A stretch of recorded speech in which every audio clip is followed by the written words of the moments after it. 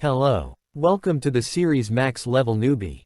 And first of all, I wanted to say thanks to all of you for 5K subscribers and your great support to this series. This is a 5K special video. If you want to support me financially, you can join my Patreon only for $5. My goal is 50 Patreon and then I will become a full-time YouTuber. And special thanks to my first Patreon Zoa C. If you want to support, my Patreon and Discord links are in the description. And thank you very much. Let's begin. At the beginning of the series we see that someone is playing a RPG game and calling it a trash game. It refers to a game that simply isn't fun, or is unbalanced, or has subpar administration, or has absurd difficulty. The virtual reality game, Tower of Trials, is in this category. When the game was released, Korean gamers, whose hobby was to conquer the game before even the developers expected them to, got on the grind to conquer the game. It continued for 365 days a year, without eating or sleeping. But once 3 years had passed, people started realizing that the Tower of Trials is an unbeatable game. The Gate Guardian is practically invincible. The Arvidic's temperature is -60 degrees. Which kills anyone within an hour. A labyrinth that exceeds 10,000 km² in size. The game wasn't intended for fun.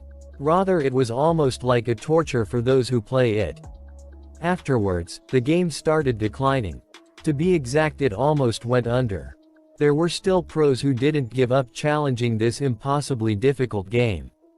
Then a window appears saying you have conquered floor 50. Congratulations. You are the first to have cleared the Tower of Trials. After that we see that our protagonist is standing injured with dagger in his hand, saying, "Is this for real?" It was simply fun. The sense of accomplishment that came after researching unknown ways to conquer the tower. And repeating it again and again until it became second nature to finally beat the level. It was enough for me to devote 11 years of my life to it. Then he says, "To think that I'd really clear the last floor. Maybe I should have streamed this. Or maybe I could upload this onto YouTube." Then a message popped up saying, "Thank you for playing our game until now. A reboot update is planned to happen in 12 hours, so please continue to enjoy the game after the update." He thinks this is unexpected. They're doing a reboot update. Did they find an oil field in the middle of a desert or something? This really makes no sense. This shouldn't be profitable for them. Oh well, they probably have their own thoughts about doing something like this. Even if this game is getting a reboot update, I don't intend on playing this game anymore. Then he put down his headset and says that, "I plan on quitting my job as a streamer and a YouTuber, which I have continued up until today. Although I don't have a family to support, I'm already 27 years old.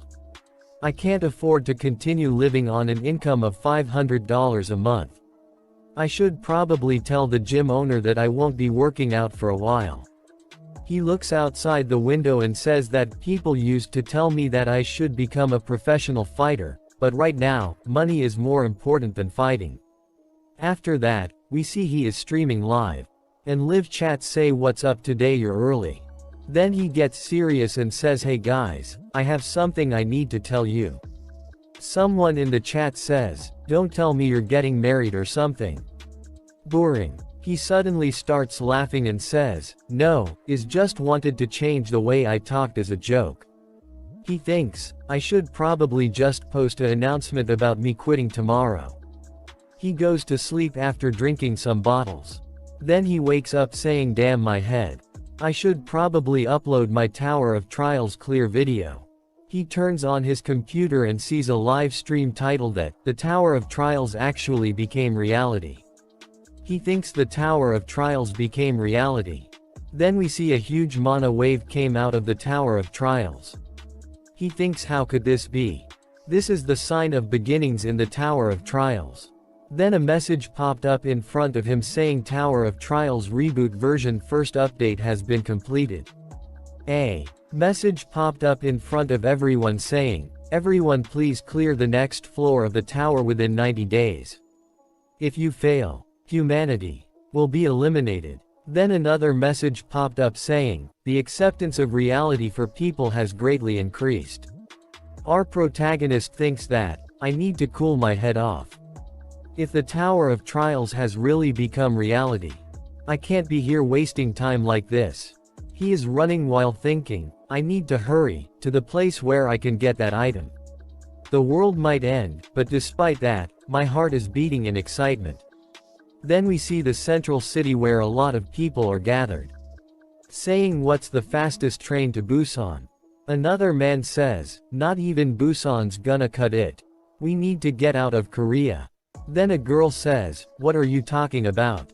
That tower appeared in other countries too. Then where can we go? We see that, our protagonist is running behind the people. He thinks now is not the time to retreat, but instead the time to charge in. In the Korean server, this place was selected as an external zone. In the whole country there are 30 or so. This was the closest to me. Then a message popped up saying you are now entering an event zone. The people here, are all people who've played the beginning of the Tower of Trials. They're all glaring at each other.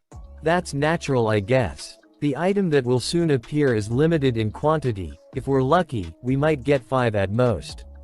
A man appears behind our protagonist and says, yo, you're Kong Jin, right? It really is you, Kong Jin. Wow, you came here as well. I mean, you did do nothing but play this game all day, holed up in your room. Our protagonist says that, he is Paprika TV partnered streamer. He also has 500,000 subscribers on YouTube. Lee Jong-soo. In other words, he's a really popular streamer. And at the same time, he was the CEO of the company I was a part of.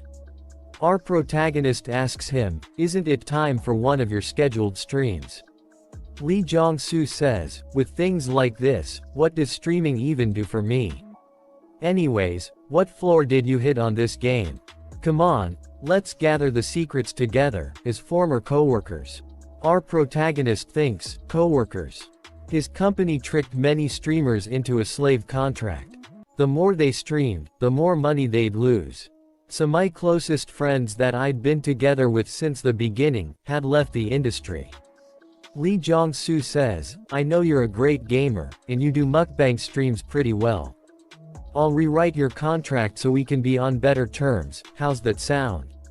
He says angrily says, Lee Jong-soo. The world has changed. Don't talk to me like you're my friend. Then he hits him with a headbutt. Our protagonist breaks Lee Jong's 2 teeth. And thinks that felt great. It should be about time the item comes out.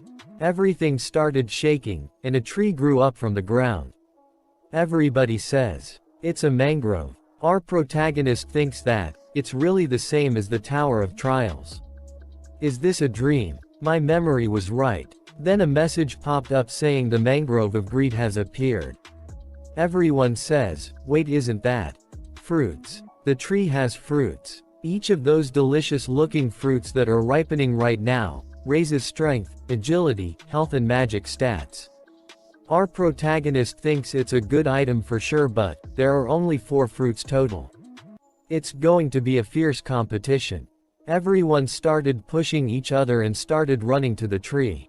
Then Lee Jong-soo says to our protagonist, if you had worked with me and split the fruits, we both could have gained benefit. Now we won't get any fruits. Our protagonist says, if you don't know shit, stay put. Now is not the time. Then one of them gets a fruit, he eat it immediately and his agility points increased by 3 points. Our protagonist says that most people don't even know about the fruit. Those that have played the game a few times will focus on getting the fruit. And people who've no life the game like me, enjoy the more sadistic and perverted process that follows. A tree branch hits the ground, and one of the other people says, I forgot it become dangerous if you eat all the fruits. It was so long ago that I forgot. Run. I died here at least 50 times. Then Lee Jong-soo tries to run. Our protagonist says, are you giving up? Lee Jong says, obviously. I don't want to die here like that. Our protagonist says, really? That's a shame. The real prize of this event can only be obtained once you eat all the fruit. Lee Jong says, "Are you serious?" Our protagonist replies saying, "If I wasn't, why would I still be standing here?" Lee Jong thinks, "I was wondering why he wasn't going after the fruits. So that was why. I don't know the details, but it seems like a nice opportunity." Lee Jong says, "So let's say you're telling the truth, what are you suggesting we do?" Our protagonist says, "We gotta dive in. And we move one by one, we'll be easy targets. So we need to charge from opposite sides at the same time." Lee Jong says, "So you want to distract it?" Our protagonist says, "Yes. Remember, if even one of us hesitates, we both die." Lee Jong says, "Don't worry, I've played plenty of this game as well." Then our protagonist starts running and say, "Now." Tree branches attacks our protagonist. Our protagonist thinks, what about Lee Jong-soo? Lee Jong-soo is standing and says, "You stupid idiot. Who would trust your words? Go ahead and debate." Our protagonist thinks, "I'm so glad. You haven't changed." Our protagonist dodges tree branch attack, while saying, "The one who is the bait is you. The person who is standing further away." The tree branches grabs Lee Jong-soo. He asks for help. But our protagonist says, "Why should I? If you have a problem, take it to court with those lawyers of yours." Tree branches crushes Lee Jong-soo to death. Our protagonist says, "Goodbye, you piece of shit." Next is, he is standing front of the tree alone. Then an attack come towards him. He thinks 22 degrees from the left, 35 degrees from the right. He dodges all the attacks like this. He thinks dodging isn't hard. A tree branch hits itself, revealing the hidden fruits. Our protagonist says, "Alright, finally. The core of the mangrove has revealed itself. It's exactly the same as what I experienced in the game." With a smile on his face he thinks, "Yeah, finding out the exact angles the attacks come from and manipulating the attacks to my advantage is the difficult part." Then he picks up a broken branch of the tree. Our protagonist says, "Let's not trouble each other. Why don't you hand over the tree orb? This is an event mob, so it doesn't even give experience. All it does is give you a spot in the Hall of Fame at best."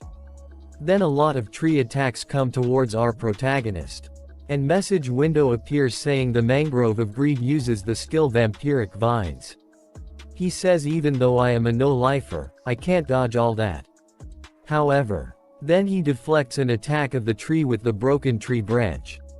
He gets only a scratch on his face.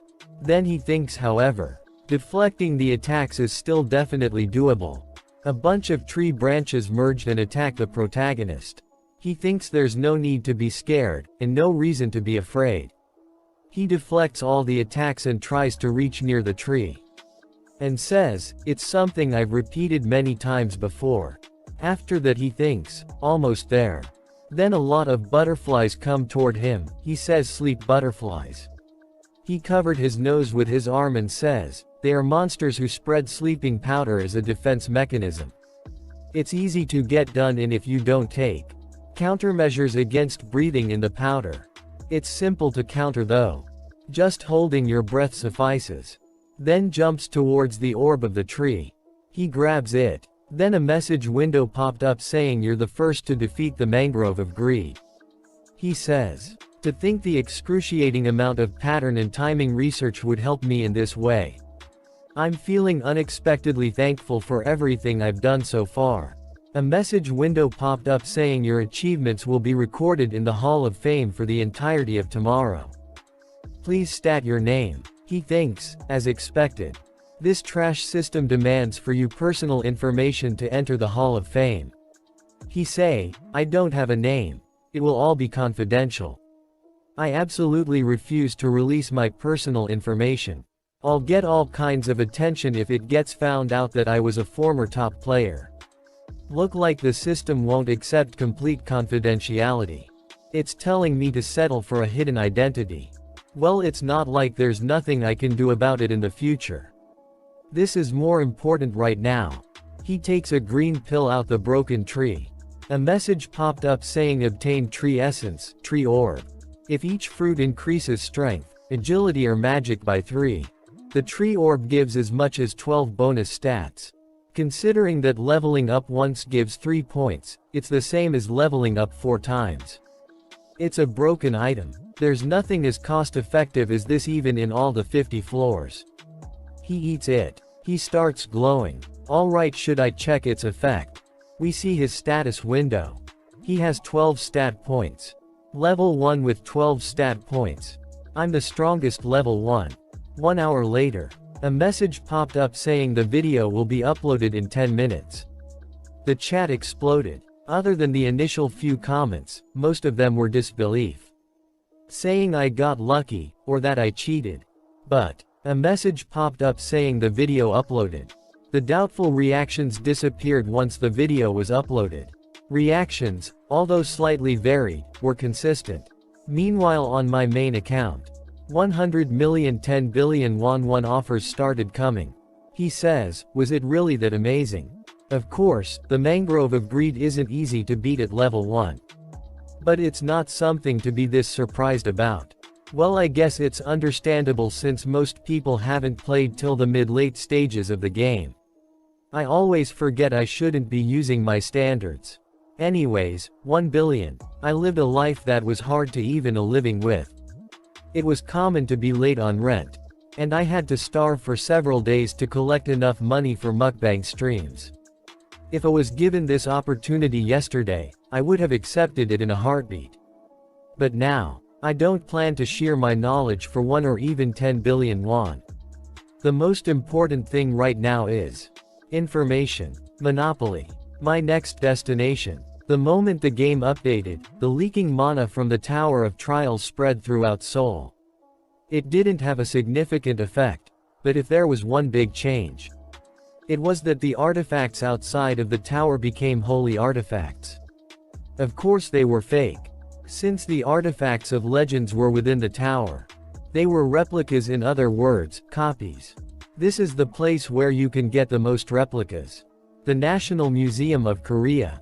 The National Museum of Korea was basically a reassure chest with countless artifacts stored within it. The problem is I'm not the only one aiming for these replicas. Unlike the Mangrove of Greed, which appeared in 7 locations throughout Seoul, there is only one National Museum of Korea. There will be people gathering from each region for the artifacts. And among them will be former top players. Then a message popped up saying, you have entered the event area. It's quieter than I expected. Is no one here yet? He sees a burned dead body and thinks as expected. Someone got here before me. Since the world has chagged, I expected other people to adapt. But the gap between expectations and reality is larger than you could imagine. People have gotten really bold in only a day. What they're aiming for is probably the artifact kept in the medieval classical era gallery. The artifact that everyone who came here aims to obtain is the Great Map of the East Land. Of course, I'm not trying to look at the map of Korea. The Great Map, which is now imbued with magic energy, contains information about the Tower of Trials. That's why everyone wants it. It tells you where the mazes and ruins are, and explains which monsters and items are within them. Who wouldn't want this item? Although it only gives information up to the 10th floor, it's more than enough to light the hearts of people ablaze. Everyone will want that. And they will miss the really important artifacts obscured by the mud. Then we see a lot of people are fighting with each other to get the artifacts. After that, a man screams and says everybody freeze. That man says anyone who moves from now on will die to me. A man with the hammer says, no one here will listen to your threats. In fact, if you move as much as a single toe, I'll smash your head in. Then other man says, I guess words won't do the trick. His arms turns into stone arms. A girl says he already has a unique ability. Man with hammer say, that's a bit dangerous. Stone arm man says, the map is mine. An old man appears and says, the map is yours. I can't agree with those words. Man with the stone arm says, hey old geezer, are you crazy? Old man says, your mouth is dirty for someone so young. You've got a knife for a tongue. However, Which do you think is faster, for you to break my neck, or for me to turn you into coal? Man is surprised to see the old man use magic ability.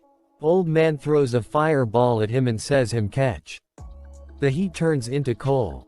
Old man says, it was your tongue that brought you misfortune. A school girl says, man, fire type magic really is hot. I'm glad I decided to join forces with you. Old man says, oh Miss Lee Yuri, did you get the goods? I'll leave my back to you. She says, leave it to me. I just need this guy. If anyone gets in the way, he'll take care of it. Then her statue gets big and strong. She says, anyone moves from now onwards will be seen as an enemy. Got it. I'll make him munch on your head. Let's cooperate, okay. Then everyone throws their weapon and says, I'll give up on the map and whatever else, take it all. She says, thank you. Our protagonist is walking around with hands in his pockets. He says, you really make a mess of this place. Do you all have no respect for history? But at least you didn't tear this. Lee Yuri says, hey Mr. Fearless. Do you think I'm joking right now? She orders her statue. Get him. Her statue threw his spear at our protagonist. He is standing fearless, in front of the spear with serious face. In this part, we are shown that a spear is coming toward our protagonist. He deflects the spear with one hand. Lee Yuri gets surprised to see how strong our protagonist is. Then other players says, what in world, what did that guy just do? He deflected the spear. Is that even possible? He didn't even dodge it. His hand is fine too. Our protagonist thinks, they don't know what my stats are like right now, which is why they are reacting that way. Then he says to Lee Yuri, what are you going to do? Your puppy, its only weapon is gone, isn't it? She puts her hand in her bag, and says, who said so? I have other statues. Then she takes out 4 more statues from her bag. After that a message popped up saying, artifact the avatar of Anubis replica in coming to life. She says, how's this? Are you still smiling? He says, that's pretty nice. He thinks, seeing that she can operate 5 statues at the same time with her small mana pool. She's definitely not your average person. Just like the magic using old man from earlier. There's a fair amount of players who've graduated from being a newbie. She says, nice. After that he says, yep, well, somewhere between decent and nice to be exact. She says, trying to act cool, I don't like you. He says, oh, really? Then I should show you. After that he thinks, if the gap is too large, she won't even be able to comprehend it. I need to show her with her own 2 eyes. He throws a paper behind. He thinks, the canyon that exists between our levels. Then he puts his mana in the paper he thrown behind with a painting of tiger. A message popped up saying, mana has been injected into the Pinewood tiger replica. The ruler of the mountains is appearing. After that, a huge tiger appears besides our protagonist. She is shocked to see that and says, no way. He says, a mere jackal bares his teeth in front of the ruler of the mountain.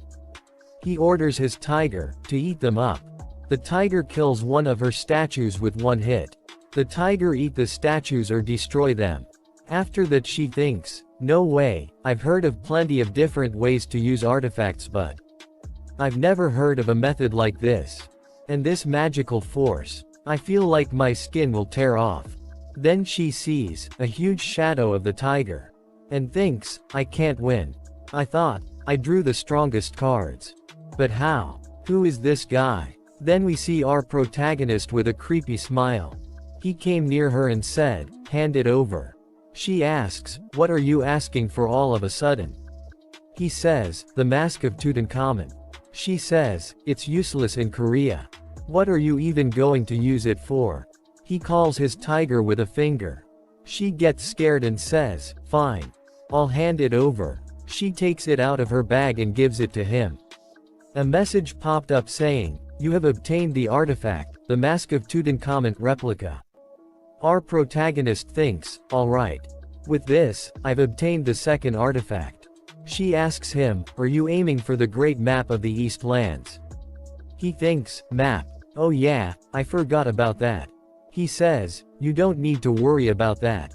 He ordered his tiger, keep guarding this area, so that nobody can follow. Then with a big smile he thinks, the preparations are done. Let's go. To get the strongest skill in the Tower of Trials. After that we see old man is thinking, how is this happening Lee Yuri? The old man and our protagonist are standing side by side. The old man thinks, who is he, and how did he come all the way up here? Don't tell me, did he get past Lee Yuri to come up here? Then we see that, there's a barrier blocking the entrance to the relic room. Our protagonist says, I think it's a 1-star ranked barrier. Old man says, seems like you know about this. I've never seen a barrier like this before. Neither physical nor magical attacks work on this barrier. Then our protagonist touches it and thinks, the spot where the flow of mana diverges. Carpo. I think there is a way to destroy this, but, there is a condition. Old man says, a condition. Our protagonist says, you must be constantly using your flame magic. In order to make the barrier weaker. Old man says, how long would I need to use it for? Our protagonist says until I go inside and come back out, with all the necessary relics. Old man says, so you're saying, while you're inside, I'm just going to stay outside and keep using magic. Our protagonist says, I can't hold magic that's powerful enough to weaken the barrier for a prolonged amount of time. I know you may not trust me, but this is the only way. It'll be morning soon, and we can't get out of here without getting anything, can we? I'll let you keep the map. After all, I am in need of something else. Old man thinks, nothing gained from hard work. That would be the worst possible outcome. Old man says, do you promise to hand over the map to me? Our protagonist says, of course. I wouldn't want to make an enemy out of a high-ranking magic ability user. Old man thinks, no matter how hard I think about it, there is only one conclusion. I guess I'll have to trust him. Old man says, very well. Then I will trust you this time. Our protagonist says, then, I'll be in you care, Grandpa. Old man says, I'll try my best. After that, old man uses his magic on the barrier, with full power. Then our protagonist says, here I go. Carpo. He jumps through the gate. Inside the room, old man says, hurry. Our protagonist says, alright. Our protagonist thinks, I'm planning on trying my best. In my own way, of course. We see there are a lot of relics untouched. He thinks, it doesn't seem like anyone has been here, unlike the lower floors. Except for this, of course. Then a message popped up saying, the iron sword that has Qianlong inscribed on it. He thinks, that guy. He already finished his business here and left. And I'm sure he's the one who put up the barrier. He's planning of leaving after taking what he wants, whether other people are fighting or not.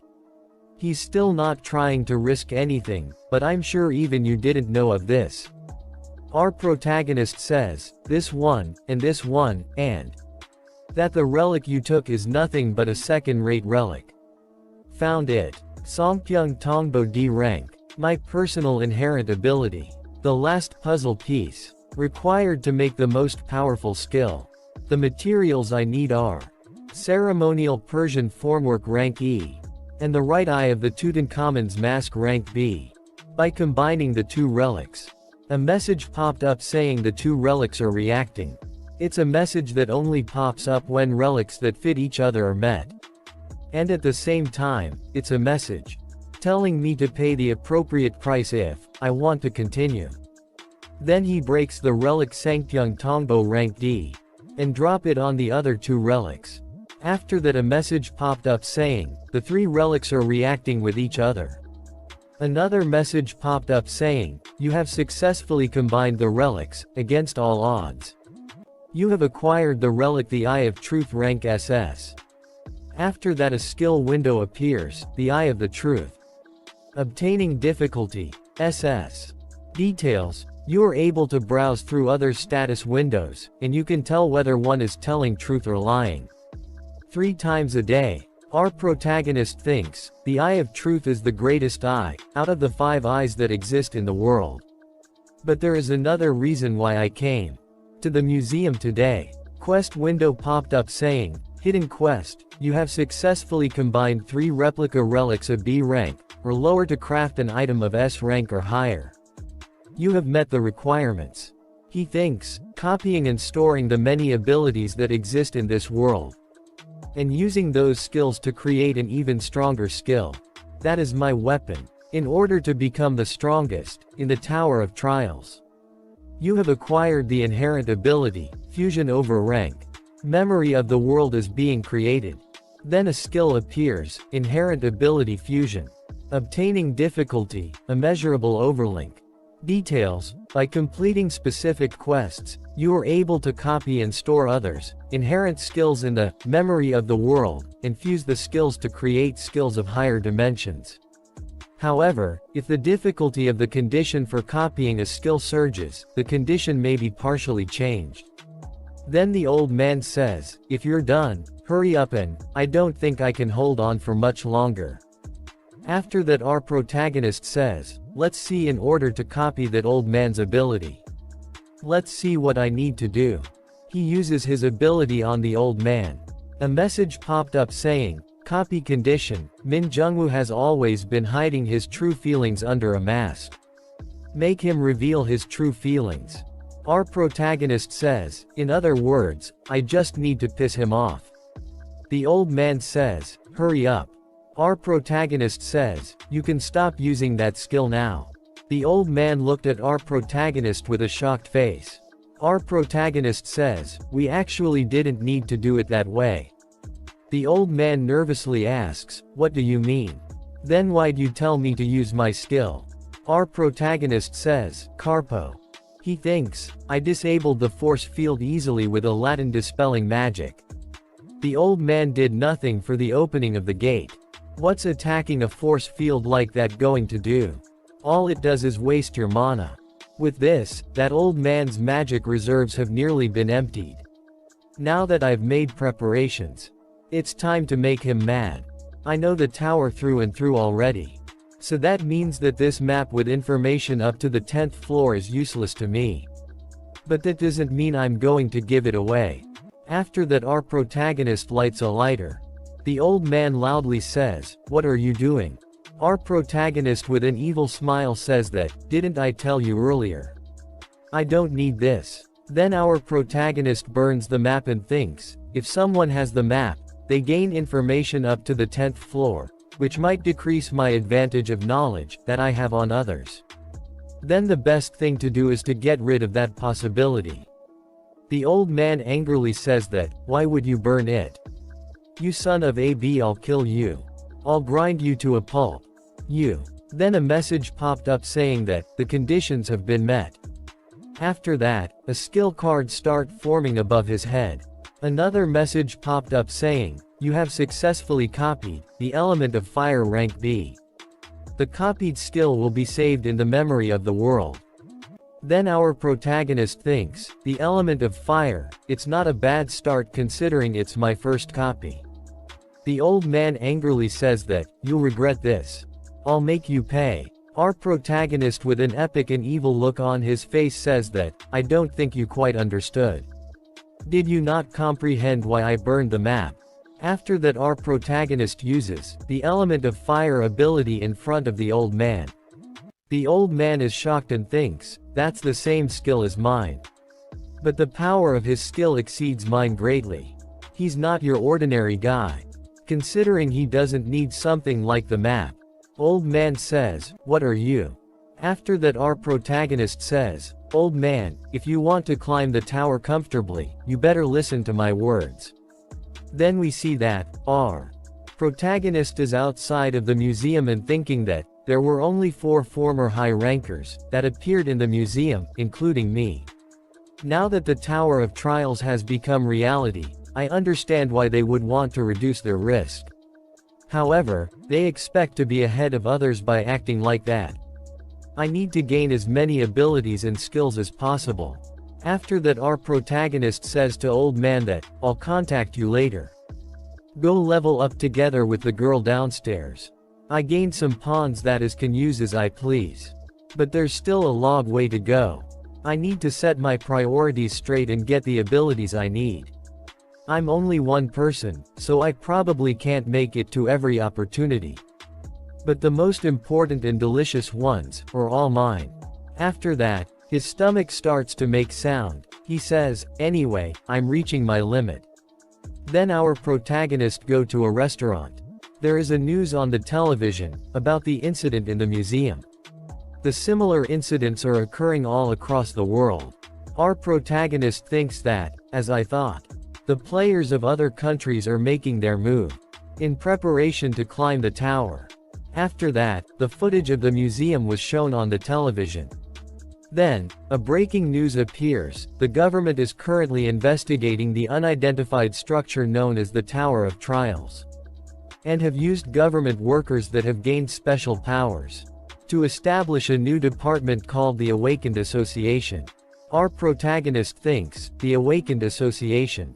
The government is responding faster than I thought. Seeing as how they've created a department with people who've awakened, they've probably decided to accept this new change already. That's unexpected. I thought it would take at least few weeks. After that, the person on television says, we have brought a related guest to speak with. Another person show up saying, my name is Han Sangjin, and I am the chairman of the Awakened Association. The reason I came here today is to recruit those that have awakened. There might be difference depending on your ranks, but we will guarantee you a minimum salary of 60 million won and treat you with the benefits of a 7th-class government worker. Of course, the person who just appeared on video is an exception. I will make this offer while swearing on my name. If you join us, the government will support you in every way possible. After that, our protagonist thinks with a smile, the person who just appeared on video is an exception. So their goal was me in the end. They've been treating me like a complete tool. No matter what they try to offer me, I have no intentions on joining others. In this world, the value on one extremely well-trained individual is higher than that of 100 average individuals. Han Sangjin knows that too, and that's why he decided to offer a blank check as a means to persuade me. Han Sangjin, if he's been selected as the president, it must be because he possesses the skill to back it up. If not, it must be because he has the most experience within the Tower of Trials. He says with a slight smile, I really hope that it's because he has a nice skill. That way, it will be more interesting for me to copy. After that, our protagonist says, tonight at 7 p.m. When the hour hand points at the new hour, the Tower of Trials will open. Then a message popped up saying, the Tower of Trials has now been opened. After that, we see inside the tower there is a huge green land with some small floating islands. And all the players are entering the tower through a portal. Our protagonist is standing behind everyone. Then someone in the crowd says, it's exactly the same as it was before. I still can't believe it, damn it. Our protagonist thinks it seems like they're all newbies. A message popped up saying a celebration for entering the tower. You have been provided with 100 coins. Coins are the currency that can be used within the tower. Players can upload videos that record their accomplishments, and earn 100 coins for every 10,000 views. However, there will be a premium charge based on the player's status. All players within the tower that watch videos will only have their first 10,000 views count. So, please be careful before deciding on which videos to watch. The live broadcast function can only be used when dealing with the boss to go to the next level. Then a warning message popped up saying, if one is found to be manipulating view counts, or using other forms of cheating, there will be adequate punishment. After that, our protagonist says, yeah, that's what I'm talking about. The bridge between people that want to climb the tower, and those who want to continue living outside the tower. The broadcast system Viewers will choose to watch players that have a higher chance of showing off the top of the tower, thus increasing their views. After that we see that a lot of players are streaming live. Our protagonist says, of the functions within the Tower of Trials, this is the most interesting one of them all. The more famous you become, the more coins you can earn. After that we see that everyone is running to get a good spot to farm. They are bumping with our protagonist. Our protagonist is standing calm while thinking they're all in such a hurry. They want to try clearing it as soon as possible and try to be ahead of everyone else or be rich. Earning coins should be easy, since I know everything about this place. However, I don't have any intentions on uploading a video first. Rather than relying on the videos to earn coins, sharing the information that I know would be a greater loss. I already know what's that first thing I have to do. Something special that nobody else would do first. While we were clearing the lower 30 levels of the tower, there was a time where we couldn't proceed any further. In order to go to the next level, we needed to look for hidden pieces within the lower levels. And that meant retracing our steps from our previous experiences. In the end, we were able to find the solution in an abandoned ruin. And that was when we found out the fact that my character was flawed from the start. For this to be the result we found after all this time. For the character that I spent years growing to be shit. Then a message window appeared saying, "Would you really like to delete your character?" He says, "I devoted everything to this, so why was this the answer? No. Even the time I spent regretting was a waste. I'll need to start over." Then he presses yes. After that we see a delete icon and progress bar above our protagonist's head. He says with an epic look on his face, "Next time, I'll reach the top." He thinks was that already 6 years ago. Then we see that he is standing in front of a huge door. A message popped up saying, "Name, Labyrinthos. Type, Labyrinth. Difficulty, B." He thinks, the cornerstone of getting beyond 30 floors is building your foundation.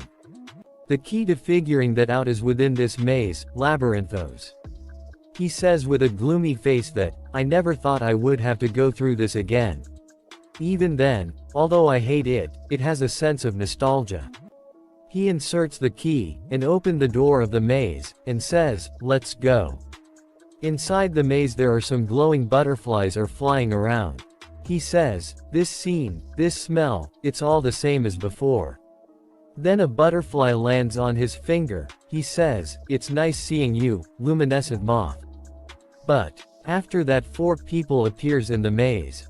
He says, "Who are you people?" Then a girl says, "Nice to meet you.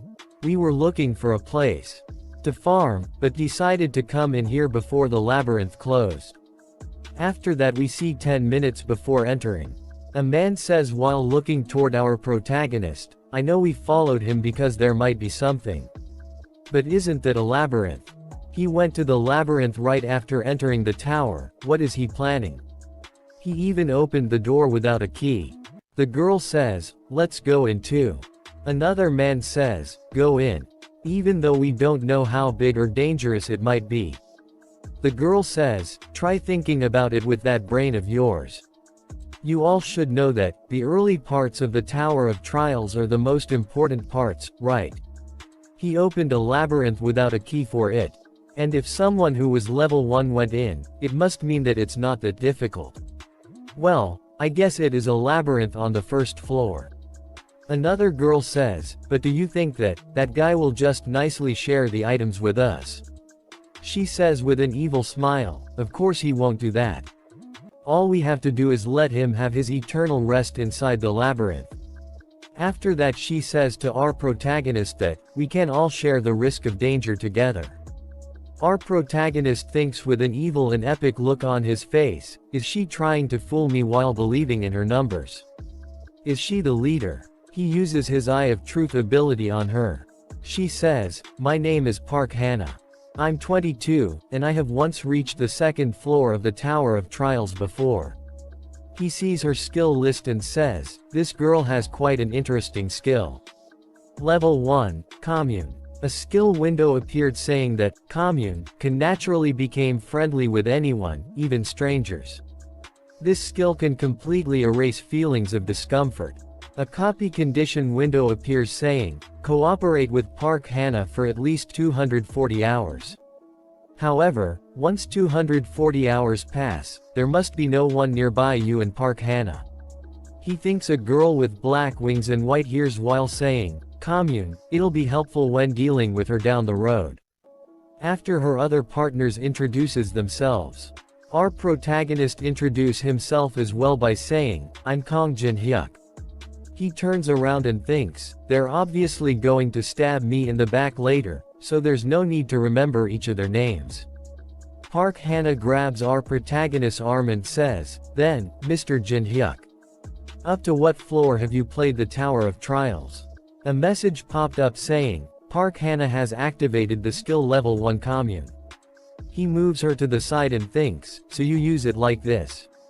If I didn't know about it, I might have become intimate with her. He says to her that, I've gone up as far as I can. She says, wow, is that so? And thinks, what's with him? The commune skill should be in effect, strange. After that she asks him, then please tell us what kind of monsters are here and their traits, please. He says, I can do that much.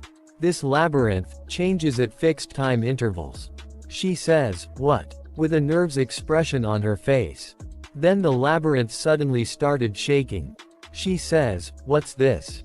Shouldn't this only be a labyrinth on the first floor?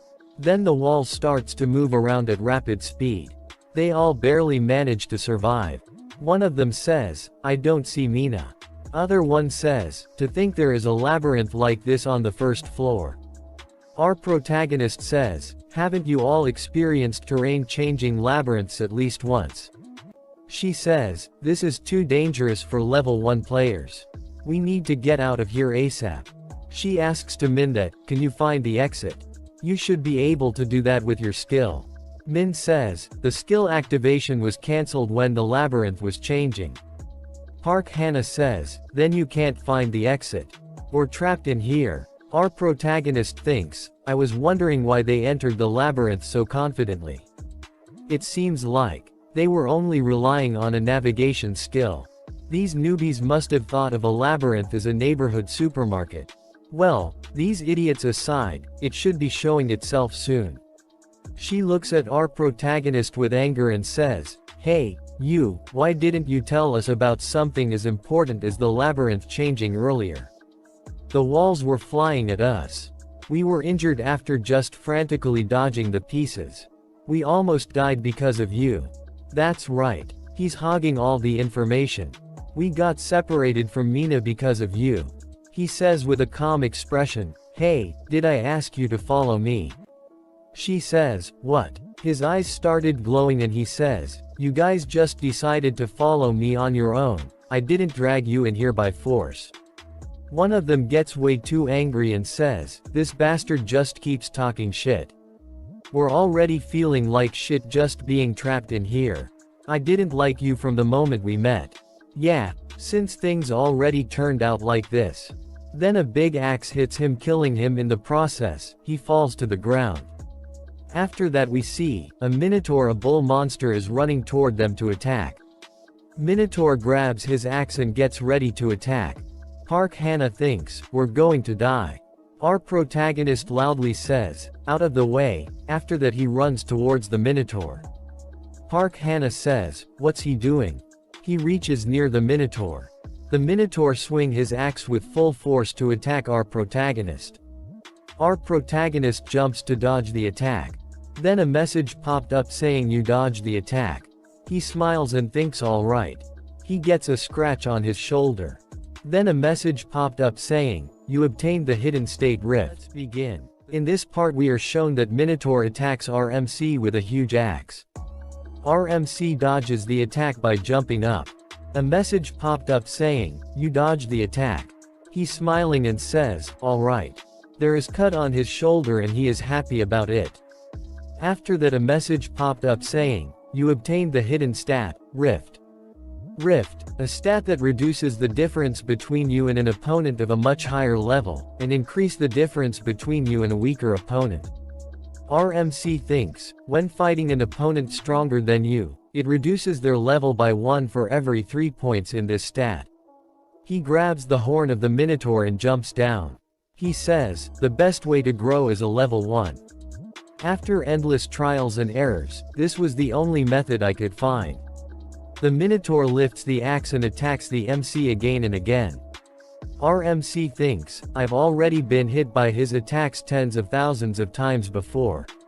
His stat Rift increases by 0.05. He says, his attack pattern has already been etched into my body.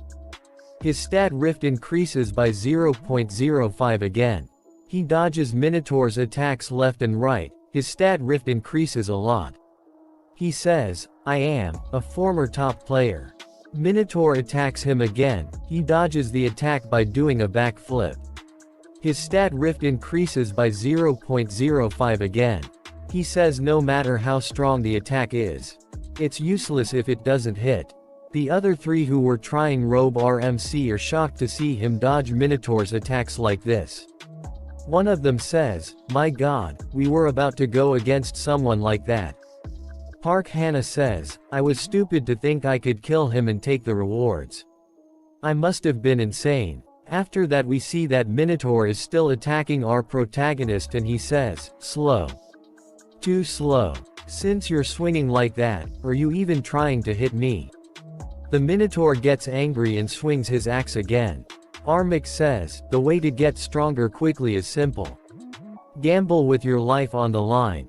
As the Minotaur's axe is about to hit the protagonist's neck, he barely dodges it with a little scratch on his neck. He says, the higher the risk, the higher the rewards. A message popped saying you have just barely evaded a fatal attack. Stat Rift has increased by 1. Our protagonist thinks getting 1 stat point for just a scratch isn't a bad exchange. He says alright. It would probably be dangerous if I keep doing this. He says, I should wrap it up. After that we see that Park Hannah and her group is trying to escape.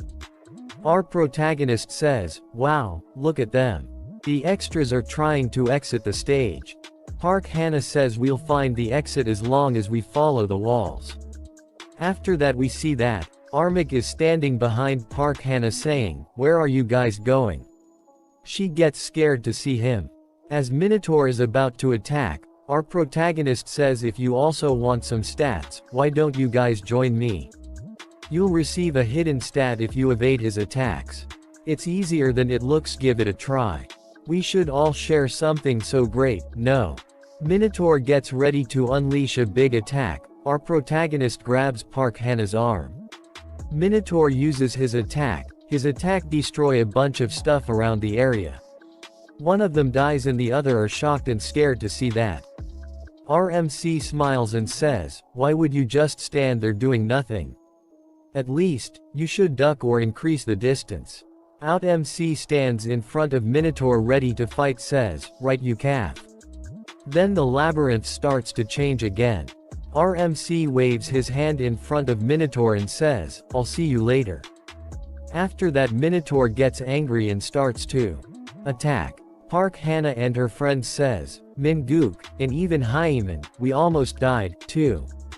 Did we lose it? It won't chase us anymore, right? Then our protagonist says, the dust of the luminescent moth that I touched earlier attracts the Minotaur. She asks him, why are you doing something so crazy?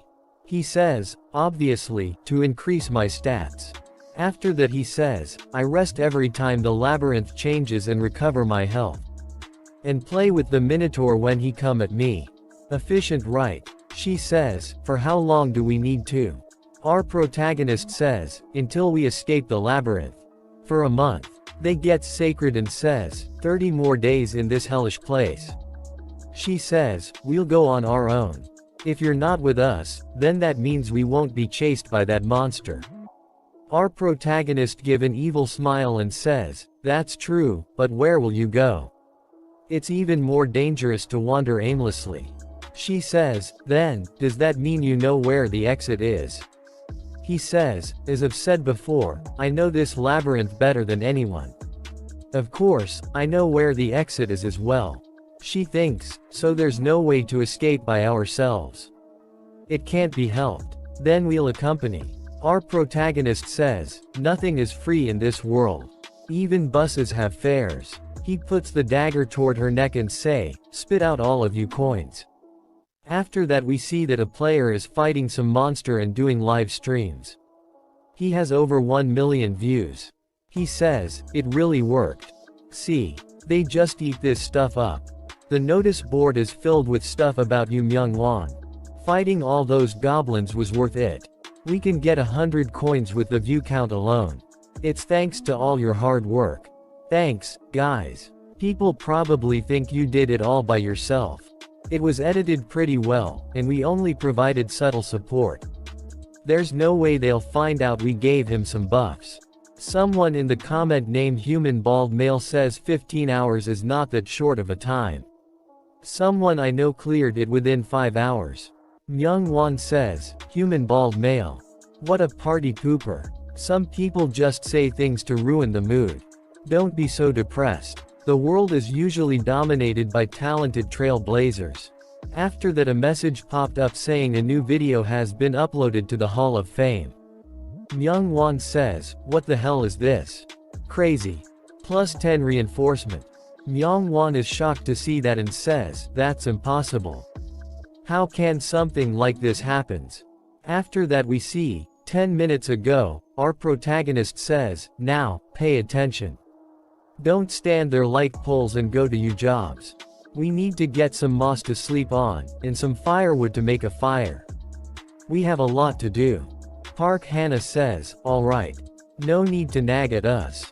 We'll go. He says, now, should I get started as well? Store. A message popped up saying, welcome to the store. He has 5,000 coins. He says, since I got some coins. Let's see.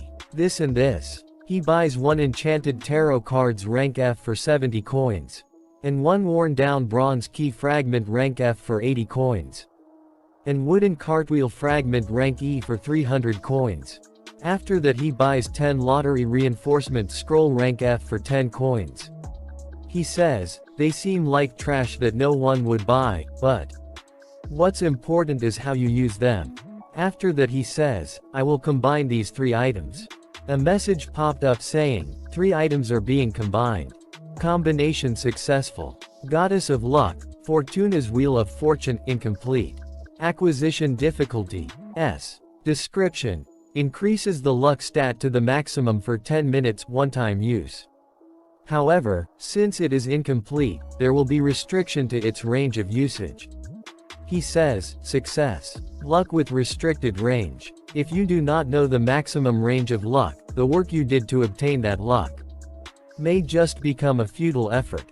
However, I know exactly where that range is, since I've experienced it throughout my life. He uses the Goddess of Luck item. Then a message popped up saying your maximum luck value has increased. He brings out reinforcement scrolls and says, the probability of a successful reinforcement is 0.000012%. The reinforcement scrolls are known for their terrible probabilities. But when my luck is maxed out, probability of success 100%. He uses all of them on the dagger. A lot of reinforcement is successful messages popped up. And then a message popped up saying you have obtained old dagger plus 10 max. His dagger gets covered in purple lighting. A message popped up saying, bonus achievement. You are the first to create a plus 10 item in the Korean server. You have obtained 5,000 coins.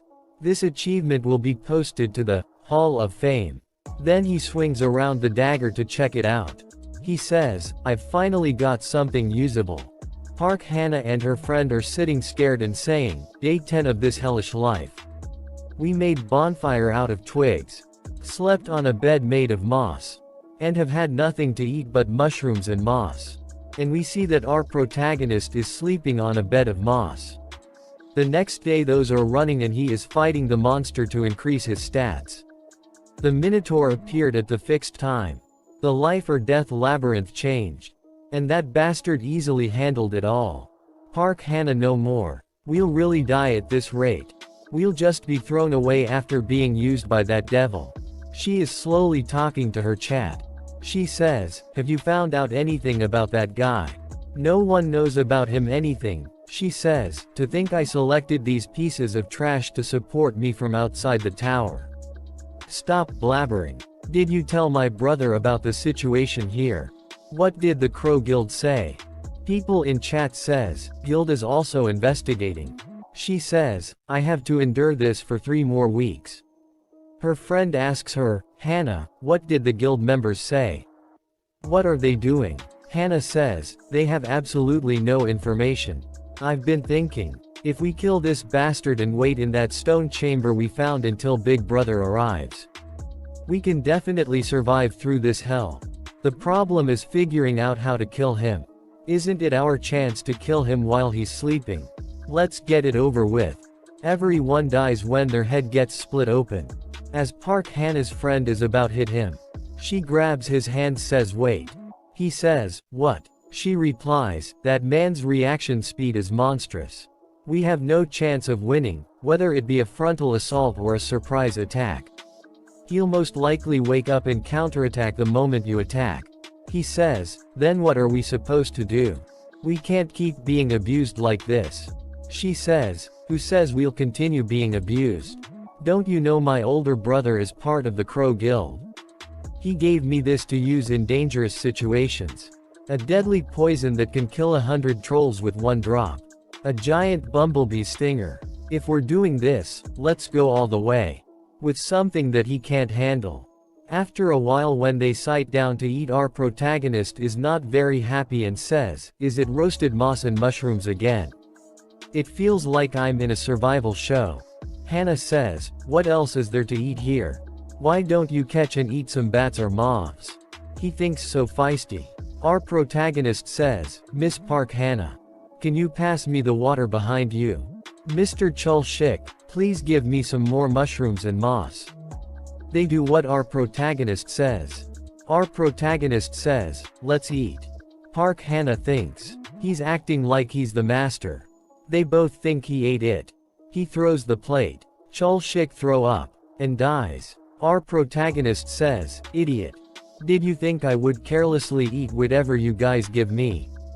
Park Hannah says, you knew that it was poisonous. Yeah, when is asked you to? Give me more, I made a quick switch while you guys were distracted. After that he opens the report button and says, and you guys hidden broadcasts are an illicit act. She says, what are you talking about? Do you have proof? Let's see here. Live broadcasts can only be turned on when fighting the boss to go to the next stage.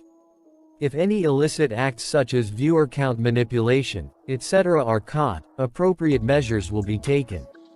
Then a message popped up saying in no illicit act are discovered, the reporter will receive a penalty. Will you continue with the report? He says, you should pay attention to your expression when you're broadcasting. It's so obvious. You're only at this level. Park Hannah, what a disappointment. He presses yes. She gets shrouded by warning messages. A message popped up saying report confirmed, anonymity has been removed. Everyone her broadcast gets scared and start to leave the broadcast one by one. Her viewers count go to 0. Viewers related to this incident cannot watch videos for the next month. If caught for the second time, they will be banned permanently.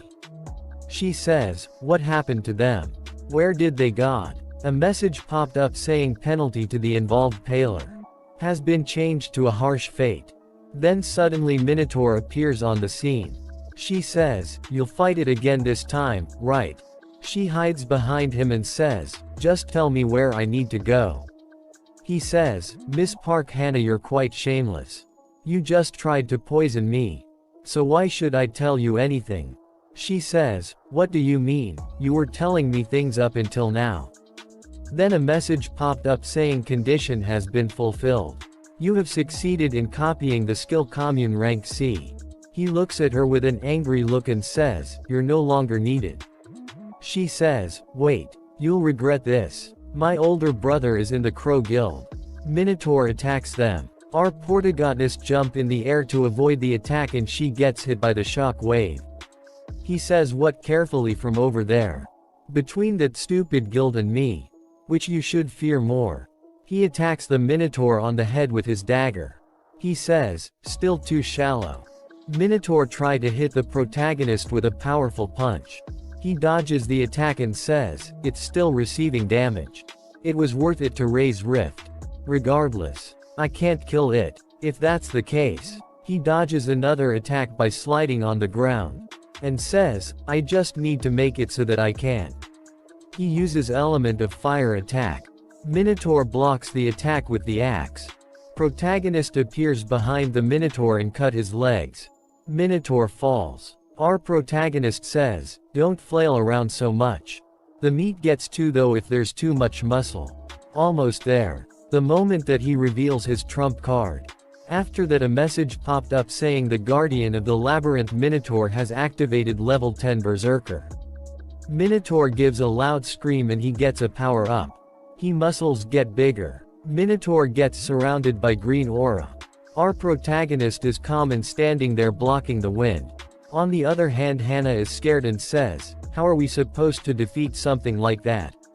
A skill description popped up saying the Minotaur's attack power, attack speed, and movement speed increase by 30% for 5 minutes from the moment of activation. Additional option temporarily increases intelligence.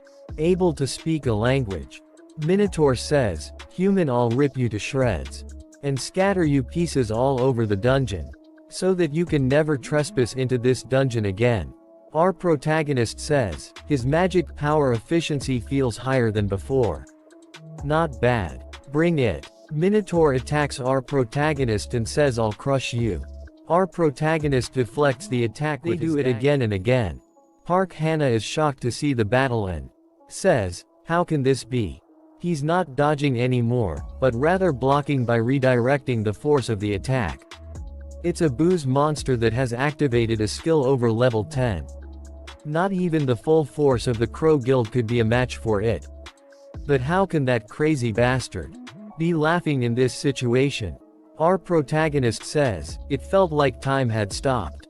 I hated the reality that felt like I was at a standstill no matter how much I ran, and felt powerless within this reality where nothing ever changed. Whether it be reality or a game, their difficulties are both hell." But then a message popped up saying, "Rift stat points obtained, 57. This world responds to me." His rift stat is increasing as he is fighting the Minotaur. He dodges the attacks left and right, again and again. Minotaur gets ready to punch our protagonist and says, "You're full of cheap tricks, human. You can only make scratches on my body."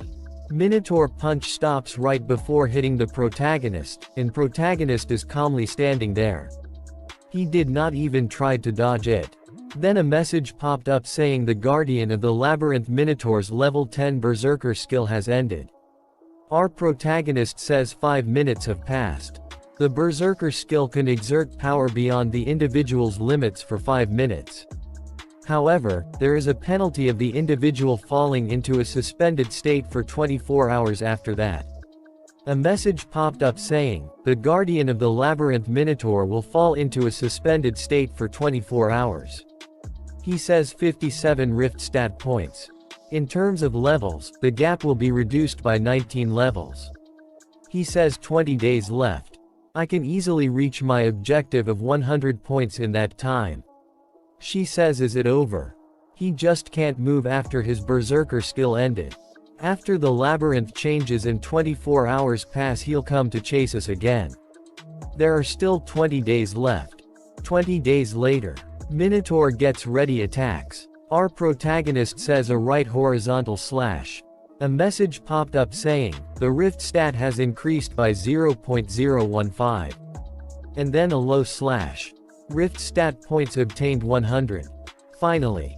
Got it. Anyway, why does it feel like you're getting weaker as time passes? Must be my imagination. He hits the Minotaur with a powerful punch in the face. Time to say goodbye, calf. He says to her, I guess the only thing left is how to dispose of you. She says, dispose. He says, we will now begin recruiting interns for our veteran company. She says, intern, you're lacking enthusiasm. I guess you're not interested. She says, I am, please let me join. I've always wanted to enter this company. He says, good, what a passionate applicant. Then, here's a question for you. Tell me what you have to offer that can benefit the company. She says, sociability. My exclusive skill commune will definitely be of use for the management of the company. He thinks it's not exclusive anymore. What else? She says, I'll never betray you. He says, that's it. There's nothing else you have to offer.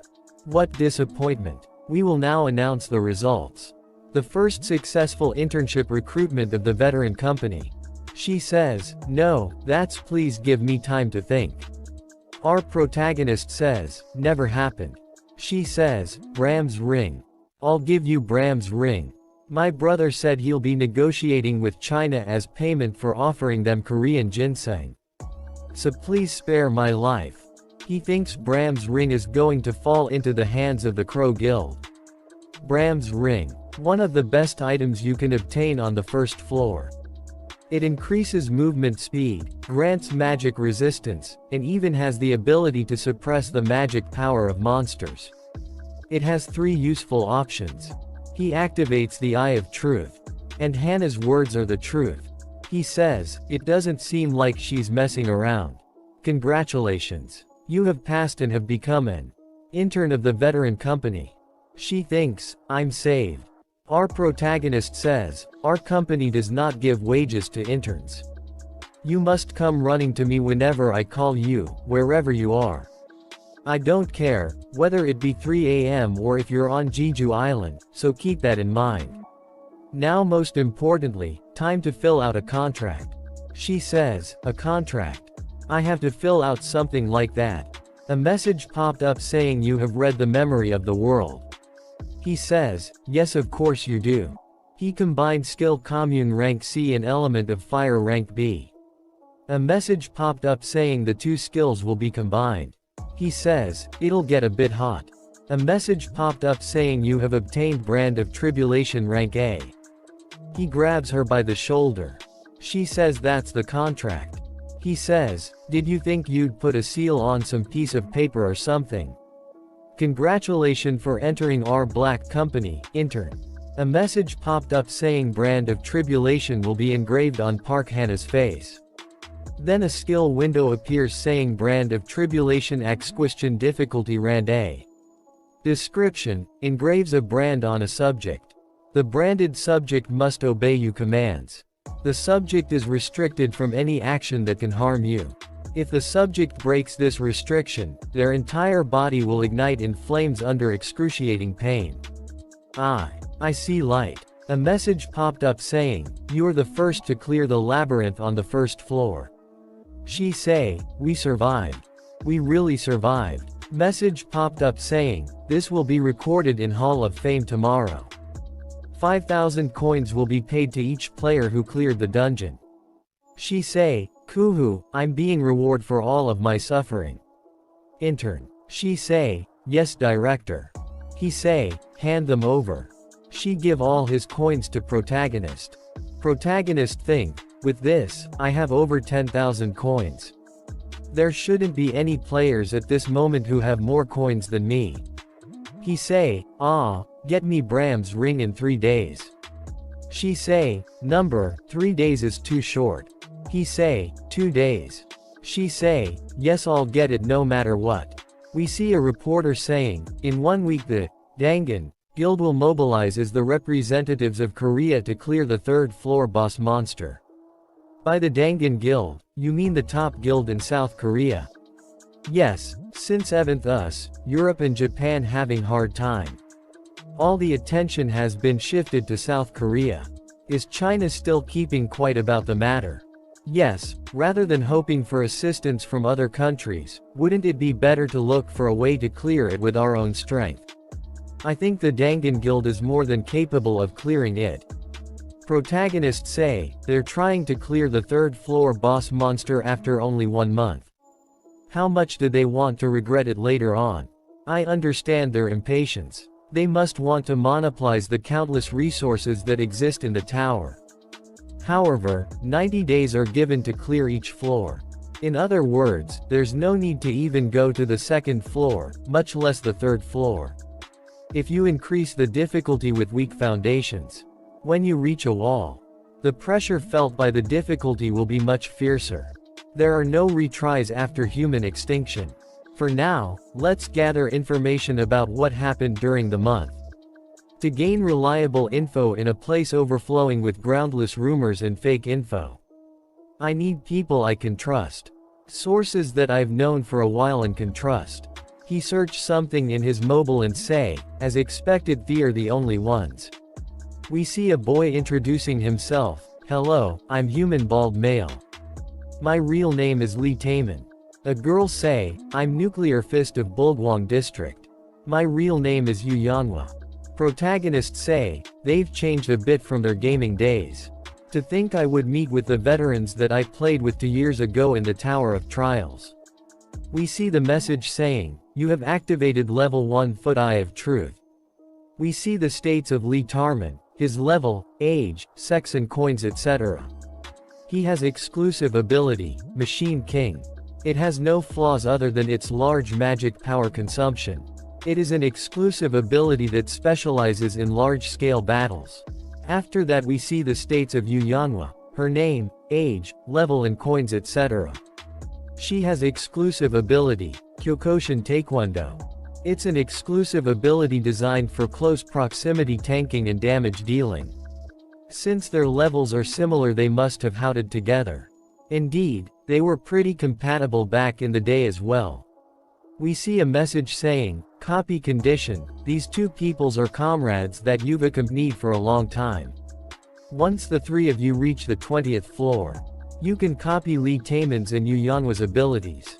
Lee say, Hung, what are you doing? It's your turn. He say, my name is Jinhyuk. My nickname is Poop Fart. Why did I name my character that 11 years ago? I'm 27, and I was a streamer on Paprika TV. Lee say, you were a streamer.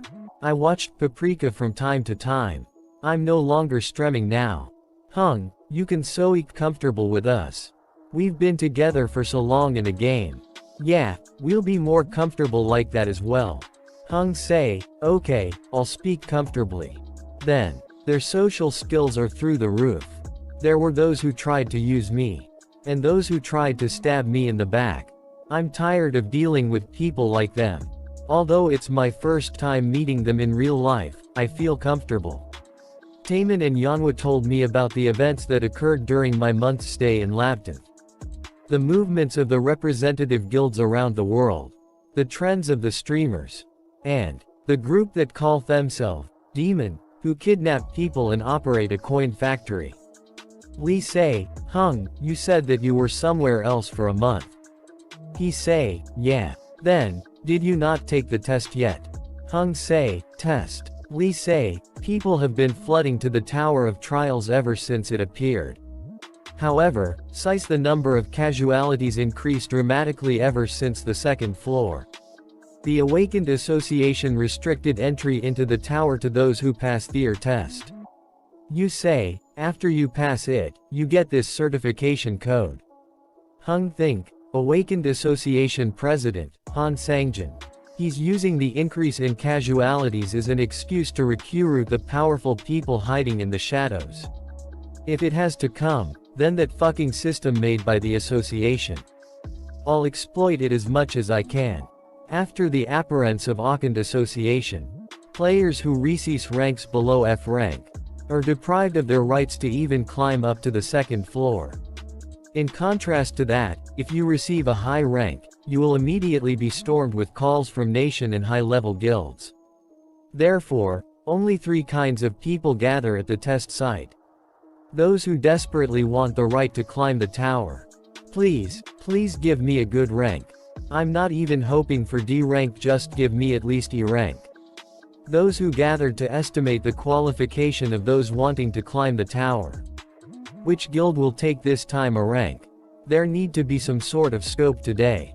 And those who want to show off their qualifications to the whole world. It's Park Hannah. Park Hannah of the Black Crow Guild.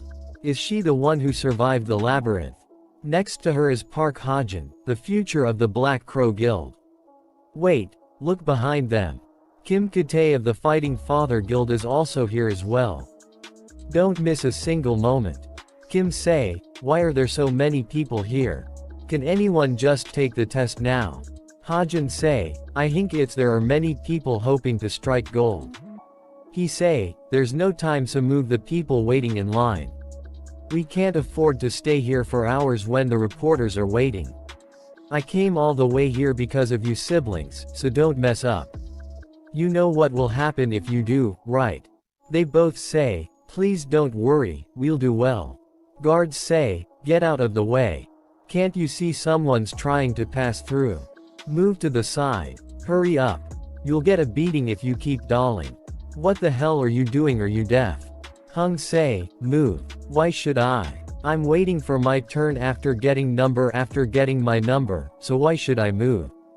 Hajin say, what the hell? You can't even get rid of one person. I don't know who you are, but you are making a huge mistake. It's not too late, so fuck off now. Is that person standing up to Park Hajin? He must want to die. Is he insane? Park Hajin. Is he the brother that Park Hannah was talking about? We see a message saying, you have activated level 1 Foot Eye of Truth. Now we see the states of Park Hajin, his name, age, level coins and his exclusive ability. He say, what the hell are you staring at? Again message pop up saying, copy conditions. If you reach maximum friendliness with the subject, you can copy their exclusive ability. If you reach the maximum hostility with the subject, you can copy one of the subject's skill that you want. Hung say, oh ho, maximum hostility. Hajin say, this bastard, you're still not getting out of the way. You think nothing gonna happen since there are many eyes on us. Hannah say, Oppa, what's going on? We see protagonist giving dangerous look. He catch the finger of Hajin and break it. He say you insect and run to attack the protagonist. He attack the protagonist but get knocked down. Everyone shocked, saying what the hell happened. Hannah say, why is that man here? Kim say, leave it at that. Fighter Father Kim Katae. Protagonist try to activate Eye of Truth. But get the warning, due to level difference being over a fixed limit, the skill activation will be cancelled. He must be over level 20. Hung say, I didn't know this guy had his nanny with him. Kim say, he's a bit of a handful, but it can't be helped. Since he's useful in some ways. Hung say, useful, huh? Is it because he's supplying Korean ginseng to China? Kim say, how do you? Hung say, does the how matter? Can't you ask a more practical question? For example, the method of dealing with the side effect of Korean ginseng. Kim say, stop there. We see message saying, Kim Katae has activated level 3 feet blackout barrier. We see a black barrier start a pairing around the Kim and Hung. Kim say, so what you are saying is, you want an exchange with 10 of our monopolized dungeons. How can I be certain whether you know the information that you claim to know? An edible item known for its excellent stamina and magic power recovery. Korean ginseng. However, if you eat it raw, there is a magic power poisoning side effect. You must already be having a hard time due to this side effect. But it can easily be dealt with by using 3 items. Kerosine's extract, moonlight stone, and most impotently, the mandragora root. Besides the other 2, you must be having a hard time finding the root, right? I'll tell you where you can find them. Well, do you trust me a little more now? Kim think, it matches with the information from the guild research team and the explorers. This man, who in the world is he? Very well, I'll play your game. However, if you're playing some poor trick, be prepared. I won't just let it slide. Kim think, even for this info, demanding 10 of our most profitable dungeons that we monopolized is an extremely expensive price. I need to draw the line here. Hung say, you must be misunderstanding something. The one who's offering the opportunity is me. Hung hit Kim. We see Lee and you fighting outside the barrier. You say, get back, if you don't want to die. We see message, level 3 feet blackout barrier, has been removed. Hung say, calm down Yanhwa. Lee say, Hung weren't you dragged along by force. Just say the word, I'll wipe the floor with all of them. Hung say, I'm really alright. He was a better listener than I thought. Hajin say to Kim, please wait. Are you just going to let them go? If you give me one more chance, I'll go all out. Kim catch Hajin from his neck and say, he's not someone the likes of you can handle. I'll make you regret it if you act out on your own again. Got it. Hajin say, yes I understand. He think, what the hell happened inside the barrier? How dare you to humiliate me to this extent? I'll kill you no matter what. We see a message, copy condition met. You have succeeded in copying the skill, shallow breathing D. Shallow breathing, description, can control breathing capacity and heart rate. The copied skill will be saved in the memory of the world. Hung think, shall I take the test now? Oh, did our intern eat some ginseng before taking the test? Next person please. We see examiner he say, test is simple, you just need to strike the magic stone in front of you. You can use any item or you exclusive ability. This test measures the size of your potential when you strike the magic stone. A dagger, is it? Will you only use your weapon, and not your exclusive ability? Hung say, yes this is more than enough. Examiner say, okay you can begin whenever you are ready. Huh, Mr. Jinhyuk, that's a mid-grade magic stone. Please use this. Low-grade magic stone. The mid-grade and higher stone don't even budge against normal people. Jinhyuk about to take the stone. The stat, Rift will be activated to its maximum amount. Shall I see how much my suffering in the labyrinth has paid off? He attacked the stone with so much force. Examiner is in shock. He say, I've never heard of someone cutting the magic stone in two. Congratulations. Your S rank. I will report this to my superior, so please wait here. Jinhyuk say, wait. Please postpone the report by 1 week. Examiner say, what? What do you mean by postpone? Jinhyuk say, personal reasons. I won't care where you release it after 1 week. Examiner say, but. Jinhyuk say, I've learned many things in my life. One of them is, the fist that's close to you is much scarier than the law that's far away. Examiner say, yes. Jinhyuk say, you're here. Intern Park Hannah. She say, I have what you asked for. We see Bram's ring increase the states of Jinhyuk. Jinhyuk say, see it was possible. We reunited earlier than I expected. She say, I kept my promise, so please remove this. Jinhyuk say, I'll decide from your actions. What? Lee say, your F rank. What? How I was sure you'd be higher than us. She say, Oppa, you have to go to a dungeon for the second test. What are you going to do? Jinhyuk say, I'll have to search for one. Don't worry about me and keep climbing the tower. I'll contact you soon. The first test classifies your rank by measuring your magic power. And those who have passed the test will take second test. The contents are simple, you just need to clear one of the dungeons in the Tower of Trials.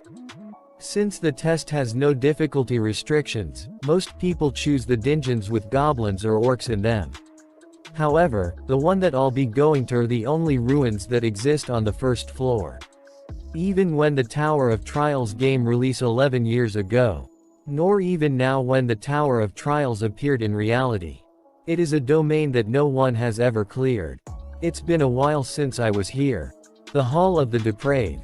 Hey Master Kong. Hurry up and move the luggage. Tower of Trials East Floor Mountain Area Ruins. Since I am in F rank right now, I cannot enter the ruin alone, as the guild regulating the ruins won't leave me alone if I do. If that's the case, I just need to register as a porter. A person asked Jinhyuk, what's your reason for coming all the way here Mr. Kong? Jinhyuk say, it's because I need money to live. He say, true, I guess we're all the same. I'm here so that I can feed my wife and kids. Jinhyuk think, these kinds of things are usually death flag. He say, F ranks like us have to be especially careful. We'll die if we make a wrong move. Ambulances can't even reach us, size machines don't work here. Jin-hyuk say, don't worry. At the very least, the people here will be able to return home safely. He say, what? Yeah, I'll accept your kind words, at least. You have guts to compare to the other young people these days. We see a message, the attack force exclusive quest will begin. Number 1, clear the ruins difficult. Details. Defeat the boss monster and recover the throne in the heart of the ruins. Reward. You will be granted the choice to choose one of the holy artifacts. However, if you do not kill the boss monster, the holy artifact choices will be limited. We're here. Good work, everyone. Take a rest until the attack force arrives. We see a message saying, the benefit for the one of the first conquered the tower has arrived. Jin-hyuk think, benefit. Am I the only one who received this? The benefit will open. Your luck and adaptive stat will both be increased by 10. Cold Heart will be activated. Cold Heart. You are able to keep your composure even in tense situations. However, your human emotions may start to diminish. The passive, Monopoly, will be activated. Monopoly. When you take all the final rewards alone without sharing, you can receive the best possible reward among those. This is awesome. There are countless section-type rewards in the Tower of Trials. It's a win if you get one good reward out of the thousands possible. But with this, the probability itself won't apply to me. We see a light appearing from the ground. And some people coming out from the light. One of them say, my head. I can't get used to this no matter how many times I do this. Have you confirmed all the members? Other guys say, all 50 of them safely arrived. Of course, whose magic do you think this is? Are those people the main attack force of the Balhae Guild? That man must be the captain. Jin-hyuk activate his skill, Eye of Truth. Attack force captain say, from a line as we depart. We'll catch up to the advance party. We see the states of the captain. His name is Song Cheonhwa. His age, level and coins etc. He has unique ability, item lightning and also has 4 skills. We see copy conditions, gain Song Cheonhwa's trust during raid. Jin-hyuk think, shit. Gain his trust. This is not going to work. No, wait. An attack force captain from one of the 10 guilds is only on this level. I guess it's fine as long he doesn't slow me down. We see a person, he say, it'll get very dark from here on out. Everyone please make sure to follow right behind me. If you start strolling somewhere else while not paying attention, there is no way to save you. He activate his skill called, Illuminate. We see red light coming out from his stick. One guy say, amazing. These are the monsters that advance party defeated. It seems like they completely demolished them. What a grotesque atmosphere. Shut up. You are scaring me. We see a new party. One guy from them say, oh, they're here. Over here. Cheonhwa hung. The porters have arrived. Jin-hyuk think, strange, not even a single person is injured after fighting all these monsters. Based on the state of their main attack force, there's no way in advance. Party could have come this far. One of the porters say to Jin-hyuk, what are you doing? I said, what are you doing just standing around? Go give them some ice water. We'll take care of these area, so you can take care of the foreigners over there. Jin-hyuk think, foreigners. That design. They're part of a small group of elites in Europe. The Zion Guild. There's a pretty small person among them. Should I try befriending her? Thank you for the hard work, please have some ice water. She say, thank you. Jin-hyuk activate his skill called, Commune. The subject has a slightly favorable impression of you. Jin-hyuk look her and think, this person. The youngest daughter of European noble family, the Laubentias. The universal type player who wields holy power, excels in attacking and defending, and even possesses a healing skill. She is the hero who saved Amsterdam from turning into a wasteland after an outbreak, and is currently one of most famous player in Europe. The Saintess of Amsterdam, Teresa de Laurentia. She must be the reason why there were no casualties. She is the most effective person against the undead. Anyway, everyone must be aiming to reach the higher floors. But they unexpectedly chose this ruin instead of clearing the third floor boss. Jin-hyuk activate his skill level 1 Foot Eye of Truth. He can't see her state because the level difference is too high. Now Jin-hyuk activate level 2 skill, Eye of Truth. Now he can see her states. We see her name, level, skills, coins, sex, and her unique ability is Blessing of the Star. She also have 5 skills. Copy conditions. Teresa is one of the top 100 rankers in the world. The moment you save her from life-threatening danger, you will be able to copy her unique ability in one of her skills. These numbers are huge. No wonder people are fanatical over her. Job quest. This must be why she gave up on the boss conquest and came here. She thanks him for the water. He say, "No problem, I should be the one thanking you." Yes, I am much more thankful. She has the unique ability that is considered the best among the holy knights. The Blessing of the Star, and she's giving me a chance to obtain it. The problem is how to create a situation where he fall into danger. And how to save her from it. This condition isn't easy. Cheonhwa Hung, come here. Right now. Captain say, oh my god. Hung, this is bad. The guards that were keeping the eye on the Guardian are dead. It's too late. The Guardian of the Ruins gazes upon the trespassers. The remaining 959. The security system that protect the ruins, sleeping bomb, awakens when it receive a stimulus from the outside. When it wakes up, it will call upon the Guardian that protect the dungeon. It wouldn't be dangerous as long as it was left alone. Captain say, who the hell touched this? Who cares about at this point? It's starting to awaken. It's too late. There's only 10 minutes remaining. It's practically suicide to face the Guardians with these forces. At the very least, half, no, more than that die. As long as we can evacuate the non-combat personnel within 10 minutes, we can escape. I can't stop before it even starts. I worked my ass off to get to the attack force captain position. I can't let it end like this. We'll keep heading inside. Hung, are you serious? The late arriving force hasn't even arrived yet. Guardians will rush from all directions. Is that really alright? Captain say, stop complaining and follow me. I will take responsibility. We have a chance even if we don't have the late arriving force. Since we have the Saintess, Teresa. Did you all hear? The Guardians are awake. What are you so worried about? There's no way a large guild like the Balhae Guild are doing things without a plan. Is that so? Of course. Solo player like us just need to follow what the attack force captain says. The Balhae Guild probably already destroyed the Guardians. One of the Guardian attach him with his sword. Now the fight is start between the Guardians and attack force. Main vanguard force, the Guardians are here. Prepare for combat. Tanker, forward. Porters, get back. Hurry up. Buff the tankers. Dealers, gather magic power. Song Cheonhwa has activated level 0.3 feet iron shield.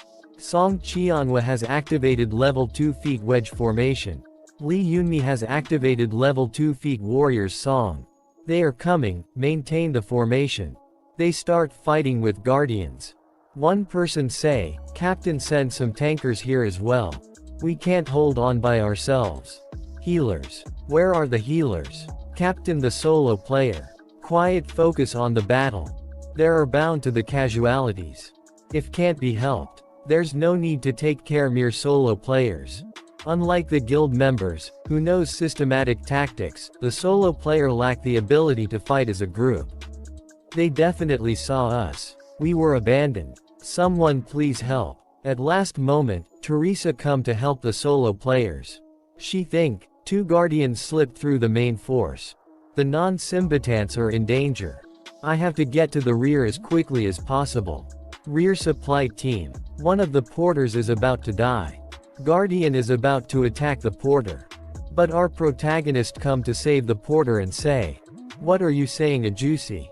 Didn't I say that you'll be able to return home safely? Guardian tried to attack the Jinhyuk, but he dodged the attack and activate his skill, Element of Fire. You don't stand a chance. He destroyed the Guardian with only one hit. It'll probably die on his own. I can't kill it since I have to stay at level 1. To think they awakened the Guardians in this ruin that has an absurd difficulty. They should have absolutely nothing to gain from doing such a thing. So who would? Terry's come and take the porter away from Jin Hyuk. I thought you were a kind person. But to think you threatened a non-combatant with a knife. You must have been the one who awakened the dungeon. I will now place you under the custody. Jin Hyuk say, what? She attacked the Jin Hyuk but he dodged the attack easily. She say, please do not resist. I don't want to hurt you. He say, do you really want that? There must be some misunderstanding. She say, you can justify yourself at the association. He think, she's so stirred up to listen to me. If it has come to this. He attack her and say, I am not the one who awakened the Guardians. If I was the culprit, I would have killed you right here. Porter say, why are you fighting? Kong SSI is the one who saved me. Girl say, I'm sorry. I'm really sorry. It happens. I also did something worthy of misunderstood. She asked him, you said your name was Jinhyuk SSI. Why are you hiding your identity? He say, reason for hiding my identity. It's similar to your reason. Just like how you're using Zion Guild as your cover to secretly obtain the Convent of Peter for your job quest. I also need to secretly obtain something. She think, how does he know all that? He say, I already know how to clear this ruin. With your skills, I can rely on you. Since the things we want are both on the same place. How about it? Would you like me to accompany you? We see the captain. He say, absolutely not. Are you insane? We have to organize our forces and keep advancing. But you want to act separately. She say, you already have the map to the 20-kilometer point of the ruin. Everyone already have the clear strategy memorized. So nothing major will change if I'm not here. Moreover, our contract, wasn't it for the captains of each attack force to have equal authority until the boss battle? He say, alright, but you must return by the time we reach the unmapped point of the ruin. She say, okay. I will definitely return before that. Oh. Also, can I also bring one person to be my porter? He say, just do whatever you want. Just make sure you return. She was about to choose the porter. All of them thinking, we'll be heading down to hell without a doubt. Don't make eye contact. Whoever makes eye contact will be dragged away. Please just don't let it be me. Jin Hyuk say, me. I'll go. Everyone shocked and saying, your life is important than love. He say, have you ever had a burning passion for someone during your youth? This is the moment. This is the moment that I must ignite my passion love. Even if I lack the skill and lose my life in the process. Now they both going toward the final boss. See that there are so many zombies in the ruin. Teresa say, the Covenant of Peter is in that sarcophagus. I see it as well. He say, do you know how to remove the barrier surrounding the sarcophagus? She say, yes I know. We see a warning message. The owner of the Hall of the Depraved gazes upon you. Jin Hyuk think, there's no doubt about it. It's the boss monster indirect message. It's never shown any interest toward the players before. It's quite amusing that it's showing us attention in this way. She say, did you see the status window as well? He sat, yes I saw. She say, it looks like it was sent by the boss monster. But what does it mean by its gazing upon us? Does that mean it acknowledged us? No. He say, it means that it acknowledged me. She say, what is with this man's groundless confidence? Jin Hyuk, I'm curious about something. You said that you know how to clear this dungeon back then, right? He say, yes, although it's been a quite while. Then, she say, what should I do? Teresa jumped towards the zombies and activate her skill, Battle Song. All states will increase by 3 for 10 minutes. Your John is simple. You just need to draw the undead attention. She stayed attacking the undeads. Teresa, when you emit divine power, the undead will fall into confusion. She activate her level 5 skill, Sacred Reinforcement, and start killing the undeads. Jinhyuk say, please let me through. Most of the aggro is drawn to Teresa. By leaving all the mobs to Teresa, the risk of my leveling up the accident decreases. He noticed the energy coming from someone. We see, the hidden dead of the ruin, Elite Lich, has appeared. It finally appeared. The Elite Lich. One of the Dullahan attacked the Jinhyuk, but he dodged the attack in a cool way. He think, what the hell, the Dullahan shouldn't be over here though. Did its pattern change because I brought Teresa along? I should take into account all the variable from now on. We see the Elite Lich's black lightning. That can easily destroy something like Dullahan. And it's fatal for even talented veterans. Jinhyuk dodged the lightning of the Lich easily. Most class 3 barriers are no match for it. He destroy the magic barrier of Elite Lich. He attack the Dullahans and destroy all of them, with only one attack. We see Teresa fighting the undeads. Teresa is almost done on her end. Elite Lich say, and you're alone you bag of bones. Jinhyuk attack the Elite Lich and destroy his skull. Someone say, there's only one person can move as if he can anticipate the monster's actions. I would certain that you would come here. It's been a while. Jinhyuk say, you. Who are you? He say, yes, you must remember. You don't recognize me. Jinhyuk uses the Eye of Truth. A message popped up saying the stat effects have nullified the level difference. You have seen through the subject status window. His name is Chun Yu-sung. Then a copy conditions. Chun Yu-sung believes to be stronger than anyone else in the sword. Defeat him using the sword, which he believes in the most. Jinhyuk an iron sword with Qian Long engraved on it. It's the artifact that disappeared from the National Museum of Korea. If he has that, then. Back when the Tower of Trials was just a virtual game, there was someone who, after losing to me once, kept on challenging me no matter where I was or what I was doing. He had an extreme warrior concept. That psycho stalker. Chun Yu-sung says, to think you wouldn't recognize me just because the game became reality. Did you only see me to that extent? Jinhyuk says, I remember. I didn't want to believe it back in the museum. Just give up already, man. You're that bastard who kept following me around every day to challenge me. Chun Yu-sung says, it will be different this time. Since we both started from the beginning, I won't be pushed back by you any longer. Jinhyuk says, I won't stop you if you really want to fight. But will you be okay? My comrade won't just sit still if you do. Chun Yu-sung says, the Saintess. You've brought quite the annoying comrade. I will no allow anyone to intrude. Chun Yu-sung uses Battlefield Selection Level 5 ability. Saintess says, Jinhyuk. Jinhyuk picks up a small ball from the tomb in front of him and says, I'll see you later. Jinhyuk and Chun Yu-sung both disappear in front of her eyes. And appear somewhere else. Chun Yu-sung says, there won't be anyone to bother us anymore. I challenge you again. Chun Yu-sung uses his ability one-on-one level 5. All of Chun Yu-sung's stats have increased by 10%. The opponent Kong Jinhyuk's stats have decreased by 10%. Jinhyuk says, I'm currently being nerfed by this bastard's skills, battle selection and one-on-one. The situation has become very disadvantageous. A message popped up saying, an overwhelmingly disadvantageous situation has been detected. The special condition of the skill fusion has been activated.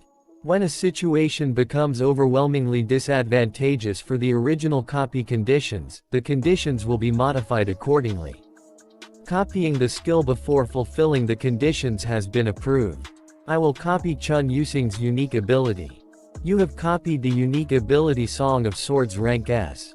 Song of Swords. Increases you understanding of swords by 200%. Your body will naturally follow the most efficient sword path, and your body senses will dramatically increase. The copied skill will be recorded in the memory of the world. Chun Yusing's run towards Jinhyuk and says, "You're ignoring me again. Don't be so relaxed." He brings out his dagger and blocks his attacks. Chun Yusung is shocked to see his sword play and says, "This bastard, what are you planning? What happened to you mid-range fighting style? You're fighting me with only a dagger." Jinhyuk says, "This much is enough for now. Swordsmanship is quite fun as well." Chun Yusung gets angry and says, "You're ignoring me until the end." Chun Yusung activates soul-chasing sword energy. Jinhyuk says, "Aren't you trying too hard? You're using sword energy against a swordsmanship beginner." Chun Yusung get angry and says, "The fact that you're calling yourself a beginner is bullshit." Jinhyuk thinks, "The blade is bound to break if I go against sword energy with this. Then I'll make an ability that can go against sword energy." Jinhyuk says, "I'll fuse Song of Swords with the Demosnic Soul Pill." A message popped up saying, "Fusion Overrank has been activated. The skill Song of Swords and the item Demonic Soul Pill will be fused. You have obtained the unique ability Grave of Swords rank SS." Then a skill appears saying, "Gave of SW Rods, increases your understanding of swords by 500%. Your body will naturally follow the most ideal sword path, and your body's senses will reach the maximum. It is one of the talents necessary to receive the title Sword Demon."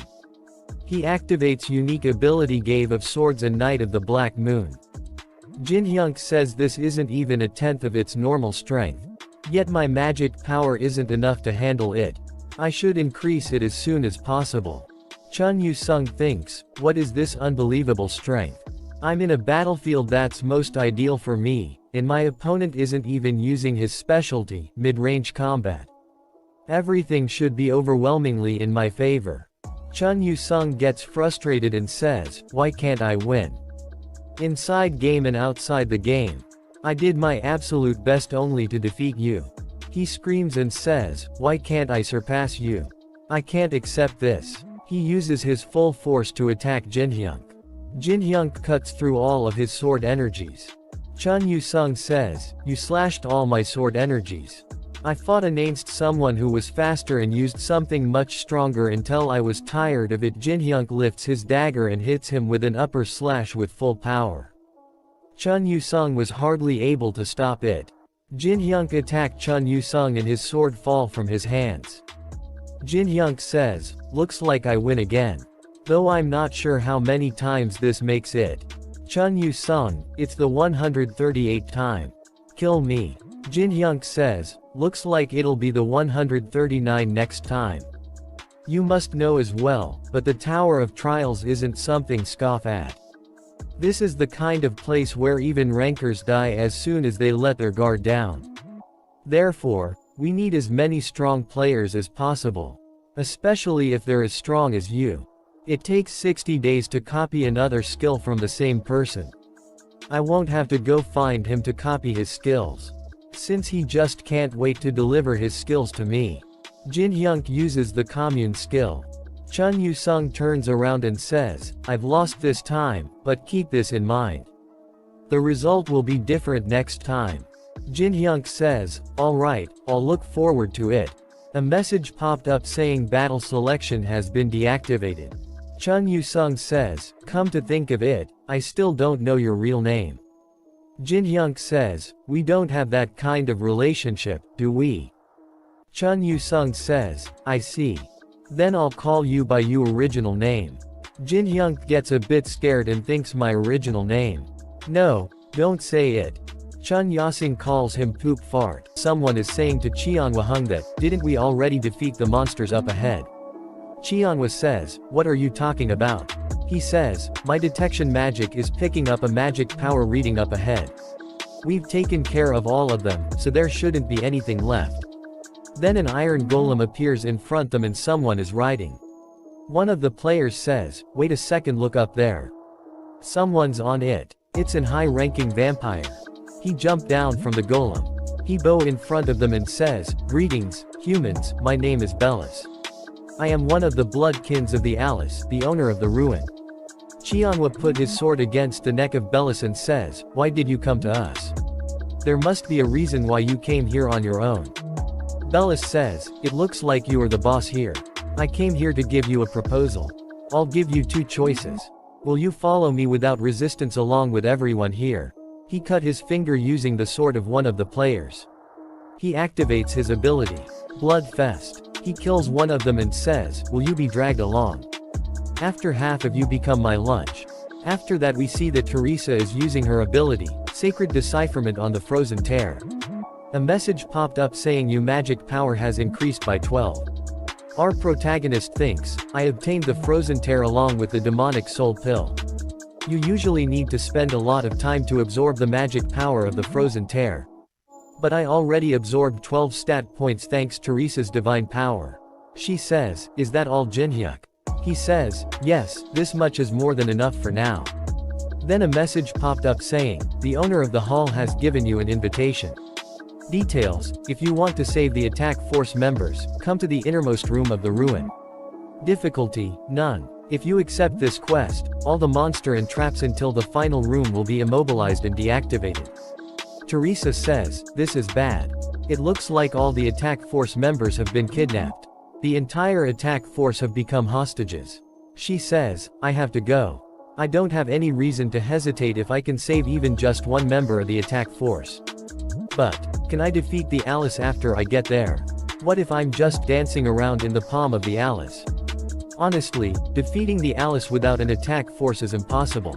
Would things have been different had I remained with the group? All I wanted was to protect even more people by become a paladin. Did I make the wrong choice? Chun Yu-sung says, since I have nothing to do with the attack force, I'll take my leave here. He says to Teresa, oh, let me tell you this. If you're having a hard time making a decision, keep this in mind. That bastard is a selfish person without even a speck of honor. It's one of the reasons why I resent him so much. However, I will guarantee one thing about him. The only person in the world who can defeat the Alice at the moment, is Haim. Looks like I took too long. Teresa says, thank you for your advice. She says to Jinhyuk, I'd like to commission you for a party contract, Jinhyuk. My commission fee is by no means cheap. Will you be alright? I'll give you as many coins as you want. Please help me defeat the Alice. He thinks she's still planning on going. They do a fist bump and he says, alright, let's give it a shot. A message popped up saying you have accepted the quest. The monsters have fallen asleep. After that reach the final room of the ruins. Teresa is shocked to feel the amount of magic power seeping out. She thinks it's too unreal. Jinhyuk says, there's no need to be afraid. Didn't you already know that the opponent is strong? She says, that's true, but Jinhyuk says, it's not necessarily the strong who win in battle. Teresa says, do you have some sort of plan? He says, just one. No matter what happens inside, you must give me your unconditional trust. After that they enter the room. A lot of vampires are watching them. Alice's sighting of the throne. Alice says, you're here at last.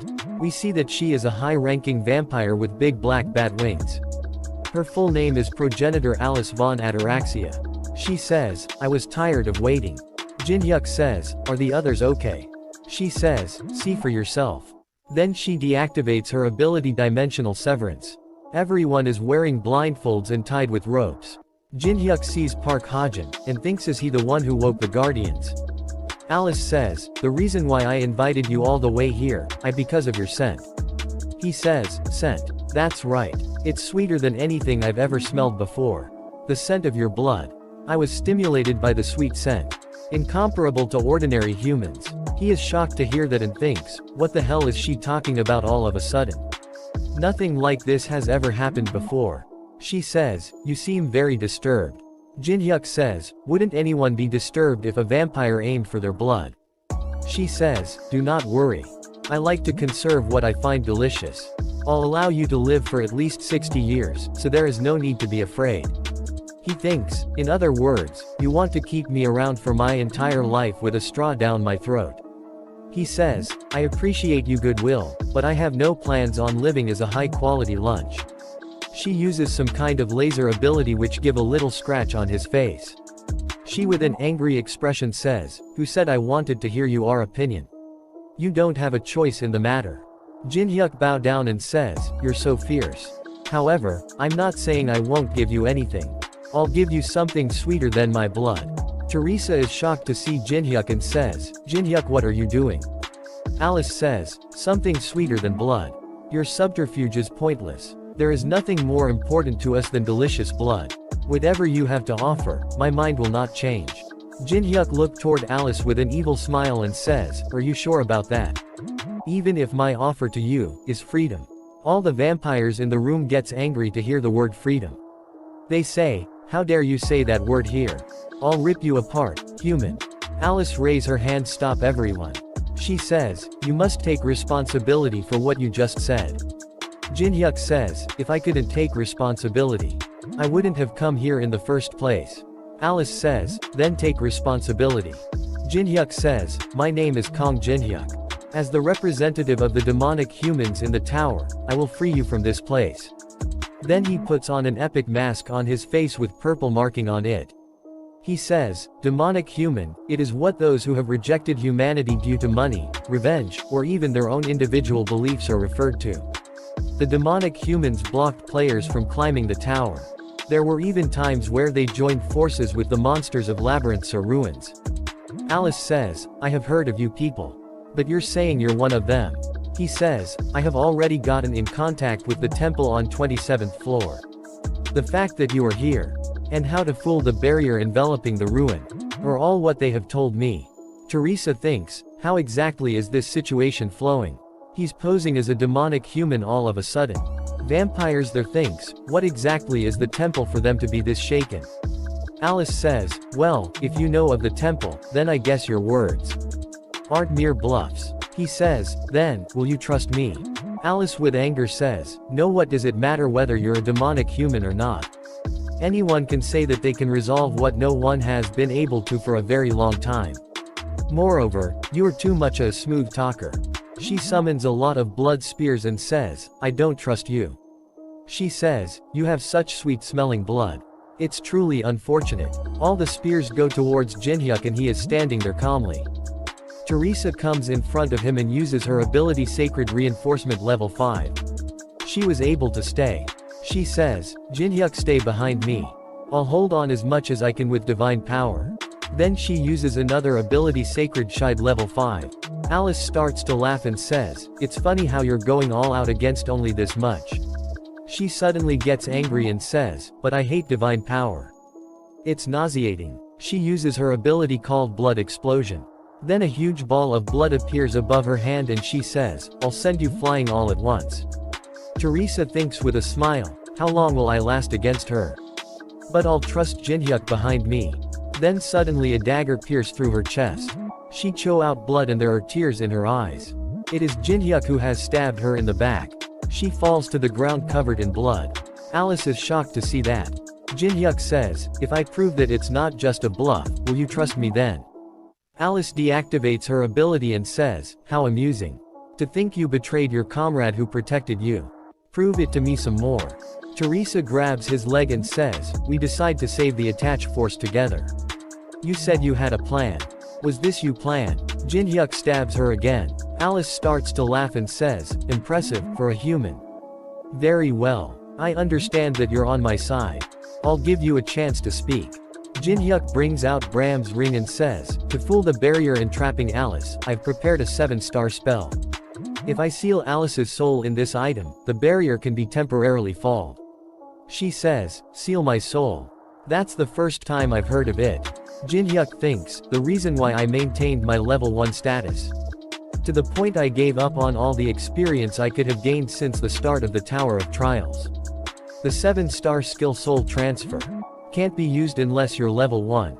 A message popped up saying the level condition level 1 of the user Kong Jinhyuk has been fulfilled. The casting of the 7-star soul transfer will be activated. The casting cooldown time is 365 days, you can only bring one soul with you at one time. The spell will be completed once you receive the subject's consent. This magic circle will forever disappear once a minute passes. The magic will activate right away once you accept. The choice is now up to you. Now, what will you do? Bellis thinks, to think it can be used in this way. Alice says to Bellis in his head, my confidant Bellis. He says, yes, Alice. She says, I can't completely trust him. If he tries anything strange, kill him and destroy the magic circle. He says, yes, Alice. She thinks, the protective measures have been put in place, but I still feel disinclined to consent to a spell I've never seen before. However, I've been confined here for far too long. It's been well over 1,000 years since I've been exiled here. Yes, if it's not now, I may never be able to escape from this underground palace. She says to Jinhyuk, I will ask you for the last time. Can I trust you? He says, if you only give me the honor, I will not let you regret it. He uses commune skill on her. She say, I Alice von Ataraxia, allow the soul transfer. Then a message popped up saying, Bram's ring will absorb the soul of progenitor Alice. She speaks through the ring and says, not as bad as I expected. I thought it would be stifling, but it's unexpectedly cozy. He says, what a relief. That you like your new home. She says, my new home. Then a message popped up saying the unique ability blessing of the star has been activated. After that we see that Teresa stands up again. Jinhyuk says, welcome back. Alice speaks with anger, you ingrate, you dare disrespect me. Bellis. Kill this dirty liar. Teresa says, I have a lot of questions, but I should save it for another time, right? Jinhyuk brings out his dagger and says, you should. Since we're not out of the woods yet. Bellis says, you foolish humans. Did you really think you could leave here alive after betraying our master? Bellis uses his ability Blood Wave level 13. Then huge wave of blood surround Jinhyuk and Teresa. Jinhyuk uses his ability Element of Fire level 5. And punches the ground. It burns the wave of blood. He says, Teresa the hostages.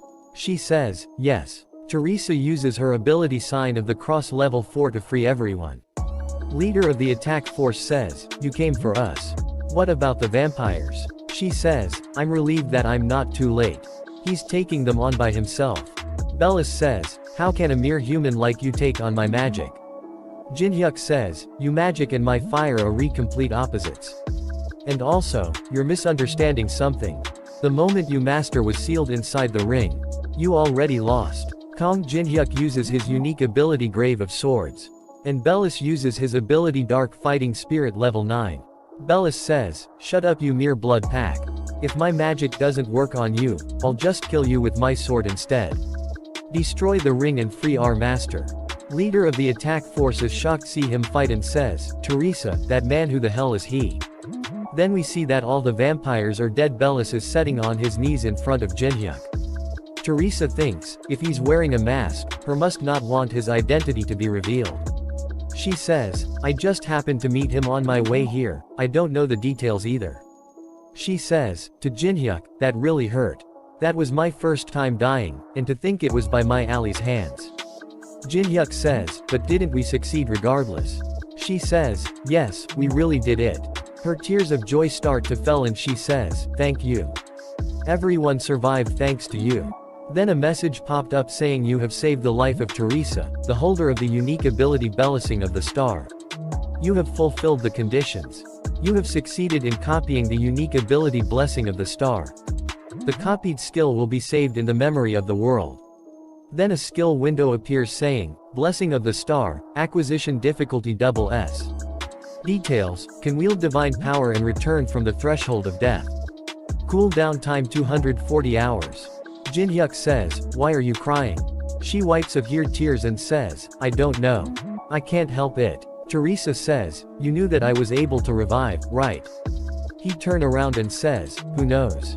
I'll just say that I'm glad you're still alive. She gets angry says, do you want to die? He says, shall take the divine artifacts and get out of here. Song Cheonhwa says, I am the captain of the attack force. Song Cheonhwa. All of the items found from this raid are under the ownership of the Balhae Guild.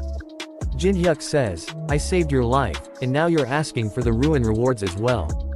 Song Cheonhwa says, that's not what I'm saying. We'll give you another form of reward. We'll give you money or coins that you won't be dissatisfied. Jinhyuk thinks the audacity of this failure of an attack force captain. He says, if you really want it so much, then take it. Song Cheonhwa says, do you really mean that? Jinhyuk says, yes, however no matter the result, please do not regret it. Captain thinks even if the majority of the attack force were captured as hostages, we'll be able to redeem ourselves as long as we obtain the divine artifacts of the ruin. He touches a broken staff, a red cross mark appears on his hand. He says, "What, this?" Jin-hyuk thinks, "What do you think?" "It's a curse. Melon's staff is an okay combination material, but it has an annoying curse imbued in it. It's a divine artifact that you can safely obtain only by killing Alice. However, Alice is alive in my ring." Captain's hair starts to fall off. Teresa is shocked to see that. Jin-hyuk says, "Let's just go." After that we see that in Seoul Tower of Trill's entrance someone is calling Department Head. She says, "Department Head, are you sure we haven't been given false info? Is what that man said really true? We're not even certain." She is an Awakened Association affiliate, her name is Young Jae-hun. Department Head says, "I told you, we should just wait and see. Stop whining." His name is Kim Tae-chun. He says, "We should at least try to do something with the info that we got." Jae-hun says, "The experts said that it would take at least 3 weeks. It was Chun Yu-sung who told the department head that the ruin subjugation will end soon." Kim Tae-chun thinks, "I'm a bit concerned that he wasn't a member of the Balhae Guild, but I have a strong feeling about this." Then a message popped up in front of everyone that the ruin hall of the depraved has been bleared. Kim Tae-chan is shocked to see the message. The media was waiting for the subjection squad in front of the gate. Everyone starts to congratulate them and media starts to ask them question. After that, as soon as captain of the squad come out of the gate, everyone is shocked to see his bald head. They say, "Oh my god, just what in the world happened inside?"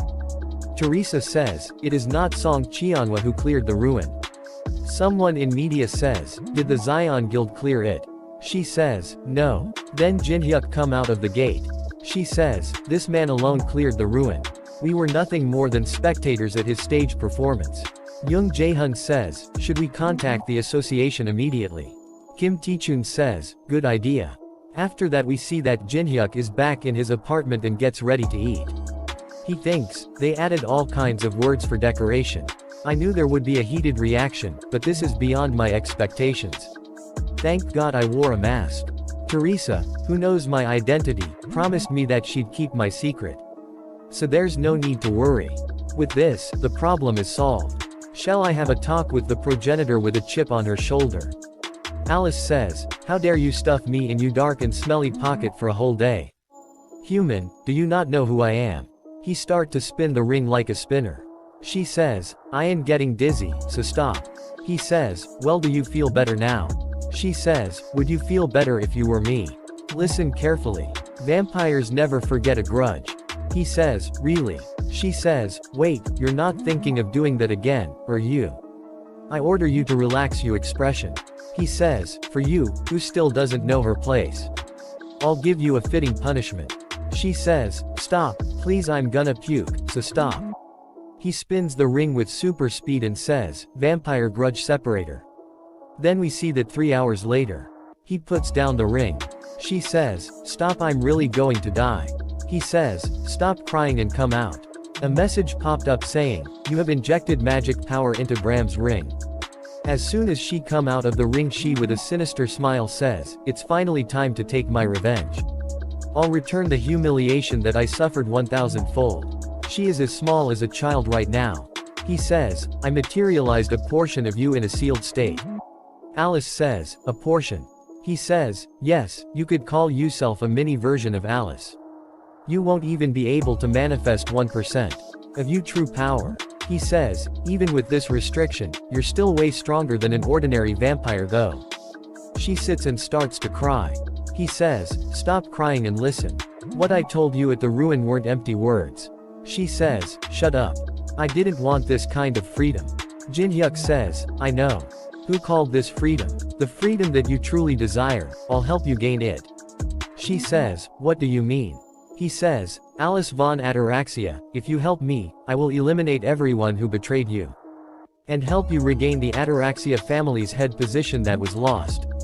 Then a message popped up saying a new video has been uploaded to the Hall of Fame. The raid that everyone thought was going to fail. However, the situation was completely turned on its head after the appearance of the masked player. Then we see that Jinhyuk say, I hear the guilds were sitting on a pile of money. And it looks like it's true. He bring out his mask and says, it's not my problem whether a large guild is monopolizing everything or is corrupt. But they dare try to kill me. He destroys the door and says, I can't let that slide. There are a lot of security guards standing in front of him. He uses the element of fire ability and says, for people like those, I'll completely destroy them. On top floor of the building, Shin Jiansu say to Park Ha-jin, hey, you fucking bastard. I told you to discreetly kill in ruin, but you dare come back here after messing that up. All you did was wake the guardians and make a complete mess. Our guild's reputation is being dragged through the mud and is about to disappear, all because we can't teach on person a lesson for humiliating us. He kicks Park Ha-jin and says, you useless bastard. Then suddenly the door gets blown to bits. Jinhyuk says, are you the guild leader of this place? Guild leader says, what the hell? Someone get him. Park Ha-jin thinks this is the perfect chance to look good in front of Hung again. I'm going back to the super rookie Park Ha-jin that I used to be. Park Ha-jin jumped toward him to kill him with his dagger. Jinhyuk removes his mask and says, what's up? Park Ha-jin is shocked to see that. Jinhyuk punches him in face. Guild leader says, bastard, it's you. The one who humiliated us at the association. Bastard, do you think you'll be safe after doing something like this? He sits on a sofa and says, that's not something you should be concerned about. Shin Jiansu uses high ability called Quick Sword level 5. Shin Jiansu thinks, you're not even paying attention to my quick sword. Which is faster than the speed of sound. Then you should die. Jinhyuk break his sword by throwing a go piece. Shin Jiansu is shocked to see that. Jinhyuk says, you had something perfect for me to throw. He puts his feet on the table and says, now then. Shall we resume our discussion, Shin Jiansu? Shin Jiansu says, Kong Jinhyuk, are you here to take revenge because I tried to instigate your death? Just for that, you're destroying the entire building. He throws the go piece again, it hits Shin on his forehead. He falls to ground and his head starts to bleed. Jinhyuk gets ready to attack again and says, your words are quite inappropriate, aren't they? Just for that, Shin Jiansu says, you've done enough, just stop already. Jinhyuk says, so you're saying that I should keep it moderate? Just think about it calmly. We have over 50 rankers that aren't here because they're clearing the tower. Jinhyuk says, so. Shin says, I'm saying that, if you kill me, they will chase you to the ends of the earth to kill you. Do you understand what that means? Blood calls for blood, and revenge breeds revenge. So long as one side doesn't forgive, the killing will never stop. Jinhyuk says, it's funny how that's coming out of your mouth, but it makes sense. Words like, blood and revenge only exist to disturb my good night's sleep. So let's just end things cleanly. Shin says, what? Jinhyuk says, I'll be the last one to take revenge, so you guys forgive me. Shin gets scared and says, wait. How does that make any sense? Jinhyuk says, what do you mean? I'm just following you logic. Then Jinhyuk kills the guild leader. Jinhyuk says, Park Ha-jin, the only reason you're alive is because of you, sister. You better stay out of my sight until you die naturally. Hey, you over there. The one who's pretending to be dead, get up. He says, yes. Jinhyuk says, if you show me that you're useful, I'll let you live. Start you self-introduction. He says, my name is Kim Hee-won, 26-year-old. I was in charge of managing general businesses of the Black Crow Guild. I majored in computer science and accounting at Stanford. You can leave anything to me. Jinhyuk sighs, wow, very good, I'm very impressed. As you can see, the situation here is not very good. It's also a waste to simply destroy one of the leading guilds. Therefore, I'm going to leave running the guild to you. He say alright. Jinhyuk says, it's nothing too grand. You'll just be maintaining the Other appearance. Kim Hee-won, however, even if I serve as the guild master, no one will follow me. Jinhyuk says, that's true. Jinhyuk thinks, there's bound to be opposition if a non-combatant, moreover a secretary, rises to the top position all of a sudden. Jinhyuk says, you don't have to worry about the people who oppose it. Kim says, will you be taking care of them? Jinhyuk says, no, why would I do something so bothersome? I'll let you borrow someone else, don't worry. After that, the emergency meeting was called for all the high-ranking players of Crow Guild. There a lot of people are gathered around in front of the building. One of the high-ranking player go check it, he see that guild master is dead. Then he rushed toward the office of the guild master and says, who sent the emergency gathering order? Kim Hee-wong is sitting on the chair of guild master. He brings out the dagger and says, why are you sitting there?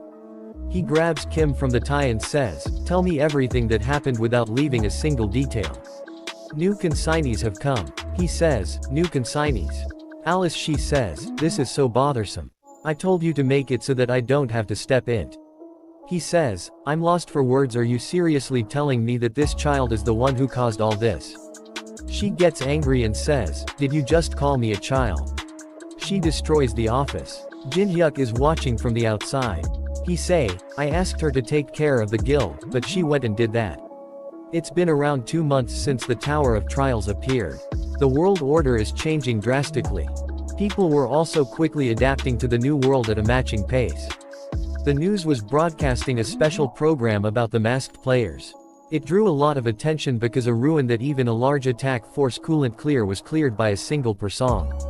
There are only 2 people who know that who entered as a porter, and the masked player. Mr. Kim, who was the porter leader, joyfully accepted my request to keep it secret. And Teresa, who also promised to keep my secret. The me who wears a mask, and the me who does not. With this I'll be able to act much more easily. Then we see that he going into awakened association. Thinking all the condition have been fulfilled. There are no more restraints binding me.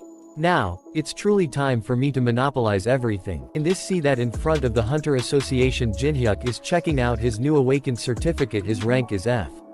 He thinks, the certificate looks more ordinary than I expected.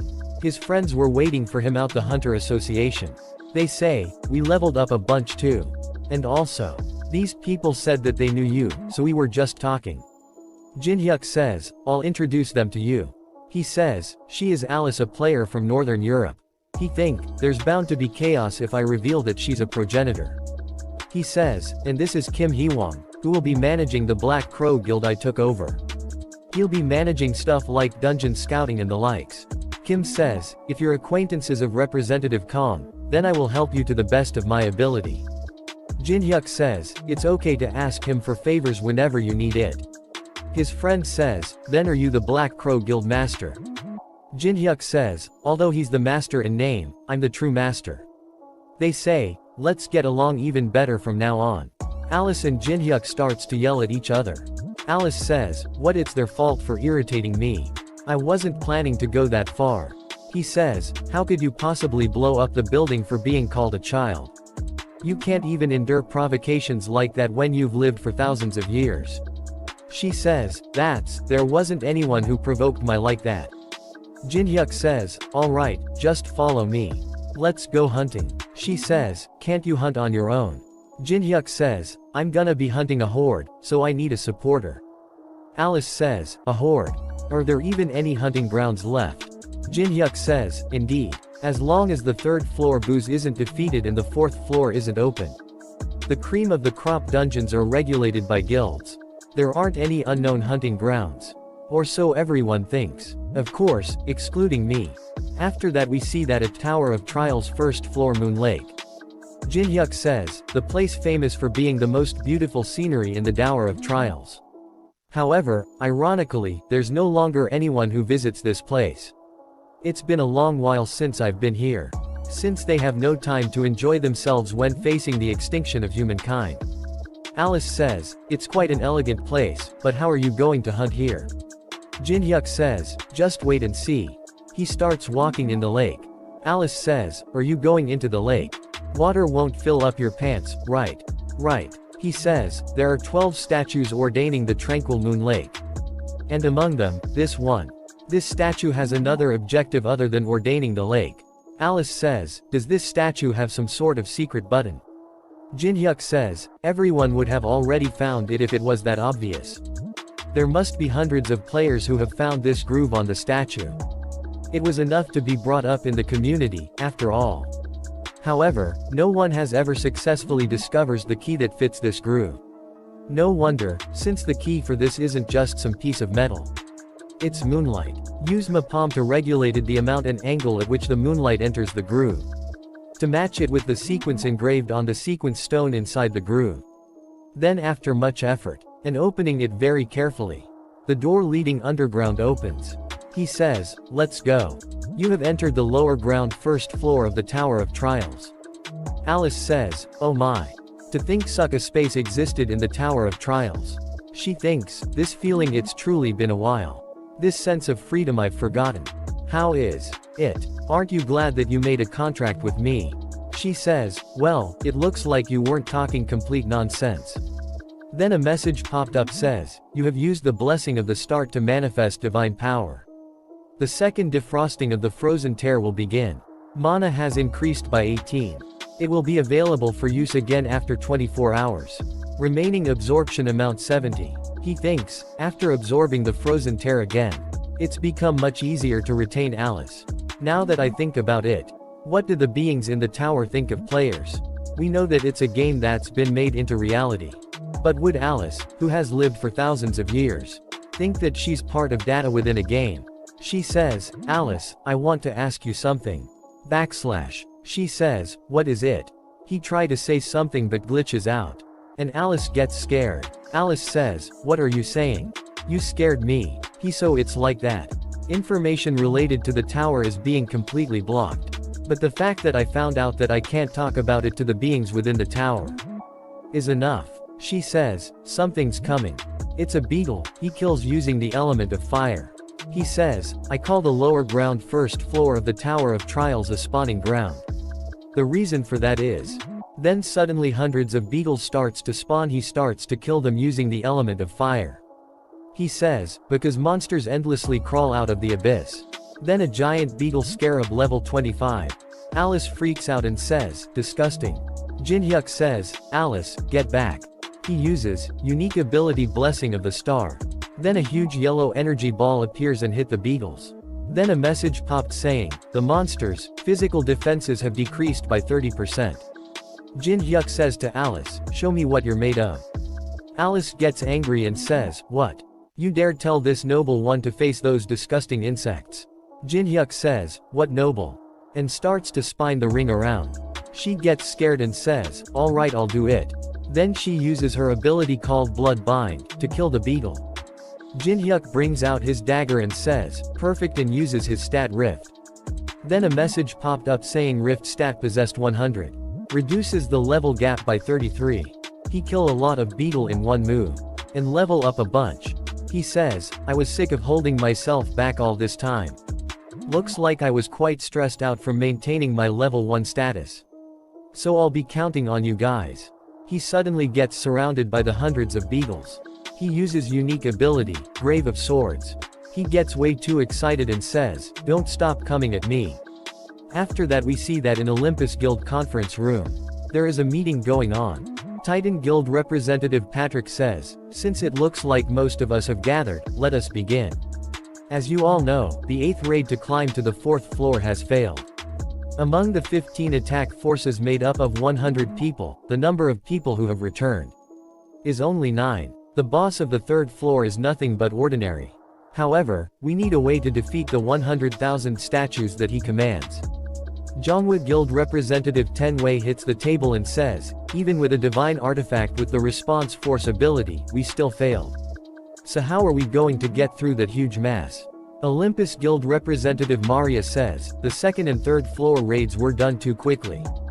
The players did not have enough time to grow.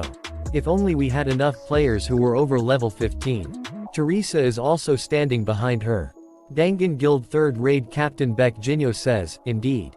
Aren't we in this mess because of guilds like Jonghwa that regulate the dungeons to monopolize the magic crystals?" Tenwei says, "I can't overlook that statement." Beak Jinyo says, "Did I say anything wrong?" The Wei and Beak Jinyo starts yelling at each other. Tenwei says, "All we did was climb the tower for humanity. I will not stand for humiliation without any evidence."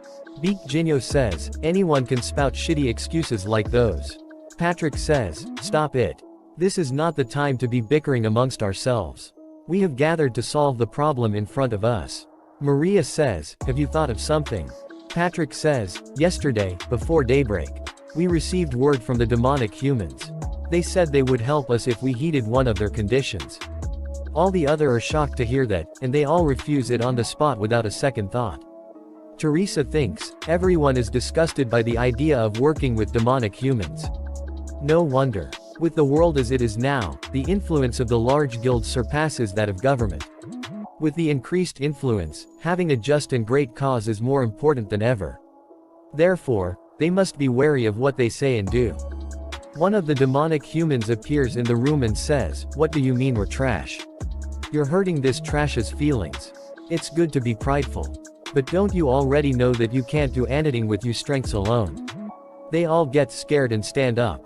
Beak Jinyo says, "You demonic human trash. Where do you think you are?" He picks up the table and throw it at him.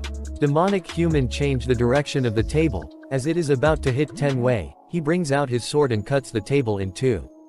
And says, "We finally agree on something, Beak Jinyo."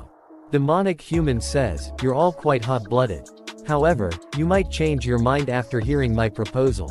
Join forces with us. We have the power to defeat the third floor's boss." Beak Jinyo says, "Bullshit. The Demonic Human Association doesn't even have 100 people. How could you possibly be able to penetrate through that army?" Demonic Human says, "We just need to have quantity, don't we?" Then he uses his unique ability Gravekeeper of the Black Tomb. Patrick sees outside of the window and sees that there is a huge army of the skeleton is coming out of the ground. Demonic Human says, "Thanks to the long history of wars, it looks like there are many useful corpses buried around here. As you can see, there are many among the demonic humans who are well versed in necromancy." Patrick says, "So you were a necromancer? But to command a force this large, could that staff be?" Demonic Human says, "You recognize this thins? The special item that can only be produced by obtaining 99 materials. The Staff of Greed." Tenwei says, "If it's a combination of the famous Staff of Greed and a necromancer, the chances of success in the third boss raid are not non-existent." Maria says, "Tenwei, what are you saying? Those bastards are evil demonic humans." Beak Jinyo says, "We know, Maria. We should be ripping this bastard to pieces right now. However, if they ask for a condition that the public will never know about, I believe it's worth a shot." Teresa thinks, how did things turn out like this? To think they'd even consider joining hands with the demonic humans. They're out of their minds. If only Jinhyuk were her, we wouldn't be in this situation. What should us do? Then a message popped up saying a video call request has arrived from the outside. Will you accept that call request? Caller, Kong Jinhyuk. She accepts the call and says, "Jinhyuk." Jinhyuk says, "Have you been well? Have you leveled up a bit? What's with this situation here?" Demonic Human says, "Who are you? Why don't you reveal yourself instead of hiding behind a screen?" Then a message popped up saying, the video call will be changed to a collective call. Jinhyuk says, "As you wish." He appears on a big screen in front of every with the mask on. Says, the super rookie who single-handedly cleared the first floor ruin. Unknown. Guilds from all over the world wanted to recruit the super rookie. The super rookie they were trying so hard to find appeared in front their eyes. And the ones who tried their best to get in contact with Unknown swallowed their spit in happiness due to his sudden appearance. Demonic Human with a big evil smile on his face says, "How amusing. I've heard of you as well, the one who cleared the first floor ruin. But are you aware that this boss raid is completely different from that place?" Jinhyuk says, "Are you saying that you can do it?" Demonic Human says, "Of course. What can't I do with this many summons?" The guild representatives were also agreeing. Jinhyuk says, "Really? There's no way you can, with that fake staff." Demon Human gets scared and says, "What? Fake?" Jinhyuk says, "Saint's Heart. Prison uniform wet with holy oil. It's obvious you made it with only those two materials. Isn't that right?" Patrick says, "Do you have evidence?" Jinhyuk says, "The real Staff of Greed has a red gem embedded under the skull. There's no way you can make the real one with only 3 floors. Also look outside. The quality of the summoned skeleton soldiers is too low.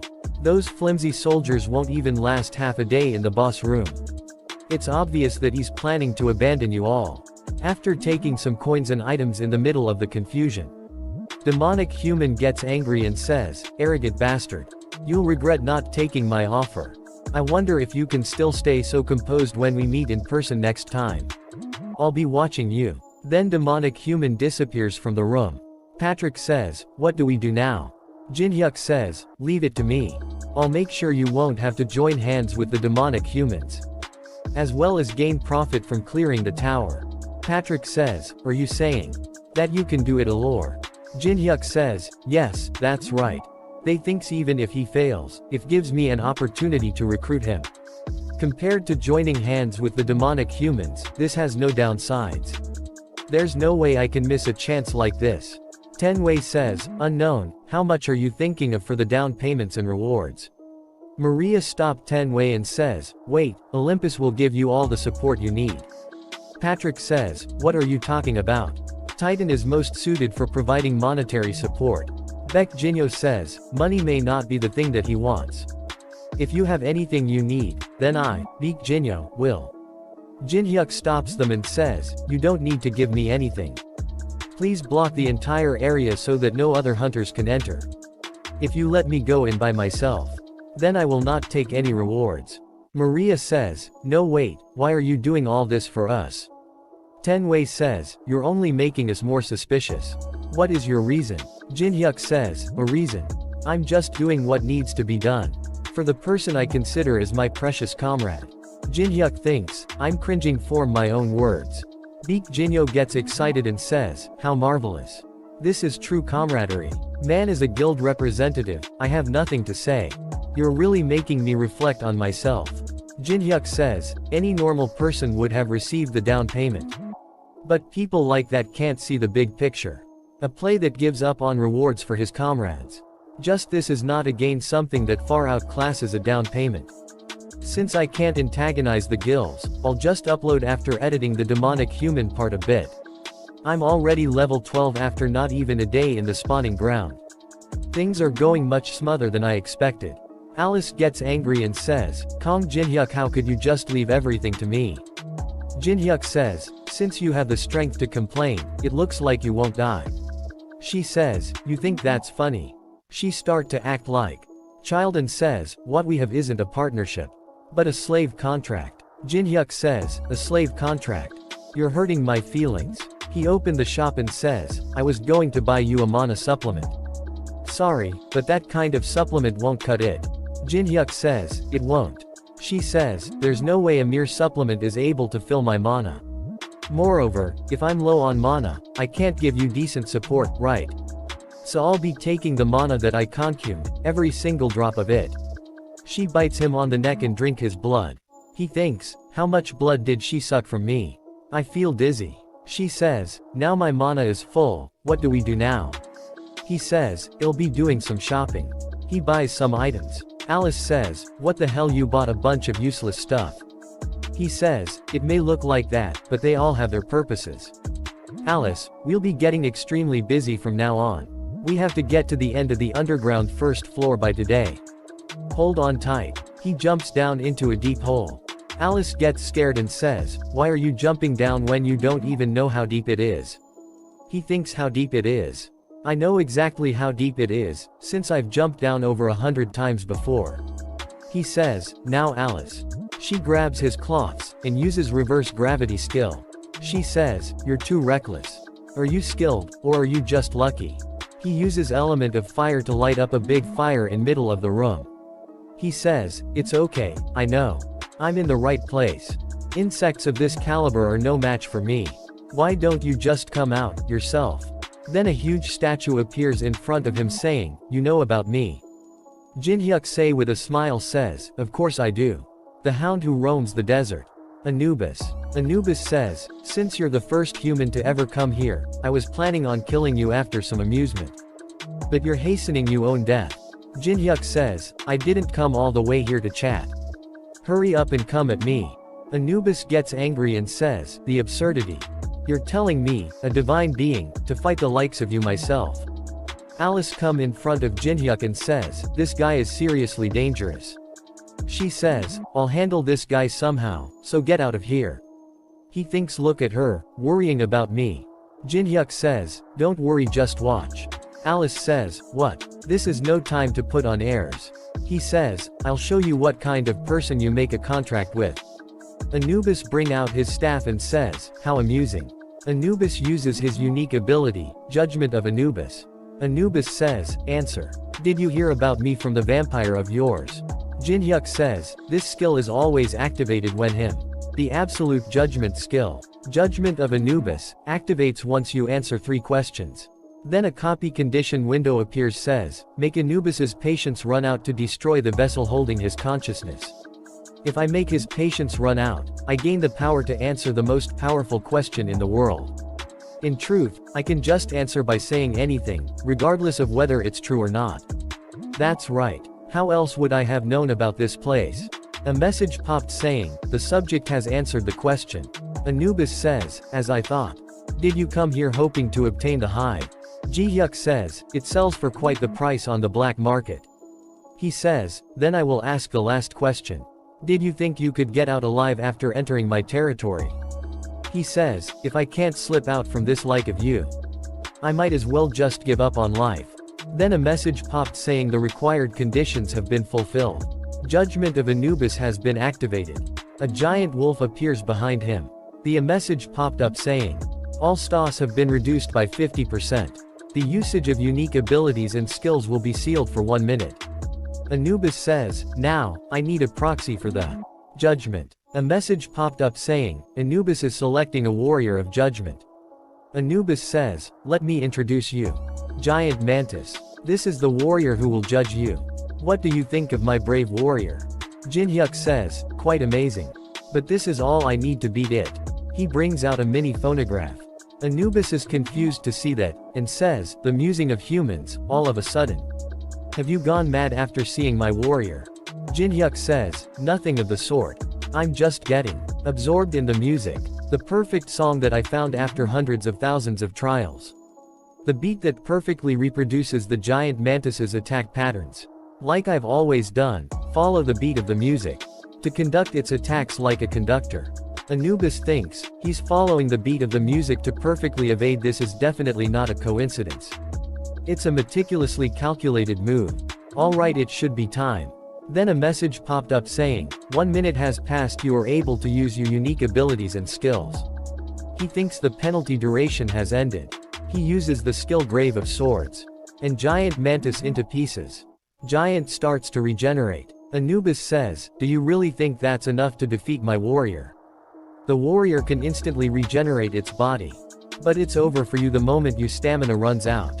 Jinhyuk says, you're right, I can't kill that mantis the way that I am right now. But I can make it so that it doesn't want to live anymore.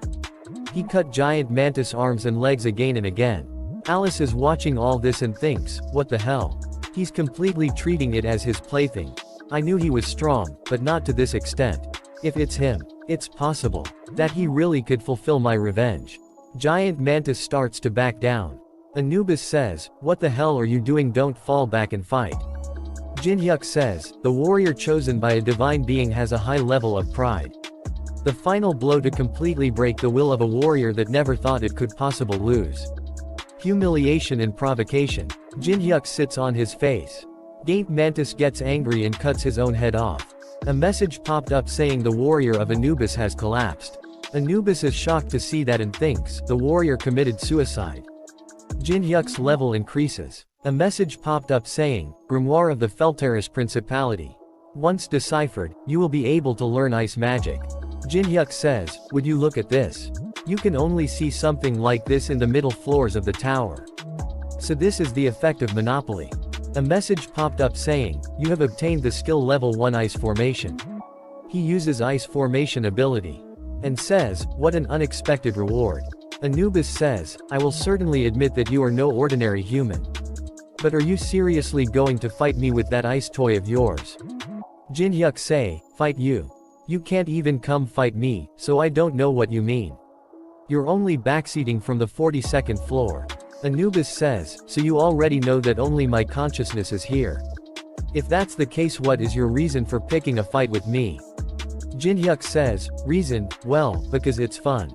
Anubis gets angry and says, fun you say? How dare you use me for your amusement? Disrespectful. Anubis activates the hive. Hive, an ancient beehive that endlessly summons giant insects. Anubis says, kill that disrespectful human this instant. Hundreds of insects appears in front of him. He use ice formation skill to kill the insects. He says, I guess this won't even make a dent. H fuses the skill's element of fire rank B and ice formation rank A. Then a message popped up saying the fusion has succeeded. You have obtained the skill Daylight Rand AA. He uses Daylight level 1 skill. A lot of laser beams hits the insects and kill them. Anubis says, it looks like I need a change of plan. Anubis activates his ability subject selection. Then a message popped up saying, a reinforced entity has formed within the hive. A huge bee comes towards him with rapid speed. He uses ice formation to kill it. Anubis says, it's useless. The subjects who were selected will not die and keep proliferating. Then be multiples to 4. Anubis says, no matter how strong your skills are, it's pointless. Jinhyuk brings out a pill and says, finally. It's a gigantification pill rank C. A special item that expands a subject's side by a maximum of 10. He throw the pill into one of the bee's mouth. A message popped up saying, the pill will take effect in 1 minute. He jumps on the head of one bee then on the other. He stands on one of the bee and grabs its antennas. Anubis gets angry and says, what are you doing? Kill him. Kill him this instant. Jinhyuk says, infinitely proliferation without dying. This broken trait will plunge the opponent into despair. One of bees tried to attack him from behind but dodge bee hit the bee on which he was standing. He says, they become unable to properly understand the situation under the ridiculously unfavorable condition. He uses the unknown cube Rand D to trap all bees. He uses 4 other items to reinforce the unknown cube. Jinhyuk says, however, if you figure out the pattern through endless repetition and can calmly analyze the situation, then in the end. He uses element of fire level 5. And says, your way of thinking will change. Then the gigantification pill effect gets activated. Then a lot of gigantificating pills appears in unknown cube. He says, to face the boss commanding the army. I need as many gigantification pills as possible. These infinitely proliferation monsters have huge amounts of experience and they're the most efficient copiers. Anubis is shocked to see all this and says, that in the world. Happening. Did he even prepare the items for the compounding beforehand? He figured out he hive's trait beforehand and laid a trap. I'm sure of it. He provoked me while aiming for this from the start. Anubis gets angry and destroy the hive. Jinhyuk says, what the hell, I was enjoying the show. Anubis gets angry and says, a mere human dares to humiliate me. He screams and says, disrespectful. You better stay alive and come to the top. Jinhyuk says, you don't have to scream like that, I'm going to. Anubis says, when that day comes, I will enact judgment on you or disrespect. Then a message popped up saying Anubis's vessel has been destroyed. The condition has been fulfilled. He gets the skill judgment of Anubis, acquisition difficulty over rank. The ability can only be used once on the same person. If abused, you will incur the wrath of the ancient Egyptian gods. The ancient Egyptian gods are starting to show their interest in you. A few of them are expressing intense hostility toward you. Seriously, the gods of this place are so narrow-minded. Alice is also confused to see all this and says, just what in the world happened? Jinhyuk says, what do you think? I won. His level now is 19 and he thinks, isn't this my first time growing this much in this place? Since I don't know what will happen in the future, I'll have to distribute my stats evenly. Then a message popped up in front of him says, you have received a video call request. Jinhyuk asked Alice to go somewhere else for a second. Jinhyuk says, for you to call me like this, what's gotten into you? Chun Yu-sung. Chun Yu-sung says, what? Where are you right now? Is it somewhere I don't know? Jinhyuk says, none of you business. What is it? Chun Yu-sung says, Kong Jinhyuk, I have a proposal for you. In 24 hours, the Awakened Association will be hosting a martial arts tournament. The player double A rank and up are scheduled to participate. Jinhyuk says, in this situation where the third floor boss raid keeps failing, the Awakened Association is holding a martial arts tournament. Chun Yu-sung says, Kong Jinhyuk, participate in this tournament and have another battle with me. Jinhyuk says, what? Why should I? I don't want to waste my precious time on you. Jinhyuk thinks, it would be a different story if you got some worthwhile skills to copy. Chun Jinhyuk says, no, you won't be able to refuse. Because I have a black market ticket. Jinhyuk says, according to Chun Yu-sung, a black market. Different from the coin exchange that players use. It is a secret auction house that sells items through auctions with real money that only a select few members can enter. So auction houses like these have formed, now the Tower of Trials has become reality. I was in need of some items to clear the third floor boss. If it's an auction house that only rich people secretly come to, there should be some good items that I can get, right? After that, a message popped up saying, "Congratulations. Your video has been selected as a hot issue video." He thinks have the rumors already spread. He says, the video that was uploaded through the newly made Unknown channel. On the screen, you could see Unknown and the rankers of large guilds, along with Teresa. Since I edited out the part where the demonic human appeared, there wasn't anyone insulting the guilds. There aren't any benefits at the moment to make an enemy out of the large guilds, after all. The reactions were as expected. The player of interest, covered in veils, that everyone wants to know about. Unknown. Since he declared to solo clear a dungeon that all the large guilds failed to clear. Everyone was bound to be hyped. Considering that a person can only watch a video a day. 50 million views is quite an astounding number. Since 100 coins are given for every 10,000 views, 50 million views could give me 500,000 coins. With the 90% commission fee, it comes to around 50,000 coins. Although the commission fee is harsh, it's not bad. He yawns and says, "Anyway. When is this going to end? This damn martial arts tournament. There are 24 martial arts tournament participants that are double a rank or higher. To raise public trust in the awakened association and the large guilds that have fallen due to consecutive third-floor boss raid failures. The association decided to broadcast it live without any edits. To show the citizens how strong and trustworthy the players are. In other words, it's a show. Like the gladiators of ancient Rome. I guess it makes sense, since not everyone watches YouTube, and you don't get to see the players' abilities very often. It's not a bad idea for loosening up the tense atmosphere." Then we see that Chun Yu-sung says, "If you agree to the match, I will give you this ticket." Jin Hyuk says, "Wait, I haven't even been judged as double a rank or over. I can't participate in the tournament." Chun Yu-sung says, "The winner of the tournament is given two choices. One is the opportunity to choose one divine artifact replica from the National Museum of Korea." Jin Hyuk thinks he's completely ignoring me. Chun Yu-sung says, "The other is the opportunity to choose a player to duel against who hasn't participated in the tournament." Chun Yu-sung starts to yell and says, "This time for sure, where everyone is watching. I will defeat you." After that we see that in tournament, the players are fighting to each other, it's a battle royal.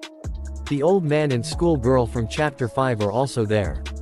Some peoples are watching them from the sidelines. They say, that group of two also looks quite useful. The standards of the match are quite high. With this, the public should feel relieved to some extent. There are many talents to scout. Don't you think so, Director? Black Cloud Guild Director S. Rank Hong Diopkyo says.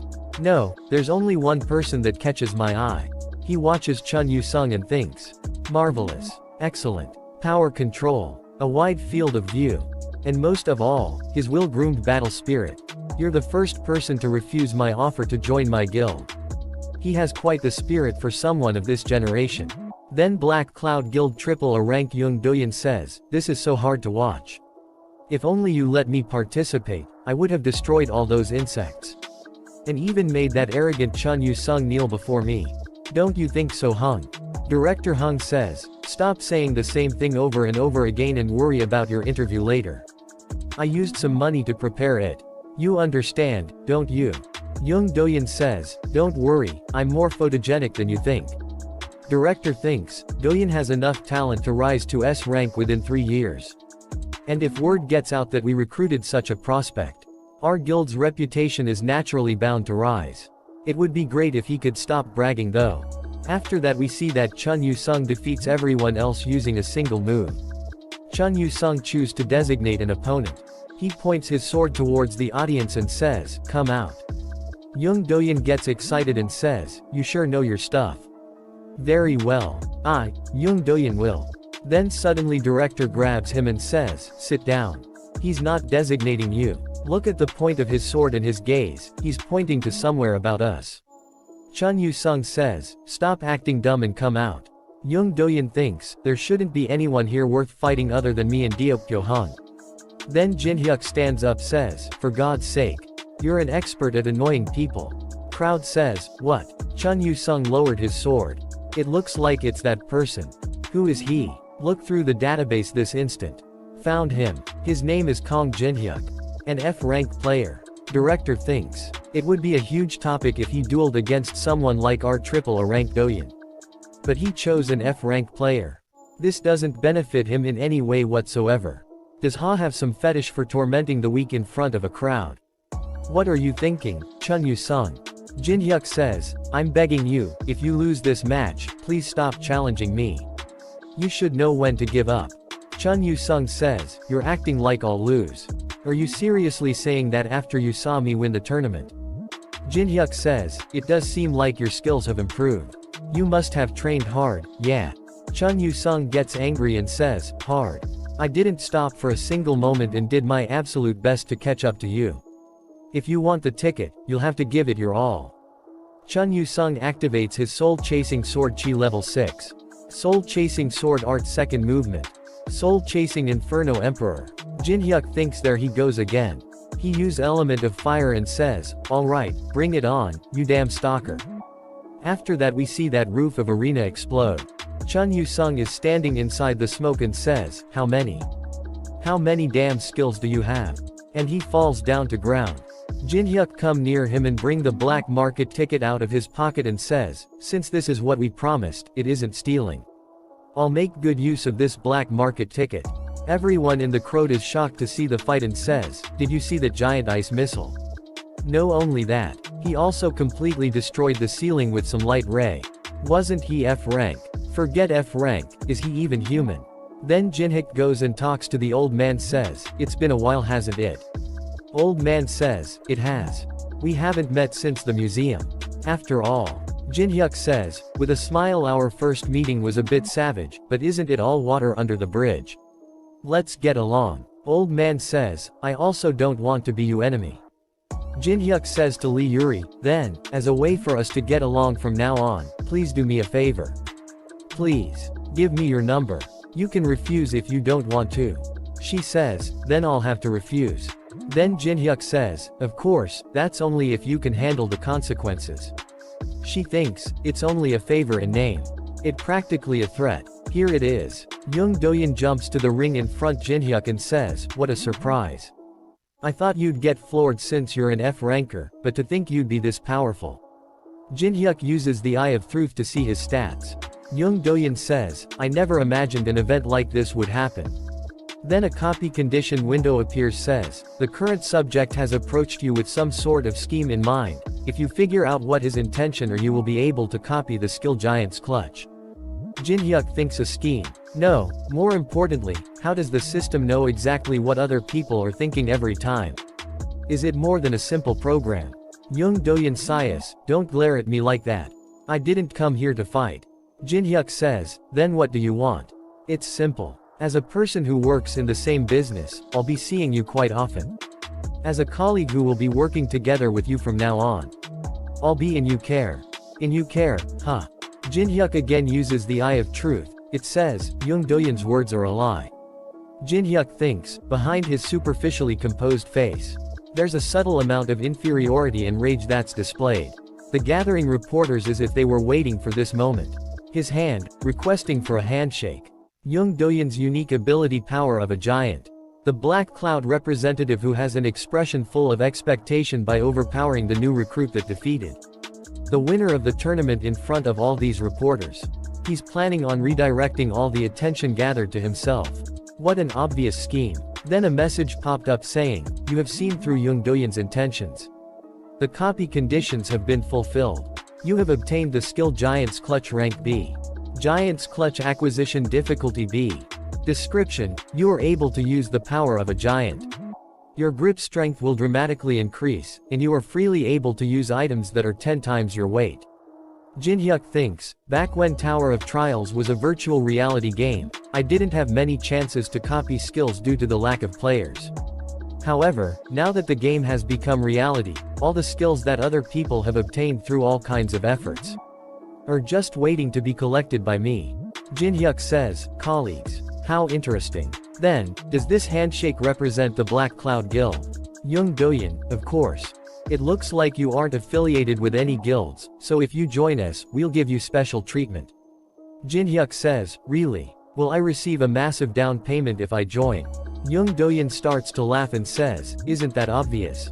Just say a number, and we'll match it. As they are about to do a handshake, Jinhyuk says, with an evil look on his face, then let me ask you one last thing. Did you think you could win? If it was only a contest of strength. Young Doyen uses Giant's Clutch and says, of course. Isn't that obvious? He uses his full strength to he was not able to do anything against Jinhyuk. Jinhyuk uses Judgment of Anubis. Young Doyen gets scared and thinks he's not moving an inch. Jinhyuk squash his hand and says, you're holding on quite well, aren't you? It seems you're quite confident in your strength. But for someone of your size, aren't you exaggerating you pain too much? Young Doyen screams with pain and says, stop. Then Jinhyuk punches him in the stomach. He goes flying. Jinhyuk says, how dare you try to act friendly toward me? After that a fire come towards him. He jumps and dodges it and uses the Eye of the Truth. The one how uses the fire's ball as director. He says, how dare you make a rag out of Doyen? Do you have any idea how hard I worked for this moment? Then a copy condition window appears says, Shatter Hong Deokyo's pride. If you succeed, you will be able to copy the subject's unique ability, Blood Demon Chi. Jinhyuk says, I understand you anger. But why don't we hold off on the fighting? Director says, hold off. Are you getting cold feet after coming this far? Jinhyuk says, no, I just don't want to destroy any guild masters yet. Director jumps and says, you fucking bastard. And activates his unique ability Blood Demon Chi, then says, are you seriously saying that? Jinhyuk uses his ability Daylight level 2. He start to shine really bright and bring out his daggers and block Director's attack. And uses his Rift stat. A message popped up saying, using the 99 points, the difference has been reduced by 33 levels. Director thinks that, to think this bastard can withstand my Blood Demon Chi. Impossible. He's on par against me, who is at the vanguard of the raid. Against Colossus, the boss of the second floor. Don't make me laugh. Then Some says, please stop. And uses Arbitration level 4 skill. Don't you think you should try to look dependable in this martial arts tournament that everyone is watching? It is Association President Han Sangjin. Jinhyuk thinks, so this is the man who leads Korea's Awakened. The Awakened Association President Han Sangjin. Director says, Association President. You're just in time. This man made a rag out of a player affiliated with our guild. President says, calm down, Representative Hong. This isn't some talent show, so isn't it obvious there would be injuries in a match? President says to Jinhyuk, it's nice to meet you, player Kong Jinhyuk. I am Han Sangjin, the president of Korea's Awakened Association. To be honest with you, I did not know anything about you until about 20 minutes ago. However, I received a call from Department Head Park, who was in charge of the martial arts tournament. He said to come here immediately. That something unbelievable was happening. There were some weird things about it, so I decided to investigate your test results. I see you pressured you examiner. Kong Jinhyuk. Congratulations on becoming the 16th S rank in Korea. The association takes responsibility for the misassessment in the ranking and deeply apologizes. All reporters on the scene gets excited, starts to run toward him while saying, S rank, a new S rank player. Tell everyone in the reporter conference room to get the hell over here. What a scoop. Get out of the way. Director thinks, what kind of shitty situation is this? This martial arts tournament was supposed to be the Black Cloud Guild stage. But we're being completely buried into the ground. I have to mend the situation somehow. Wait. He grabs one of the reporter and says, Mr. Reporter. The Black Cloud Guild will be clearing the third floor boss. Reporter free himself and run away saying, I'm sorry. Please give me a call next time. Everyone starts to take pictures of Jinhyuk. Director starts to walk away. Then a message popped up saying, the condition has been fulfilled. You have acquired the unique ability Blood Demon Chi. After that we see that on the news and social media everyone is talking about Jinhyuk being the 16th S rank hunter. Jinhyuk see all that and says, I see some good reactions. We see flashback where President says, "Did you say you'll be heading to Las Vegas? Then, as an apology, we will prepare a plane for you." Jin-hyuk says, "So this is why people want a high rank. It's a completely different treatment." Then an air hostess come to him and says, "Please excuse me," and show him his food. "So this is what first class is like." Alice says, "Jin-hyuk, you see that man in front of you?" Jin-hyuk says, "Yeah." The scent he gives off is strange. It's a displeasing and uncomfortable smell of blood. "I'm certain I don't want to taste his blood." He says, "What the hell are you going on about?" Alice says, "I'm not joking. That man isn't some ordinary human." If Alice, who sees humans as mere blood packets, is saying something like that, then there must be something to him. Jin-hyuk uses the eye of the truth. His name is Alex Judra, and is shocked to see that he is with the Demonic Human Association. And a copy condition window appears saying, based on your affinity with the subject, you may copy his unique ability in one of his skills. However, to reach maximum affinity with the subject, you must apply to the Demonic Human Association. He thinks a demonic human. To think that man was one of the demonic humans. I can't believe he's putting on an act with such a calm look on his face. Alex comes near him and says, "Could you be player Kong Jin-hyuk? Aren't you the person who was recently assessed as S rank in Korea?" Jin-hyuk thinks, "This can't be coincidence, he definitely got on the same plane as me on purpose. I guess the large guilds aren't the only ones who are taking interest in me after the S rank announcement." Jin-hyuk says, "Yes, I was reassessed as S rank not too long ago." Alex says, "I thought so. I saw the martial arts tournament coverage, what a surprise." Alex bring out his ID and says, "Please excuse my manners. My name is Alex Judro. It must be fate for us to have met like this, shall we go have a drink? There's nothing like alcohol to pass the time during such a long flight."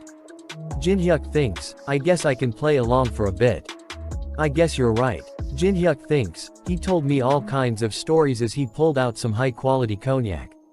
His story about how his cosmetics business has been booming, and the kinds of hardships he faced after the Tower of Trials appeared. I wonder if this demonic human, who's trying his hardest to tell me who he is, knows. The fact that I already know who he really is." Alex says, "To be honest, the reason I went to Korea wasn't because of my cosmetics business. It was to expand my business related to the Awakened." Jin-hyuk says, "An Awakened-related business?" Alex says, "Yes, I thought I'd give it a go, considering the change in times. But, there's a slight problem." Jin-hyuk says, "What kind of problem?" Alex says, "Jin-hyuk, are you aware of the recent player who has been going wearing a mask?" Jin-hyuk says, "Oh, that unknown person.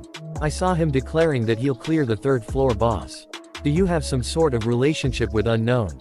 Alex says, "To be honest, we were going to participate in the third floor raid. But we've gotten into a difficult situation because he's stopping our efforts so strongly.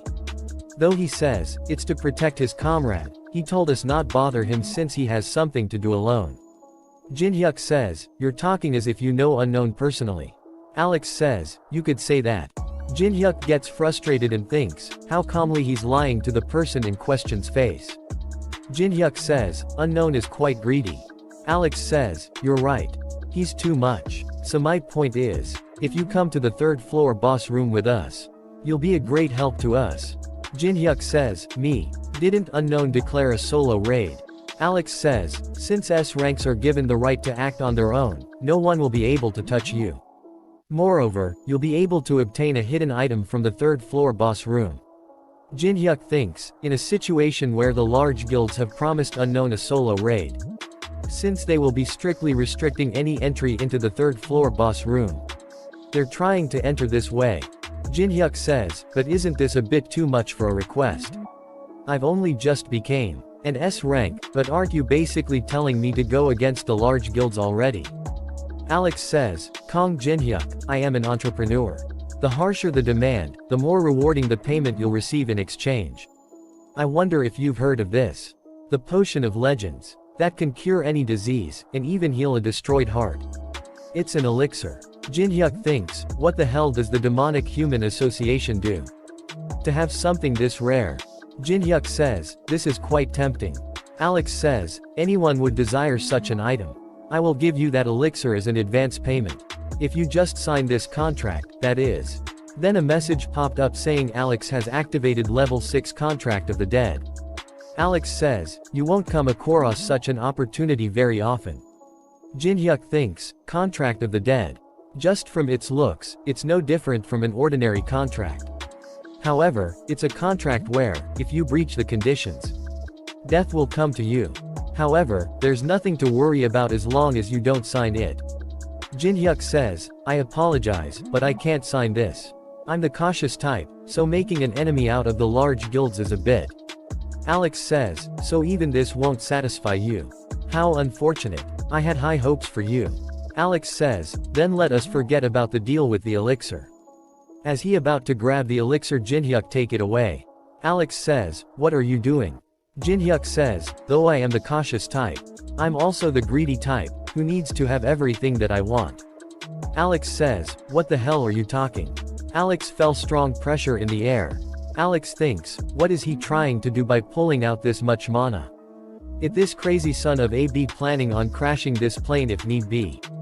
Then the pilot says, this is an announcement for all passengers in the cabin. The plane is currently experiencing sudden turbulence. We ask all passengers to get back to their seats and strap on their seat belts.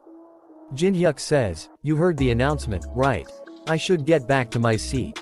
Alex says, did you know from the start where I'm affiliated? I had a rough idea. You're pretty good at acting. Alex says, you do well not to irritate us too much. Unknown will demand you pay the price for this matter, no matter what. Jin-hyuk says, that's an obvious lie. You're on the same side as Unknown when you were the ones who were humiliated during the Olympus meeting. Alex thinks, what the hell? How does he know that? Is this guy actually close with Unknown? No, he might just be bluffing. The large guilds may have shared some info since he just became S rank. Jin-hyuk says, who knows? I might give you some info about him if you're nice. I'll see you next time. Alice says, this is a human city. Well, I guess it's not bad. Jin-hyuk says, as promised, don't cause trouble. If you do, you're going straight back into the ring. I took her out as a reward for discovering the demonic human. Though 150 centimeters is my limit with my current mana. I call out the memory of the world. Then a message popped up says, fusing the skill Eye of the Truth double S rank and Blood Demon Chi S rank. He acquired a new skill Eye of Gluttony triple S rank. Eye of the Gluttonly. Acquisition difficulty, triple S. Description. As the superior version of Eye of Truth, it possesses immunity to all kinds of barriers.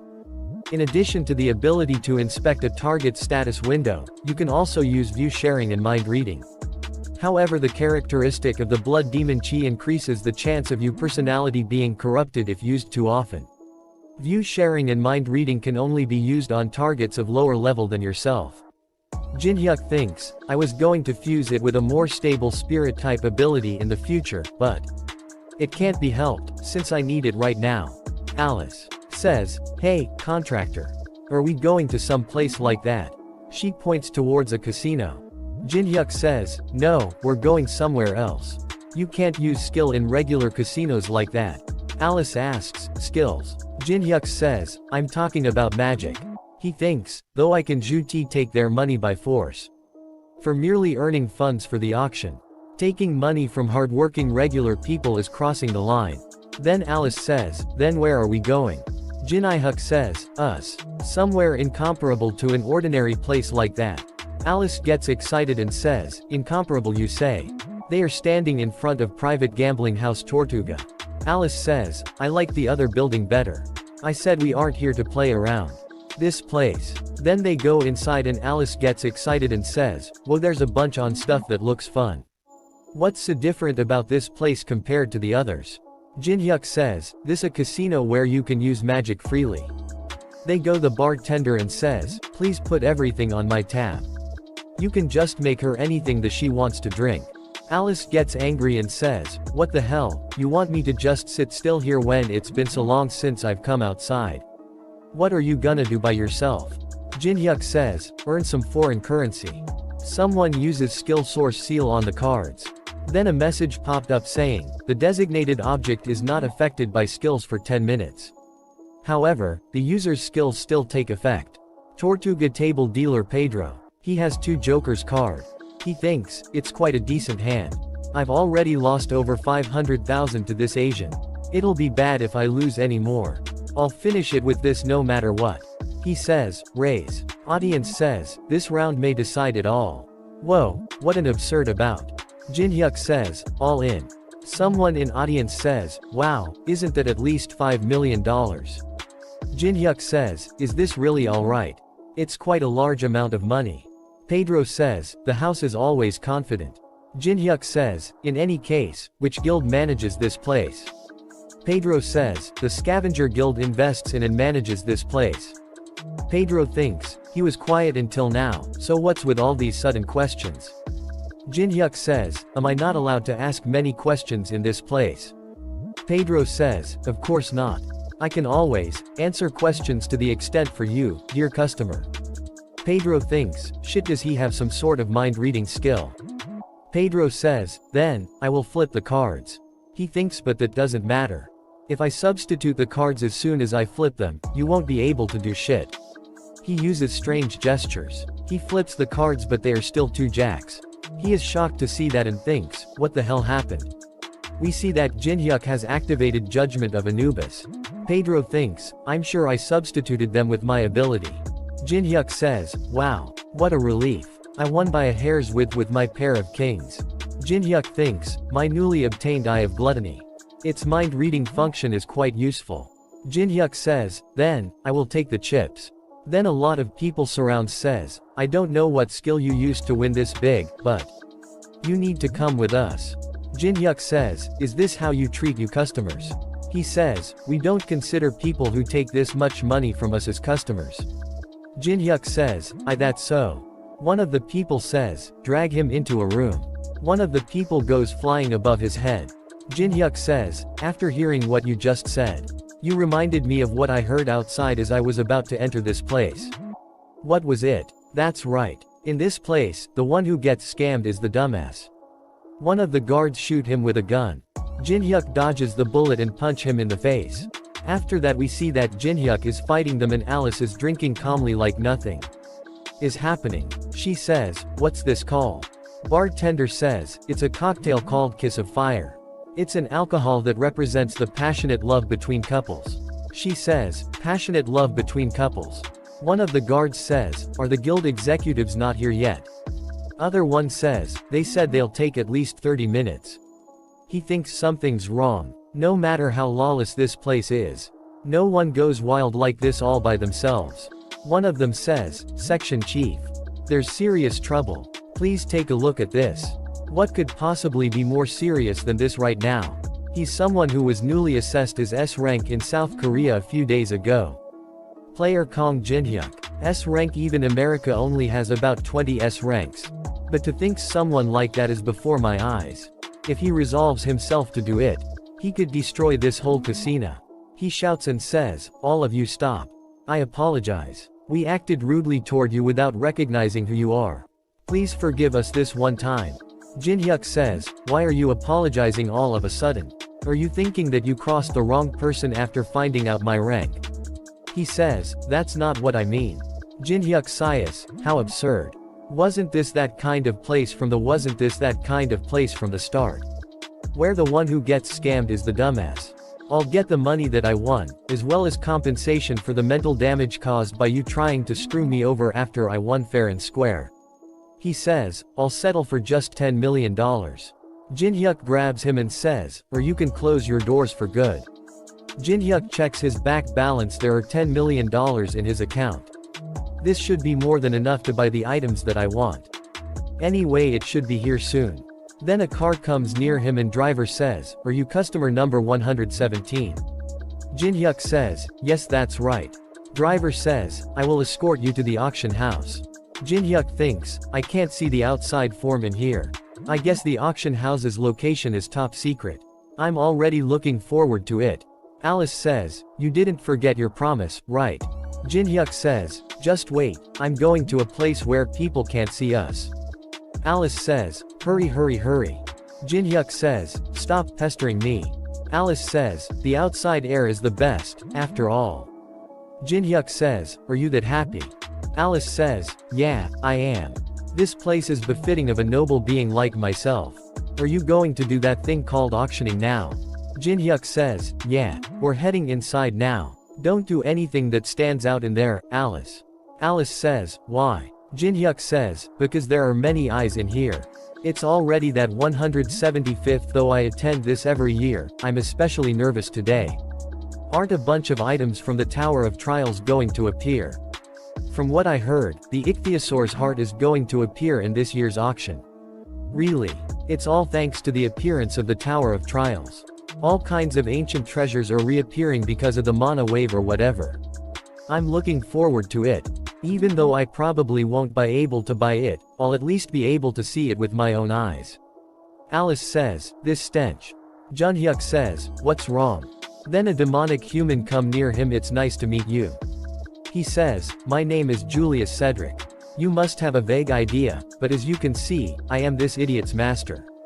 Jin-hyuk thinks, so he called over his master in that short time. But it looks like he has received quite a beating.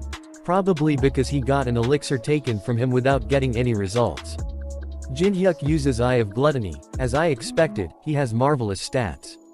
To think he even has a unique ability with good synergy for a necromancer. It's an ability that is longed for, since it can be used to manipulate many summons with like mana. A copy condition window appears saying, Cedric is in a very furious state due to his subordinates' continuous failures. If you complete his black magic education and receive an A+, you can copy his unique ability or one of his skills. Jin-hyuk thinks, what kind of copy condition is this damn thing? The system is getting crazier and crazier. I might as well provoke him. Jin-hyuk says, I received something quite valuable from you disciple, and it was quite a nice flight. Julius says, I'm relieved to hear that. About that, I've come to ask of you before. Jin-hyuk says, oh, about unknown. Julius says, yes, it is something very important to us. Jin-hyuk thinks, this old man is quite straightforward. Jin-hyuk says, since we've come to such a nice place, let's discuss that some other time. Julius says, unfortunately, there is no other time. We must take care of this as soon as possible. Jin-hyuk gets angry and says, I missed the part where that's my problem. Alex gets angry. Julius stops him and says, leave him be. There's still a way. Alice says, those smelly bastards are so annoying. Should I erase them? Jin-hyuk says, leave them be.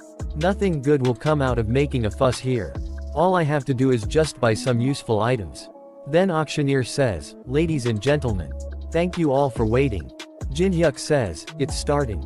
Let's go to our seats.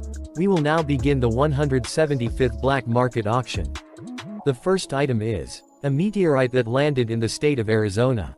It's said that it's been emitting powerful mana ever since the Tower of Trials appeared.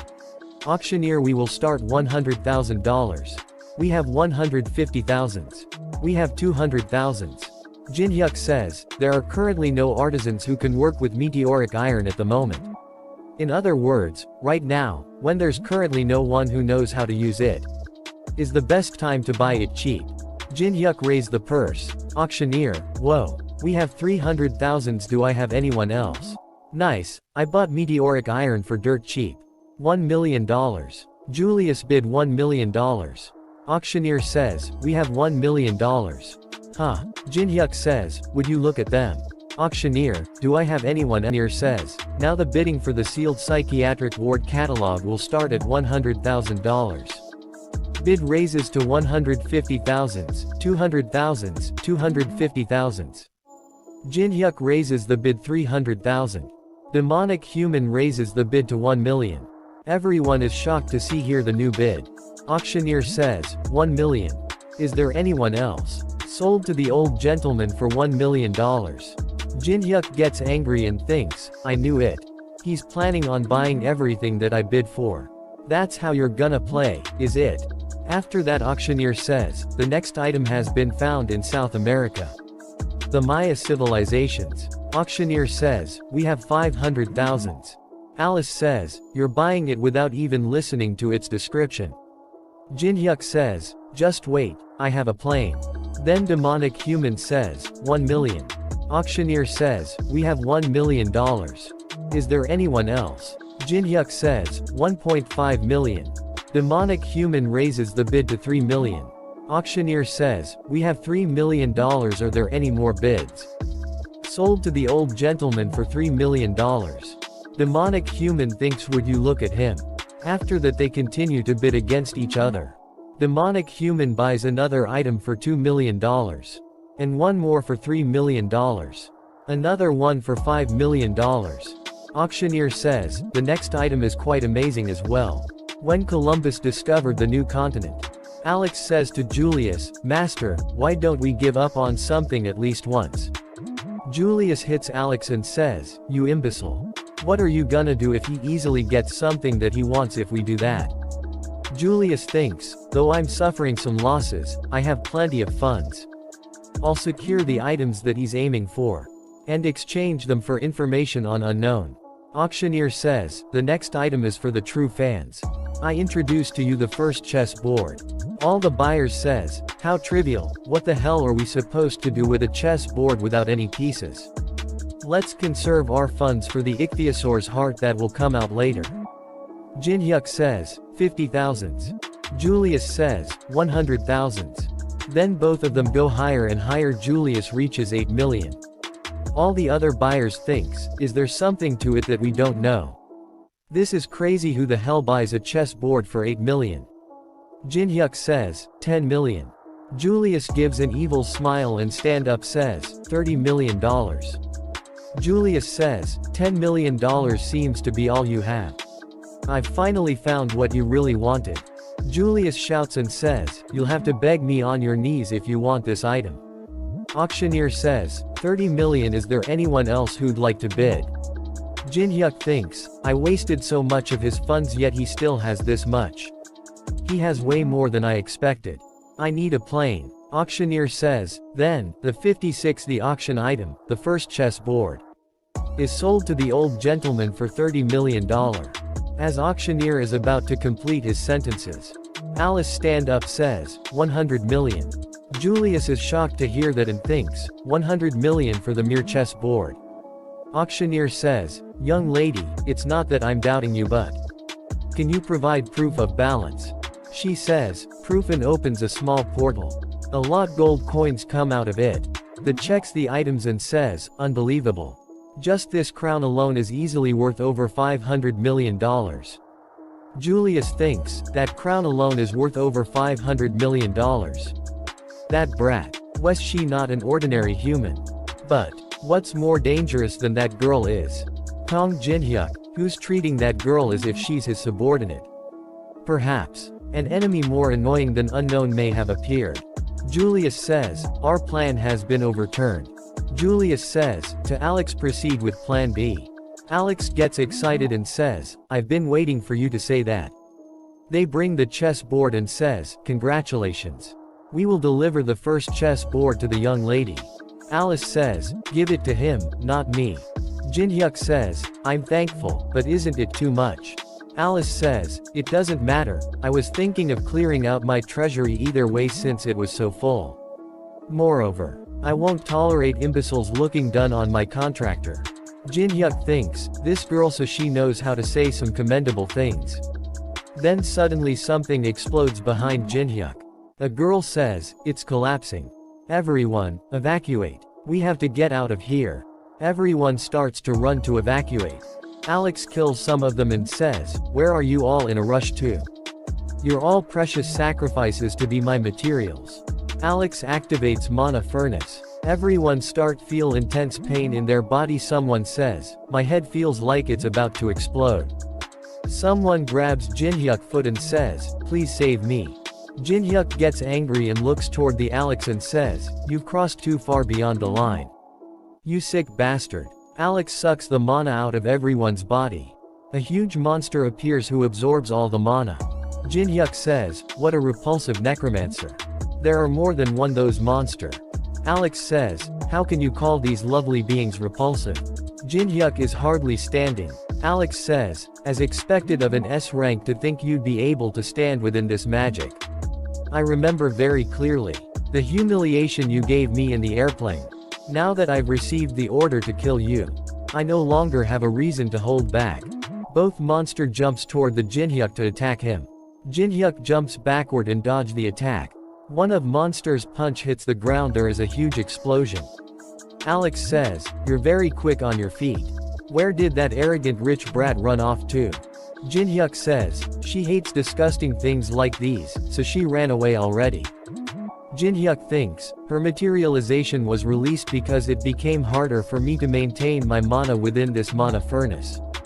I'm accumulating damage from the furnace. The longer this drags on, the worse it will be for me." He brings out his dagger and says, "I'll end this as quickly as possible." He uses the Grave of Swords to cut down the monster. He kills both monster with a single attack. Alex says, "Wow, how surprising. I couldn't even see what happened. However, I'm enjoying myself quite much with this many materials, you know." Alex summons to new monster and says, "What business could possibly be easier than this?" And two monsters that Jin-hyuk killed earlier regenerate as well. Jin-hyuk think, "I see, he's planning on stalling for time like this.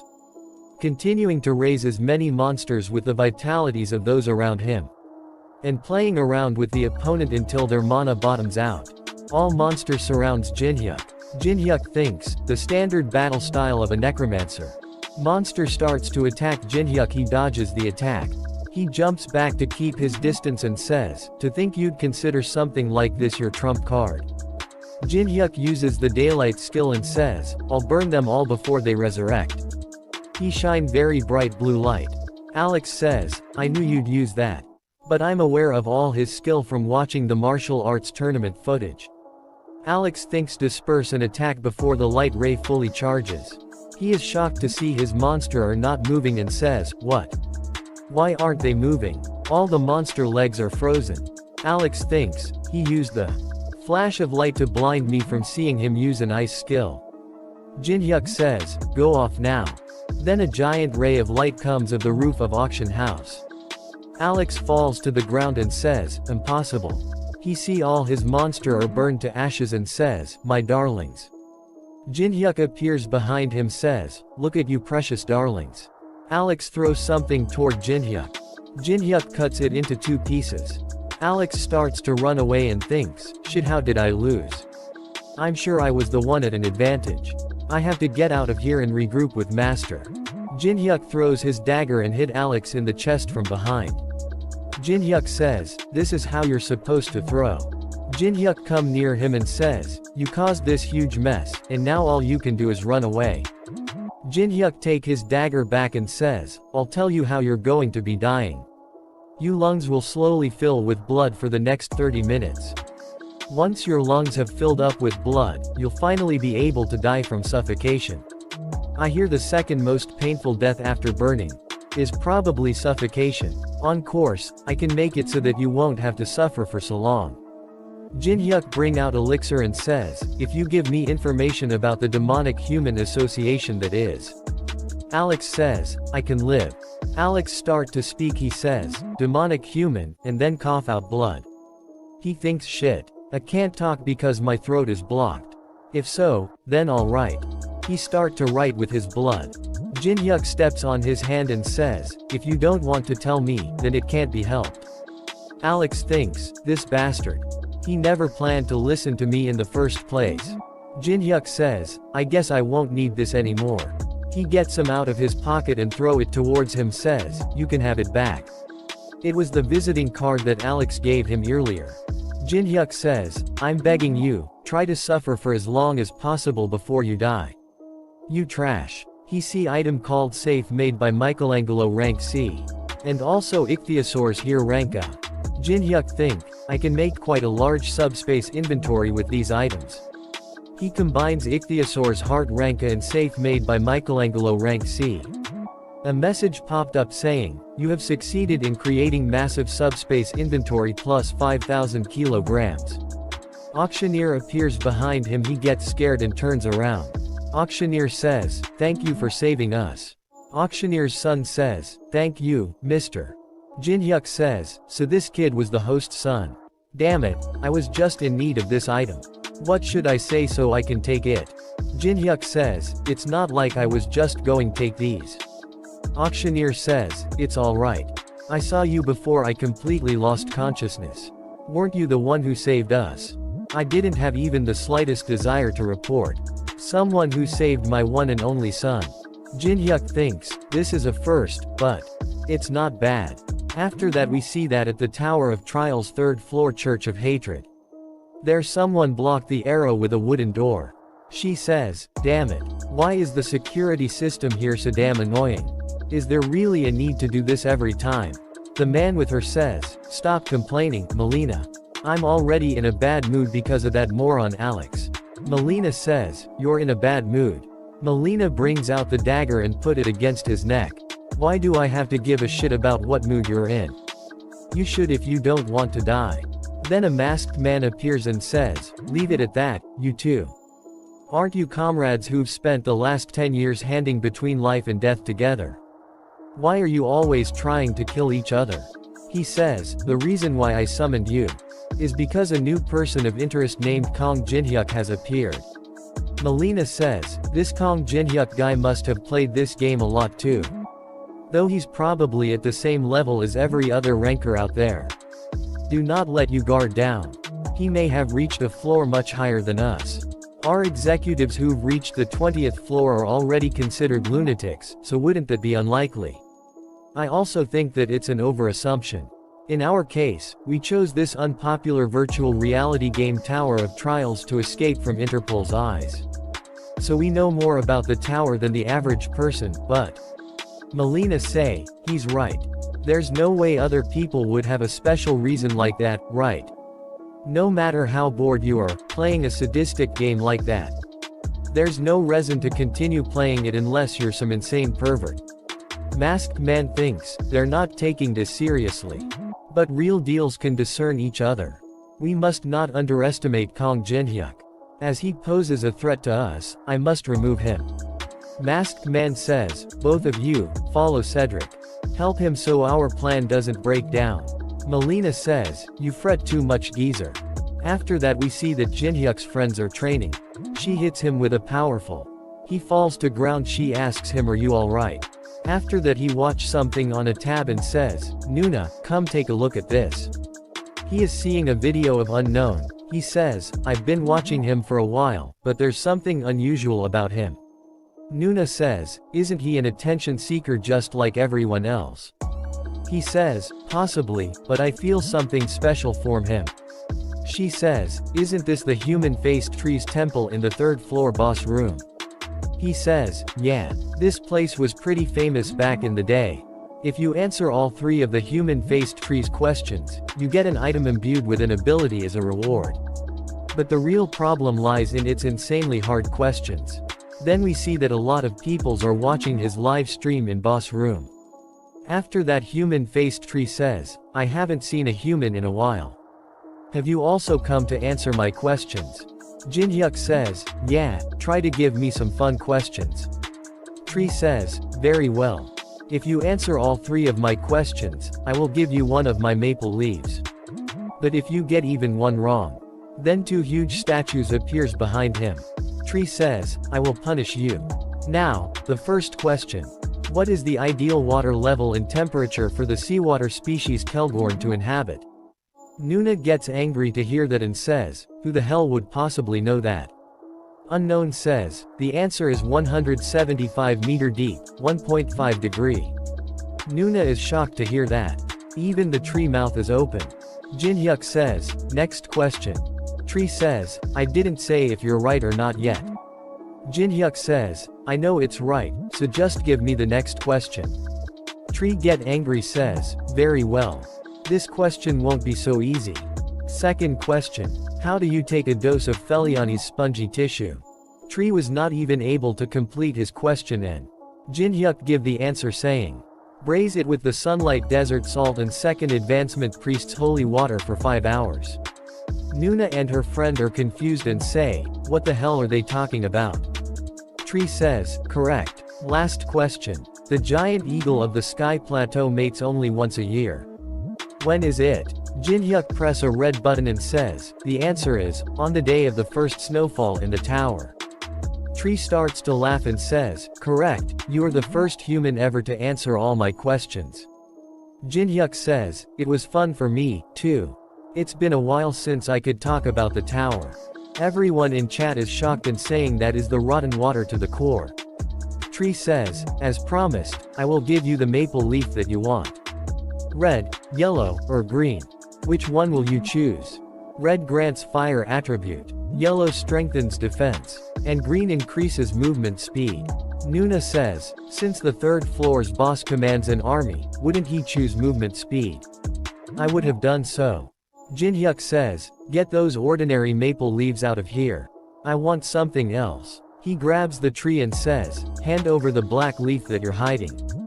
Tree is surprised to hear that and says, how do you know about the black leaf? Nuna and her friend are confused and says, black leaf. Tree says, please, I can't give you that. Yes, if you choose the red leaf, I'll also give the green leaf. How about it? Isn't this a great deal? Jinhyuk says, the honorable and almighty human-faced tree, told me he'd give me the maple leaf that I want if I answer all of his question correctly. But you're talking too much. Jinhyuk get angry and says, stop bullshitting and hand over the black leaf. You're not thinking of sullying the honor of the tree spirits, are you? I wonder what would happen to you if the administrator finds out about this. Tree gets scared and says, shit. Then a message popped up saying, distributing the reward as per the tree spirit's pledge. You have obtained black leaf 1280. Jinhyuk thinks, good. I've obtained the final piece of the puzzle. Shall I head out? Both status starts to attack Jinhyuk. Jinhyuk get ready to attack and says, after I get rid of you guys, that is. Guard in front of the gate says, hey, did you hear? Apparently, Unknown started his solo clear of the third floor boss room already. Other guard says, he started faster than I expected. First guard says, all we need to do is just stay here and go home when he's done.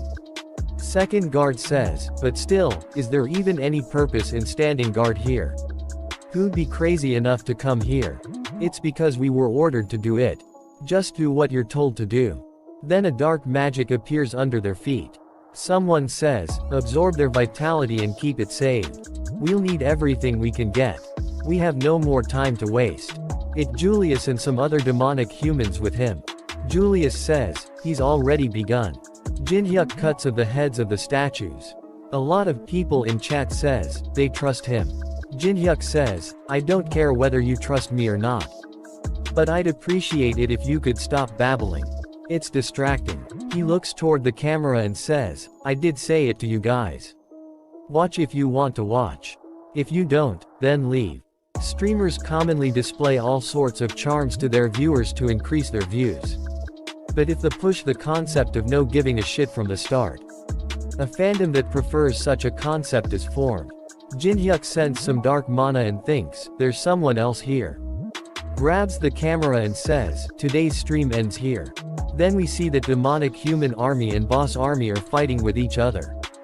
Demonic humans summons the skeleton army. Jinhyuk is watching them from a high cliff and thinks, demonic human bastards, they're fighting neck and neck. Or not. Are they slightly stronger? Demonic human says, the battle is slightly tilting in our favor. Good. Keep pushing. Let's ride this momentum to destroy that. He gets hit with some on his neck. Jinhyuk attacks them with ice magic. Demonic human says, long-range attacks from the enemy.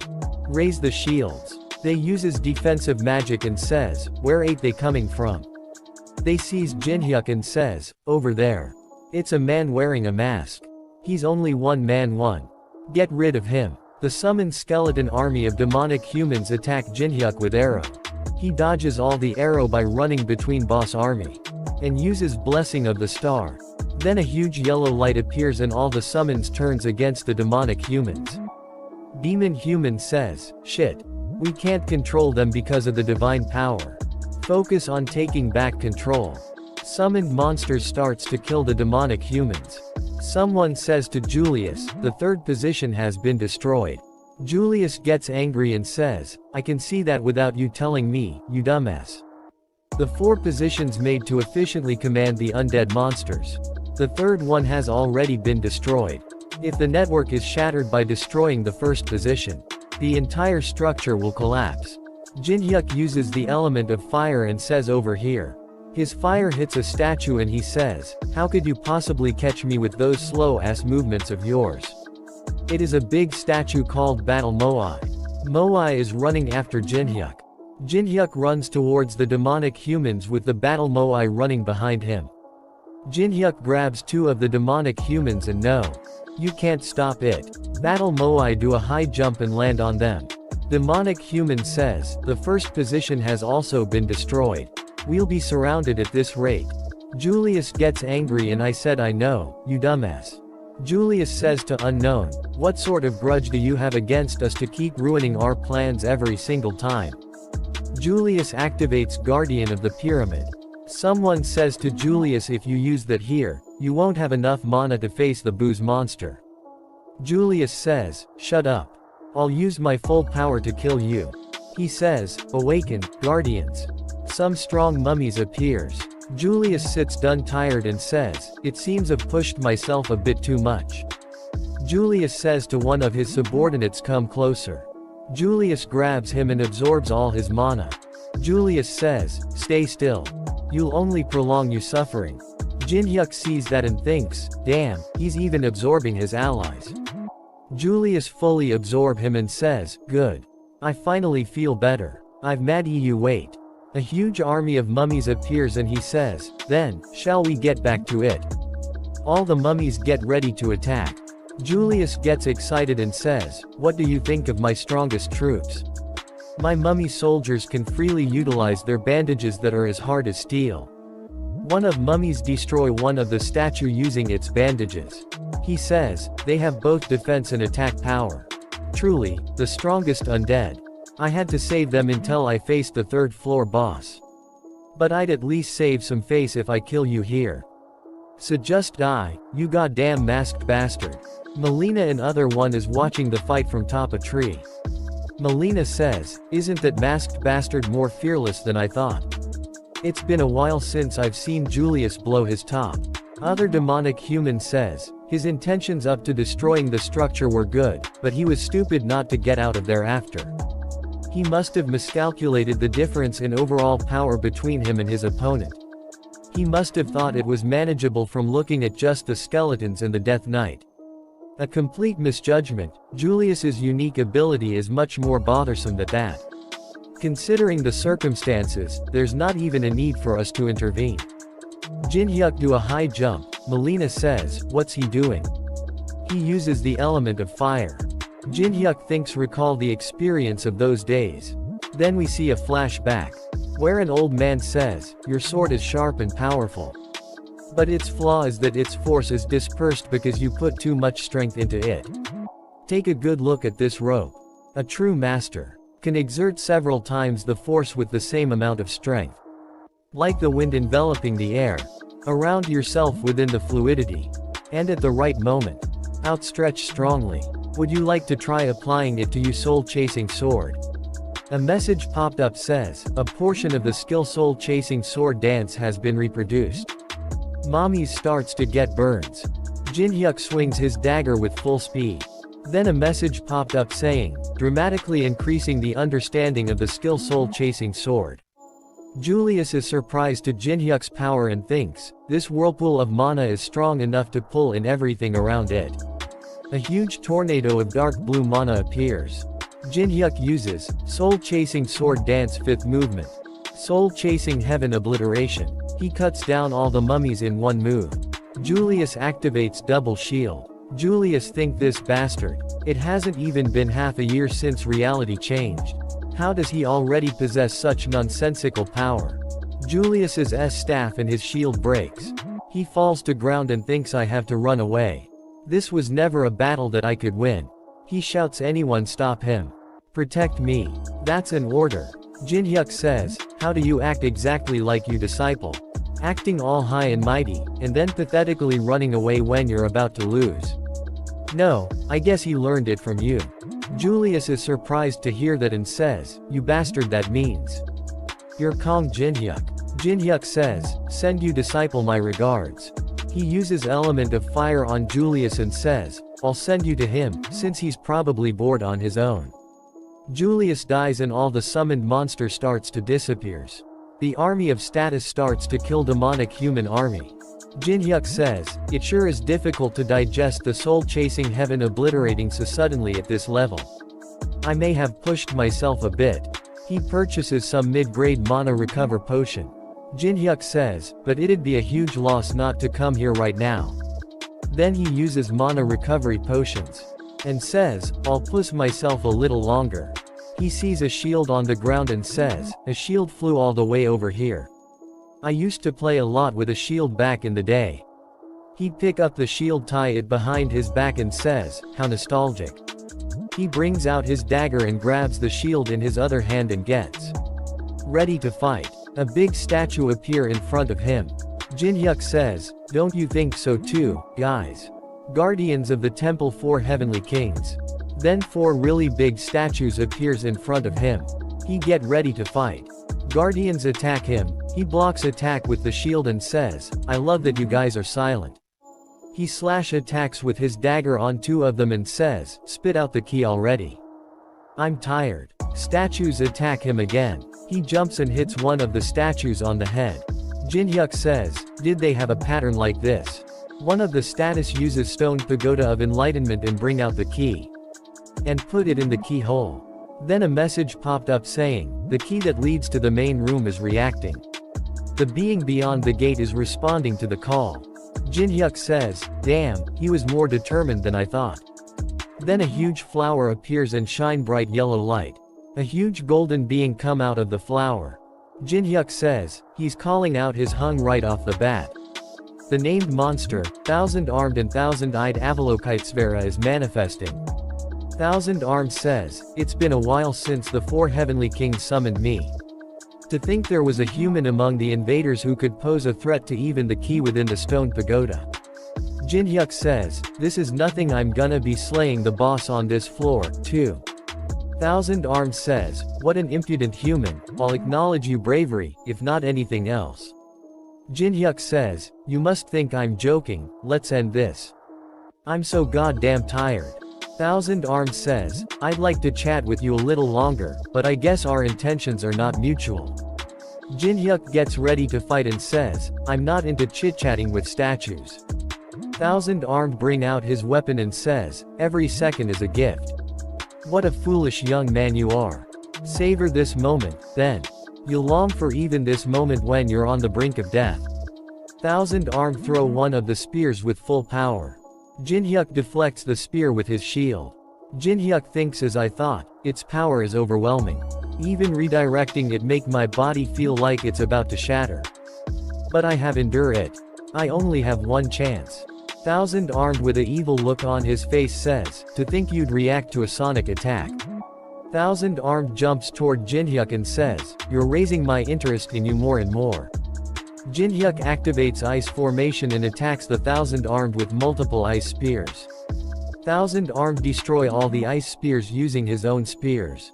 Thousand-armed gets angry and says, you bastard, you use filthy western witchcraft. Jin-hyuk throw his shield towards thousand-armed.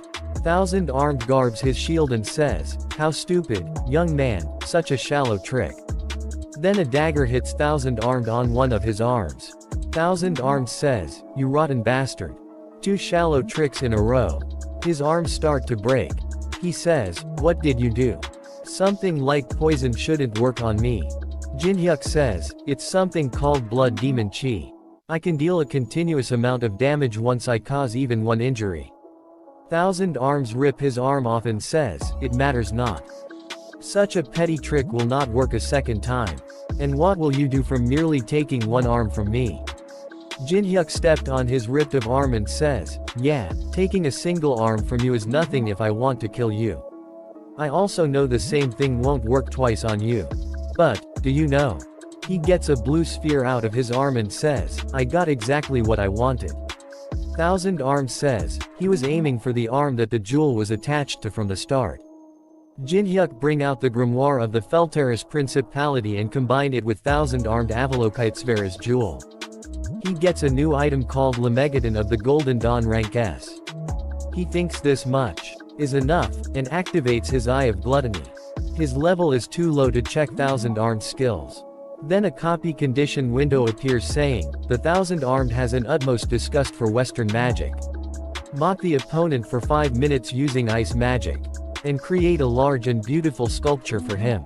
However, an appropriate song and appropriate attire must accompany the fulfillment of the condition. Jin-hyuk is surprised to see that and says, wait, I'm not seeing this wrong, am I? A song and a sculpture. The system is growing more and more insane by the minute. Thousand-armed is confused to see him and says, what are you doing all of a sudden? He brings out small podium and says, no matter how eccentric the condition is, I can't give this up. This is the only place where I can obtain mandala beneath the 25th floor, after all. Thousand-armed sees that and gets angry and says, you bastard, just what do you think you're doing? Jin-hyuk plays the music and says, I'm begging you, don't ask anything from here on out. I hate it too. Thousand-armed gets angry and says, how dare you play around in front of me? Thousand-armed activates mandala and says, I'll let you experience pain worth 1,000,000 samsaras. Jin-hyuk activates glacier formation. Sure is amazing. Melina and other demonic humans see the fight and says, I can't believe it. He turned on music all of a sudden and is fighting the thousand-armed Avalokitesvara. I also can't believe he advanced his ice magic to this extent already. Why's he wearing a wig out of nowhere? I looks like a consumable wig from the coin exchange. Other demonic human stands up and thinks, what an unpredictable guy. To think that unknown bastard would challenge the thousand-armed Avalokitesvara right after killing Julius. The overwhelming force of the thousand-armed Avalokitesvara that you can barely handle only after getting past the 10th floor. He's truly worth being called the 3rd floor's second boss. But that bastard, who's facing such a thing head-on, has gone well beyond the realm of humans. Melina says, do you think we'd win if we teamed up? It'd be difficult. Melina says, let's give up, Li Chao. We can't do this by ourselves. We need support from at least an executive. Li Chao says, no, if we do that, the position we rose to after all this time will come crumbling down all at once. Melina says, then what? You wanna die just cause you wanna keep your position? Greater than. He brings out a cursed coin and say, I think the time has come to use this. Jin-hyuk sees them and says, would you look at that? Looks like Julius wasn't the only one sent by the demonic humans. Thousand-armed throws a spear toward Jin-hyuk. It hit Jin-hyuk's leg. Thousand-armed says, how dare you look away from me? Jin-hyuk uses element of fire on his leg and says, sorry about that. I got a bit distracted fixing my hair. Jin-hyuk activates glacier formation. Thanks to you, I'm feeling some tension. Thousand-armed and Jin-hyuk throws hundreds of spears to each other. Thousand-armed say, foolish, and activates inescapable lattice. Thousand-armed and Jin-hyuk are now trapped in a cage. Thousand-armed says, is defending all you can do? Where did you confidence from earlier go? Thousand-armed throws a lot of spears and activates heaven and earth amalgamation. Jin-hyuk activates glacier formation. Thousand-armed spears are bouncing of the shield. He says, a pointless resistance. He uses displeasure. And also used swastika spear. Jin-hyuk says, Guanyin Bodhisattva. Such a petty trick won't work a second time, was it? Sure works pretty well. Jin-hyuk uses his glacial prison and traps the thousand-arms. Jin-hyuk says, do you know how much your hate for my ice magic saddens me? How can someone said to have attained nirvana through self-discipline be so prejudiced? There's nothing better than shock treatment for such an obsession. I makes thousand-armed really angry and he says, you damn human. I'll make you suffer endless pain in the Avachi. I'll make you reincarnate into a bug 1,000 times no, then 1,000 times over. Then a message popped up saying, the condition has been fulfilled. You have succeeded in copying the unique ability Mandala rank S. Saving the copied skill in the memory of the world. Jin-hyuk removes the wig and says, don't waste your strength. He uses Mandala. Thousand-armed is shocked to see that and says, impossible, how are you using that ability? How could the likes of you reproduce my mandala that I created through endless days of perpetuity? Jin-hyuk says, I'll be using you mandala very well from now on. You can screw off now. He hits thousand-armed with mandala. After that, thousand-armed break into piece and his level go up by 2. He takes the stone statue's key. Then a key description window appears saying, can summon the boss of the corresponding zone. Regardless of your progress. However, can only be used on the 3rd floor. Jin-hyuk rubs his shoulder and says, this guy's always so hard to deal with. It felt even harder than in the game. Jin-hyuk thinks, Julius and Thousand-Armed, I certainly did push myself a bit. After that, Jin-hyuk states window appears, his level is 21. And he has 6 stat points. He thinks I should invest my stats into mana. His mana goes from 71 to 77. He stretches a bit and says, that feels better. I should prepare something that can supply me mana next time. Man, I'm always lacking in mana. He says, oh, right. There were still some pests remaining. He says, the environment of the Tower of Trials is a little special. When night falls, the temperature falls drastically, and aggression and attack power of the monsters also greatly increase. That's why, when night falls, most players either get out of the tower, or stop hunting and find somewhere safe. Then we see that Jin-hyuk is cooking some giant shrimp, and eating them. He thinks, to think I get to experience this taste that I couldn't get anywhere else but here after all this time. I should copy some cooking related skills next time. He hears something from the forest. Melina and Lee come to Jin-hyuk and says, wow, that smells delicious. We also have to spend the night, so can we stay with you until the sun comes up? Lee says, we should have left before night fell, but we couldn't. Jin-hyuk says, sure, have a seat. I can at least let you escape from the cold. They introduces themselves. Jin-hyuk says, you must have gone through a lot, you're telling me. We were dying from the cold. He says, I've prepared a lot of food. Would you like some? Melina's mouth is filled with water to see the food. Lee stops her and says to Jin-hyuk, I appreciate you goodwill, but we try not to eat food offered by anyone we don't know. Especially if that person is hiding his face. Jin-hyuk says, are you bothered by the mask? Lee says, isn't it obvious? You must be wearing a mask because you have something to hide. Jin-hyuk says, something to hide. If you're really that bothered by it, I can take it off for you. Melina gets excited and says, really? Lee says, what? Jin-hyuk says, but since it'd be boring to just take it off, let's play a simple game. The both say, a game. We must have a lot of questions for each other, so let's take turns to ask each other 3 questions. As long as you answer all 3 of my questions, I will take off the mask. Lee says, by as long as you answer the questions, he's saying it doesn't matter if we give him false information. He doesn't have any way to figure out whether we're telling the truth or not. I don't know what he's planning, but we wouldn't lose anything from this. Melina flips a coin and says, then, let's decide who goes first with this coin. She says, I bet on heads. She reveals the coin and its head. She says, alright. Or first, she thinks this minute amount of mana. It's Caligula's coin. By designating a target and infusing mana into the coin for 5 minutes. It can dominate the target's mind for a short period of time. She says, I'm sure you wouldn't answer even if I asked you for your name or affiliation. She asks the first question, did you come here with any comrades? Jin-hyuk thinks, what a realistic question. She must be trying to confirm any variables. Jin-hyuk answers and says, I came here by myself. It's my turn to ask now. He says, from the looks of it, you're also aiming for the boss, so why have you only observed until now? You must have seen me in battle, no. She says, we were waiting for the right time to enter the temple. We had to be cautious, since it's such a notorious place. She says, my turn again, and asks, shy do you climb the tower masked oppa? Money. Glory stuff like that. Jin-hyuk thinks, if I meet the requirements. It looks like she's also thinking about cajoling me. He weighs, what I want. I wonder are you able to do something about it if I say I want something? She says, of course, if we agree on something, that is. We can do a lot more for you than you think. He says, then, last question, if you answer this, I will take off my mask as promised. She says, alright, what's your final question?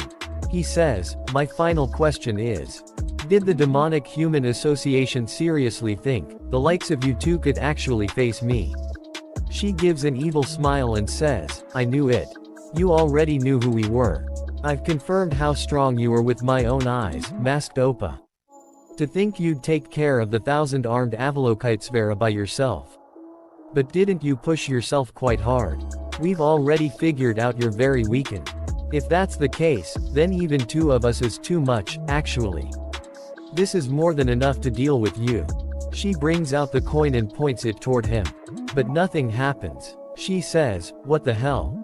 Why isn't it activating? Lee says, what are you doing, Melina? She says, is it broken?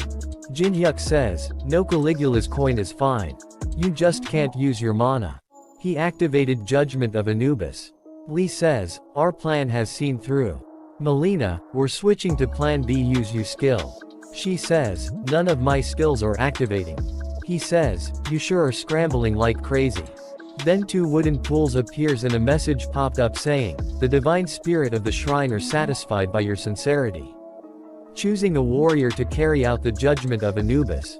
The totem pole, great general of all Underheath, has been designated as the warrior. The totem pole, great general of the underworld, has been designated as the warrior. Both of them get scared. No way. I've never heard of there being something like this. Jinhyuk says, guardian deities of the land, great general of all under heaven, great general of the underworld. Two poles starts to attack both of them. Lee thinks that this offered to the shrine awakened the totem poles. So it wasn't just a meal. Jinhyuk lay down and says, man, I'm exhausted.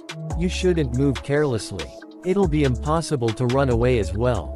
One of the wooden poles activates no admittance. Lee jumps toward the Jinhyuk and says, these damn things will disappear as long as you die. Jinhyuk says, I told you not to move. One of the wooden poles uses exemplary punishment. It smashes Lee. Melina says, damn it, I told you we should have run away in the beginning. Jinhyuk says, stop to the poles. He says to Melina, since it looks like we've more or less established the hierarchy, shall we have a chat now? He activates Eye of Gluttony. A message popped up saying, skill activation has been cancelled due to the level difference. Jinhyuk thinks, the luck stat isn't activating this time. Can't be helped. I hope you'll answer the question that I'll be asking you truthfully. Melina says, what do you want to know? I at least know about you demonic humans since I've heard about you a lot. But what I don't know is your motive. Humanity will go extinct if we don't climb the tower, so why are you interfering with the players? That's. Lee says, don't, shut you mouth Melina, you mustn't tell him. He says, never. Then a wooden pole killed him. Jinhyuk says to Melina, though it's commendable that you're trying to stay loyal, you really should know the time and place for it. He says, listen carefully. It's my policy never to spare the people who am for my life. But I may let them live if they give me useful information. She says, you'll let me live. He says, yes, information from the inside is quite costly, isn't it? Not as costly as your life, though. She says, I don't know the actual name of the one who sent us to kill you either. But we call that person Lancelot. She says, there are 11 other executives besides him, but I don't know much about them since I'm in the assassination division. Jinhyuk uses Eye of Gluttony. A message popped saying, Melina's words are the truth. He says, continue. The executive said that, if you gather all 12 of the cursed divine artifacts, we can survive even if humanity goes extinct. And we'll receive enormous amounts of rewards for it. I don't know anything else beyond this either. This is everything I know. Melina's words are the truth. Jinhyuk says, I guess this is as much as I'll be able to find out. Lancelot and 12 cursed divine artifacts. I see. They're crazier than I expected, aren't they? So the demonic human's objective is to summon the Demon King. We see an epic and awesome demon. Jinhyuk thinks, also, what's this about them surviving even if humanity goes extinct? I should calculate my plans while taking this into account from now on.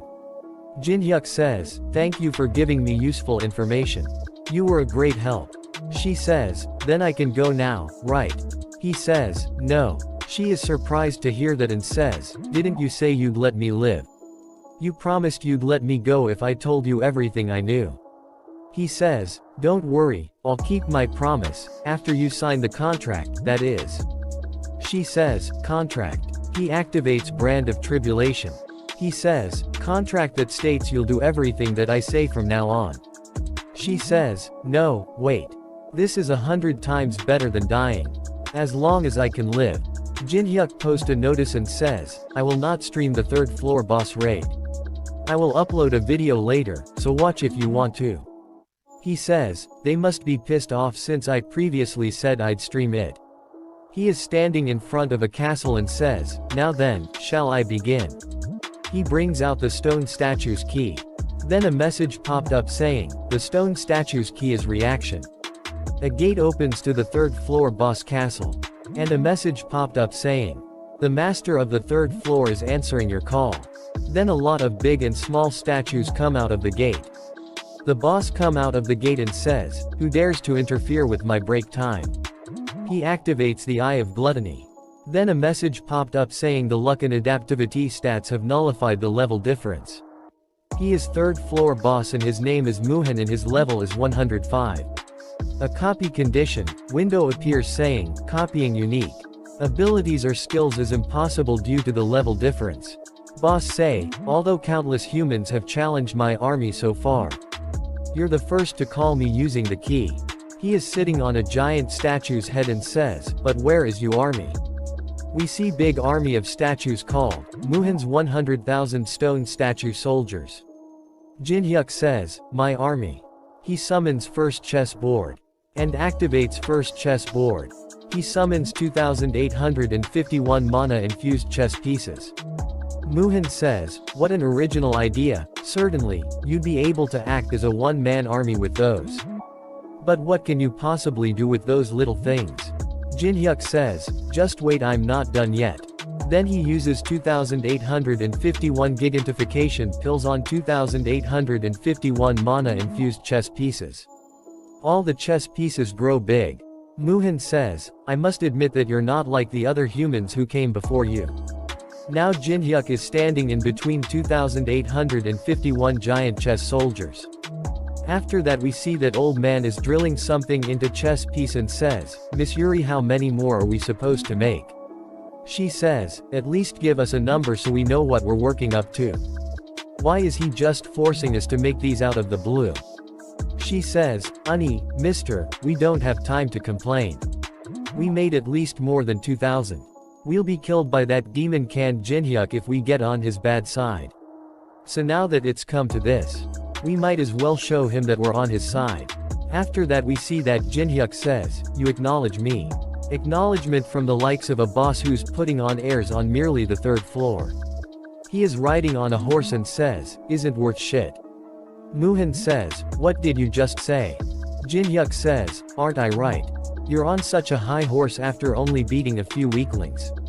That's why you stay on the third floor. Because you're not strong enough to go any higher." While the boss monsters of the Tower of Trials act as the gatekeepers of each floor. They also exercise their influence on the floor they're in. They can also climb the tower like players to gain more power. Muhan says, "What an impudent human you are. Do you seriously think I can't because I lack the strength to do so?" Jinhyuk says, "Yeah, you're pretty much a poltergeist who's stuck on the third floor." Muhan says, "Sure, keep babbling on as you like. Agitating you opponent like that must be your plan." Muhan says, "However, let me show you that there is an absolute difference in our forces. And that the superiority of my tactics cannot be surpassed. First Squadron." Muhan order his army to attack. Jinhyuk think an advance force of 1,000. He must be trying to assess my ability to make countermeasures.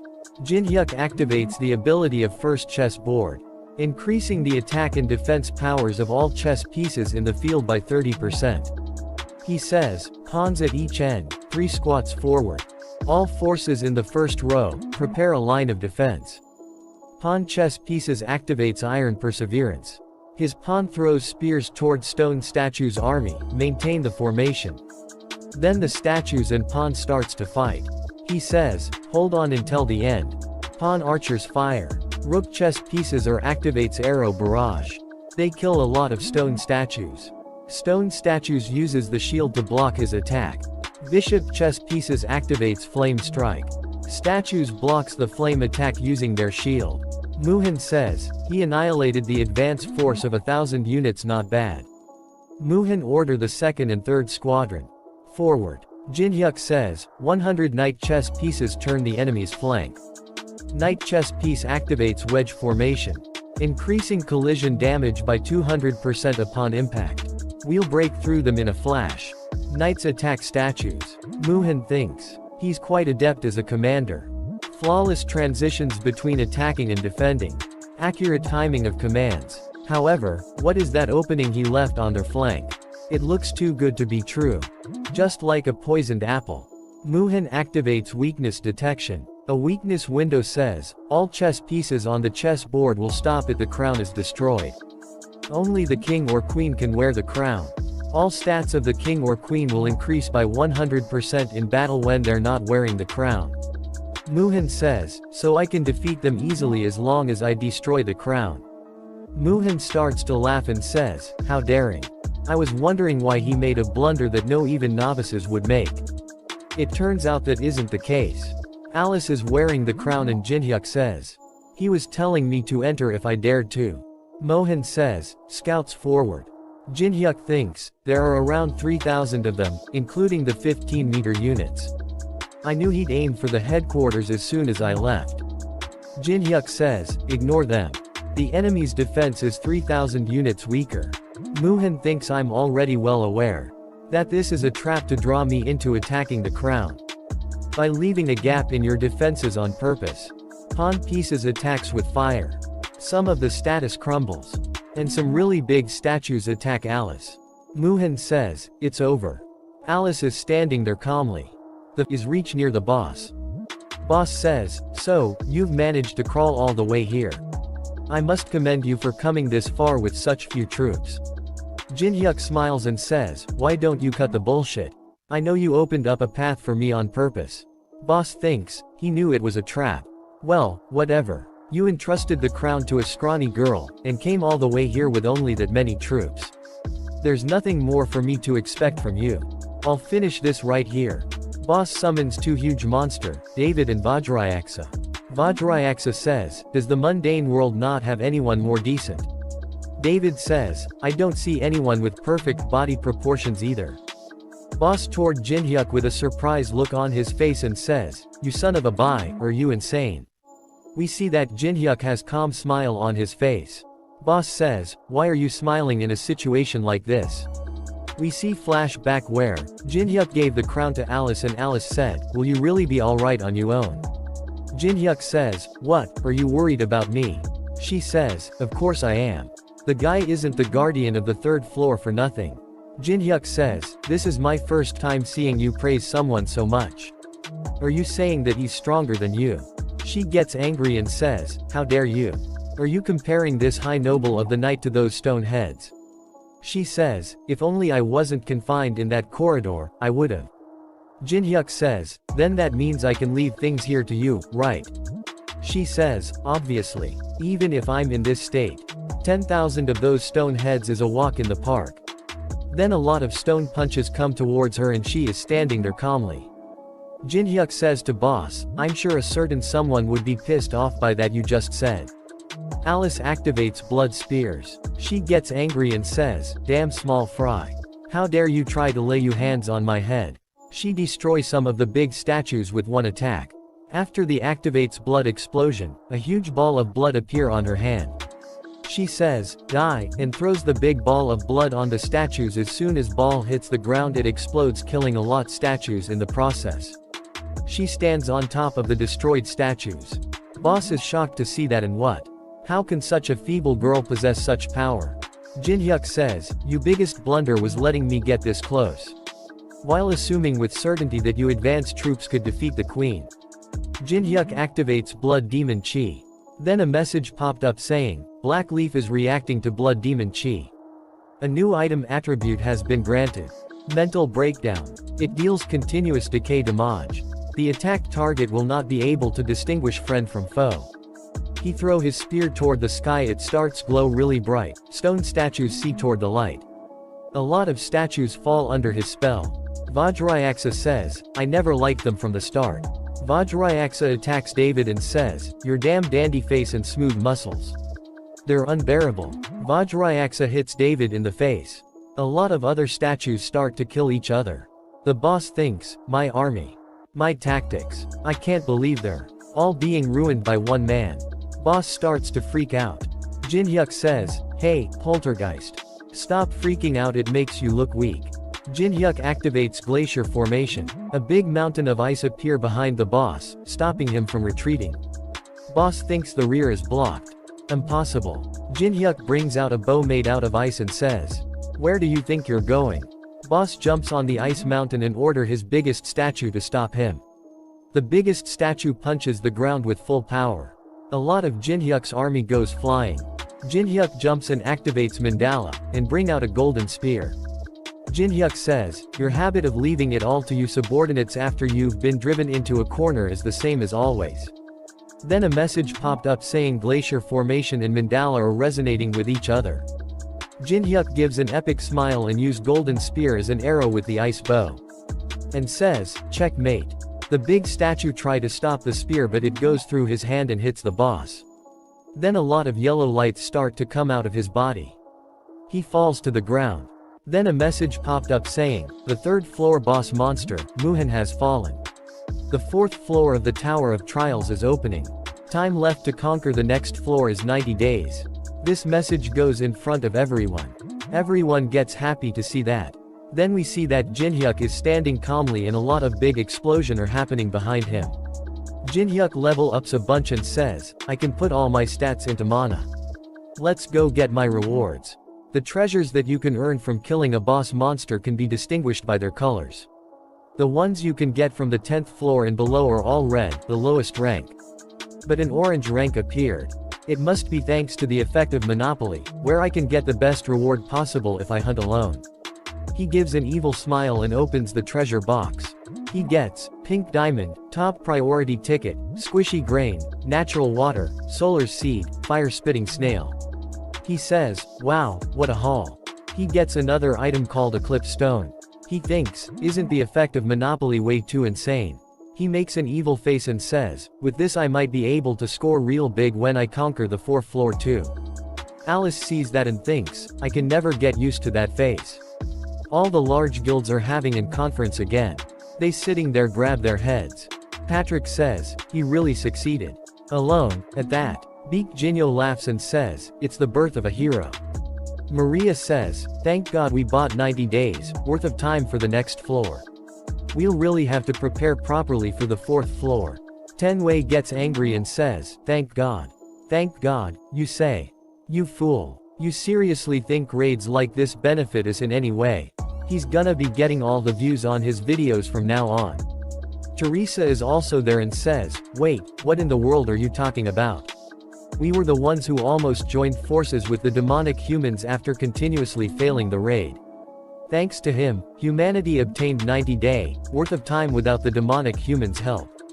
How could you say something like that about someone who helped us in such a crisis? Maria Uni. Mr. Beck. Say something. Both of them stay silent.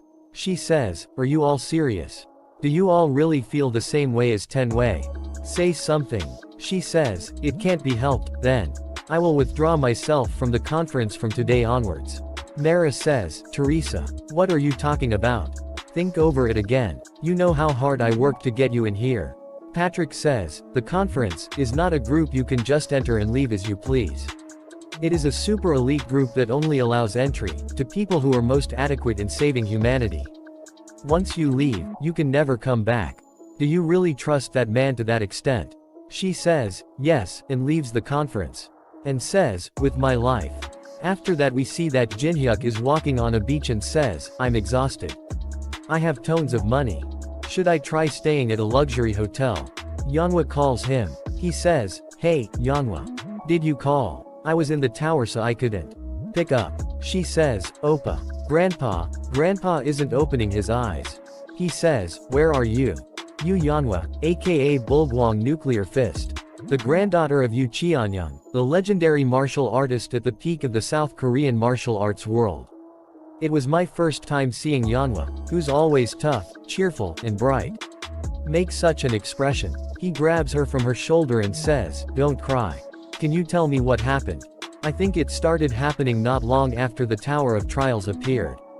Do you remember the outbreak in Incheon? He think, "Oh, when Park Hannah and I were in the labyrinth." He says, "I saw it on the news. My grandpa was on the scene." Although Grandpa, who awakened during the outbreak, succeeded in subjugating the monsters, he couldn't fully recover after getting badly hurt on that day. And his condition has gotten worse recently. He thinks, so this person is Yu Cheonyang, the man who used to be called the strongest man in Korea.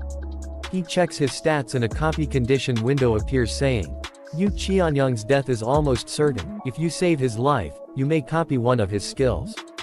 Jin Hyuk thinks, is he seriously someone who has never entered the tower? Then someone comes to them and says, "Miss Yu Yanhwa, what happened? You left all of a sudden, only to bring a celebrity who knows nothing but how to fight. I don't know why you are here. But even an S-rank awakened wouldn't be able to do anything here. He is a rank healer Heo Jinsu." Jin Hyuk says, "I've known Yanhwa for a long time. I just came to see if there was anything I could do." Heo Jinsu says, "I see, I almost came to misunderstanding. I was nervous that the famous Kong Jin Hyuk would lay his hands on even the world of healing." Yu Yanhwa gets angry and says, "How frustrated do you think I must be to bring him here? The greatest experts of the field are looking after him. But why isn't Grandpa showing any signs of getting better?" Heo Jinsu says, "We're doing our best. But we're severely lacking in time to research every single disease caused by the Tower of Trials with our current medical expertise. I'd like you to at least understand the fact that we're doing our very best." She says, "I'm sorry I let my emotions get the better of me." Jin Hyuk uses eye gluttony on Heo Jinsu. She says, "Jin Hyuk Oppa, let's leave so the doctors can focus." Jin Hyuk gets really angry on them. He reads their mind. They are thinking, why is a ranker here all of a sudden? Shit, we were scoring real big. He's not here to get in the way, is he? I'm tired. How much longer do we have to keep pretending to treat him? Jin Hyuk thinks, would you look at these leeches? Heo says, it seems the Elder's cultivation technique and the tower's mana are colliding with each other and causing this state of coma. We'd like to try out a treatment method involving magic crystals that we're researching, but the material costs are quite expensive. She says, don't worry about the money. I will prepare it for you, even if I have to sell the entire dojo. I don't care as long as Grandpa can make a full recovery. Jin Hyuk is standing there getting angrier and angrier. Heo says, very well, miss. Jin Hyuk says, what kind of bullshit are you spouting to scam her? You damn thug. Subordinates of Heo starts to say, what are you talking about? Scamming. Are you insulting us right now? Heo says, this is very unpleasant. Even if you're the young lady's guest, you can just spout whatever you want. Heo thinks, what? Is he just trying to egg me on? Even if we're caught, there's no way that he can find out about his 7 borrowed name accounts and crypto wallet. Even if he's a god. Jin Hyuk says, look at you, borrowed name accounts and even a crypto wallet. Just how far have you gone? Yu Yanhwa gets angry and says, Oppa, what do you mean? Heo says, what a bare-faced lie. Do you have proof? Don't just accuse us out of nowhere. Jin Hyuk read their mind again. They think, what the hell's with this guy? How much does he know? Shit, could he also know that we've made contact with the Black Cloud Guild and the Resident? Jin Hyuk thinks, wait, what? Contact with the Black Cloud Guild and the Resident? He gets surprised and says, a resident of the tower made contact with a human. Jin Hyuk thinks, I can't believe Hong Deokpyo would make contact with a resident. In the eyes of the residents, humanity are outsiders that threaten the tower. Just what are they thinking? Yu Cheonyang suddenly cough out blood. She screams and says, Grandpa. Heo starts to run away. She stops him with a powerful kick to the wall and says, where do you think you're going? Since you're running, you must have really been hiding something. She cries with an angry look on her face and says, if Grandpa passes away, you'd better give up on getting out of here alive. Jin Hyuk says, calm down Yanhwa. The Elder's treatment comes first. He says, he's right. I'm just trying to go get seizure medication. Why are you acting like this all of a sudden? It's thanks to us that Yu Qianyang's condition is only this bad. Jinhyuk says, you're still spouting nonsense after getting caught. Yanhwa, kick him just once. She kicks him with a really powerful kick on his face. Jinhyuk thinks, mana congestion disease and it's severe. A normal person would have died a long time ago. I can't let him die. Hayo says, that's an elixir. Jinhyuk smiles and says, I guess you're not a complete quack, you know what this is. Jinhyuk thinks, I was going to use this when truly necessary. My friendship with Yanhwa, who I've known for a very long time, aside. There's no way I'd let a chance to copy a skill from a big shot like Yu Qianyang slip by. He opened the elixir and throw it all over Yu Qianyang. A message popped up saying, the elixir is being absorbed. His condition immediately get better. She starts to cry happiness. Then a message popped up saying the condition has been fulfilled. You have successfully copied True Heavenly Flower Cultivation Technique Rank S. Hayo thinks, it can't be. He actually cured him. He tries to run away again and says, we have to get out of here. Jinhyuk kicks from behind and says, screw off small fry. Let's have a talk you and I. They go somewhere and Hayo says, what are you going to do to me? Are you going to kill me? Jinhyuk says, no, I don't kill people just because they scammed someone out of their money. I'll let you go if you return all the money that you scammed. Hayo says, you'll let me go if I just return the money. Jinhyuk says, that's right. It's not a bad deal, right? I'll put in a good word to Yanhwa, so don't worry about her. Hayo thinks, he's letting it get resolved so easily. Something's suspicious. Jinhyuk says, what? You don't want to live. Yanhwa gets all her money back. Hayo is running away thinks, I'm alive. I'm alive. I'm alive. Alice, you're really gonna let him off like that? It's unlike you. Jinhyuk says, of course not. Alice, follow him to find out who he goes to see. Alice says, what, you let him go on purpose? Jinhyuk smiles and says, of course. You won't get anything useful out of a dreg like him. It's better to use him to find out where their base of operations is. If you understand then go. She fly away. Jinhyuk says, don't stray off anywhere. She laughs and says, okay. Jinhyuk thinks, she's so excited. Jinhyuk says to Yanhwa, can you give us a minute? I need to confirm if the elixir was absorbed properly. She says, yeah, okay. Call me when you're done, then. Jinhyuk says to Yu Qianyang, everyone's gone now. He opens his one eye and says, you knew. I thought I had completely hidden it. Was my breathing that awkward? Jinhyuk says, no, it was perfect, sir. Yu Qianyang says, I'm sorry. I didn't try to fool you on purpose. Jinhyuk says, it's alright. I fully understand you for being wary of a person who appeared out of nowhere and treated a disease that no one else could treat. I would have done the same, sir. Yu Qianyang starts to laugh and says, how are you able to figure out how someone feels so? Well, you guessed what I was thinking so accurately that I have nothing to say now. Jinhyuk says, I'm happy to see you healthy, sir. Yanhwa was really worried about you, to the point that she called me when she usually doesn't ask for help. Yu Qianyang says, I see, so you're friends with my granddaughter. Jinhyuk says, sir, there was something I wanted to ask you when you woke up. Yu Qianyang says, you're my life's savior, so I'll answer anything that I can. What happened? During the outbreak, Yu Qianyang touches the scare on his chest and says, it all happened while I was heading to a conference. Then we see a flashback where he is sitting in a car. Suddenly a gate opens in front of them. And a lot of spider monster came out of it. A spider is about to eat a policeman. He tries take out his gun, he doesn't have his gun.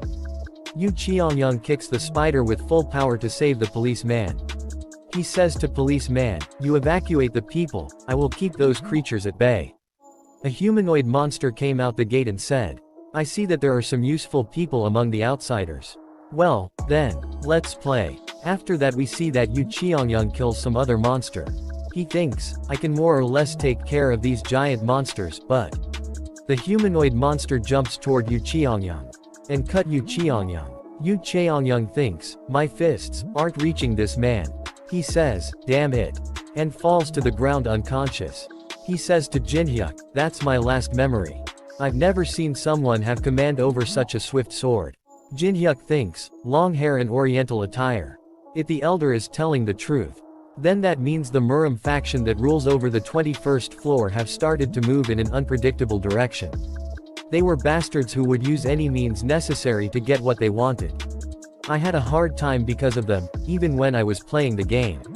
What could they be planning, for them to go as far as to pry their way into reality? Jin-hyuk says to Yu Cheongyang. The man who attacked you is one of the tower's residents. Yu Cheongyang says, the tower's residents. Jin-hyuk says, I never expected them to come out of the tower, things might get more complicated than I expected. Yu Cheongyang says, you said that you've known Yanhwa for a while, didn't you? He says, yes, it's been quite a long time. Yu Cheongyang says, how reassuring. Yu Cheongyang starts to laugh and says, proceed with your marriage to my granddaughter immediately. He says, sir, Yanhwa and I don't have that sort of relationship. Yu Cheongyang says, one thing I'm sure about is that as I aged, one thing got better, even if I didn't want it to. My eye for people. There's a saying that you need to dedicate at least 10,000 hours to feel to truly know it. I don't think that's wrong either. We see that Jin-hyuk's playtime is 50,125 hours. Yu Cheongyang says to Jin-hyuk, only a few months after the tower appeared. The ones who are the most overestimated are those awakened or whoever who calls themselves experts. However, there's something different about you. How should I say it? It's like you've been endlessly tempered. I can see that you know the bitter taste of victory and defeat through all kinds of hardships. And how seasoned you've become through overcoming them. Jin-hyuk says, you're overpraising me. Yu Cheongyang says, and you're also humble. However, you cannot hide the composure of yours that seeps out naturally. Well, that's that, but I'd like to repay my life's savior somehow. Is there anything you want? Jin-hyuk thinks, a favor from the most powerful martial artist family in South Korea. Jin-hyuk says, something I want. Can I really ask you for anything? Yu Cheongyang says, don't worry and just tell me. Then he came out of the room. She says, how's grandpa? Is he alright now? Jin-hyuk says, the elixir has been properly absorbed. He'll make a full recovery in a few days. She says, what a relief, how can I possibly repay you for this? Jin-hyuk says, it's alright, Yanhwa. He says with an evil look on his face, the elder expressed more than enough gratitude.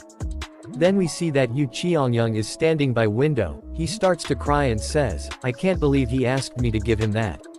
He goes a luxury building and walks around in his new apartment and says, money sure is nice. He says, when you're somewhere expensive. He calls the room service and orders a bunch of food. He eats only one bite and says, this flavor, it's insane. It melts in my mouth. So nice, it was only a few months ago when there was nothing I could have for a meal but cup ramen.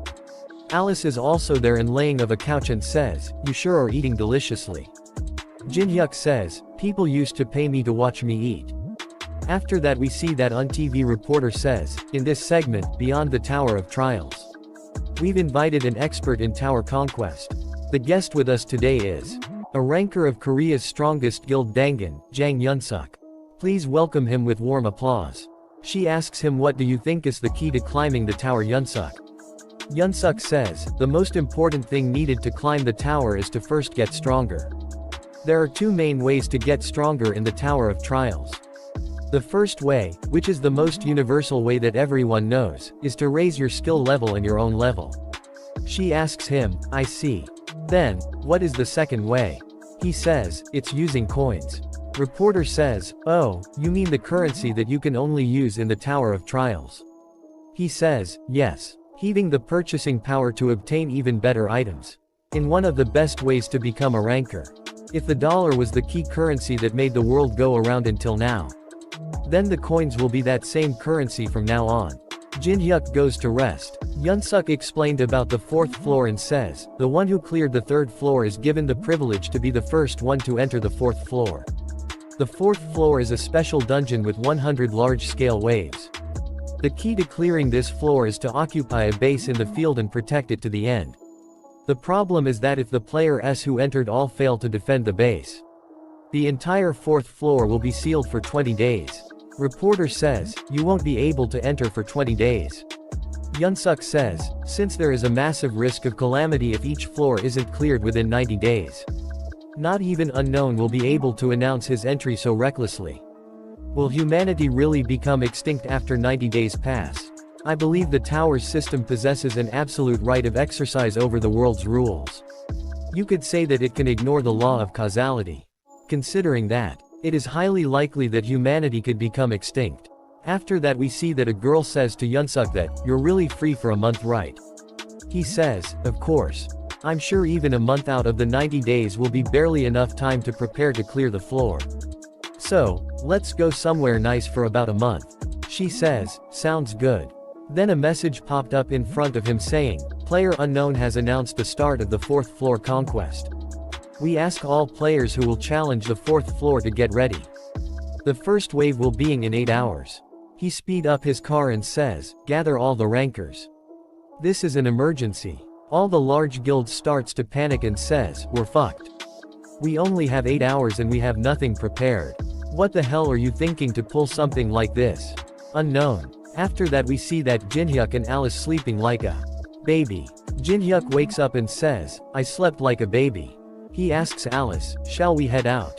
Then a message popped up saying, "Time until the first wave begins, is 1 hour 37 minutes 51 seconds. After that we see that there is a boss female monster and a lot of zombies. Jinhyuk says, 100 waves consisting of normal and special zombies. There are only 2 ways that players can block them. They can either optimally set up thousands of defense tower combinations, or choose a base that can be defended efficiently. For normal players, that is. Jinhyuk enters the 4th floor. A message popped up saying you are the first to enter the 4th floor of the Tower of Trials. Other players may enter the 4th floor in 20 minutes. Jinhyuk says, "This place is as dreary as always. 20 minutes isn't a lot of time, I should hurry. The 4th floor is a destroyed city." He come in front of the Sangam World Cup Stadium. He uses high priority base ticket. A message popped up saying Sangam World Cup Stadium has been selected as your base. He spreads squishy grain and plant 5 solar seeds, and uses natural water which increase the plant growth speed by 20%. Jinhyuk says, "Preparations are complete. Let's head back." We see that a lot of players are gathered at 4th floor staring point. Jinhyuk seeing them from top a building and says, "Most of the famous large guilds are participating." Yanhwa calls him. Teresa is also there. Yanhwa and her friend are shocked to see her. Jinhyuk says, "Don't be surprised, I called her here." Jinhyuk jumps down and says, "Sorry to call you all here out of the blue. Things progressed faster than expected, so I didn't have time to explain." His friend says, "No, it's natural we'd come when you call us."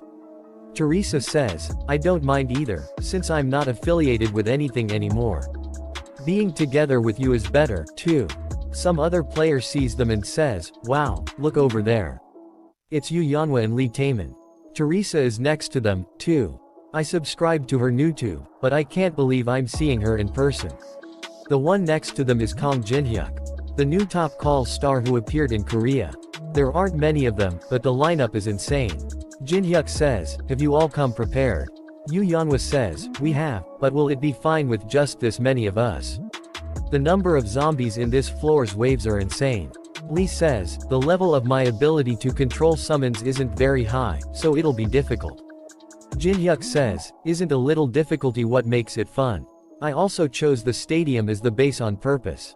Yu Yanhwa says, "Stadium? You don't mean the Sangam Stadium, do you? Please tell me you're not." Lee says, "We need at least 100 people to defend that huge place." Yu Yanhwa gets angry and says, "And what do you mean by fun, Oppa? This isn't a game anymore. We'll die for real if we die here." Lee says, "I can tell from his face that he still has his old habits." Teresa says, "Jinhyuk, you're like a pervert." Jinhyuk says, "Don't be so stressed out. A place like the stadium is the perfect place for horde hunting." Yu Yanhwa says, "That's only possible for you. It's hard for us." Teresa says, "Jinhyuk, can I also ask something?" He says, "What is it?" Teresa says, "I heard that you need at least 5 people to defend a base. But you know that there's only 4 of us here, right?" Lee says, "Come to think of it, you're right." Jinhyuk says, "Don't worry about that. The last one will be here soon." Chun Yu-sung come there with angry look on his face. He says, "Kong Jinhyuk," and bring out his sword and says, "I'll kill you, you son of a b." After that we see that Chun Yu-sung training somewhere in the mountains. He receives a message from Jinhyuk saying, run over to the starting point of the 4th floor within an hour. Chun thinks, hilarious. There's no reason to go just because he said so. I'm still lacking in training. Jinhyuk sends another message says, if you come now, I'll face you without using my left arm and right leg. Chun thinks, an obvious taunt. A superficial and childish one. I'll only be dancing in the palm of his hand if I take the bait. Jinhyuk sends another message and says, okay, I'll even have my eyes closed. Deal. Chun says, endure it. I'll use this rage as fertilizer for my revenge in the future. Jinhyuk calls him a chicken. Chun gets really angry and says, I'll kill him. After that we see that Chun is walking to Jinhyuk with an angry look his face and a sword in his hand and says, you son of a b, I'll kill you. Jinhyuk says, you're finally here. Over here. Jinhyuk sees the sword and thinks, a tribute sword, an item that makes up for the weakness of swordsmen, long-range battle, by infusing elemental magic into the weapon. I knew he'd get his hands on that, how readable can you get? Chun says, you asked if I'm a chicken. I'll show you right here. Whether I'm a chicken or not. Jinhyuk says, it's good to prove yourself, but you're gonna fight me with that incomplete sword. Chun says, what do you mean? Jinhyuk says, I mean exactly what I said. And a tribute sword isn't bad, but it needs to be completed to display its full power. It just so happens that the random box that appears on this floor includes the item that can complete that attribute sword. The fire attribute is what you want, right? Chun says, stop bluffing. A random box, just as its name suggests, is random. You never know what's going to come out of it. Don't you already know that I prefer abnormal shortcuts? I'll give that to you if you participate in the defense. So let's agree to fight after you complete it. How about it? Chun puts the sword back and says, that item better come out of that random box. A message popped up saying a 5-man party has been established. The minimum number of members for the base defense has been fulfilled. Teresa says, will it really be okay to be on the same side as Chun like this, Jinhyuk? Jinhyuk says, he probably won't stab me in the back, until he gets what he wants. He may look like that, but he is surprisingly pure side to him as well. Yu Yanhwa says, oh, right, I almost forgot, Jinhyuk oppa. Take this. She gave him the twin dragon swords. Jinhyuk grabs them and thinks, I knew the artifacts of the past gained enough man to rival divine artifacts due to the Tower of Trials. But it's even more amazing after touching it. Yu Yanhwa says, Grandpa asked me to deliver these to you. He values these a lot, so how did you get them? Jinhyuk says, I think he's taken a liking to me personally. Jinhyuk see a note on the sword saying dowry. Jinhyuk thinks, that old man sure is consistent with his jokes. They are all standing in front of the stadium. Jinhyuk says, we're here, that's our base. Yu Yanhwa says, we're supposed to defend this massive base with just the 5 of us. Chun Yu-sung says, you're peerless as always when it comes to thoughtlessness. Jinhyuk says, I have a plan, so don't worry. Then we see that some peoples are standing front their base. They says, I was wondering who made the stadium their base. But it was you guys. Jinhyuk see a pattern on their swords and says, that pattern is. One of them move ahead and says, so you're Kong Jinhyuk. Someone walks toward Jinhyuk. Jinhyuk sees a pattern on his sword and thinks, that pattern. There's no doubt about it. He's one of the members of the Murim on the 21st floor. The Black Cloud Guild, and now the Triad. So it's true that the residents are stretching their influence outside the tower. One of them bring out a dagger and says, he's asking if you're Kong Jinhyuk. Jinhyuk reply yeah, that's me. That man says, my name is Namgong Yun. Jinhyuk says, I don't give a shit. If you're gonna introduce yourself, please stop. I've already heard about how idiotic that wusses of the Namgong family are. Yun says, what did you say? Teresa says, what's with you, Jinhyuk? And what's the Namgong family? Do you know each other? Jinhyuk says, we did. Jinhyuk thinks, the Namgong family of the Tower of Trails 21st floor's Murim world. Although they're highly trained elites.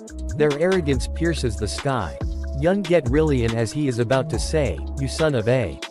Jinhyuk acts like him and says, you son of a bitch. Do you know who I am? I'll eradicate you entire family and all you relatives for insulting the Namgong family. Jinhyuk says, please refrain from saying bullshit like that. I'm tired of such third-rate villain dialogue. But, does the Namgong family even have something like pride they have to protect? Your name value is all you have. Yun says, I don't know how you know of us but. You bastard. How dare you insult the Namgong family? Yun brings out his sword. Yun's level is 68. A copy condition window appeared says, you have encountered a resident from the Murim. The other residents that came with him are hidden among the triad. You may copy one of his skills once find all of them. Jinhyuk thinks, there are other residents here besides Namgong Yun. This is a bit excessive for simply just coming to pick a fight. Teresa says, what should we do, Jinhyuk? Jinhyuk says, whatever their goal is, I just have to copy his skill. Jinhyuk gets excited and says, let's prepare for battle. Yun order his men, cut of these bastard limbs. He says, take care of the left side, Nuna. She gets ready fight and says, I finally get to warm up. He throws some gears and activates Machine King. A message popped up saying, manifesting machine summons. She activates, refusal to retreat. A message popped up saying, the damage you receive is reduced by 15% as long as you do not retreat. Teresa says, I will handle the rear. Chun says, I always think that whenever I see you, but you sure live without weighing the pros and cons. Jinhyuk says, I need around 3 minutes. Can you buy me that much time? Chun says, 3 minutes. He says, there's no need for that. Since I'll take care of them all by myself. Teresa activates Sacred Reinforcement. She activates Battle Song. Battle Song increase all stats by 5 for 10 minutes. Nuna gets excited and says, nice. She kicks a lot of them. Teresa also beat a lot of them. Yun's men says, those bastards are strong. Chun also kills a lot of them. Yun says, looks like this place isn't completely made up of insects. Yun attacks Chun. Chun tries to block Yun's attack with his sword but was not able to and gets a big cut on his shoulder. Yun says, good reflexes. You seem to have handled a sword before. But it's nothing more than flailing without any foundations. I will personally show you what the true swordsmanship of a noble family looks like. Yun uses King's sword's form. A lot of attacks come toward Chun. Chun blocks the attacks and thinks, it's heavy. Compared to the triad, he's on another level. Yun gets ready to attack, as his attack about to Chun. Teresa blocks the attack with her shield. And saves the Chun. Jinhyuk says, nice timing, Teresa. That's 3 minutes, switch. Jinhyuk activates Element of Fire. Fire surrounds Yun. Yun swings his sword and says, tricks like this. Jinhyuk jumps really high. Yun says, you fool. You put yourself in a position where you can't evade. I'll pierce you in the air. One of his legs is covered in ice, he can't move by it. Jinhyuk says, people don't usually look twice at the place that just swept. You should always double check. Jinhyuk activates Daylight. Someone jumps in the middle of their fight and blocks the daylight. They say, he's completely destroyed my expectations. Yeah, I don't think Yun can take him on his own.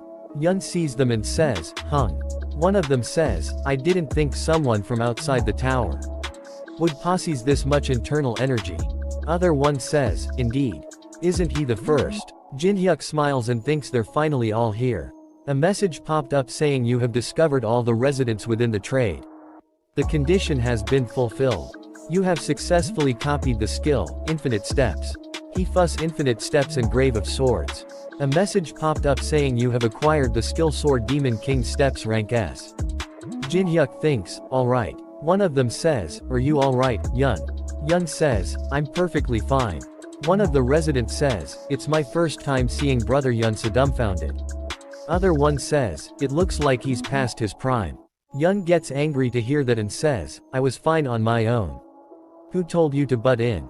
One of them says, we weren't doubting your skill. However, do not forget that the Lord's order was not an execution, but rather a conciliation. She says, Brother Hwangbo Gunnet is right. If you're planning on being with us, then there is no need to fight. Yun says, I already know something like that. However, son of a bitch. Already know that we were from the tower. All of them are surprised to hear that and says, what? They say, he knew about us. Is that true, Hung Nim? Yun says, why would I lie about this? Yun get really angry and bring out his full power and says, screw conciliation, I have to kill at least that guy of all people. I don't like him. Gunnet says, Yun, I understand you rage, but we have to go now. Yun says, what? Someone comes to them and says, there's a zombie wave coming from the right. They're 3 minutes away. Jinhyuk says, shoo, shoo. The stadium is ours, so go find someplace else. Gunnet says, we wouldn't take such a garbage location even if you asked us to. We already have our own base.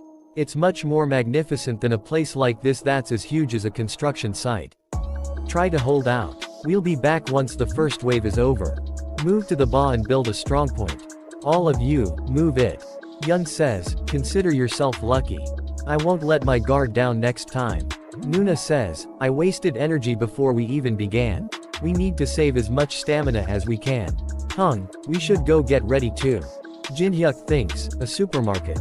It's an ideal place for a long-term siege due to its tall walls and the abundance of food inside. Although, it has a fatal flaw. Jinhyuk says, yeah, let's go. Then we see a drone is flying toward the zombies. There are a lot of zombies. He says, Hung, can we really stop all those zombies by ourselves? She says, Oppa, you didn't choose this for the thrill like you used to do in the past, right? Jinhyuk gives and smile and says don't worry. A huge sunflower appears behind him and he say, these things are more useful than they look. Teresa says, I've never seen such huge plant defense towers. Jinhyuk picks up a stick and say, now, I'll explain the plan. All of you gather around. The purpose of this base defense is to stop the zombies from occupying the flag. I set up the flag in the middle of the stadium so we don't lose sight of it. This stadium has 4 large entrances in all 4 directions. And I've spread those plants around each of those entrances. Jinhyuk says, as long as these plants are safe, not only will we be able to protect this huge base, we'll also be able to aim to the most kills reward using this huge field. They all get surprised to hear that and says, are plant tower really that strong? What are we supposed to do, then? Jinhyuk says, the plants will kill most of the zombies that come from each wave, but they need around 1 minute to charge from time to time. Chun says, so you're asking us to stop the zombies during that time? Then, I will take the west. Jinhyuk says, don't push yourself too hard and get bitten by the zombies. Chun says, do you seriously think I'll be done in by mere zombies? Jinhyuk says, you were beaten by those Muram guys after you said the same thing. Chun says, that's different from this. Jinhyuk says, Taemin, you're in charge of checking the situation from the center and assisting when necessary. Don't forget to widen your field of view using drones. Taemin says, alright, leave it to me. Nuna says, can I take care of the north, then? Teresa says, I will handle the south entrance. Jinhyuk says alright. Everyone, to you positions. Jinhyuk smiles and thinks, I can finally test these twin swords out. Taemin also bring out some of his own turrets. A message popped up saying, beginning the first wave. Taemin says, they're coming. They all get ready to fight.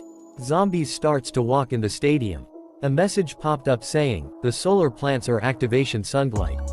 Sunflower throws a huge fireball towards the zombies. All the other sunflower starts to throw fireballs at them as well. Nuna sees this and thinks such firepower. They can't even compare to normal defense towers. A lot of zombies turn into pails of ashes. Sunflowers starts to recharge. A lot of zombies starts to walk in. Jinhyuk bring out the twin dragon swords. Jinhyuk shouts and says, this is when it really begins. Hold out for 1 minute.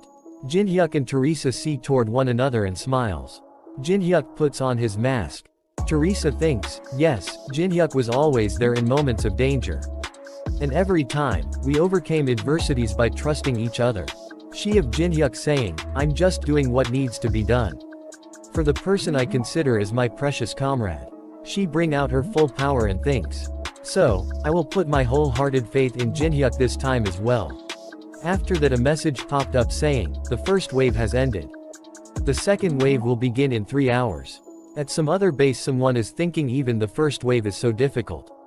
Someone else says, don't push yourself too hard. Dangan Guild member Song Cheonwa in saying, just think only about the items and experience points. We can just run away if things take a turn for the worse. Other one says, yeah, I'll be careful. A message popped up saying, broadcasting highlights from each base for popularity votes. He thinks did the Triad Guild take over the supermarket? They're defending the narrow entrance by using holy defense towers as support. They're not bad. Hung, take a look at this. There's a team that took over Sangam Stadium too. With only 5 people at that. He gets socked and says, only 5 people for that massive stadium. Let me see. He see that and says, no way. How can a plant be that powerful? The plants aside, take a look at this. These guys are way out of the ordinary. They aren't being pushed back by the sheer numbers at all. They says, Lee Taemin, Yu Yanhwa, and even the S-ranked Kong Jinhyuk, that team is made up of famous rookies. He says, wait, Lady Teresa is there too. He says, all of you vote for this video. Others says, damn it, this guy's going crazy because of Teresa again.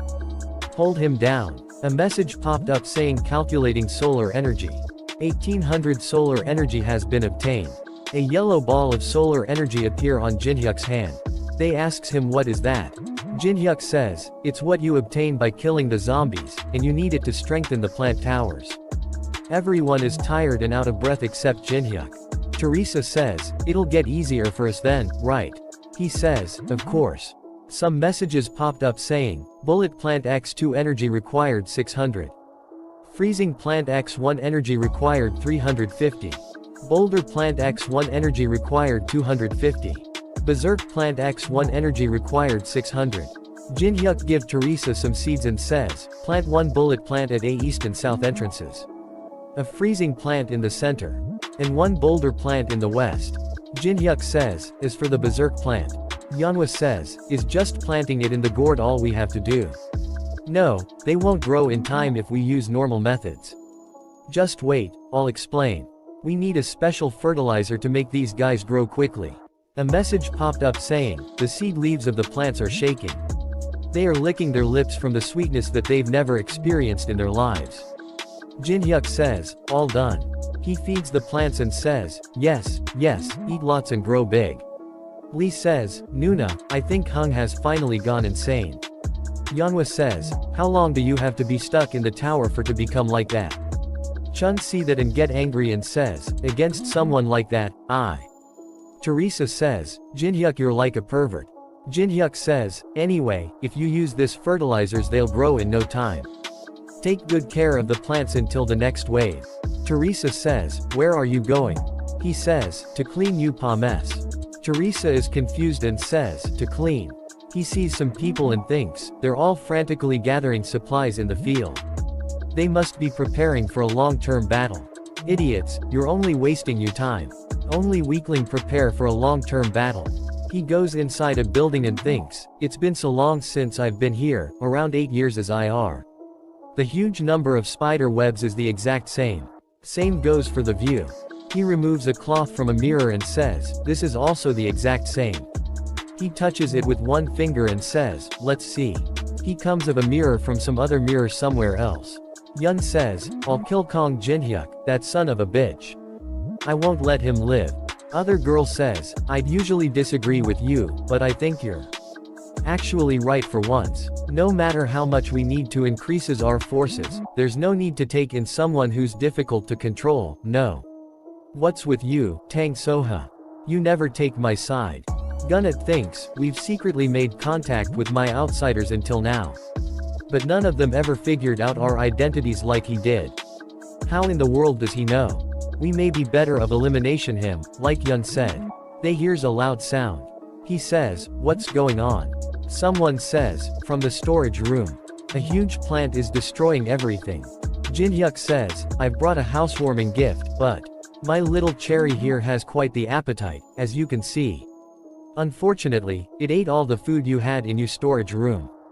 Gunnet get angry and says, Knag Jinhyuk, how did you get in here? Whatever you're thinking of doing, stop it. Stop it this instant. Jinhyuk says, why should I? Gunnet says, you daredevil, do you have any idea what you're doing right now? Jinhyuk says, what are you talking about, the queen? They gets really surprised to hear that and says, you know about the queen. All the other player think, queen. What's that? Jinhyuk says, the one that appears when a base that 200 people or more are defending is destroyed before the third wave. The ruler of the fourth floor, mother of the dead, also known as queen. I was wondering how to fill that number. But thankfully, you guys set up your base here. The queen is impossible to defeat even everyone here were to join forces. Why is someone who already knows that trying to summon here? Facing 100 waves of zombies is a hassle. So just let yourself be destroyed. Yun says, you goddamn son of a b. Don't you dare run away after you've said you fill. Come back and fire me. The destroys the base supermarket. Teresa thinks, what is this vibration? The supermarket is being destroyed. Teresa says, by supermarket, do you mean the base, that the triad who fought us earlier made is there? No way, could it have something to do with Jinhyuk Oppa? Chun says, I have a bad feeling about this. A message popped up saying, a unique event has been triggered. We see that Queen wakes up and says, weak human, punish. A message popped up saying the master of the 4th floor, Pendriel, is making her move to punish the weak players. Yeonwoo see the message and shouts, what the hell does it means by master of the 4th floor? Lee says, no way. Wasn't blocking the zombie waves all we needed to do? Chun gets angry and says, Kong Jinhyuk, what the hell are you planning? He stands on top of building seeing towards the stadium and thinks this seems like a good spot. He brings out the Eclipse Stone, and thinks, the item that I earned by killing the 3rd floor boss. It's time to use it. He breaks the Eclipse Stone. A message popped up saying, activation Eclipse Stone. Sun gets covered in by some and it gets dark like a night. A message popped up saying, strengthening dark attribute abilities by 100%. Weakening light attribute abilities by 50%. Lee says, what's wrong Teresa?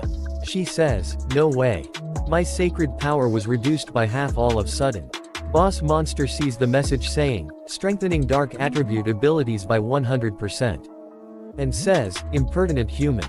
The master of the 4th floor is staring at your position.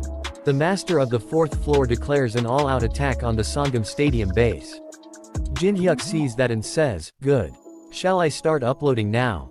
All the players starts to run and says, this is crazy. I never heard about there being a boss on the 4th floor. Let's get the hell out of here. This run is already over because of those damn triad bastards. But this floor is gonna be locked for 20 days if we don't clear it. We shouldn't be running like this, but rather helping. Shut the hell up. We'll figure it out after we survive. A message popped up saying a new video has been updated. This video shows the destruction of Triad, an appearance of hidden boss. Then another message popped up saying, a new video has been updated. Jinhyuk says, cleaning up the Triad's massive shit. People in comments says, at least people managed to survive since Kong Jinhyuk shifted the boss's attention to him. But is it possible for 5 people to fight a boss? I'm not sure about the others, but Kong Jinhyuk is Korea's S rank, doesn't have a chan? Where's unknown at a time like this? I wanna see him fight alongside Kong Jinhyuk. Yeonwoo sees the video and says, wow, when the hell did he find time to shoot a video? The views are already no joke, She gets angry and says, but Oppa, didn't you set way too big of a stage? Lee says, why would you make them come to this base? Teresa says, the second wave hasn't even begun yet. The one who destroyed the supermarket base wasn't you, right? Jinhyuk says, I wonder, I'm not too sure about it myself. Chun says, regardless of whether you destroyed the supermarket or not.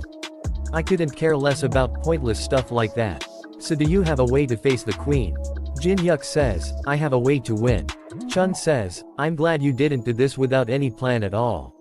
So what is it? He points toward Chun and says, you will be the most important part of this plan. After that we see that boss monster and zombies are walking towards the stadium. She says, weak human. They reach the stadium. She says, here. That human, mine. Rest, punish. All zombies starts to run toward the stadium. Teresa says, they're coming. Everyone retreat. A tank and some small turrets attack the zombie. Lee says, be careful, Nuna. Damn it. These guys are unique zombies. Just use everything without holding back. And a lot of new zombies appears. Boss says human. Idiotic. And weak. Punish. This is my home.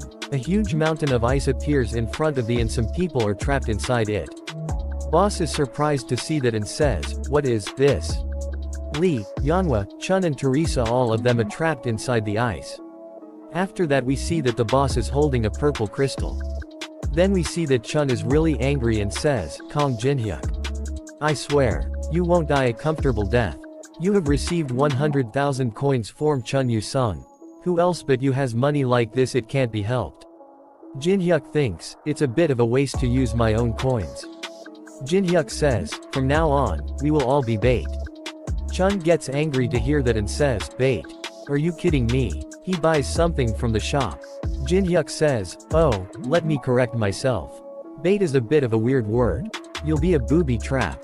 Then he activates his ability, Glacier Formation. Brilliant Ice Prison Realm. And also all the zombies and boss also get ice.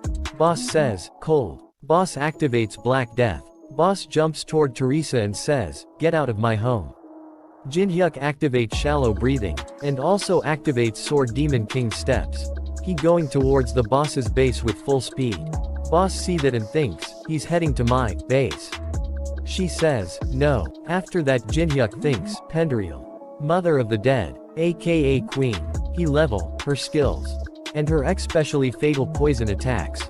The boss of the 4th floor is overwhelming in all aspects except her intelligence. However, the core of the 4th floor is base defense. This applies to the players, as well as the zombies. If the queen is in the Sangam Stadium, that means her base is completely empty. Boss run towards the Jin Hyuk. Jin Hyuk sees that and thinks, she figured it out faster than I expected, huh? Jin Hyuk smiles and says, however, you're still too late. With the distance between us, I have plenty of time.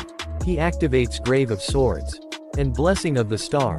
He kills a lot of zombies and thinks this place is as repulsive as always. I'll finish this quickly. In any case, that should be appearing soon. It's the flag. A blade covered in red energy comes toward Jin Hyuk, with full speed. He dodges it by sping and thinks, I appeared. A monster says, prey dodged. Jin Hyuk says, the watchman that protects the queen's flag. Monster starts to laugh and says, meat. Jin Hyuk says, now then. How should I take care of you this time? Booker has a big Caesar. Booker attacks Jin Hyuk. Jin Hyuk blocks the attack with the twin dragon sword. Booker sees that and says, it doesn't cut. Jin Hyuk uses element of fire and says, it's not your average sword. He burned the face of Booker. He thinks, its recovery speed alone truly is legendary. However, this is more than enough to restrict its visibility. He cuts him a lot. But nothing happens to Booker and Booker says, I won't die. With just that, Jin Hyuk appears behind him and activates Mandala. And says, you will. A huge explosion happens. A message popped up saying, you have leveled up. You have acquired scissors filled with a vengeful spirit. Jin Hyuk grabs the scissors, and say, my 31st victory. Jin Hyuk see towards the flag and says, shall I put an end to this now? A message popped up in front of Jin Hyuk. Jin Hyuk says, would you look at this? The message says, Black Hound is revealing their recents. They wish to make you a proposal as the representative of Egyptian mythology. The Black Hound alias this is Anubis. Jin Hyuk thinks I though he'd be dormant for a while after I gave him a scolding in the underground 1st floor. Interesting. Jin Hyuk says, I'm listening. A message popped up saying Black Hound is making a low roar. Jin Hyuk says, huh, what? Are you getting angry? Jin Hyuk grabs the flag and says, you want me to just pull this out? Message popped up saying, Black Hound is getting very flustered. They urge you to calm down. They claim that the Egyptian gods want to see a proper end to this battle.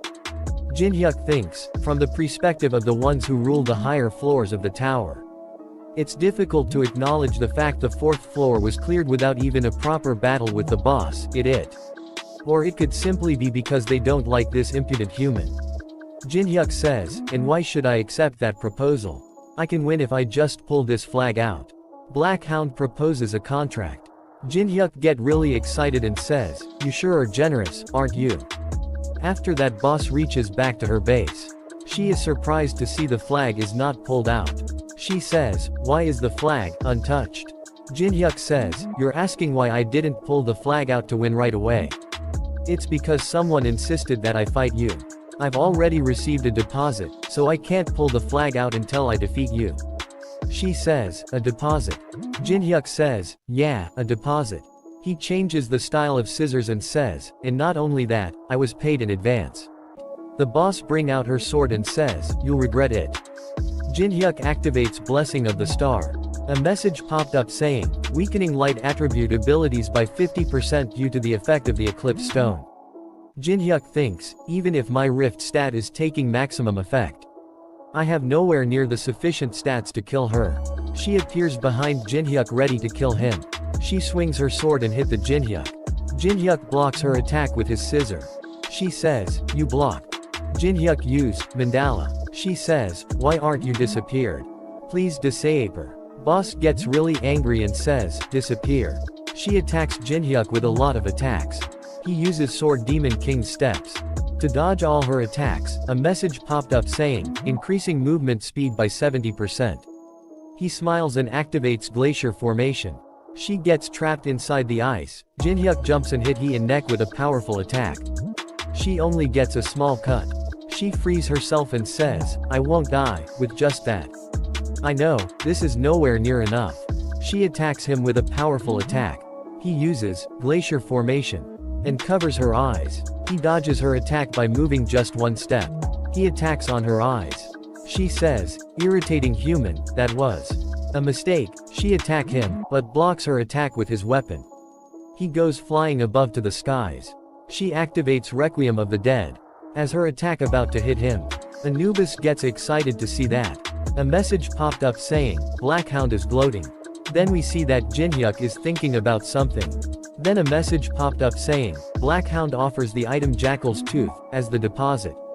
Jinhyuk thinks, it's a material item that increases movement speed by 10% and attack by 30%. Jinhyuk says, you sure are generous, aren't you? However, it feels a little lacking. I'll agree to this battle if you agree to one condition. A message popped up saying, Black Hound is curious as to what the condition is. Jinhyuk says, it's nothing special. There's a B-grade item called White Branch. Give that to me. He thinks, White Branch is an item mainly used for medical purposes. It's actually an extremely common item. It can be obtained very easily from the 10th floor and above. In the eyes of Anubis on the 42nd floor, it'd be nothing but worthless trash. Anubis give an evil smile and accepts your condition. A message popped up saying, receiving the items Jackal's Tooth and White Branch. You may not pull out the flag until your battle with the queen is over. He bring out the two items that Anubis gave him and gives a big smile. Anubis is confused to see that. A message popped up saying, combining White Branch, Jackal's Tooth, and scissors filled with a vengeful spirit. He successfully fused 3 items. He gets causality severing side rank immeasurable. Boss is surprised to see that. A message popped up saying, the system is intervening due to the appearance of a divine artifact that must not exist on the 4th floor. Due to the downward scaling effect, this item may only be used once. Jinhyuk thinks, I guess artifacts that go against probability can only be used once. But that one chance is plenty. She gets scared and thinks, danger. She thinks I can't dodge. She attack him using her sword. And he use scythe. It hits her sword and breaks it. It cuts her too. She thinks of a flashback. She goes through a big door. Jinhyuk says, to her, that son of a bitch Muhan did nothing but hide at the back. But you were far stronger. Goodbye. A message popped up saying, the 4th floor boss monster, Pendriel, has been defeated. Jinhyuk leveled up 3 times. A message popped up saying, you have successfully defended the base. Each party member will receive a ranked random box X5. Teresa gets really happy and says, Jinhyuk did it. This time, as well. News reporter says, only 24 hours have passed since the 4th floor opened. I still can't believe it. Yes, since everyone expected that it would take at least 20 days to defend against all 100 waves. It's certainly hard to believe that Knag Jinhyuk and his team cleared the floor in just 1 day. I think we've seen the true power of an S rank. Truly amazing. Jinhyuk goes to meet Yeonhwa and Lee. Jinhyuk says, sorry I'm late, I had to pick someone up. Yeonhwa says, who? And Alice is also there and says, this is quite shabby for a banquet hall. The says, oh, Ms. Alice, the one we met before. Jinhyuk says, I brought her here since she's also a member of our veteran company. Lee says, veteran company? What's with that name? Jinhyuk says, what about Ms. Teresa? Yeonhwa says, Teresa will be here in about an hour, so she told us to eat first. Chun is also there. Jin-hyuk sees him and says, I thought you wouldn't come at all, but I guess you still came. Chun says, I'm only here for the random rewards secret method that you promised me. Jin-hyuk says, okay, I'll tell you, so don't stiffen the mood and have a drink. And all his other subordinates also come there and thinks, we're here, too. They bow down and says, congratulations on clearing the 4th floor, director. Jin-hyuk says, thanks. Jin-hyuk says, eat as much as you want tonight. It's all on her as a commemoration for clearing the 4th floor. They all order a lot of food and drinks. Jin-hyuk drinks, and says, that hit the spot. Alice says, I can't believe it. Alice also eats a lot and says, to think I can eat so much of something this delicious with just 2 coins, and had lots of meat. But the taste of THS region is on another level. Alice gets angry and takes the piece of chicken. Jin-hyuk says, okay, you can have it. Alice gets happy and says, thanks. I'll never forget it. Jin-hyuk thinks, who'd possibly think she's one of the strongest in the tower by looking at this? Lee asks Chun, what did you do before all this happened, huh? Chun says, I was a medical student. Lee gets surprised and says, really? No way. Teresa also come there and says, everyone. I'm sorry I'm late. They all gets happy and says, Teresa in the flash. Can I tag you? Let's take a selfie together, Unnie. Jin-hyuk thinks and says, whenever I cleared floors in the Tower of Trails before, I was always alone. Alice says, why are you smiling? Jin-hyuk says, just cause. It's pretty rowdy. Jin-hyuk level 29. He sees his stats and says, I went up 3 levels. Jin-hyuk thinks, I thought I grew in the most ideal way in the past, but I'm growing incomparably faster than before. Jin-hyuk thinks, I wonder if it's being influenced by the variables that are showing up now that the game has become a reality. Well, it's fine, since I get more profits than losses. Now then, let's take a look at the 4th floor reward. We sees an item high-grade skill strengthening scroll. Jin-hyuk bring is out and says, I'll use this on glacier formation that I'm making the most use of. His skill glacier formation level 8. Some says, hasn't it gotten cold all of a sudden? Did you turn the air conditioner on? What the hell are you talking about? Wear some more clothes if you're cold. Don't you dare take a half day off after pretending to be sick again. Jin-hyuk says, next up. A grade random gacha box. It's a probability-based item that allows you to pull in a grade item by spinning a roulette. A message popped up saying, please press the red button located in the middle. There is not much time remaining. If you let the roulette keep spinning, it'll draw out the user's anxiety using a countdown and stress-inducing sounds that imply the threat of a grave peril arising. A message popped up saying, the time has run out. Please spin the roulette again. Most people press the button around this time.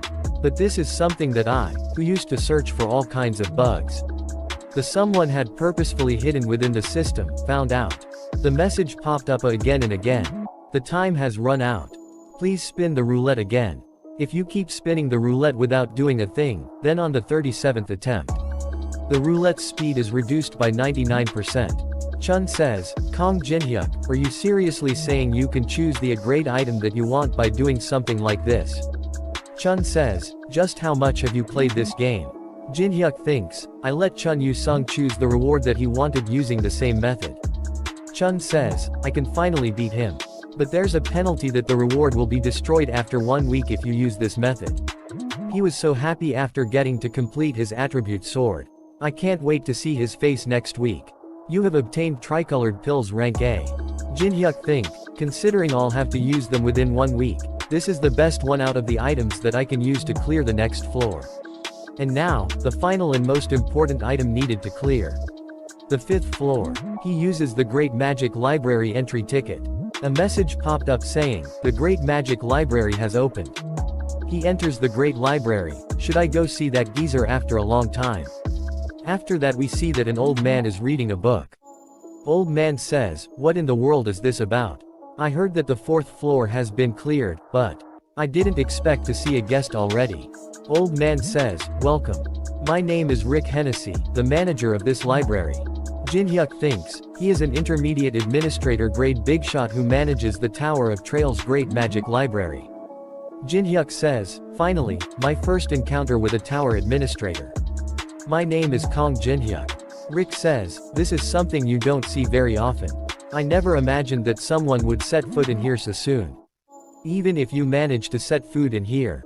The fact that you managed to get to where I am in this giant labyrinth of a library is also very interesting. Jin-hyuk says, I happen to be a very lucky person.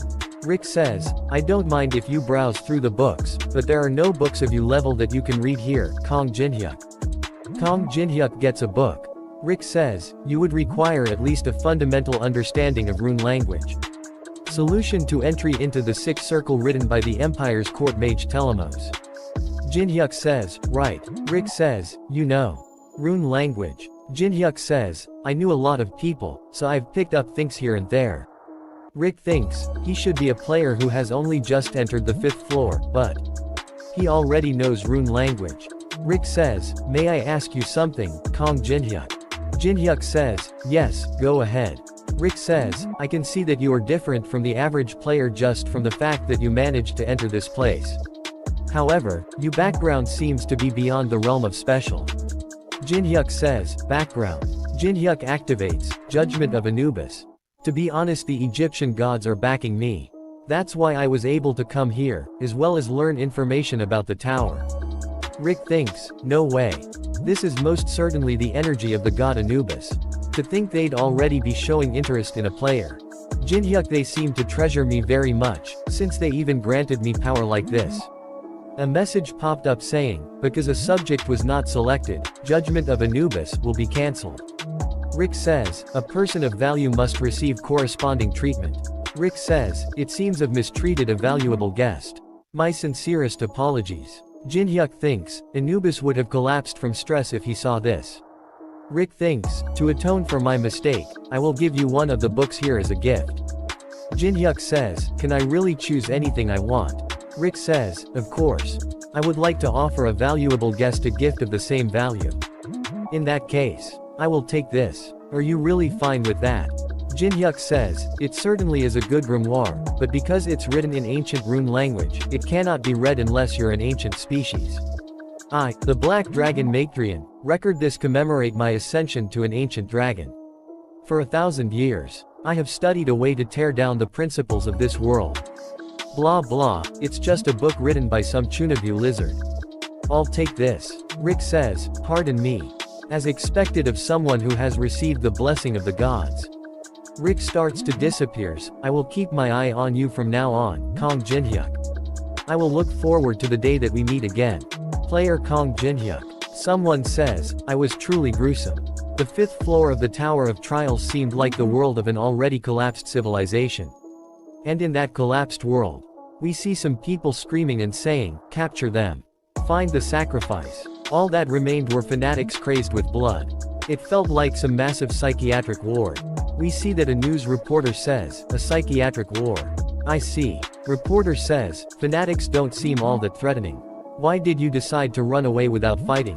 I also tried to subdue them by using skills at first, but there's a completely different obstacle aside from them. And that is the inability to use skills. What? Skills can't be used? Player says. Because I couldn't even summon my subspace inventory, I was only able to escape by using a return stone that I had in my pocket. That's why we're giving a special 20% discount off the Exit Guild's return stone, with the cheap price of 5,000 gold. Teresa says, take me with you to the 5th floor.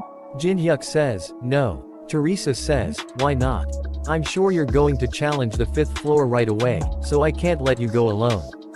Jin-hyuk thinks, she's so persistent, why is she acting like this all of a sudden?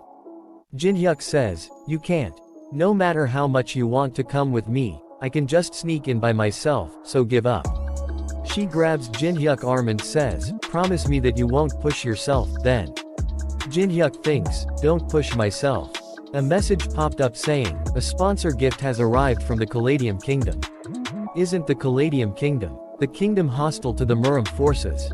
A message popped up saying, you have acquired Faint Odor rank F. Due to a sponsor from an upper force, you have broken out from the 5th floor's restraint. Jin-hyuk thinks, whoa, to think they gave me a gift while opposing the tower's restrictions. Looks like they've started approaching players with potential, just like the Murim. I'll make very good use of this skill. A message popped up saying, "You have entered the 5th floor of the Tower of Trials. You will start from a random location. Skill usage is blocked. You will receive a random F-grade item. There is only one rule: escape alive. Due to your possession of Macrian's ancient grimoire, one of you skills will be free from restraint. You may use Eye of Gluttony. This is why I chose this in the Great Library. I'll leave using this for later. Some other people's also appears. It's so dark. Why is it so damp here?" Jinhyuk thinks, people placed at the same starting point have already started to arrive. "I'll leave the newbies here and head to the..." A message popped up saying, "Activating Pursuit Scroll." He is surprised and thinks, "Pursuit Scroll." He gets angry and says, "You stubborn." Teresa also appears behind him. Teresa says, "I didn't think you'd keep your promise, so I followed you." Jinhyuk says, "I believe I told you not to follow me. What in the world were you thinking, coming all the way here?" Teresa says, "Please don't berate someone who followed you out of worry so much." Jinhyuk thinks, now I have to change my plan. There's something in my pocket. Mine too. Teresa says, "I have a flashlight." What about you, Jinhyuk? Jinhyuk says, "A pen." Teresa says, "A pen. That's not very good." Jinhyuk says, "No, this can be of use." Someone bring out a lighter and says, "I can finally see a little." She says, "I'll turn on the..." Jinhyuk grabs the flashlight. Teresa is confused. Man with the lighter says, "What a dreary looking place. How can we escape when it's so dark?" A lot of masked men are seeing them. They say, "Over there. Sacrifices." Masked man starts to run toward them. Someone says, "Idiot. Turn off the lighter." Masked man says, "Capture them. Over here, hurry." Jinhyuk and Teresa are hiding behind something. Teresa says, "Shouldn't we save those people?" Jinhyuk says, "Teresa, now that you're here, you must follow my judgment, no matter what." Teresa says, "Pardon." Jinhyuk says, "We must not unnecessarily expose ourselves for the time being. You're much too unprepared for a frontal assault at the moment." Teresa says, "Aren't you looking down on me too much, Jinhyuk? I've made my own preparations. Here, take a look. I bought one for you too. It's the exit return stone that people say is crucial for the 5th floor." Jinhyuk slaps his own face. Teresa is confused. Some people are blocking the door, saying they'll get through at this rate. "You guys at the back, come help too." A girl bring out return pill and says, "What the hell are you guys doing?" She says, "What do you think? We're going to escape. See y'all, losers." That return pill break. The says, "Not activating." What the hell? I bought one too. Mine too. A big man appeared with a weapon, all of theirs pill broken. They says, "It was a scam." Jinhyuk says, "You trusted it just because it was on a broadcast. This world is full of scammers." Teresa says, "I bought two to give to you one as well." A man appears behind her with ropes in his hand. Teresa says, "I really should go." Masked man says, "A sacrifice for our god." Teresa throws him. All the other masked men are shocked to see that. Teresa says, "We've been discovered, haven't we?" Jinhyuk says, "Looks like it." Masked men says, "Our god desires a sacrifice of sacred blood. Let us accomplish the advent of our king together. Eternal happiness." Jinhyuk bring out his pen and hits one of them in the neck. He hits a lot of them in the neck. Jinhyuk says, "Who wants to do the next sermon?" All the masked men gets really scared. A big man appears behind them. A man says, "Sir Proxy." Jinhyuk says, "Teresa, you've played tag before, right?" Proxy throws away one of his men. Jinhyuk says, "That giant head is it, so don't get caught by him." The giant attacks him with his hammer. The starts to run away. We see a man in purple hoodie saying, "What of the sacrifices?" His man says, "We are capturing them without complications." He says, "Our god desires more sacrifices. Now that the tower has opened and ignorant people are entering, it is the promised time for the Great One to descend once again at last." One of them says, "Cult leader, I think you should see this." He says, "They're sacrifices that we discovered just now." Leader says, "It's my first time seeing the proxy have such a hard time. He's quick on his feet for a mere sacrifice." One of them says, "Kong Jinhyuk." Leader says, "You know him?" One of them says, "Yes. He is the most dangerous obstacle to our plan." Teresa and Jinhyuk are still running from proxy. Teresa says, such speed for a man that big. He can't even be compared to the regular cultists. It's impossible for us to face that giant head right now. Jinhyuk says, let's focus on outrunning him first. Could you give me that for a second? A huge light appears. He hits with hammer the spot of light. It was a flashlight that Teresa brought with her. Jinhyuk says, that should have bought us not time to think up a strategy. Jinhyuk listened carefully, Teresa. Teresa says, okay. Jinhyuk says, I'll lure that giant head by myself. Teresa says, pardon, you want to lure him after we barely got away from him. It's okay. We'll have to face him sooner or later if we want to clear this floor. Jinhyuk says, while I'm luring him, you evacuate the others. I'm sure they've got no way of leaving now, since their precious return stones turned out to be a scam. I'll try to clear the 5th floor as quickly as possible. It's become a bit complicated though, because I needlessly followed him. Teresa says, okay. Jinhyuk says, oh, could you remember this for me, just in case? Proxy sacrifice. Where? Giant head. Jinhyuk says, aren't you way too shit at tag? After that we see Jinhyuk is running away and Proxy is following him. Teresa is seeing all that hiding. Jinhyuk says, you just need to use it at the right time. Teresa says, at the right time. When would that be? Jinhyuk says, you'll definitely feel it. When that time comes. She pick up the hockey and thinks, yes, I'm sure I'll know when the time comes. I'll save those people from earlier first. Jinhyuk thinks, Teresa must have gotten far enough. He activates, Eye of Gluttony. A message popped up saying, warning. An act that defies the 5th floor's causality has been detected. Jinhyuk says, Rotting Heart, is showing interest in you. A secondary advancement condition has been generated. Rotting Heart suggests that you become their sword. You may advance to Dark Apostle once you accept the condition. Jinhyuk says, Rotting Heart. One of the absolute beings of the tower, just like Alice, who resides in the upper floors of the tower. He is commonly called the Demon King in this place. In such a place, where skills have been sealed by borrowing the Demon King's power. If one tries to break through the restraint in any way possible, the will receive attention. A message popped up saying, Dark Apostle. Dark Apostle. It boasts extraordinary power, but one must live as the Demon King's pawn for the rest of their life. The people in the Demonic Human Association would have accepted with their mouths foaming. But, how could a tiger possibly become a dog's subordinate? Jinhyuk says, I refuse. Demon gets angry and a message popped up saying, Rotting Heart is enraged. Proxy removes his helmet. A message popped up saying, you will receive the Demon King's curse, for the sin of refusing the Demon King's offer. He feels extreme pain in his chest. A message popped up saying, you will become the target of all demons. This curse will last until death. He cough out blood. Jinhyuk says, that fucking hurts. Jinhyuk says, but. Jinhyuk says, are you guys just gonna stand there and watch? Come at me. Then we see that all the other players are caught, they are begging for their life. One of them grabs a girl's head and says, sacrifice for our god. Teresa appears there and ready to attack. She hits him on the face. Teresa says, take care of the others. She says, hello. The other girl starts to panic and says, it's no use. We're all gonna die here. We can't get out of here. She's already been engulfed by fear. One of the men attacks her. Teresa blocks the attack with the hockey. She hits him in face. She says, don't give up. We can all get out of here safely. Teresa says, so grab your weapon and stand up.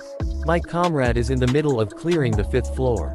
Proxy picks up a man and starts walking.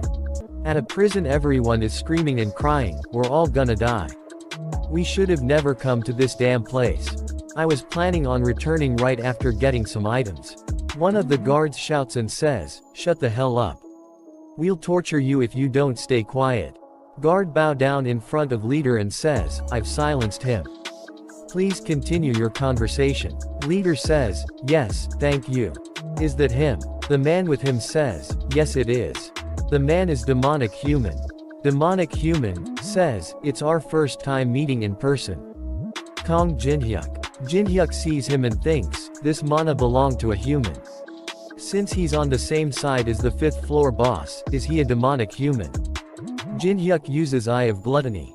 A message popped up saying, status window inspection has failed. The subject is currently activating a high-level mental barrier. Jin-hyuk thinks, mental barrier.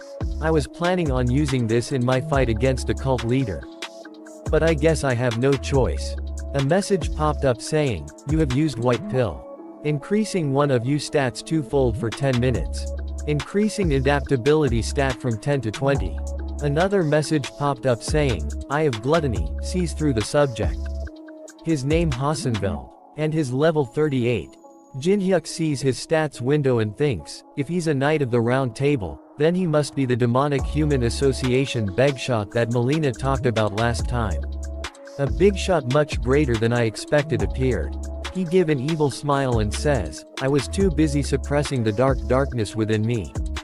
Cult leader say, are you sure this is the person you spoke of? He doesn't seem to be alright in the head. Demonic human says, I'm certain. Leader says, even I'm not this bad. You two can talk it out. Alice is laughing so hard that she starts to cry and starts hitting the ground. Jin-hyuk thinks, I'm cringing too, so just pretend you didn't see anything, please. Demonic human says, you don't seem to understand what's going on. Are you aware you've been captured to become a sacrifice? Jin-hyuk says, you think you can imprison my madness of destruction? How foolish of you. Demonic human thinks, what's with him? Could he be hiding some sort of trump card? With this skills he's shown up until now, that is more likely. Demonic human says, I already know how powerful you are, Kong Jin-hyuk. But now that your skills are sealed you cannot survive in this place. We see someone screaming and throwing up blood. Demonic human says, do you hear that? It is the sound of the live sacrifice ritual that you will all be a part of. A gruesome and slow death that your sanity cannot endure awaits you. He brings out a key and says, however, I could give you this key if you tell me everything you know about Unknown. Jin-hyuk thinks, a key. Jin-hyuk says, you wish to know Unknown's true name. Then I will present an answer to one who reveals their true name. Demonic human thinks, my true name. He's going to die anyway. He grabs his mask and says, my name is Hassenfeld. I'm also known as Lancelot. Are you satisfied now? A message popped up saying, the condition has been fulfilled. You have successfully copied mental barrier rank S. It's your turn now. Tell me about Unknown's identity. I'll only say this once, so listen carefully. Unknown is. Demonic human says, I see. I'll keep my promise. I hope you have a quick death. One of the other prisoners run and grabs the key, and tries to unlock the door. But was not able to and says, what the hell? There's no keyhole. Jin-hyuk thinks, they'd obviously pull something like that. Any case. By now Teresa must be. After that we see that Teresa is also caught and thrown in a jail cell. One of the guards says, it's my first time seeing a sacrifice resisting so intensely. I think she defeated more than 20 people. That's an attestament to her vitality, so I'm sure our God will be happy. Teresa says, where are the others? The girl with her is shouting and hitting other prisoners saying, this is all because of you lot. If only you bastards weren't here. It's all your fault. Teresa stops here and says, what are you doing? Stop it. She says, you're only shielding that person because you don't know. Teresa says, what? She says, the one you're protecting is an inhabitant of the tower. They say, the tower never would have existed if it weren't for you lot. Yeah, and I never would have been imprisoned in a place like this. So it's all your fault. Right. Little girl gets really scared and starts to cry. Teresa stops them and says, inhabitant of the tower or not, it doesn't matter. Hasn't she also been captured by the cultists, just like us? We see that Jin-hyuk thinks, I really want that mental barrier skill. It could become a driving force that could withstand divinity. A copy conditions window appears saying, 1. Make the subject say his knight name. 2. Act as if you have Chunabu until you find out his knight name. You may copy one skill of your choice once both conditions have been fulfilled. Jin-hyuk thinks, what sort of crazy son of a bitch is managing the tower's system? I'll need at least 6 bottles of soju for this. Des Moines human says, why aren't you saying anything? Jin-hyuk says, oh, sorry. Teresa asks little girl, what's your name? It's okay, as long as I'm here, no one can hurt you. She says, Andrea. Teresa says, what a pretty name. I'm Teresa. Andrea tells Teresa her story. She says, the devotees came to our village one day. They said they'll save everyone in the village if the villagers offer on person as a sacrifice. Once they said that, the villagers said that I, who doesn't have parents, need to step up for the sake of the village. Saying that it's a meaningful duty. And that it can't be helped. Teresa says, I see. You must have been very lonely, Andrea. Teresa thinks, although she's a tower inhabitant, she's no different from an ordinary human. Teresa listened to one of the guards saying, hey, we're supposed to prepare the next batch of sacrifices. Select one from each room. If no one is selected, you will all participate in the ritual together. Struggle as much as you can if you want to live for even a little longer. All of them gets really scared after hearing that and says, again. I don't want to. No, I refuse. One of them says, wait. Yeah, let's send that kid out first. She's not even human, right? Teresa says, wait, stop. Don't make such rash decisions. Get a hold of yourselves. One of the guards is enjoying seeing all this and says, good, struggle more. The Lord is even more delighted. And another guard is confused to see what is happening. Jinhyuk says, I volunteer. Any objections? His cellmate are also confused and says, no, go ahead. They tie him up and some other people as well, they all are walking to somewhere. He bring out a pill out of his mouth. And throw it in the water system right beside them. One of the guards sees him, he starts to whistle. Jinhyuk thinks, the necessary preparations are now complete. Teresa should have been captured and be behind bars by now. And considering her personality, she would definitely volunteer herself. It's my first time progressing through this section like this, but it's going rather smoothly. The hidden quest was generated, just as planned. A hidden quest window appears saying, contents, the fanatics who recklessly take the lives of others are regarded as villains. The adaptive stat will rise by 0.1 for every fanatic that is eliminated. The adaptive stat will rise by 30 if the cult leader is eliminated. Jinhyuk thinks, I was always given one of the stats as a reward, but to think they'd give me the adaptive stat. We see a lot of them are shouting saying, oh, Lord. The glory. The advent of glory. Some players are hanging with chains tied to the pillars.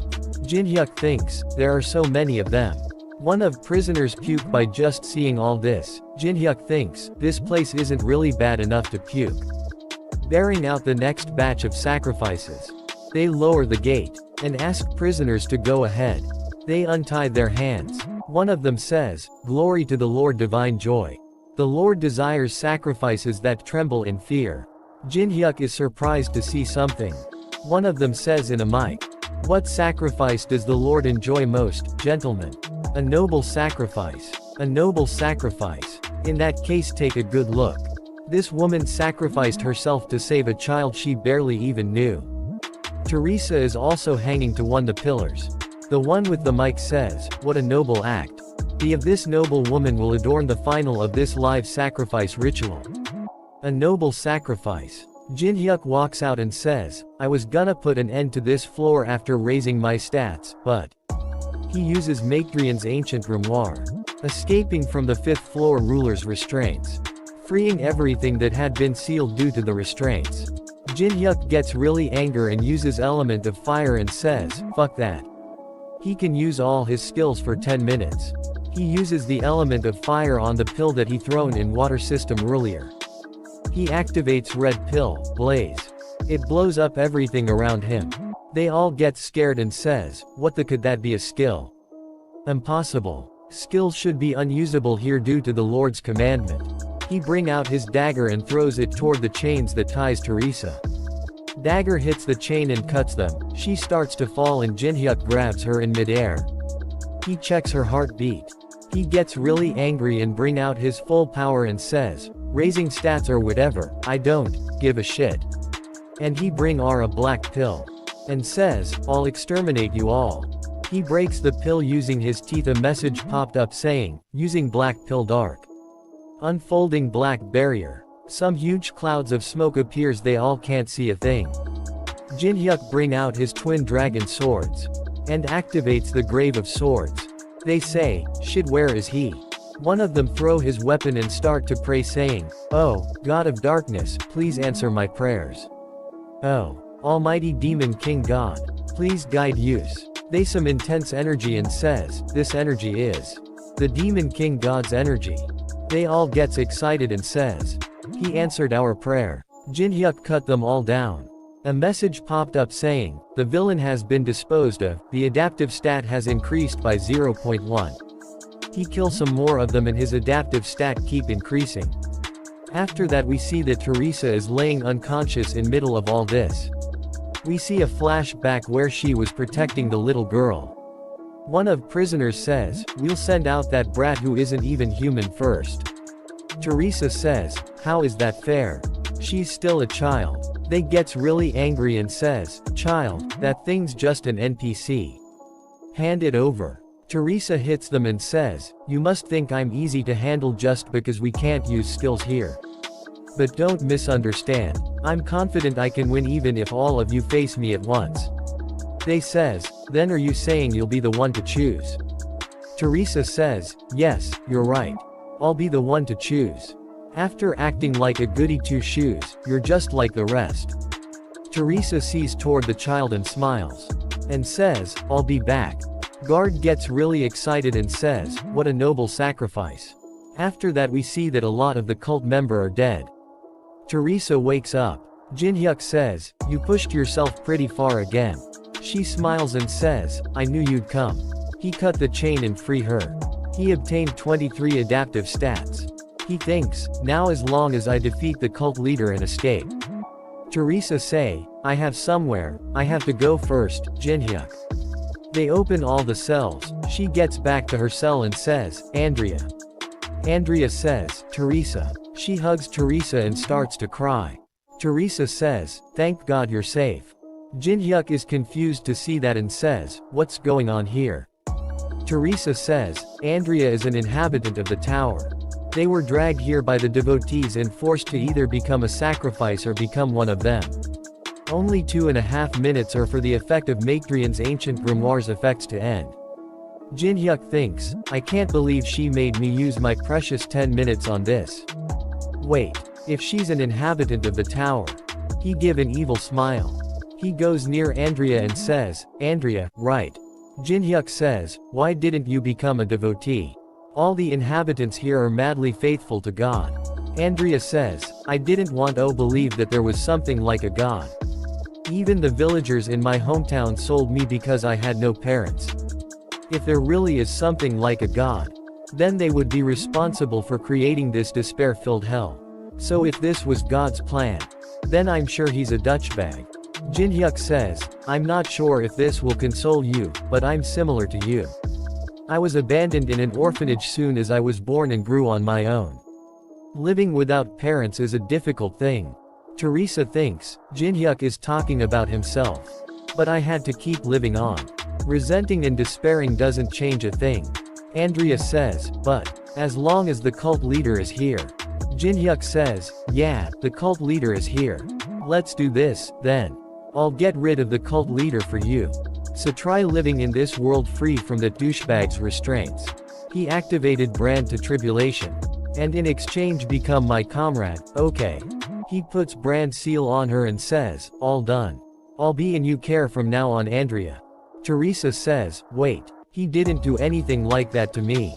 Jinhyuk says, "Let's go defeat the cult leader." A message popped up saying, "The duration of Maekdrian's ancient grimoire has ended. Sealing all skills." Cult leader says, "Let there be joy." Cult leader is about open an evil-looking item, and says, "Glory to our God." Jinhyuk says, "The cult leader is completely different from the other Fantics. He can't use skills like us, but he's just as strong as Breaker." Teresa says, "Then can't you just defeat him easily by using skills like you did earlier?" Jinhyuk says, "I was going to. But the time limit ran out, so I can't use my any more skills." Teresa say, "Oh, I see." Jinhyuk says, "I can do something about it if we fight hand to hand." But the divine artifact he uses is the most dangerous risk factor. Teresa says, divine artifact. Filth-eating urn. It's a divine artifact that kills a designated target with absolute certainty. Teresa says, absolute certainty. Then does that mean we can't win? I'll try to block it at least once. It takes a while to reuse, so your role is the most important. You must subdue the cult leader before the spell activates again. We're here. Are you ready? They both says, yes. Jinhyuk says, keep this in mind. As long as you remember what I told you, you'll definitely see the right path. They enter the leader's room. Leader sees them and says, the perpetrators who made a mess of the ritual came to me themselves. How interesting. Jinhyuk says, where's the one who was with you? Leader says, he left a while ago. He said he'd obtained everything he needed. Jinhyuk thinks, he sure is quick-witted. I wanted to get rid of him here. I don't know how you broke free from the god's restraints and used your skills, but... He removes his hoodie and says, I will definitely offer you as a sacrifice and make you atone for this atrocity. Teresa sees the artifact and thinks, that must be the divine artifact Jinhyuk spoke of. Jinhyuk jumps toward leader and says, here we go Teresa. Teresa jumps from the other side. Jinhyuk kicks him, he blocked his kick with his arm. Teresa kicks him on the leg, he loses his balance, Jinhyuk kicks him on his head. Jinhyuk shouts and says, now. Gag him. They tie his mouth so he can't speak. Jinhyuk jumps toward him. Leader throws Teresa away. She hits wall. Leader's punch is about to hit Jinhyuk. Jinhyuk spins and dodge attack and punches him in face and uppercut. Jinhyuk says, I beat someone 10 times larger than you barehanded before. You think I'd lose in a hand-to-hand fight? Teresa gets up and says, as expected of Jinhyuk. Cult leader starts to laugh and says, no bad. Very good. You're the greatest sacrifice. Leader says, then, I will use you as a sacrifice first. Pateria. Teo Pa. Joy to our god. Some dark energy come toward Jinhyuk. Teresa sees that and thinks, that's the spell Jinhyuk told us about. Keep this in mid, Teresa. This technique has a long cooldown time. Take a good look at the urn's eyes. You'll be able to estimate its cooldown time by doing that. And, I'll leave the rest to you. The spell hits Jinhyuk, he cough out blood. Teresa is shocked to see that and says, no. A message popped up saying, you have died. The Demon King's curse is disappearing due to your death. Leader gets excited and says, what a fresh sacrifice. I'm sure the Demon King God will also be happy. Teresa says, wake up Jinhyuk, open your eyes. Leader says, are you pained by your comrade's death? She a mixed angry and sad look on her face. Leader says, you can't call it a proper sacrifice. He kicks Teresa and says, if there's not enough pain. Andrea shouts Teresa. Leader sees to Andrea and says, you were there, huh? He is about to grab her and says, come here. Teresa jumps on him, throws him using a backflip. Teresa says, I will never let you take Andrea, at the very least. Looks like you still had some fight left in you. Leader gets excited and says, good. After that we see the dead body. Teresa is being beat up. Teresa thinks, fighting him head-on without my skills is impossible. Leader jumps towards her and says, glory to our god. Teresa dodges his punches by jumping backward. She picks up a broken piece of something. She destroys the lights with them. Leader says, you think darkness is your ally? How ridiculous. Teresa hides and thinks, alright, his visibility should be restricted. I have to take that urn away from him first. I have no chance of winning if he activates that spell again. Leader finds her punches. She dodged the punch by jumping aside and thinks, how did he find me so quickly? Leader says, you're quick on your feet. But I simply have to find you again. Your radiant blonde hair stand out even in the darkness. After I knock you out, I'm going to look for the hiding child. And when you wake up, I'll have you watch as she gets sacrificed to the urn. With your own 2 eyes. She gets hit by a powerful punch. She hold herself and start to run away. Leader says, you're sturdy as well. Endless glory to our god. Hit as best you can. It's only a matter of time. Until I find you. Teresa thinks, I can't waste the precious time Jinhyuk bought for me. If I fall here, even Andrea will. She picks up another broken piece. Leader sees her hair, and says, I've changed my mind. I'll let you live if you swear to become a devotee. Yes, I'll make you the demon king god saintess. So why don't you come out with that child? If you don't, oh. We see that she not there, only here ears are hanging there. It was a distraction. She come from behind him and about to grab urn. We see flashback, where we see cuts of her own hair and thinks compared to Jinhyuk's sacrifice. My hair is nothing. Leader see toward her. She thinks, his reaction speed is fast. He turned toward her ready to punch. Andrea throws something of Leader's head. He gets distracted, and says, cheeky brat. Teresa grabs the urn, and says, nice timing Andrea. Leader says, what are you going to do after taking that? Are you going to appoint yourself as a sacrifice or something? We see another flashback where Jinhyuk says, oh, and could you keep this in mind, just in case? Memorize this, Pateria de Amarius. Teo pa vericio. Teresa says, what's that? It's a rune language spell. Use it at just the right time. The right time. You'll know when the time comes. I know now. This is the right time. She says, Pateria de Amarius. She thinks Jinhyuk knew about this. Leader is shocked to hear that and says, how do you know ancient rune language? Teresa thinks, that I could do this in your place. She says, a veteran taught me. Teo pa vericio. Divine artifact gets activated and some dark energy goes toward Leader. Leader says, wait, impossible. Demon King God. That dark energy kills the Leader.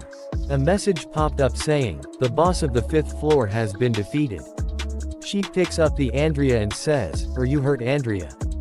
Andrea says, no. Andrea points toward Jinhyuk and says, but that Oppa. She says, I did it. Jinhyuk, wake up. I'm sorry for following you as I please. I won't do it again. So please wake up. She starts to cry really hard. A message popped up saying, the Demon King God's authority had disappeared due to the absence of a boss monster. Lifting skill usage restrictions. Blessing of the Star, activated, and a message popped up saying, you can revive once, as long as the death is not instant. He gets up Teresa and Andrea gets really happy. Jinhyuk says, dying sure is, extremely painful. But, why are you crying again? You were crying in the maze too. I can't help it, they just flow out. It still hurts there. I'm sorry. But why did you cut your hair Teresa? Teresa points towards the message and says, Jinhyuk, why isn't the notice for the next floor opening not popped up when we've defeated the boss? Jinhyuk points towards the exit and says, the objective of the 5th floor is strictly to escape. In other words, this floor will be considered to be cleared if we pass through that door. However, there's something else that's unique about this floor. The unique point of the 5th floor is that the boss monster seat can be inherited. Teresa asks inherited. Jinhyuk says, since defeating the boss is not the clearing condition. The owner of this divine artifact urn becomes the new master of the floor. And I'd like to entrust that seat to Andrea. Teresa is surprised and says, what? To Andrea. Jinhyuk says, Andrea, I promised you that I'd let you live in a world without the cult leader, right? He give her urn and says, here, live as you like this time. Live in a way that no one can make you unhappy. A message popped up saying, the seat of master is being inherited.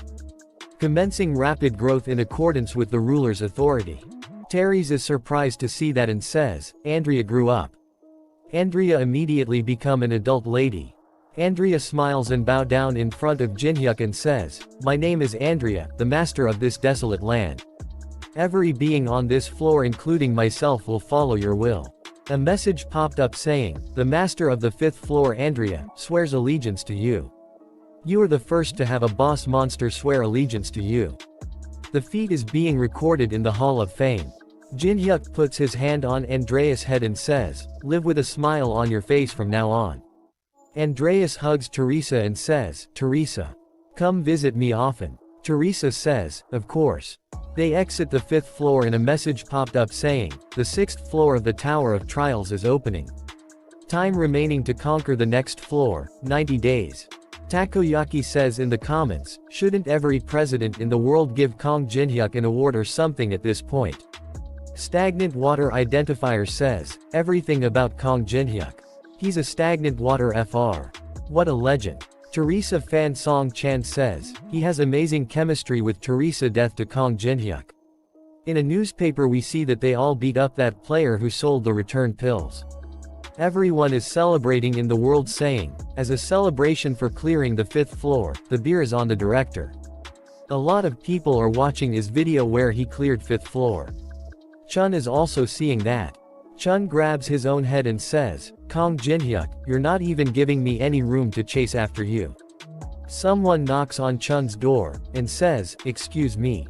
Chun doesn't answer and, the person at the door break the door. He a blonde man with a white mask on his face, he points his sword toward Chun. Chun bring out his sword and says, who the hell are you? That man says, my name is Gawain.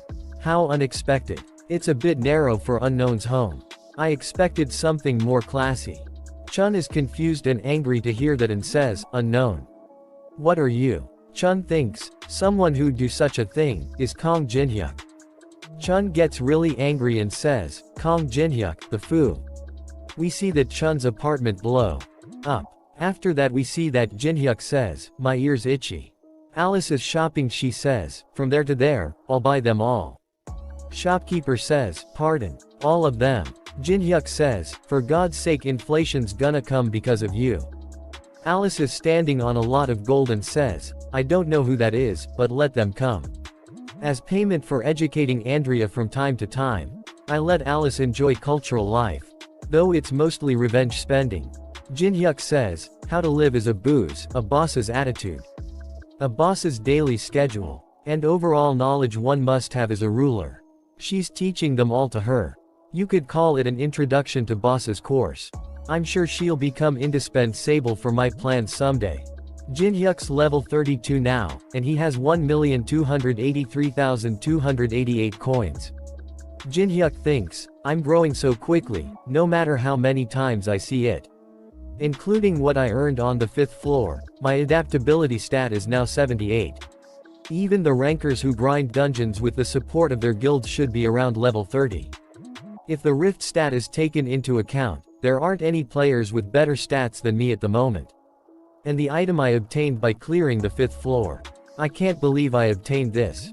I still can't believe it.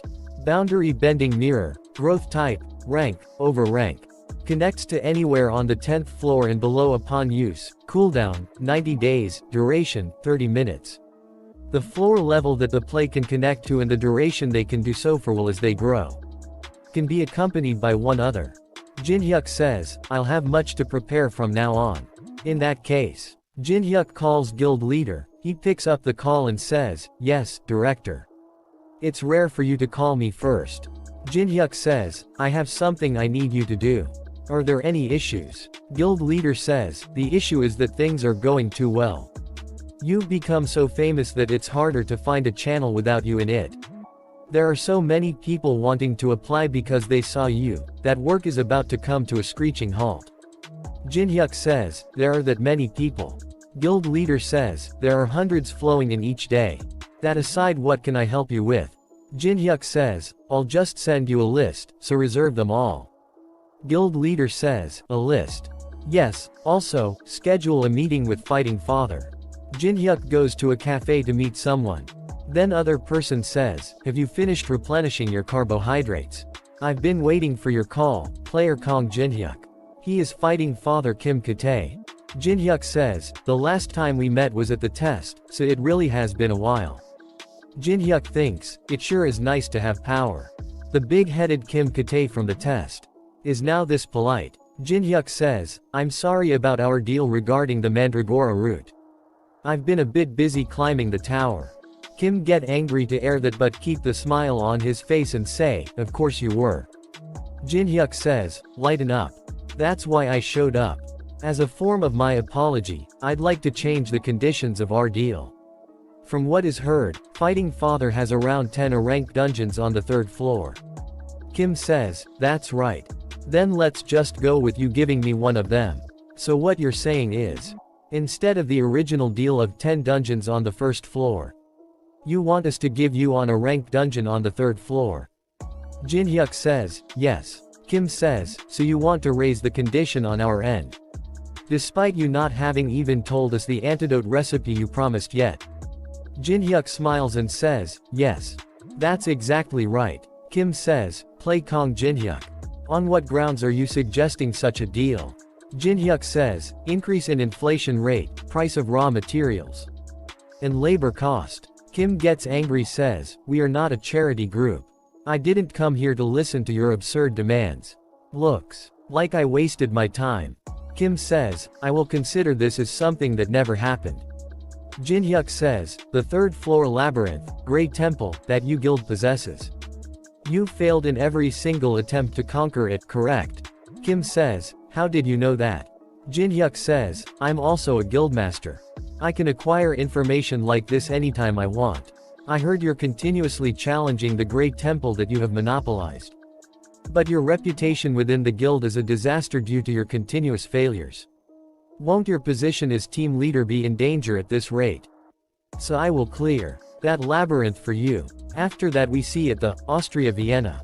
Jin-hyuk and Alice are watching the performance. Alice says, what a beautiful performance. I'm completely lost for words. A message popped up saying, you have appreciated a masterpiece influencing an era. You have completed going to a concert 7 times. The condition has been fulfilled. You have successfully copied the skill perfect pitch rank F. You have successfully copied the skill understanding of instruments rank F. After that they eat dinner. Alice says to a waiter, bring me 2 more bottles of your most expensive wine. Jin-hyuk says, I should be able to finish it all by today and go back to Korea. A message popped saying, 1 eat at Michelin 3-star restaurants. 2 observe the chef making food. 3 make different genres of dishes. Alice says, contractor, I'm not saying I don't like it. But why are we enjoying leisure like this? Jin-hyuk says, it's all for a reason, just enjoy it while you can. Alice says, that's fine with me. Jin-hyuk says, Tower of Trials 6th floor Elven Forest. The elves that are apathetic toward foreigners simply guard the beautiful forest. The next floor will open simply by spending 90 days on the floor.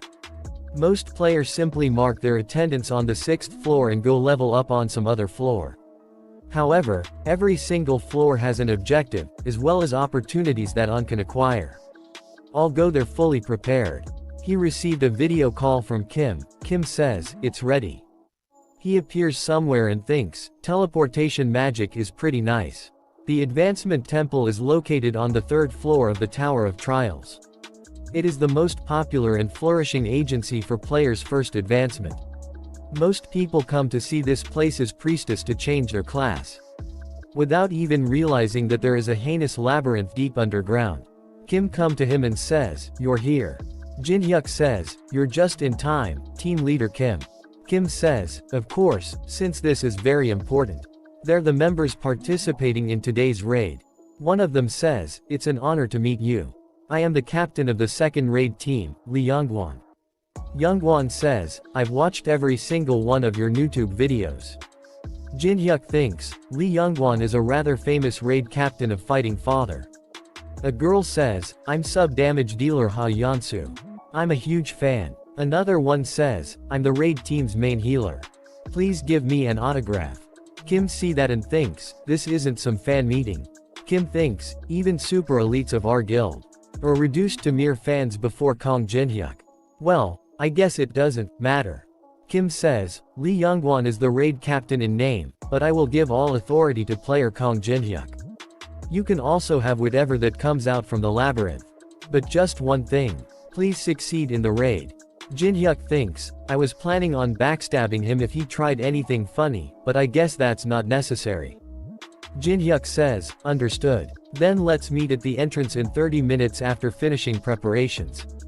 After that we see that Jin-hyuk is climbing the temple stairs. He reaches top, a beautiful girl is standing there. She is first advancement priestess. You must possess a class to become stronger. I ask you, which path will you pursue? A message popped up saying revealing classes. Jin-hyuk thinks, I've tried all the popular ones with my sub-accounts. The path I will pursue, arrange them in order of unpopularity. Jin-hyuk says, it's unpopular and hard to play. This is perfect. Jinhyuk thinks about Chun and says, back in the museum, and in the labyrinth. He had a lot of pride in his barrier skills, didn't he? Then I should trample him more thoroughly. A message popped up saying, you have accepted the barrier master, advancement quest. He sees some people standing and thinks, what's with them? One of them says, is Kim Kate of Fighting Father here? They are all from Samurai Guild. Their leader says, let's talk. Kim says, why are you people here again? I told you before, I will not allow you to participate in the Great Temple raid. Samurai leader says, team leader Kim, do you have any idea how many people are disappointed by Fighting Father's continuous raid failures?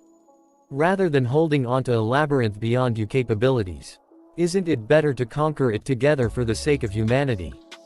Kim team member talk to each other saying, hey look over there. It's the Samurai Guild, that had been showing enormous growth lately. I heard they were growing like Karzi with their strong teamwork and information gathering capability. Wouldn't they be able to clear the Great Temple? Kim thinks, they're even sweeping public opinion. This isn't good. Jinhyuk says, you sure are popular, team leader Kim. Samurai thinks sees Kong Jinhyuk and says, that man. It's Kong Jinhyuk, the Korean ranker. The Korean S rank, Kong Jinhyuk. Could he have some sort of relation to Fighting Father? I've been listening, but something bothered me. Samurai says, what are you talking about? Kong Jinhyuk says, you've been saying how we'll fail because we're lacking in strength. But from what I can see, your forces are no different. One of them gets angry and says, you son of a, how dare you? Samurai stops him and says, calm down, he's an S rank. Samurai says to Kong Jinhyuk that, are you saying we're lacking in strength? Jinhyuk says, not lacking, but not even up to standard. Kim's team member thinks, since he said they're no different from us, are we also no up to standard? Samurai says, it doesn't matter what you say. We have a stent that can't even be compared to you guys. Jinhyuk asks strength. Samurai says, we have a real veteran who's climbed all the way up to the 30th floor of the Tower of Trails. Jinhyuk is surprised to hear that and thinks, 30th floor. Kim's team starts to says, did you hear that? They have someone who climbed up to the 30th floor. No wonder they've been rising up so quickly. Samurai says, we already have information about territories that no one even knows of. Whatever traps there are and strategies we need, we can prepare for them. We will use this knowledge and become the first heroes who save humanity from the Tower of Trials. And it wouldn't be bad if we become rich in the process, either. Jinhyuk activates Eye of Gluttony. And his words are the truth. Jinhyuk thinks, that means he believes that is the truth, at least. Then I'll just find the one who spouted such bullshit. He uses Eye of Gluttony on all the members of Samurai Guild. He found him. His name is Takeshi level 27. Takeshi has a skill called Hemi Foresight. Jinhyuk thinks, a half-baked foresight that can see into the upper floors based on its mastery. He gets really excited and things are getting interesting. We see a flashback where Samurai says, should I actually got it right? The trap really didn't activate. You're a real one. Takeshi thinks, no one knows that the ability I happened to acquire is half-baked. I thought I'd be able to get better treatment if I hid it as something whole. No, I was sure of it. How is it a lie if no one knows? Takeshi sees toward Jinhyuk and thinks, but this guy. Why is he staring only at me? Jinhyuk says, I don't know who it is, but hey, must be amazing if they rose up all the way to the 30th floor. Information from above the 10th floor hasn't been leaked anywhere, has it? Samurai says, you know you stuff. Information is the most powerful strength in this era, why don't you just let us accompany you obediently? Kim says, you think I'd believe such bullshit? Jinhyuk stops him and says, you should have told us that earlier, then, was there even a need for us to talk for this long? Let's head inside together. Finally, someone who can actually communicate with. Samurai says, stop frowning, team leader Kim. We'll at least raise your reputation if we manage to clear it. Let's go. Kim says, what is the meaning of this? How could you let them go in with us? What's gonna become of us if we just let them in? After all our protests. Jinhyuk says, team leader Kim, you wouldn't have let them in if I didn't concede to them, right? Kim says, of course. I would have done whatever it took to stop them. Jin-hyuk says, that's not good. Look at how much they want to become heroes. Shouldn't we at least give them the opportunity to experience whether it's easy or not to play heroes by laying their hand on someone's food? Kim thinks, this guy, what the hell is he planning now? Lee says, we'll be off as well, team leader. A message popped up saying, you have entered the Labyrinth Great Temple. Guild member of Samurai Guild says, look at this. They're players who challenge the labyrinth first. How miserable it, there no way to turn them back. No, you can just consider yourself a goner if you lock eyes with it. Don't worry, I've already thought up a countermeasure. He bring out a shield of Perseus. Who you really have prepared for everything. Jin-hyuk thinks, they must have used a lot of money. I'm not sure if they even know how to use it properly though. A message popped up saying, the condition has been fulfilled.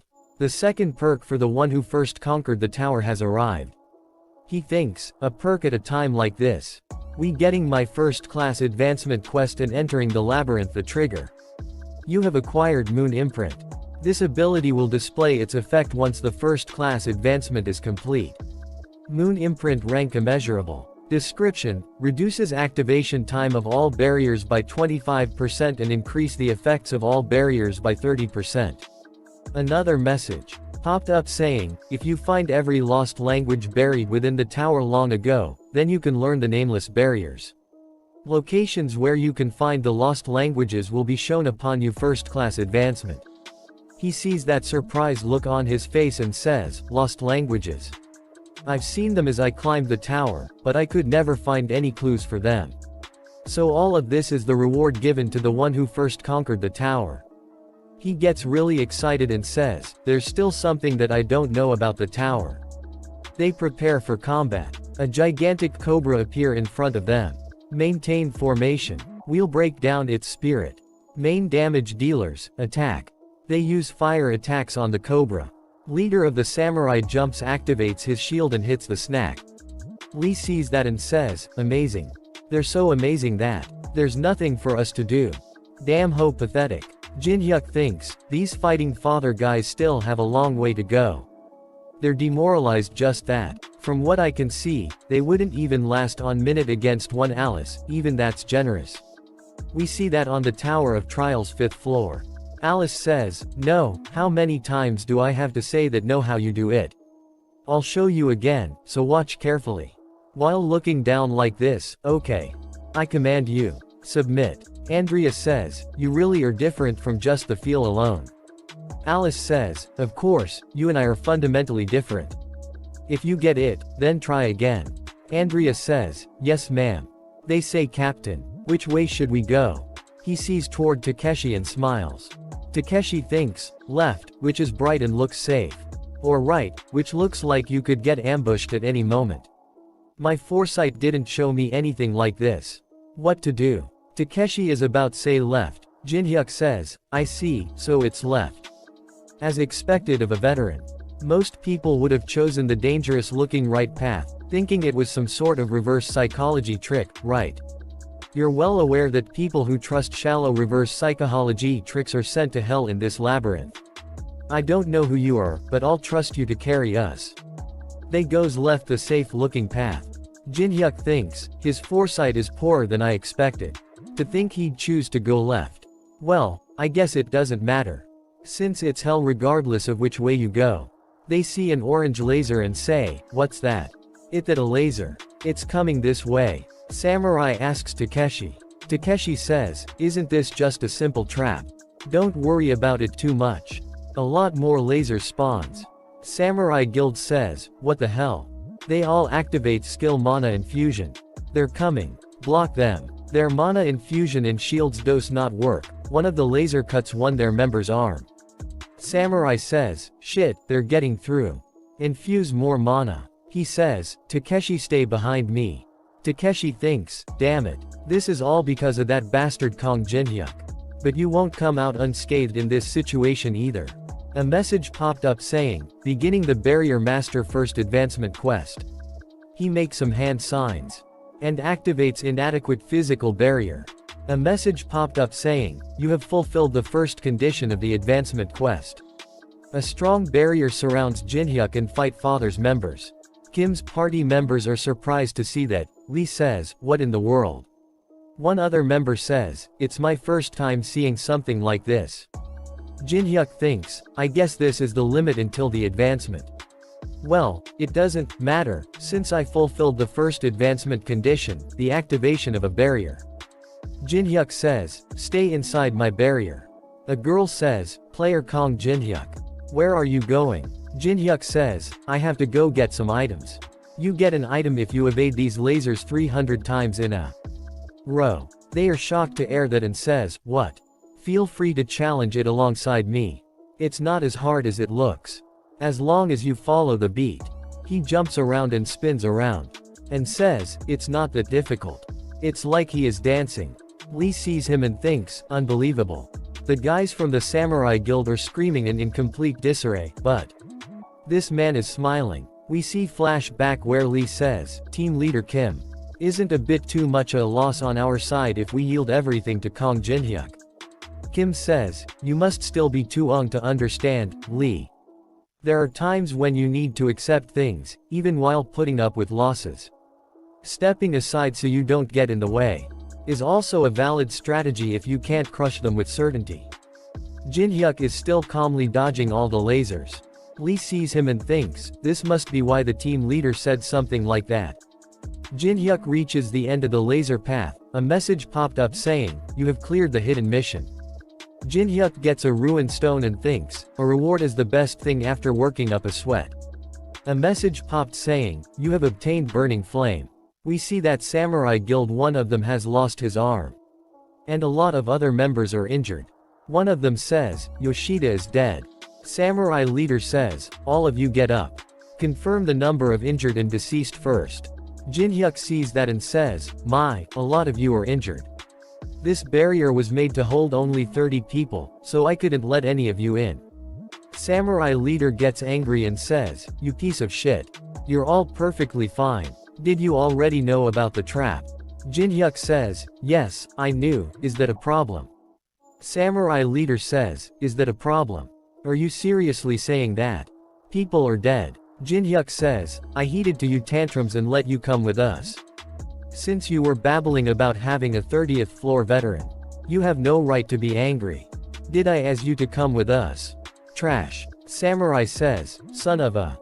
Do you seriously think the Samurai Guild will let you get away with this?" Jinhyuk says, "You gotta be kidding me. Is this seriously the time for you to be saying shit like that?" A message popped up saying, "Special conditions fulfilled. 1.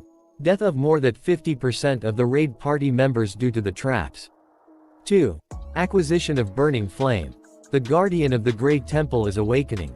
Samurai leader says, "Shit. What is it now?" A huge fire snake appears in front them. It is called Fire Drinking Snake. Jinhyuk says, "Stay on your toes, this is where it really begins. If you have something to argue about, do it after you stay alive." It is a really big snake made of fire. Its stats window appears saying, Fire Drinking Snake. Level 55. Description: a pet snake that Medusa adores. Its entire body is made up of fire, and physical attacks are ineffective against it. Samurai leader says, "The formation isn't ready yet. If you've realized you place, then why don't you hand it over now?"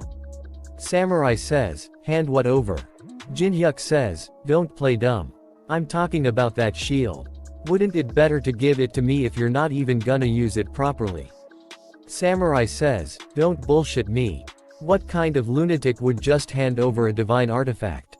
Jinhyuk says, "Is that so?" Snake gets ready to attack.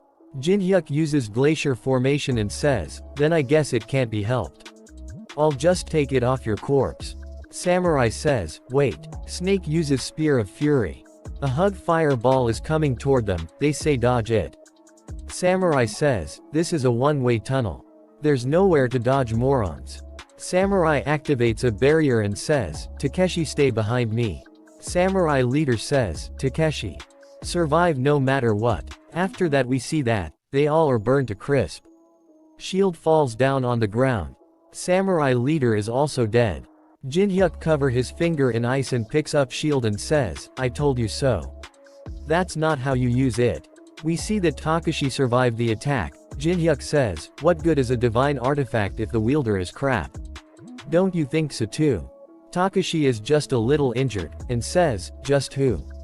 Who the hell are you? How can you act as if you know everything? Jinhyuk says, why? You can't see the answer with that foresight you're so proud of. Takashi is surprised to hear that and says, impossible. You saw through my skill. Takashi says, please answer me. What is your relationship with this tower? I don't see a single future related to you. Snake is right behind Jinhyuk ready to attack. Jinhyuk says, it's a bit embarrassing to say it myself. Snack uses the same attack as before. Jinhyuk uses glacier formation. Jinhyuk gets really angry and says, how dare you start roaring. When people are talking, Jinhyuk uses glacial prison, which traps the snake in a hug mountain of ice. Takashi is surprised to see that.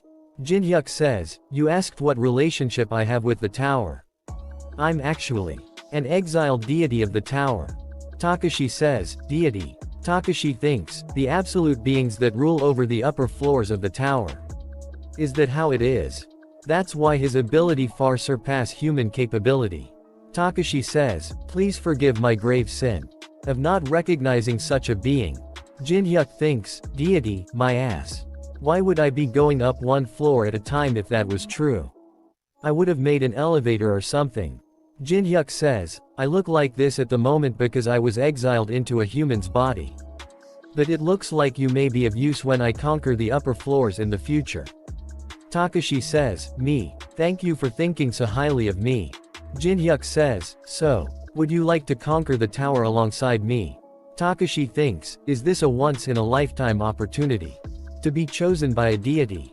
Takashi says, thank you very much. It is an honor. I will do my best. Jinhyuk says, good, in that case, I will grant you a stigmata as a token of our pact. It is the you burn to death if you betray stigmata. Jinhyuk activates Brank to Tribulation. It is still not the right time, so you must never expose this secret. Understood. Takashi says, yes. Go and carry out the tasks I've assigned you. Jinhyuk deactivates his barrier. Lee says, he defeated the monster that wiped out the Samurai Guild. All by himself.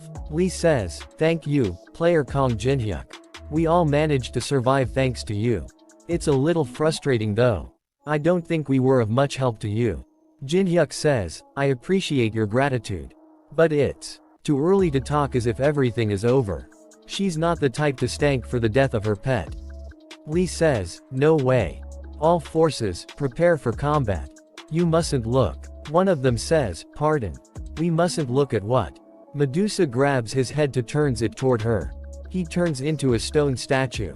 Medusa break him. Medusa says, disgraceful humans. Not only did you invade my temple. She gets really angry and says, but you even laid you filthy hands on my child. She release a large amount of mana. They says, such overpowering mana. Lee says, all of you get yourself together. We've all gathered for this moment. Lee activates collective leadership, and says, attack. A message popped up saying, fear resistance and morale of party members increase by 20%. One of them uses lightning bolt. He misses. Medusa says, pathetic. Where are you attacking? She hits Lee with her tail and says, do you think I'm some moron who can only use petrification? One of them says, what was that sound? Did you get hit? Damn it, I didn't know what's happening with my eyes closed. Meduse is behind her ready to attack. She says, is everyone alright? Jinhyuk hits Medusa with a shield in her face. She falls to ground. Jinhyuk says, from here on out, please stay back. This one is mine. She is surprised to see that Jinhyuk is not turning into stone even after looking into her eyes.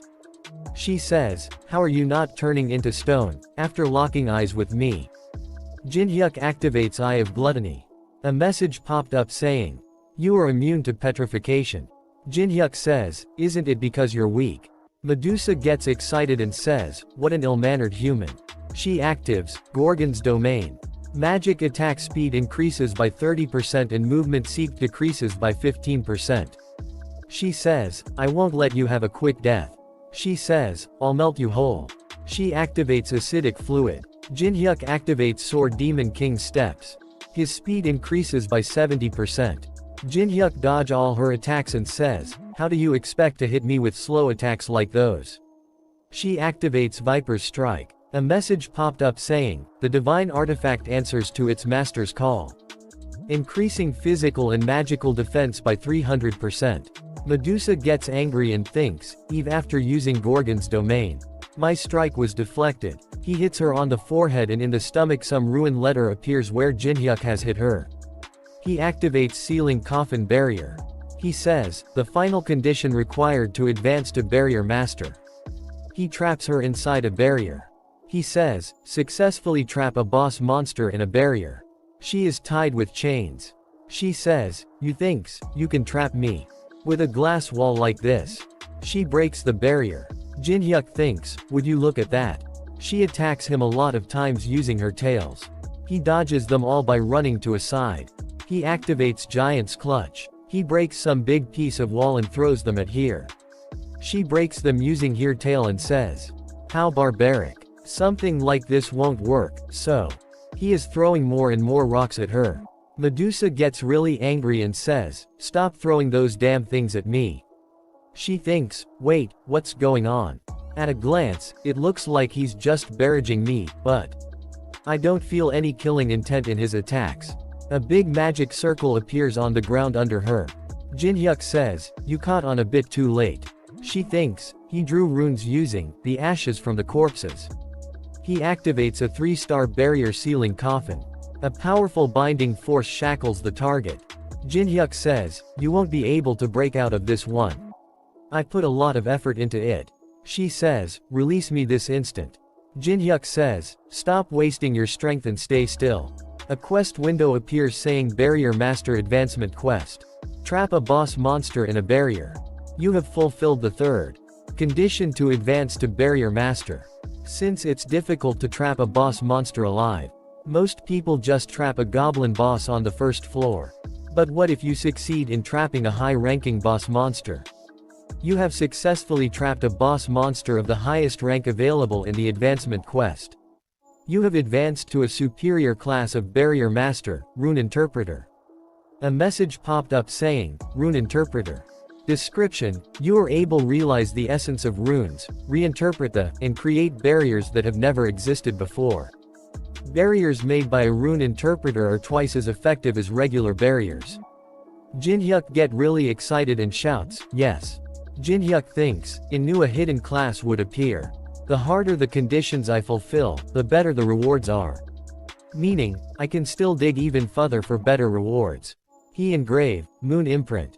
A message popped up saying, reduces activation time of all barriers by 25%, and increases the effects of all barriers by 30%. Jin-hyuk gives an evil smile, and says, not only that. There's even a perk. I'm frothing at the tormenting possibilities using this. Medusa says, what are you going to do to me? Are you going to kill me? He says, I wonder. I guess I could skin you and make some decent armor. She starts to cry and says, what? He thinks, it's usually common knowledge to kill boss monsters, since you can obtain experience points, rewards, and items. However, there is no merit in killing Medusa. Medusa's head loses its petrification ability when it leaves the temple, and the armor made from the snake's skin deals continuous poison damage to its wearer. In that case, what use is a Medusa that has been captured alive? He buys some items for 3,350 coins. He mixes them all together. He draws something on the ground using the mixture. A message popped up saying, a secret circuit has been connected through the magic circle. He contacts the Rick. Rick says, how in the world did you find out about this contact information, player Kong Jin-hyuk? I'm very surprised. Jin-hyuk says, I just bought some random stuff and mixed them together, but what's this? What an extremely strange coincidence. Rick says, you cannot make excuses, I have not shared this contact information, not even to the deities. I must know how you found out about it. Jin-hyuk says, come to think of it, there's a monster here. A live Medusa. Rick is surprised to see that. Jin-hyuk thinks, I knew he'd be interested. Jin-hyuk says, you're an avid collector of anything related to Greek mythology, so you won't pass up on this. Man, I was just about to finish it off. Well, since you're here, you might as well watch. Here I go. Jinhyuk activates Grave of Swords. Rick shouts, wait. You mustn't kill such a precious thing. Who cares about how you found my contact information? What's good is good. I will open a gate leading here for you. Let's talk face to face. Rick gives an evil smile and thinks, things may turn out very interesting with this meeting. Jinhyuk thinks, what's with that smile? A gate appears in front of Jinhyuk. Rick says, come in. Rick says, welcome to the 42nd floor of the Tower of Trials. The city of the ancient Egyptian gods. White Oasis. Jinhyuk says, I can't believe I got to set foot onto the 42nd floor already. It's my first time coming face to face with a deity before reaching level 100, isn't it? Jinhyuk says, I thought I was being transported to the Great Library, but I never thought I'd be brought to a place like this. Are you taking a vacation here? Rick says, I'd love a vacation, but I'm here for business. It is the residence of the Egyptian gods you know all too well about. They've been wanting to meet you very much. So I guess you could say things worked out well. Jinhyuk says, the way he's talking. It must mean he found out about my lie of receiving protection from an Egyptian god. One of the residents sees him and says, hey, look, a human. I heard humans entered the tower, but to think one I already hear. Rick says, do you know this is Jinhyuk? This is where Sphinx originally was. Though it's nothing more than a giant crater now. It was formed after it was revealed that you swindled in the name of Lord Anubis. Jinhyuk picks up a small rock and says, what a waste. I heard it was a statue of high artistic value. Rick says, are you not afraid, Jinhyuk? Of the absolute beings of such great power, who rule over the upper floors of the tower. Jinhyuk throws the rock and says, I wonder. Do I really need to be afraid? It's not even the 50th floor. Rick laughs really loud and says, how very amusing. You sure never disappoint me, Jinhyuk. After that we see that Anubis punches his throne and says, you shamelessness know no bounds. Anubis says, how dare you stand before me after dirtying my name. We see that god Od Resurrection Osiris is sitting with him. Osiris says, what a sorry state you've ended up in, Anubis. Rick says, I, Rick Hennessy, pay my respects. Jinhyuk says, it's not like I came here because I wanted to see you. I was just deceived by this old man. Anubis gets really angry and says, King Jinhyuk, you insolent bastard. Anubis tries to step on Kong Jinhyuk, but Rick puts up a barrier and protects him. Rick says, Kong Jinhyuk is here by his right as my guest. You wouldn't think of defying the laws of this tower in front of me, would you? Rick sees toward the Anubis with a serious face. Osiris starts to laugh really hard and says, you're pretty funny today. Rick sees toward Jinhyuk and thinks, player Kong Jinhyuk didn't even flinch. As if he already knows about the laws of the tower. Anubis sighs, if I can't kill him directly, then I'll do it within the rules of the tower. Anubis summons a warrior. Deliverer of the dead. Rick thinks, the strongest warrior that can be summoned against a player on the 6th floor. To think he'd bring out the deliverer of the dead. It cannot be defeated with Kong Jinhyuk's current abilities. Now, how will you get out of this situation, Jinhyuk? Anubis says, if you last 5 seconds against my warrior, I'll let you choose one thing from this temple's treasury. A message popped up saying, would you like to accept the duel request of Anubis, a ruler of the 42nd floor? Jinhyuk smiles and says, I just have to last 5 seconds, right? Jinhyuk purchased the royal blood. For 2 million coins, he has on 1,242 coins left. He uses the blessing of the star on the royal blood. Royal blood converted in holy royal blood. He accepts the duel, and activates Sword Demon King's steps. He killed a monster summoned by Anubis with just 1 hit. A message popped up saying, the extreme clash in attributes has resulted in a fatal effect. Damage increases by 1500%. The warrior of Anubis has lost. Jinhyuk says, isn't that a bit too long? Anubis is shocked to see that. Osiris says, impossible. A mere human of the 6th floor defeated Anubis's warrior. Jinhyuk smiles and says, alright, what should I choose from the treasury? Anubis shouts. And says, enough of you bullshit. Attacking as soon as you accept isn't fear. Someone shouts, Anubis. This is a promise you made yourself. You're not thinking of defying the rules of the tower, are you? He is the god of the sun Horus.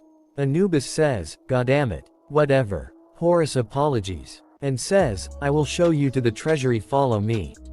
There are a lot of items in gold in the treasury of Anubis. Horus says, "Now, choose. A promise is a promise." Horus says, "I'm sure you will climb all the way up here in the future. So how about it? Why don't you become a resident that rules this floor by choosing one of us? If you do, you will receive power more valuable than the mere treasures of this treasury. You will receive our support for real this time." Rick says, "What Lord Horus just said means. He's offering a power selection that one can only make once to a human who's currently only on the 6th floor. So he ends up actually receiving protection from a deity. Interesting." Jinhyuk says, "I don't need something like that." Ours is surprise and says, "You don't need it." Jinhyuk says, "Yeah, I don't need it. I'm going somewhere higher than this place. So there's be no need to receive help from here, is there? So, I'll just take this as a gift." Horus gets really angry and says, "What a daring human you are." Anubis says, "Is it over?" Horus says, "Yes it is. The temperament of yours is always your downfall." Anubis says, "Can it? What did that damn human choose?" "He took the black egg of the ancients." Anubis says, "The black one. Did he choose it while knowing what it is? I wonder, I couldn't confirm it. But one thing's for certain. Depending on what he does to the egg, it may bring calamity to the humans." Alice says, "What? Egg of the ancients? Why did you choose something like this? You should know it'll be really bad if it's hatched the wrong way." Jinhyuk says, "Really?" Alice says, "Well, let's say you somehow survive. But where am I supposed to go shopping if this thing blows the entire city away?" He summons her back into the ring. She gets really angry and says, "I told you not to summon me back and forth without notice." Jinhyuk says, "Stay in there for a bit." Jinhyuk gets really excited and says, "For the first time in a while, I thinks it's time I actually focus for real." Jinhyuk thinks, "The only information that I know about the ancients is a single phrase from the tower's eccentric adventurer, Faces. The solution is delicious mana. He uses element of fire on the egg, and also uses the glacier formation. Then he activates Blessing of the Star, and true heavenly flower cultivation technique. The egg of the ancients is absorbing the mana in the atmosphere." Jinhyuk says, "How's this? Isn't it appetizing?" A small and really cute black dragon came out of the egg. Jinhyuk thinks, "It hatched. It's looking for the mana that it just tasted. I'll gather all my remaining mana, and give it form." He compress his mana into a small pill. He gives the pill to Black Dragon, and says, "This is my first treat to you." Dragon eats the pill. Dragon gets really happy. A message popped up saying, "Engraving a stigma on the ancient." Another message popped up saying, "Your great achievement of being the first to tame an ancient will be recorded in the Hall of Fame. All beings of the tower are paying an interest to your achievement. Once you give you pet a name, its loyalty toward you will further increase." Jinhyuk says, "A name?" He picks up the dragon says, "Okay, since you're black with yellow eyes, let's name you Goguma." Jinhyuk think, "It's cute, but I won't have enough mana if I have to feed it." Dragon is really happy about his name and says, "Goguma.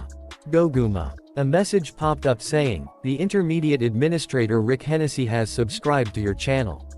The 90% commission fee rate has decreased to 80%. After that we see that someone is saying to Jinhyuk, "What do you think? You just have to make an appearance and partake in a simple interview.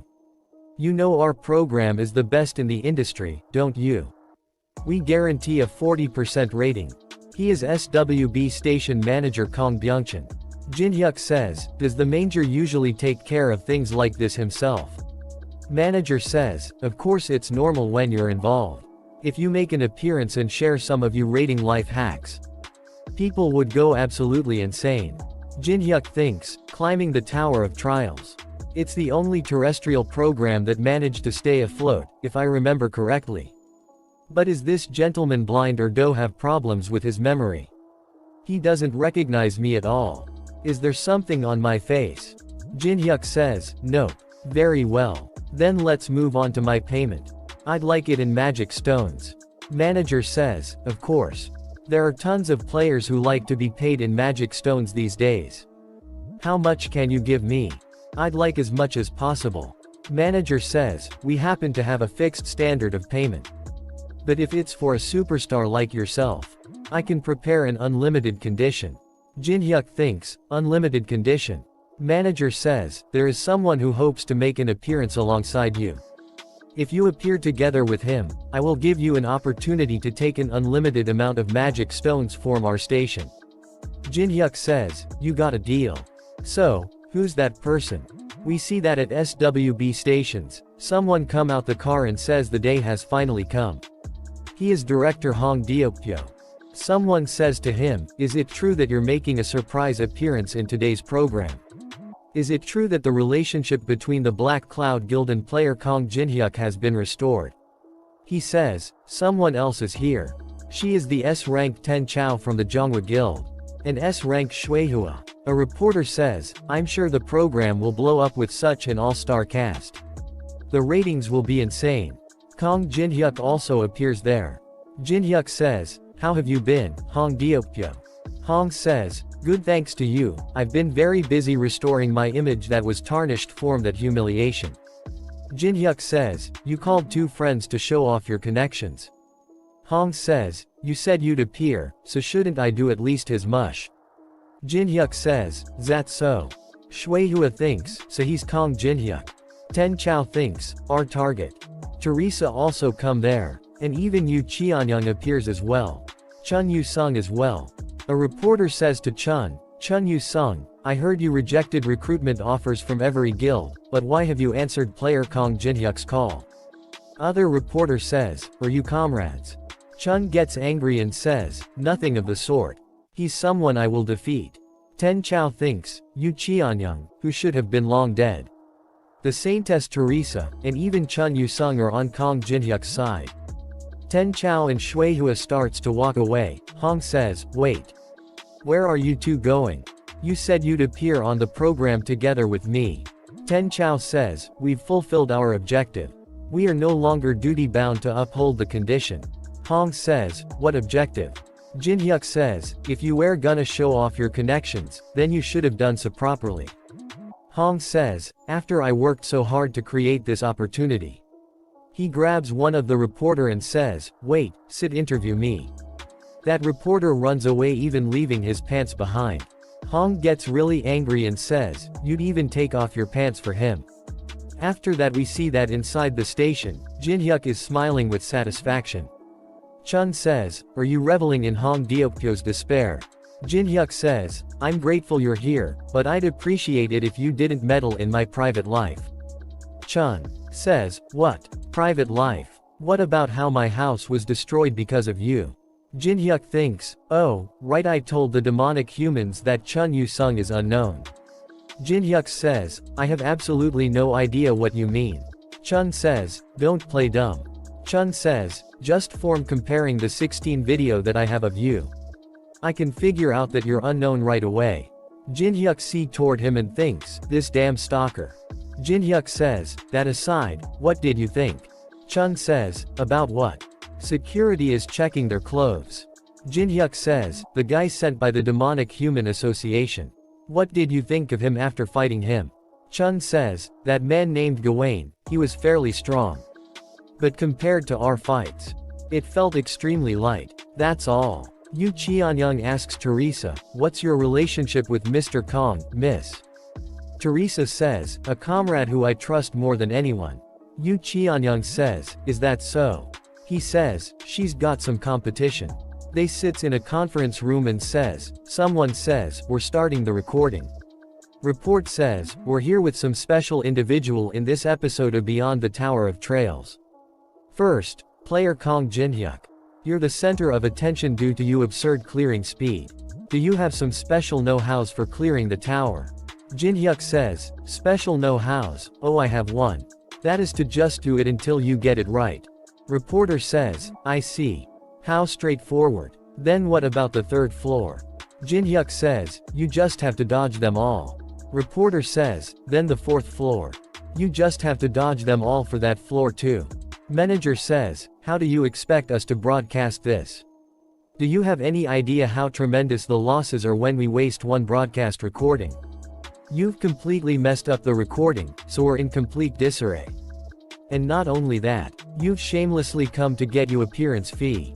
Jin-hyuk says, answer any question you are asked, I simply upheld the contract. Do you expect that kind of far-fetched logic to work? Jin-hyuk grabs him and says, Lee Jong-soo. You remember who that is, don't you? Yes, that Lee Jong-soo who you just thought of. The streamer entertainment CEO who you treated as a brother. Together with Lee Jong-soo, you plotted to squeeze streamers dry with slave contracts. There was a time when we streamers come to this office together to protest. I was there too, don't you remember? Thanks to that, I learned many things about life. I learned what I have to do to not be a pushover. To us, who you were sucking dry thanks to the contracts you guys cleverly drafted up. Do you remember what you said? Contract-wise there's no issue. Jin-hyuk gets really angry and says, do you still think my logic is far-fetched? Manager says, opens a locker and says, this is our station's magic stone storage room. There are a lot of cases filled with magic stones. Manager says, as per the contract, we will give you the opportunity to use an unlimited number of magic stones in this room. For the next 2 hours, that is. Jin-hyuk sees toward him with angry look and says, 2 hours. Manager gets scared and says, it was written in the contract. Very small, in the corner. You can use the magic stones here to do whatever you want. And by the way, there are anti-theft spells cast on these stones, so they cannot be put in subspace inventories. Manager thinks in which case, the only thing he can do is to absorb the magic stones. However, the average time need to absorb a low-grade magic stone is 5 minutes. No matter how many magic stones he absorbs, the number he can absorb in 2 hours is negligible. If you need anything you can ask the staff members here. Entry and exit is very restricted here after all. One of the employees says, wow, it really is Kong Jin-hyuk. Jin-hyuk thinks, so his intention is to make my reputation fall into a bottomless pit. If I try to take the magic stones by force. Jin-hyuk says, very well. I'll use as much as I can in the next 2 hours. Manager says, a wise decision. Then I will see you in 2 hours. Please treat Kong Jin-hyuk well, you too. Jin-hyuk says, hello. Would you like to see something amazing? Manager says, Jong-soo. It's truly unfortunate you died an unjust death. But living people need to stay alive. Why are you back to haunt me? You're already dead, damn it. I've minimized the losses in magic stones, but how do I pull away from him? Should I place a few journalists on him and create some sort of controversy? I'll think it after I get out of this situation. He opened the room of magic stones and says, player Kong Jin-hyuk, were you satisfied with you 2 hours? We see that there is not a single magic stone left. Those 2 employees of his are playing the Black Dragon. Jin-hyuk says, oh, you're finally here, director. Do you have any more magic stones? My baby here is a big eater. Jin-hyuk thinks it's the price you pay for pulling tricks after still not knowing your place. I'll continue to use you for the rest of your life. We see the stats window of Goguma the Ancient, his has is 1 and level is 98. Jin-hyuk thinks, it's strong, but I'm severely lacking in mana for it to fight. I only have 80 mana. If I have Goguma fight alongside me, I can barely last 5 minutes. Then I have no choice but to grow faster than planned. Jin-hyuk calls someone and says, hey, what are you doing? We see that Ten-chan is talking with someone on voice call. She says, we've affirmed the target. He had already formed an alliance with the selected central figures. Caller says, he's rising his forces much quicker than expected. I thought his relationship with Chun Yu-sung was hostile. He responds aggressively, but from the fact that he obediently answers his call. Ten-chan says, it's fair to judge that he is already on Kong Jin-hyuk's side. The caller says, we have no choice then, add them all to the red list. If they won't join us, they are enemies of Zonghua.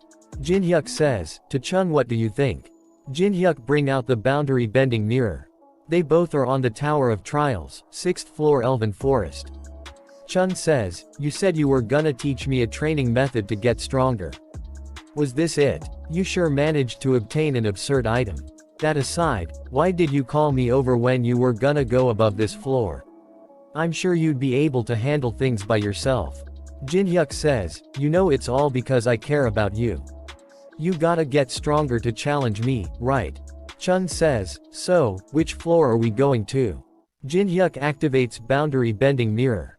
Jinhyuk says, us. They both goes through the mirror to the 10th floor. 10th floors is called Warrior's Haven. The Guardian Warriors protecting the boss. There are around 21 of them. So you think you can handle them? I think so, as long as the monster back there doesn't wake up. 10th floor boss, Immortal Stone Giant. Jinhyuk says, really that's perfect. Then let's do this. If you defeat all the warriors over there and last 1 minute against the boss. All except on serious duel. Chun says, deal. And bring out his sword. And says, you'd better keep that promise. Guards wake up and says, this is the haven of warriors. Only those who are qualified can. Chun kills the guards and says, out of the way. After that we see that at the hair item specialty shop. Teresa is there. Teresa sees someone and says, you were the raid captain in those ruins. Song Cheonhwa. Both of them apply hair restoring ticket. Song says, I missed you my hair. A message popped up saying, the curse is still in effect. All hair on you body will be lost. Song says, wait no. Teresa says to him, it's alright Cheonhwa. Hair isn't everything there is to a person. Song says, Teresa, I think this curse is retribution for my sins. Teresa asks, sins? He says, my sins when I was the raid captain in the first floor ruins. I was so greedy for accomplishments in a measly first floor ruin. And caused many people to get hurt. Something like hair loss might be an extremely light sentence. Teresa says, since many people were hurt because of you greed, I don't think you did the right thing. But having something you want so much that you'd risk your life for it is somehow very wonderful. Then see that on the 10th floor Chun activates Song of Swords. And kill a lot of guards. And he is also hurt.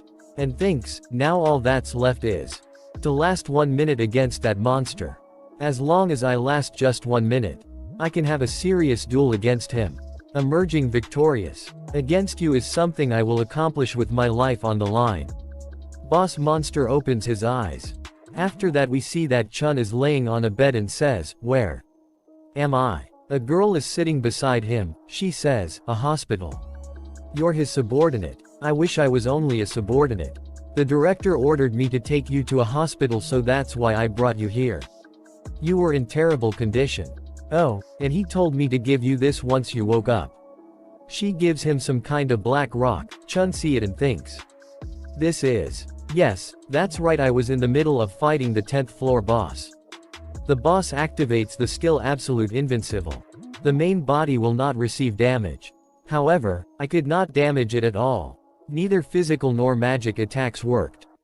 My elemental sword also suddenly broke for some reason. But Kong Jinhyuk, that son of a bitch. Jinhyuk says, 21 seconds, that's no good. You're still a long way from catching up to me. Jinhyuk activates Sword Demon King steps. He dodged every attack with insane precision. Boss activates Sanctuary. Gravity in the field increased by 500%.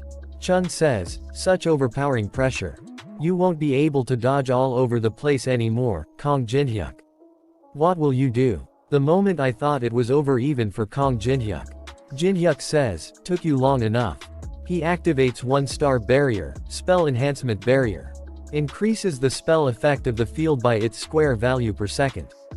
It's time for you to truly become stone. A message popped up saying, activation target. Center of barrier. Damage is negated due to invincible. Boss monster gets crushed to a small stone. Chun says, impossible. Kong Jinhyuk defeated the boss right in front of me, as if for me to see. That is the last thing I remember. A message popped up saying, the 10th floor boss has been neutralized. Time left to conquer the next floor 90 days.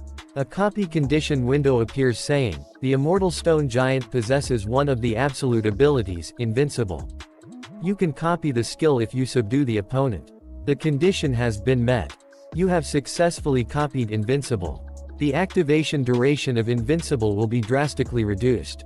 Chun says, as always, you humiliate me to the very end. After that we see that on the 6th floor Elven Forest. Two message popped up saying, you have acquired the giant's great sword, Armor Breaker. You have acquired the giant's shield, Grey Heart. This shocking achievement will be recorded in the Hall of Fame for 2 days, recorded name, unknown. Jinhyuk think, this high is why I can never quit. Tower of Trials. Since I uploaded a video of unknown after a while, I should be able to somewhat replenish the coins I lost during my battle against Anubis. Since Chun Yu-sung defeated the small fry for me, I was able to use the Mana Hungry 1-star barrier. Alice says, contractor. Jinhyuk says, what? Jinhyuk, it looks like someone's tailing us. You're aware, right? Oh, that. Of course. Alice says, were you just leaving them by despite knowing? That's no like you. Jinhyuk says, the place where I'm going now is very unwelcome to outsiders. I don't earn anything from fighting them now. Just let them keep following me. One who is following Jinhyuk says, Kong Jinhyuk is currently heading toward the 6th floor Elven Forest. After that we see that in Beijing. Someone says, to Zonghua Guild S rank Li Chang. Says, not only did he steal the 5th floor first clear from you, you even let him get to the 10th floor before you. What the hell have you been doing this whole time? She cuts one of his ears and say, pathetic. There's not a single thing you've done right. I have to step up for things to get going. She is Zonghua Guild Master S rank Nangong Tian. One of them tries to heal him. Guild Master says, leave him. It won't end with just one ear next time. Remember this moment every time you see that wound. They says, yes sir. Guild Master says, I don't know why Jinhyuk is remaining of the 6th floor, but it's rather good for us. God to the 6th floor and regroup with Shuihua and Ten Chao. Burn the entire forest down along with Kong Jinhyuk, including the witnesses. On the 6th floor, the one who is following Jinhyuk receive call and they say, continue watching the target. He says, yes, sir. An elf from behind him. Jinhyuk says, the 6th floor of the Tower of Trials, Elven Forest, is one of the best resorts in the tower. Because the 7th floor automatically opens after 90 days. People looking to get away for recreation usually visit this place. We that some people are camping inside the forest. A horned rabbit appear behind them. One of them goes toward it. The girl with them says, hey, don't go that way. That's elven territory. It's dangerous. He says, but there's a cute horned rabbit here. You know how much elves hate outsiders. Get over here if you don't wanna get killed by arrows. The person who was following Jinhyuk got killed by a girl elf. That elf sees Jinhyuk and thinks, why was he getting tailed? It doesn't look like he has any particular objective. He just lost. But one can never pass through this forest without skill. You'll never get out of here. We see that Jinhyuk tries to smell something. And says, it's left. Elf see that with a surprised look on his face and thinks, that path is. One can only tell which way to go by smell after spending a long time in the forest. How does a human know of such a method? But it's okay. Fortunately, he approached an illusion barrier. Once he get caught in that barrier, he'll just march in place within an endless illusion and exhaust himself. I'll just keep watch on him. And just drag him back outside once he passes out. Jinhyuk says, man, this isn't how you do it. These should be in passive characters like this reduces the barrier's effectiveness by half. Whoever made this, they must have dozed off during grammar class. She is the one who wrote it. She gets angry and thinks, what the hell is that human? Jinhyuk thinks, I have a fledgling elf on my tail this time. Alright, it's about time. Jinhyuk bring out some stuff and says, I'm so hungry I guess I'll make something to eat. He activates otherworldly restaurant. He cooks something amazing. She sees that and says, I guess this human knows how to cook. Elf, how dare you? In the sacred elven forest. She says, cook animal meat. You dare disparage this forest. Jinhyuk says, what are you talking about? This isn't meat. This is soy meat, made from soybeans. If you don't believe me, come see for yourself. She says, don't play around with me. It looks like meat. She says, impossible. It really smells like beans. Jinhyuk thinks, the elves of the Tower of Trails have a morbid liking for cooking and music. However, animal meat is the one food item that is considered taboo amongst the elves. So, what would happen if I give them a chance to eat something that resembles meat? Jinhyuk says, would you like a taste? It's one of the best works. They'd be unable to withstand their curiosity. She picks up a bite and says, you're sure it's not meat? Jinhyuk says, do not insult my dedication toward cooking. I wouldn't dare lie or pull tricks using food. She eats it and says, delicious. My word. How can something be this good? Elf says, I didn't realize you'd be a precious guest who would present a new dish like this to us. She says, I am Sylvia, a ranger of the Elven Forest. I apologize for my misunderstanding. What must I do for you to forgive me? Jinhyuk says, then, could I visit the Elven village? After that we see at the Elven Forest Village Hall. Jinhyuk says, my name is Kong Jinhyuk. One elf says welcome. I am Penheim, the patriarch of the Elven Forest. Jinhyuk is surrounded with elves with arrow. Jinhyuk says, but am I really being welcomed? One of the elves with white hairs says, how dare an outsider form who knows where? Expect a welcoming. You humans do not have the right to set foot into this sacred forest. He and his Teslon and his level is 30 and his age is 926.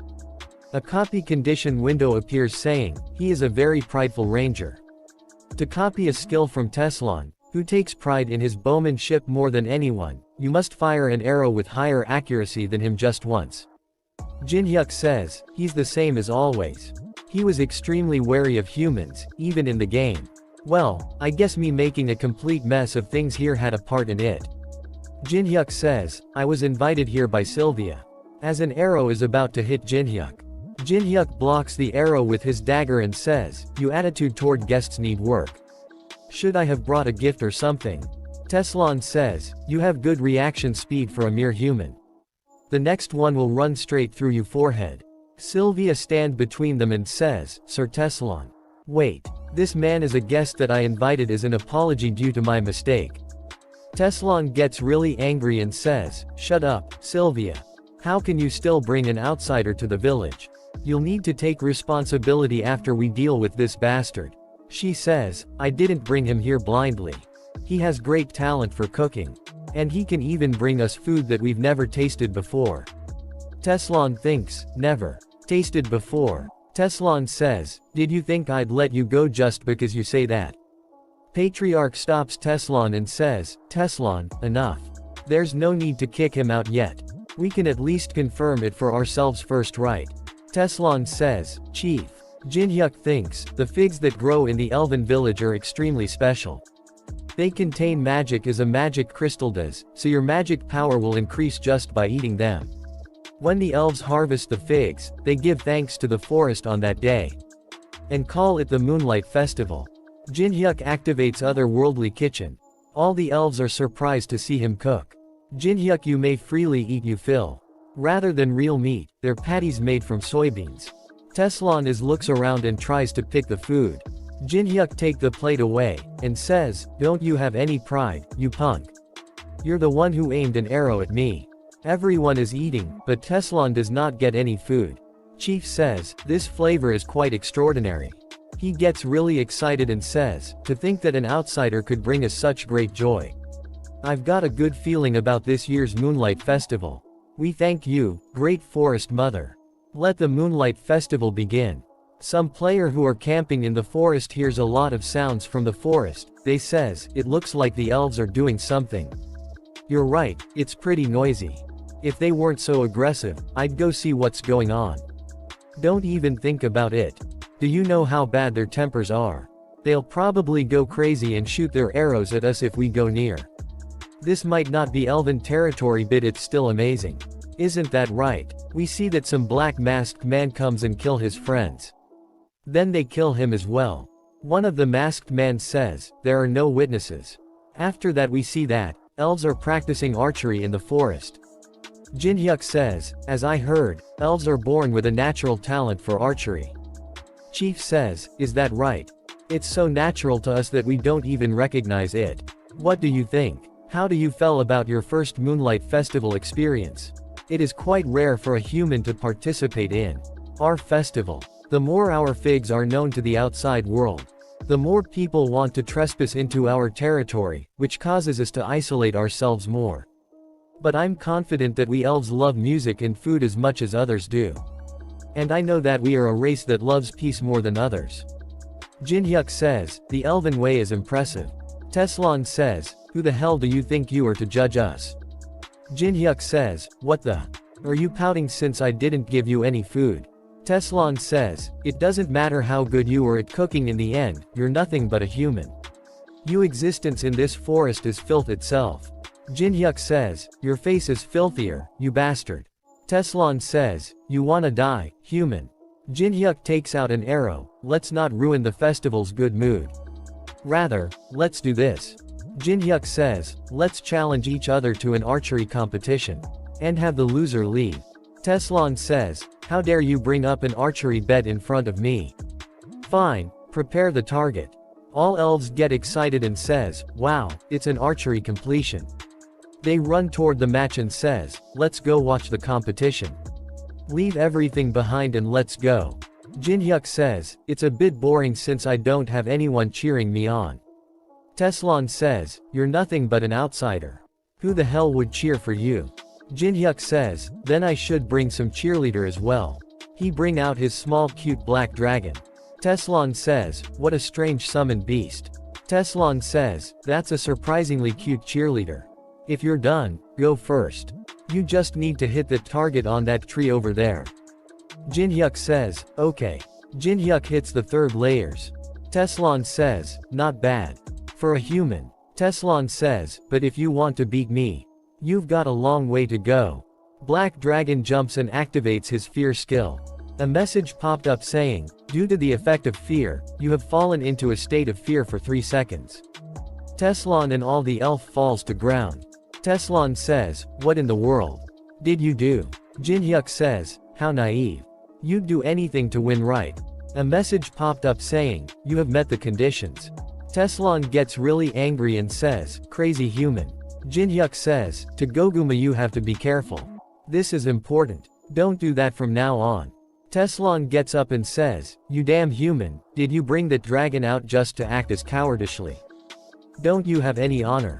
Jin-hyuk says, no, I have none. Because I'm a filthy human. He gets perfect marksmanship rank AA. Teslan says, I don't care whether you're filthy or not. I'll never acknowledge a victory that's won like this. Alright, I'll just count that one as a warm-up. You can shoot again if you want. Teslan says, I won't let it go if you're gonna play around again. Jin-hyuk says, yeah. Teslan says, things have gone on for too long. Teslan activates perfect marksmanship. Hit the center of the target. Everyone says, perfect shot. As expected of Teslan. Sylvia says, Kong Jin-hyuk, it's still not too late. Why don't you beg Teslan for forgiveness? Teslan is the greatest ranger out of all of us. It's impossible to win against him in archery as a human. Jin-hyuk says, the best of the elves. Even better. He uses glacier formation and hits the target goes filing in the air. Teslan says, you bastard, what are you doing? Jin-hyuk says, what do you mean? I'm just adjusting difficulty to match my level. He fused blood demon chi and perfect marksmanship. And he obtained red magic bullet. Red magic bullet rank AAA. Teslan sees that and thinks during that split second something change. Jin-hyuk activate red magic bullet. He hits it in middle of the target and split it into 2 pieces. All the elves are shocked to see that. They says, that takes is made of fig tree woo, so it shouldn't break easily. He split Teslan's arrow in the center and destroyed the target. Jin-hyuk says, how do you feel about losing to a filthy little human? Teslan says, I can't throw out even the little bit of honor I have left. Since I lost, I will immediately vacate this village and never come back. As Mother Forest's ranger, Teslan, I always keep my promises. No, I guess I am no longer a ranger. Jin-hyuk says, big ears wait. Teslan says, what's the problem? I said I'll leave. Or do you wish to mock me further?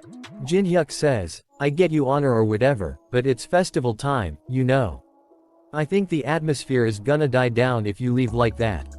So, let's change the conditions. Teslan gets really angry and says, I'd rather leave. Everyone is holding their laugh in. Jin-hyuk says, it's a look that only the rally strong can put on where I live. We call it the expert look. Teslan is wearing a girl's dress. Someone says, who just dared to laugh at Tessalon. He starts to laugh himself and says, you have a pretty evil hobby. I didn't think Tessalon would accept the condition so calmly. Jinhyuk says, was it a bit too fast of a prank?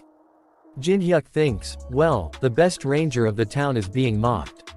Should I let him take it off after a bit? Chief says, no, it's fine. He needed to taste loss eventually. I think his obsession to protect Mother Forest was actually hindering him. On that note, I'm glad we got to meet you. Jinhyuk thinks, this elder is a better person than I thought. Jinhyuk says, then I guess I can be meaner. Chief says, let's teach him a lesson since we got the chance. An elf has come running from the forest without an arm. Chief says, you're Lucian, one of the guards from the village outskirts. What happened? Lucian says, invaders. There are invaders. A bunch of masked guys suddenly appeared and started swinging their swords at whatever was in front of them. It wasn't something the rangers of the village outskirts could handle. They're very strong. Even the higher-ranking rangers couldn't defeat them. Lucian, please stop speaking. You're not in good condition. Elder. Chief says, prepare for battle. Unload the weapons. Storage. The invaders should already have surrounded the forest. Fight with you lives to protect Mother Forest. Tessalon says, I'm picking an emergency opposition group. High-ranking rangers, come to me. Jinhyuk gets really angry. Some players are running, I can't run anymore. Who are those bastards? One of them stops and says, wait, listen, we're just players. Other one says, you idiot. One of them kills all the players. Their leader says, don't let anyone escape alive. Everything within the elves' forest needs to disappear. They kills all the players they find. 2 arrows hit one of the invaders. One them get in the head with an arrow. Chief comes to the scene and says, how can this be? Mother's children were massacred so cruelly. Chief says, I'm sorry, I wasn't able to protect you. Chief says, I'm issuing a command. When you come across a villager who's alive, evacuate them to the center of the village. There are strong allies there, so it should be relatively safe. When you come across the enemy, kill them on sight. We will avenge our kind in the name of Mother's Forest. They all says, yes, sir. Jinhyuk says, revenge is good, I have a plan in mind. Chief says, a plan. One of the invaders says, Shuihua, I think the elves have begun to fight back. He says, that's faster than anticipated. He contact everyone and says, everyone listen, our ultimate goal is to get rid of Kong Jinhyuk. There's a communication blocking barrier set up all throughout the elves' forest. Kong Jinhyuk won't be able to call for help. Ten Chao says, surround the enemies and approach the center of the village until you find the target. See Team Roger. A team, Roger. Including the S-rankers, our force consists of 150 people. We will soar around the forest and make our way inwards. The team that comes across Kong Jinhyuk first will stall for time. The rest of the teams will arrive for support and then attack together. No matter how strong the target may be, he won't be able to handle 3 S-rankers at once. Ten Chao thinks, you will quietly disappear from this world. As Jonghwa desires, Kong Jinhyuk. Then suddenly Kong Jinhyuk appears in front of her and throw her into a tree. And remove her mask. And says, I was wondering who it was, but it was you guys. Those Jonghwa Guild bastards that were loitering in front of the broadcast station. Jinhyuk throw the mask away, and says, I hope you're ready to pay for disrupting me. She gets excited and says, I didn't think I would hit the jackpot. She calls the other teams and says, we've found Kong Jinhyuk. C team says, we're going to where the B team is. Move quickly. Some elves attack C team with arrows. Team leader blocks all the attacks. Tessalon says, where do you think you're going, outsider? Your enemies are us. C team leader says, you piece of shit natives. Jinhyuk activates Grave of Swords, and Sword Demon King steps. He kill a lot of them. She say, don't stay closer, spread out. Jinhyuk activates Glacier Formation. A lot ice spears hit them. Ten Chao sees that and think, he's much stronger than what I saw on screen.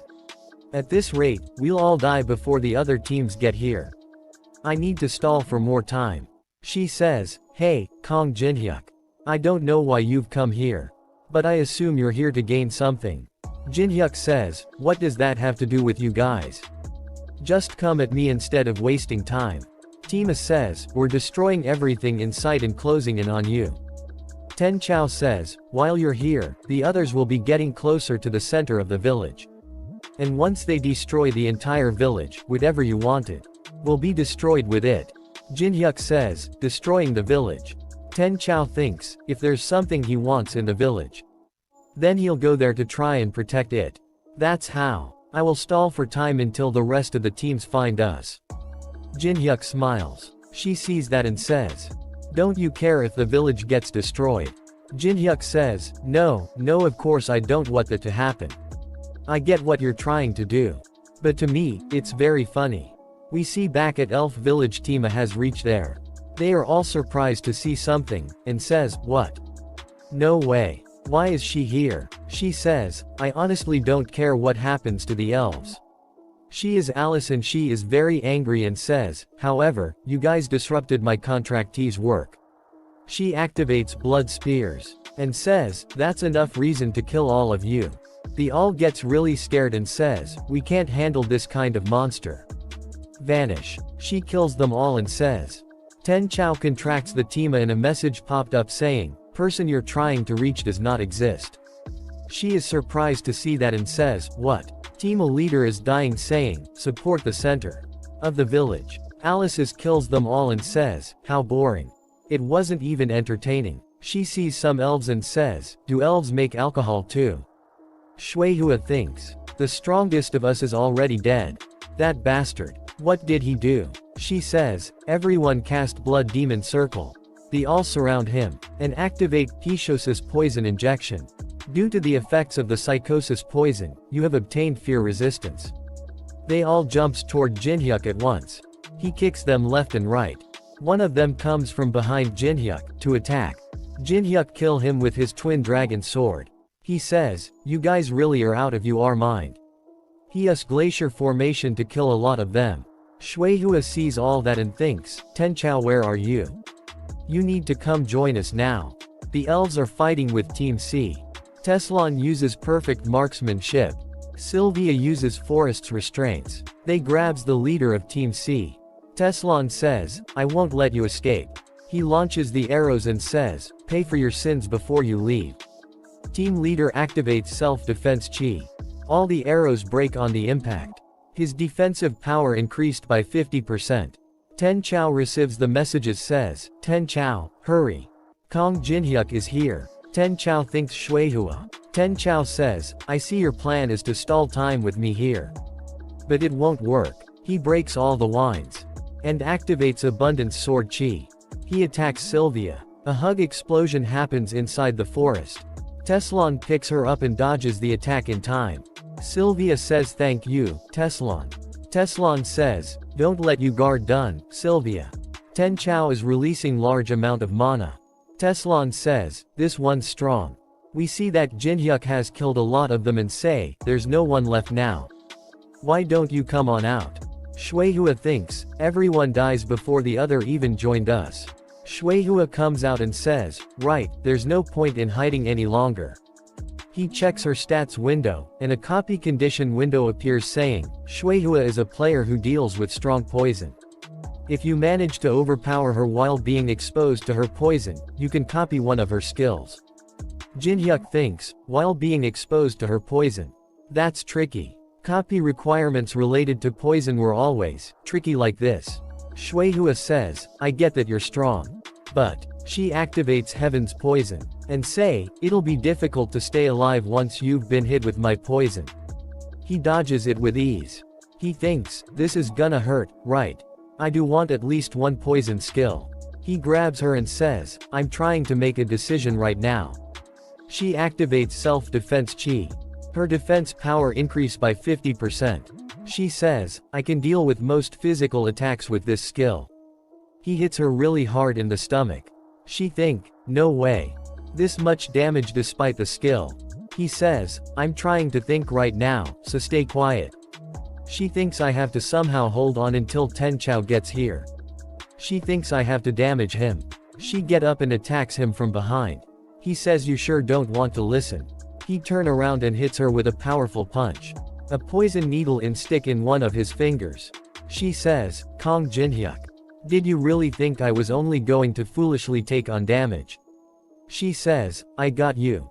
The poison starts spread. His hand turned purple. She says, the 1,000 poisons will cause your mana circuits to go crazy and destroy your organs.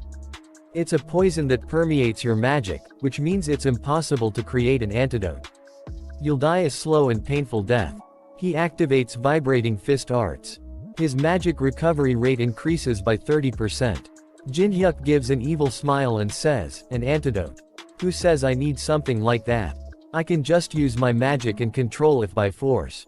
She says, damn it, looks like it'll be impossible for me to survive. He pooches her in the face, and uses glacier formation. As he is about to kill her, Ten Chao reaches there, and uses Great Mountain Sword Key. Ten Chao stands right in between them and says, hey, Shuihua, can you stand? Jinhyuk sees him and thinks, if this guy is here, then does that mean Teslon was defeated? A copy condition window appears saying, Ten Chao secret adores Shuihua. Ten Chao will attack in the name of friendship in order to keep her alive. If you suppress Ten Chao without a single injury, you may choose the skill you wish to copy. Jinhyuk thinks, I don't need Great Mountain Sword since it's a lower-leveled version of the Soul Chaser sword. But root out the source might be useful. Wait, but what is the system, anyway? How can it know all about how a person feels? His head starts to glitch out. Ten Chao sees that and says, I looks like something weird is going on with that guy. Now's your chance. Hurry and get up, Shuihua. What about the rest, Ten Chao? Ten Chao says, I think we're the only ones left. She says, then listen carefully. There's something I realized after exchanging blows with him. I'm sure that, even if Li Qijiang was here, we would never be able to defeat him. Ten Chao says, you're saying he's that strong. The mission failed, so there's no meaning in going back to China. The only thing we can do now is see the mission through to the end. Jinhyuk holds himself together and says, what the hell are you guys doing? She activates pollution. A message popped up saying, you have developed a resistance to feed due to the effects of pollution. Ten Chao jumps toward Jinhyuk and says, even if I die, I have no regrets. Jinhyuk says, it looks like you're ready to get serious, then I'll get serious too. He activates Sword Cemetery. A message popped up saying, your understanding of bladed weapons has increased by 500%. Ten Chao uses Great Mountain Sword second form. First Great Slash. Shuihua uses Poisonous Snake Sword. Let's go out with a bang so we don't embarrass ourselves. He uses Soul Chaser Sword Arts 8th form. Body of the Dark Spirit. A message popped up saying, the communication blocking barrier. Ten Chao is dead. A message popped up saying, 1,000 poisons and root out the source have copied rank AA. And root out the source rank BB. A message popped up saying, the copped skill is being saved in the world's memories. Jinhyuk thinks, I knew it, the 8th form skill isn't easy to handle. My muscle ache tomorrow will be no joke. He says, what should I do with the Chinese guild from now on? And that's how China's attack against me ended. A fourth of the elven forest burned down, and many elves died. Teslon lost his fight against Ten Chao and was injured. But thanks to Sylvia being beside him, he was able to survive. Teslon says, thanks for stopping the attack. Jinhyuk says, stop trying to act cool and just go rest. Elder Fenheim must have been in great shock, since he only gave out order and didn't leave his house. Alice became an idol to the elf children. And enjoying wine became a cultural trend for some reason. And who was the cause of it all? He activates the 8-star barrier. Great Army's stronghold has been activated. The 3-star barrier dimension break has been activated. The 3-star barrier Chi Men Dun Jia has been activated. He says, no bad. Those Chinese bastards won't be able to carelessly enter now. Jinhyuk says, I hate people touching what's mine. We see at the Chinese guild headquarters. The attacked party of 150 people including 3 S-ranks was annihilated. Chinese guild vice leader S-rank Lao Yu. You're telling me that Kong Jinhyuk guy is that strong? Ten Chao, Li Qijiang and Shuihua all measure up to 10,000 in magic power. Although they're strong, they're still in the mid-high positions amongst the rankers in our guild. The association's ranking system hasn't been properly established yet, so those who are measured to have more than 10,000 power are labeled as an S rank. Just because Kong Jinhyuk is labeled an S rank doesn't mean we should treat him the same as the other. Why not send assassins with more than 20,000 magic power from the executive branch to his home? Send assassins to a foreign S ranker. Are you crazy? What would you do if that caused a war? Who cares? Are you afraid of war? Afraid? I'm saying there's no benefit to it. Vice Guild Master thinks, damn it. I'm sure Namgong Cheon won't sit still once he hears about this. Do you still not understand the situation you're in? A Muram resident of the 21st floor Grand Elder of the Moyong noble clan Moyong Su. The Albo in front of him. Grand Elder says, assessing the opponent's ki is a basic of combat. To think that you do not understand such basics. It's clear as day to me that you will all lose once more. Vice Guild Leader says, forgive me, Grand Elder. Grand Elder says, leave dealing with Kong Jinhyuk to us from now on. I will tell Namgong Cheon myself. Vice Guild Leader says, however, how can we dare allow Grand Elder to step forward? Grand Elder says, enough. Do you still not understand? None of you are on a level of being able to face that man. He thinks what that man showed in the last bit of the video that was sent to us was the 8th form of Soul Chaser Sword. I'm sure of it. The Soul Chaser Sword art that rate even in Muram was learned up until the 8th form by an outsider. It seems there is still an opportunity for us. After that we see that Chief is back in the village and says, we've had to endure many losses because of ambush. Despite the sacrifices of the rangers, many of us died. However, we must go on in order to rebuild the mother forest and so that the children of this forest can once again prosper. Continue the Moonlight Festival. We will celebrate the lives of those that have gone and overcome our sadness. Jinhyuk activates Otherworld Restaurant. Chief says, who would have known that a random outsider we met in the forest would be so helpful? He says, you're right. Jinhyuk says, don't leave in leftovers. Yes, thank you. The species that famous for being foodies doesn't have much of an appetite. I guess the shock was pretty big. Someone appears there are all surprised to see that. We see that as it is Teslon. Jinhyuk says, wow, you must really like that outfit. You're still wearing it. Teslon says, it's not that. I always believed that outsiders are a threat to our forest. I thought they would invade the forest in order to harvest the mana-filled figs. But in reality, the outsiders' ambush was just a massacre. And I wasn't the one to stop the ambush. But instead, it was you. I put these clothes on because I lost a bet. But I will keep them on as a way to honor the promise with you. Jinhyuk thinks, it's not fun if he wants to wear it.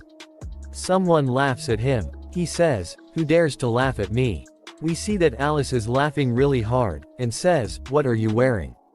I've never seen such a stupid outfit before. She falls down because of her laugh. And says, I didn't know elves had clowns. 2. All the elves starts to laugh. Chief calls him and says, Knag Jinhyuk, can we talk? Chief takes him to a building and unlocks the 2-star security barrier. Chief says, this is the ancient storage where the village's treasures are kept. No one can enter without my permission. Jinhyuk says, I wasn't expecting this. It's cool that I get to see it. This is an instrument we use called the carton. Just playing it can amplify the effects you receive. This is a token of my thanks for having saved our forest. I will always remember you. Jinhyuk, I don't really care for a harp if you're gonna give me a gift. Then why not that one? You mean Pentagrith's molar and canine. The epic-looking bow and dagger. Chief says, that's been passed down the bloodline from our ancestors. Our ancestors treated the injury of a god and received it as a gift. Chief says, I would give it to you. But even I, as the chief, don't have the right to give it to someone. But according to the prophecy, it will find its rightful owner with time. Jinhyuk says, really? Jinhyuk thinks I didn't know they had that here. Alice is drinking a lot and says, everyone, fill up your cups. I like your guys' forest. If I someday take over this place, I'll make sure to let you guys live. Our village's savior. For Alice. Jinhyuk is mixing something in wine. Everyone drinks it. Jinhyuk thinks, what was that? I should take it and leave soon. The security barrier seemed to be 2-star. Jin-hyuk reaches there but there is no barrier. Alice goes back into the ring. He steals the bow and dagger. Jin-hyuk says, "Thanks for the gift." After that we see at the Tower of Trial's 3rd floor Church of Hatred. We see that an executive of the demonic human is saying, "We can't even enter the 10th floor without Uncount's permission. We're gonna miss out on all the relics that are available for 10 days after the floor is opened." Just dealing with Knag Jin-hyuk is enough, but to also have to deal with unknown. I didn't think just 2 people could fuck things up so badly. Melina stands up and starts to walk away. Executive says, "Melina, where are you going?" She says, "To rest." She come out of the room and says these idiots. They don't even know that Knag Jin-hyuk is unknown. Just thinking about it makes my brand burn. I'll die if I reveal it. After that we see that a man and woman are walking in. She stops them and says, "Who are you to enter?" We see that they are high vampires like Alice. That kills the guards that are standing there. Melina is also injured. One of the vampires tastes the blood on his sword and says, "Their blood tastes just as cheap as them." Other vampires says, "You need to fix your habit of trying to eat whatever you see. It's hard to find humans with good blood." Melina thinks, "These bastards, they were so fast I couldn't see them." She says, "What are they?" One of them puts the sword against Melina's neck and says, "Well then. Shall we see what her blood tastes like?" Lancelot appears there and says, "Sorry to show up like this. Dear aristocrat of the noble knight, how can I help you?" Female vampire says, "Finally someone who can understand." After that we see that 90 days after the elves' forest, the 6th floor was unlocked. The 7th floor was automatically unlocked. And small things began to happen in preparation for the next step. We see that one of Jin-hyuk's slaves is sitting and thinking, "Just on more year, I need to graduate at least. No, maybe the world will have ended by then." A message popped up saying, "The long-awaited Veteran Corporation shareholders meeting will begin soon. Employees, gather at Tower of Trail's 1st floor's Moon Lake by 1400. We will come find you if you're absent of late." She gets really angry and says, "Stop bossing me around, you piece of shit, Kong Jin-hyuk." We see at the Tower of Trail's 1st floor Moon Lake. Jin-hyuk says, "You're all on time." They all get there. She says, "We pulled all-nighters make those chess horses, can't you just let us go?" "Yeah, please stop with this elderly abuse." Jin-hyuk says, "If you want, you can just quit." They gets excited and says, "Really? Then I quit." "Me too." Jin-hyuk says, "Alright," and bring out his dagger and says, "But we need to pay compensation in case of death. So can you tell me your bank account details?" They both get excited. Old man says, "Getting a job these days is so hard, I've been thankful to you." She says, "Getting a job early is always good." Jin-hyuk says, I assume there's no one else who would like to quit. Shall I get to the point? We'll do a short introduction round first. And each one of you can report to me what happened." Kim Hee-wong says, "Hello. I'm Kim Hee-wong, a proxy guild master of the Black Crow Guild."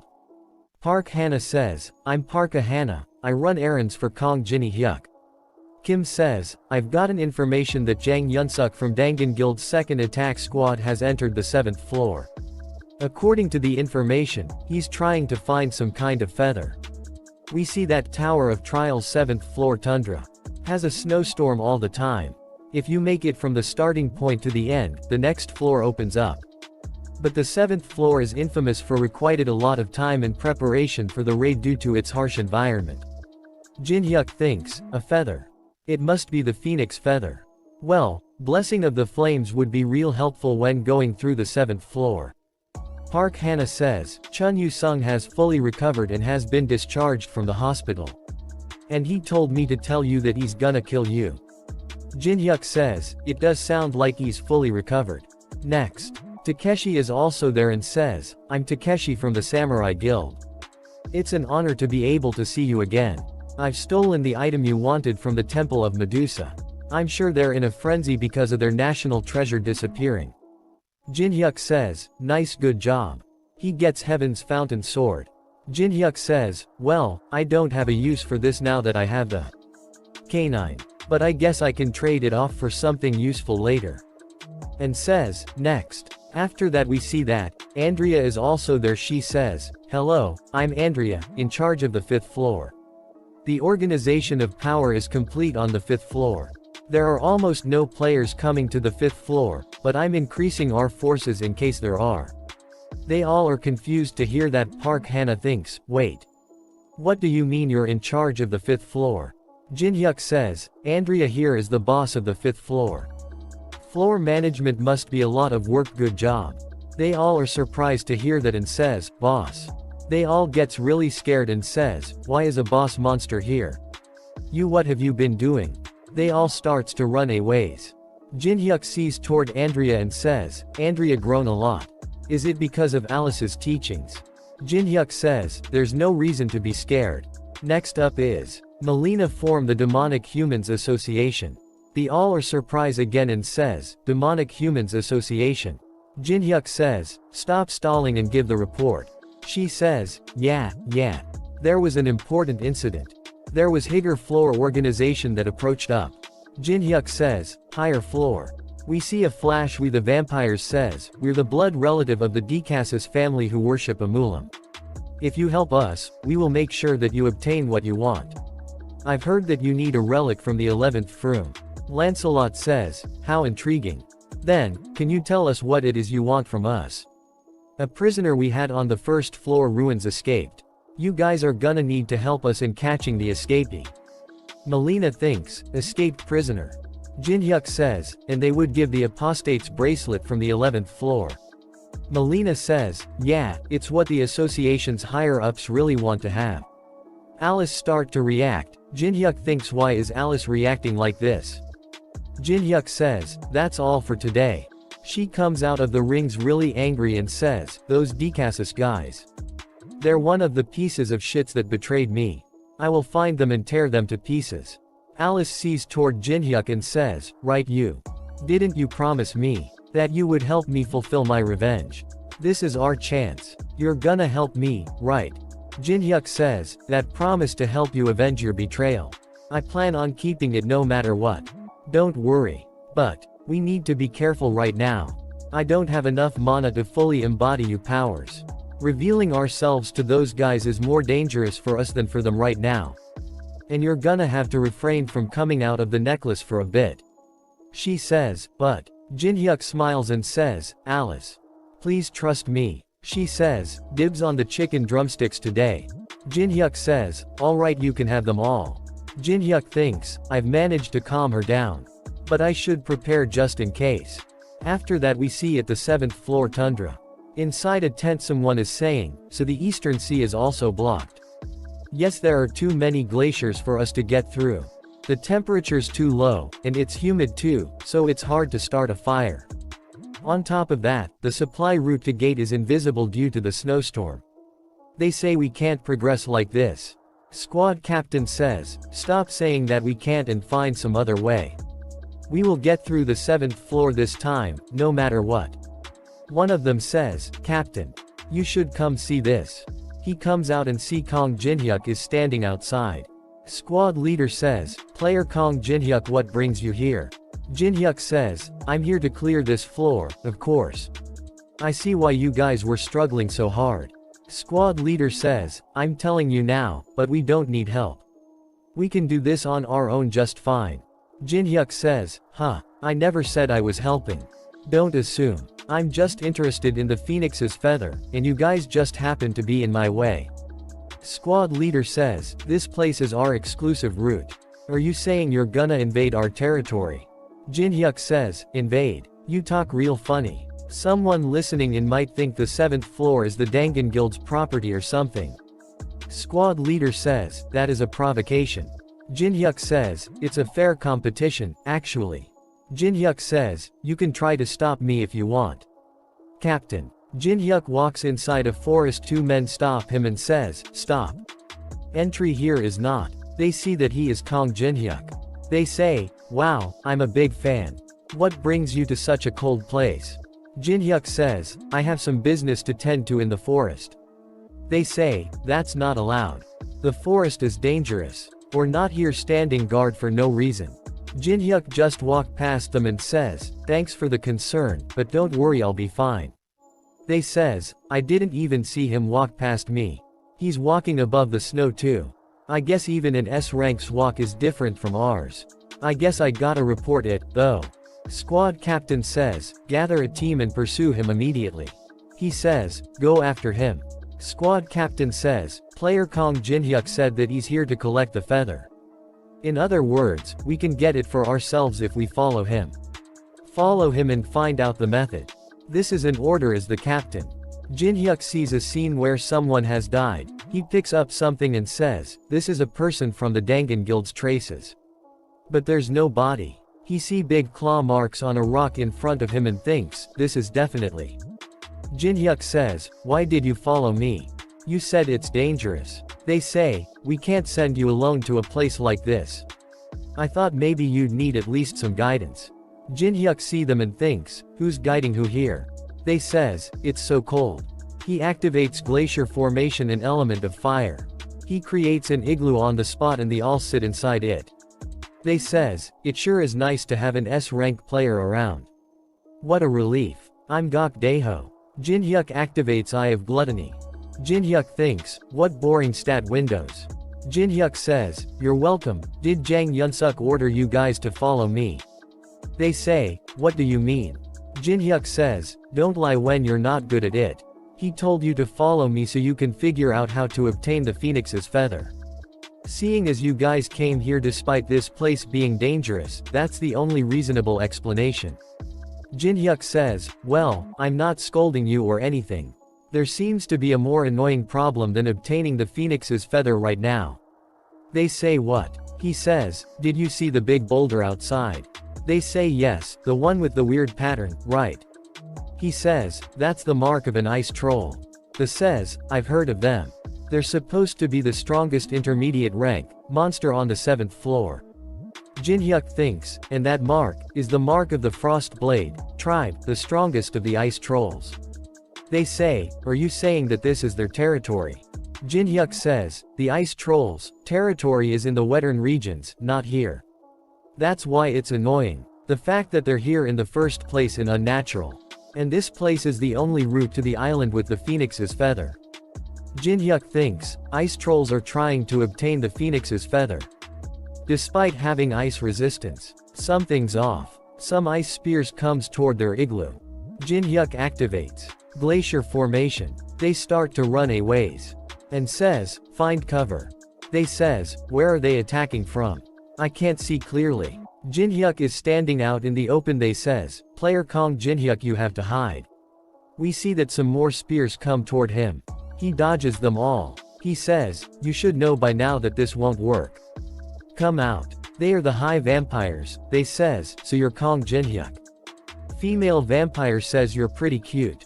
Alice gets really angry and Jinhyuk uses Eye of Gluttony. And Jinhyuk thinks, "Calm down, Alice." Jinhyuk see his stats window. His name is Leor de Bershin, level 108 and age 1082. Jinhyuk cover is one eye and says, "There's a big enough level difference that just looking at his stat window using Eye of Gluttony uses up a lot of mana. These copy requirements are hard. Each one has so many penalties." One of them comes out and says, "Kong Jinhyuk, are you okay?" Jinhyuk says, "Gok Daeho.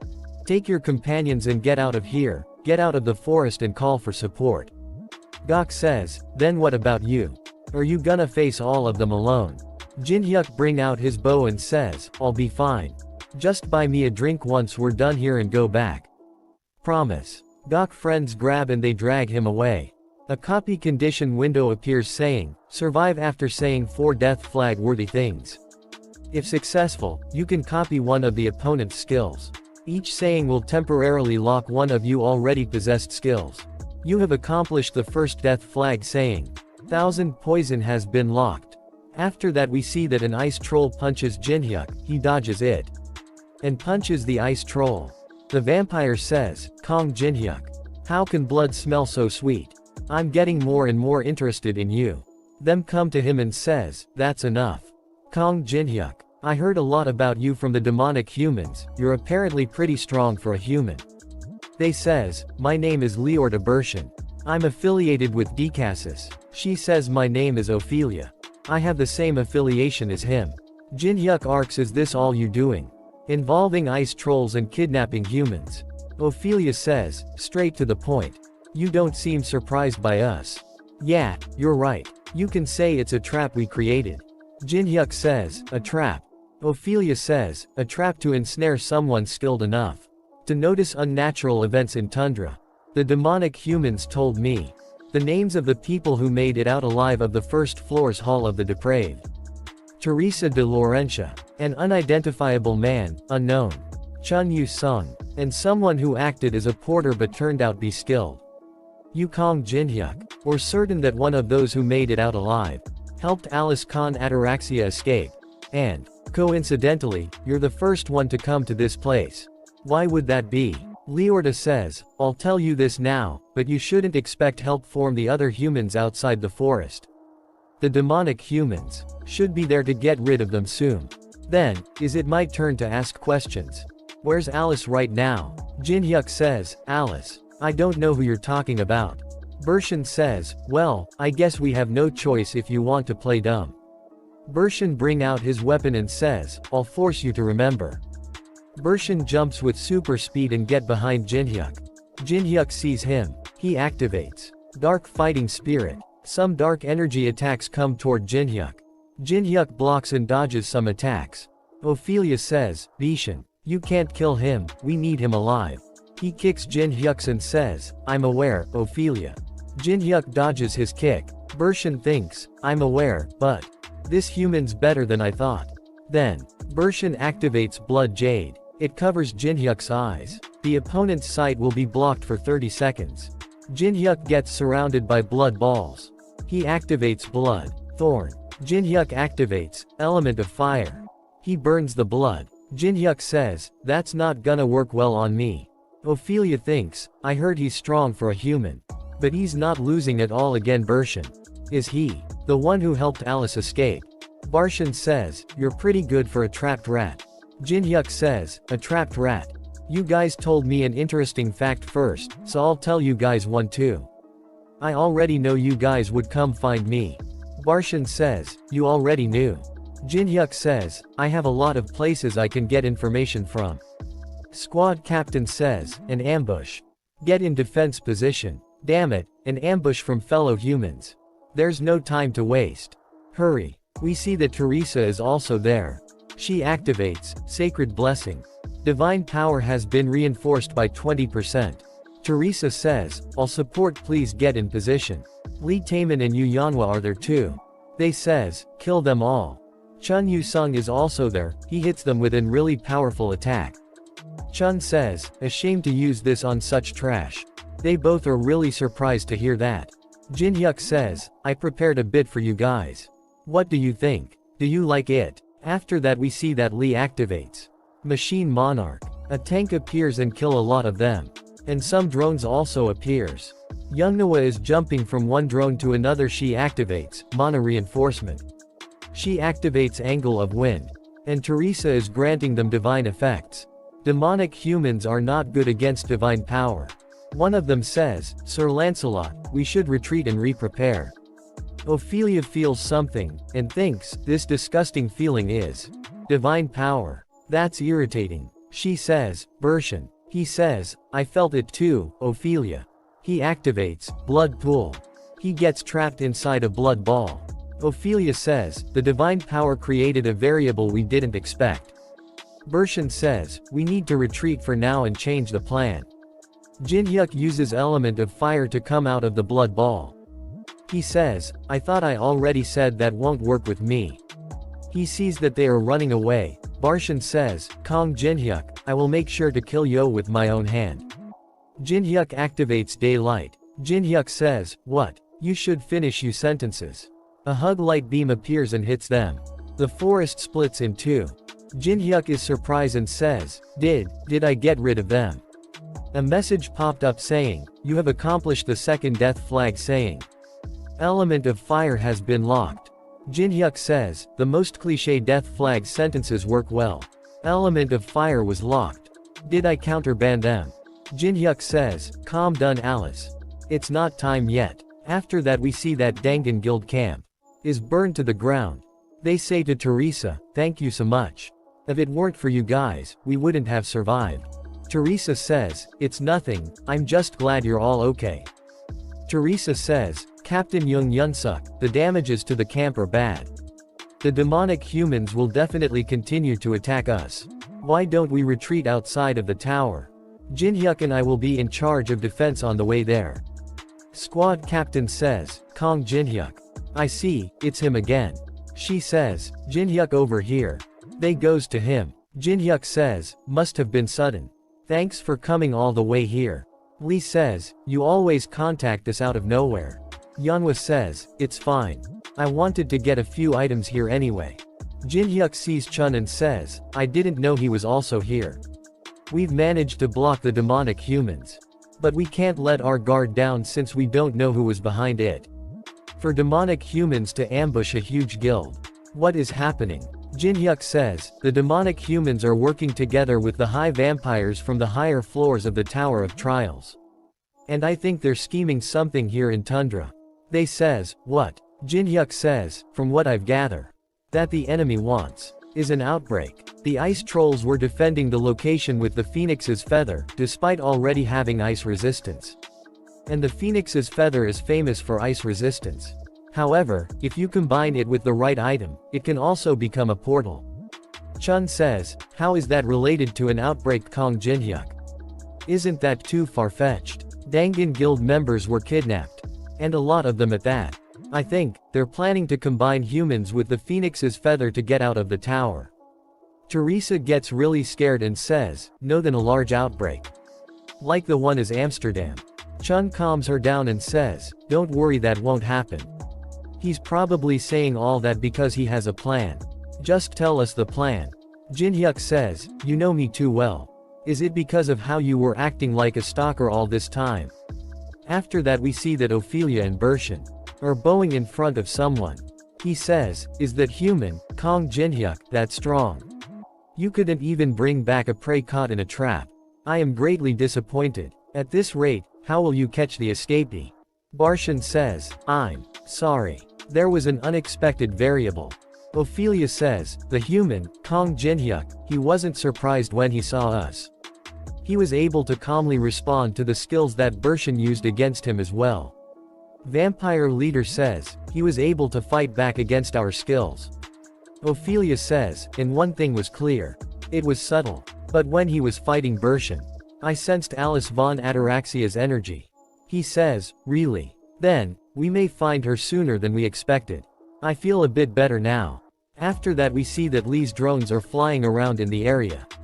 Jinhyuk says, "Taemin and Yeonhwa will stand by in the forest. We'll use the drones to catch the demonic humans' attention. Teresa and Stalker will separate from the group to fulfill their task." Chun gets really angry and says, "Is that the kind of bullshit plan you have?" Jinhyuk says, "You have no choice, do what I say." I don't get why he always complains. He's gonna do what I say anyway. The Dangan Guild will abandon camp and evacuate to the outside of the tower. Except one person who refused until the end. Jinhyuk says, "I don't care whether you stay behind or not. But why are you following me?" He says, "Are you really asking that because you don't know? This is the property of the Dangan Guild. And I'm in charge. Anyway, where are we going?" Jinhyuk says, "We're going towards a freshwater lake." A freshwater lake. Freshwater lake. It's where mana is most concentrated on the 7th floor.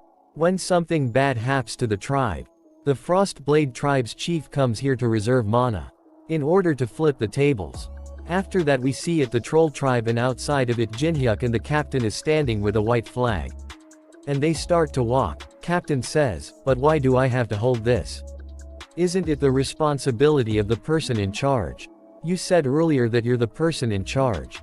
Captain says, "The trolls aren't attacking like you said." Jinhyuk says, "This ice trolls aren't that savage. They value honor very highly. They prioritize family over everything.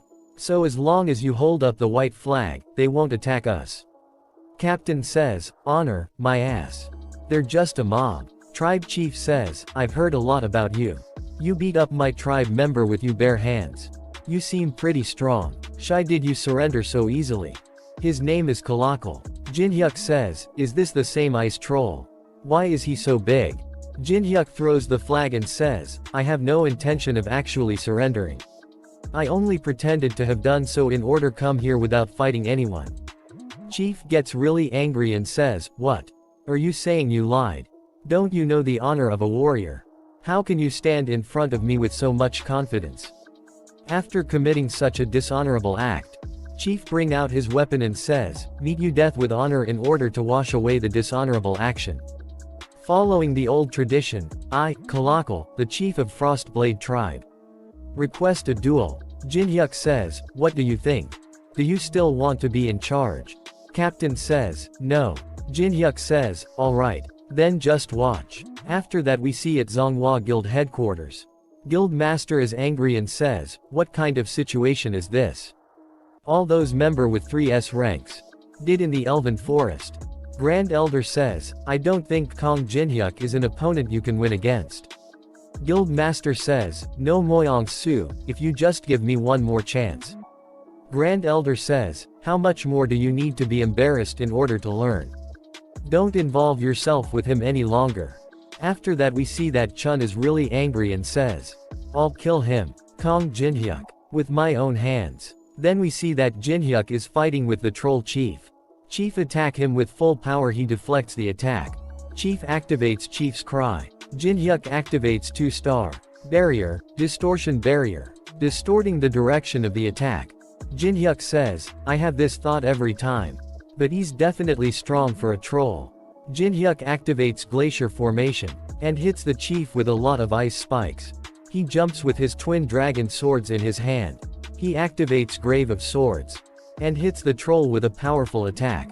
All the trolls and Captain are surprised to see that. Captain thinks, he defeated him within 5 minutes. Chief says, you're strong, human. It's my loss. Please kill me with honor. Jinhyuk says, I don't know about honor. But I know a lot about ice troll traditions. Absolute obedience to the winner in a duel. It's an unbreakable and divine rule. And do you know what I thought of when I won against you? I thought that you're good enough to win against the demonic humans and the Decasus mosquitoes. So why are you obedient to them? Chief says, I assume you're talking about Ophelia and Bershin. I'm not obedient to them because I lost in a duel. I lost to someone who was incomparably stronger than those two. That's why I'm obedient to them. His name is Michael, a high-class kin of the Decasus family. As long as he exists, I stand no chance against him even if our entire tribe were to fight alongside me. Chief says, I know there's no hope for neither me nor my tribe. So at least grant me an honorable death. Jinhyuk thinks, a high-class kin of the Decasus family. I see how it is. Jinhyuk says, you said you're Colocal, right? To hell with the honorable death thing, let's do one thing together. I'll help you take back future for you and your tribe. You have to obey me anyway, right? Jinhyuk says, to Captain, that I'll leave those guys to you as collateral. After that we see that demonic humans are running after Lee's drones. Lancelot says, isn't something off? The drones that are scouting are being detected by us continually. Isn't scouting supposed to be a discreet thing? What do you think, Sir Michael? Michael says, you're pretty smart for a human. He says, Ophelia. She says, yes. Michael says, go to the freshwater lake. We haven't gotten any messages from the Frostblade tribe in a while. It seems Kong Jinhyuk is bringing them to his side. I assume those drones are bait to distract us. If Colocal seems any bit suspicious, kill them all. She says, I'll do as you say, Sir Michael. He says, Bershin, get that ready. Barshin says, yes. Michael says, demonic human, I'll get rid of those annoying drones in the meantime. Lancelot says, thank you, Sir Michael. Michael activates climate reformation. The weather is getting worse. All his are destroyed. Lee says, Nuna, the drones are all down. I think he's noticed. She activates heavenly flower cultivation technique. And says, it's about time. They're gonna be here soon. You get ready too. Taemin. Lee says, okay. He activates Great Fortress. Machine Core. Codes. Lancelot says, prepare to attack. We see that Ophelia is flying towards the freshwater.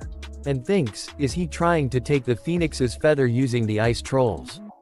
That's clever. She sees Jinhyuk and Chief are getting along really well. And says, are they already on his side? She says, fools. There's a reason I stationed the military headquarters at the freshwater lake canyon. She activates Mana Storm. She says, it's because it's easy to bury them all at once if something goes wrong. She hits the tribe with the storm. She comes down and says, what a shame. His blood smelled real sweet. Yeonhwa hears the sound of the attack and says, that was a really big sound coming from where Jinhyuk Oppa is. Lee says, would he be okay? Jinhyuk appears right behind him says, yeah, I'm fine. I'm right here. Lee gets really scared. Yeonhwa says, what the hell? When did you get here? Lee says, you need to make some sound when you walk. You scared me. Yeonhwa says, wait, if you're here, then who's at the lake? Ophelia sees something and says, what is this? We see that it was all in 2-star illusion barrier. She thinks it was all an illusion. Then what was it for? Teresa activates Blessing of the Star. And says, just as Jinhyuk said. I won't kill you if you surrender now. Ophelia smiles and says, I've fallen right into his trap. I despise divine power. Yeonhwa says, let's get started. She starts to run toward demonic humans. Demonic human says, the enemy's approaching alone. Lancelot says, don't let your guard down just because it's one person. They activate dark projective body. She dodges all the attacks left and right. Lee attacks them using robots. Demonic humans activate Mana Shield. Lancelot thinks, how bold. They attacked us first despite having fewer numbers. She jumps and ready her fire fist. And Teresa also jumps and ready to attack. Teresa attacks her with a really powerful attacks. Ophelia says, divine power is so annoying. Chief says, there's no time to watch. Hurry. There's a long way to go. It's begun. A battle that we can't turn back from. After that we see that Teresa overpowering Ophelia.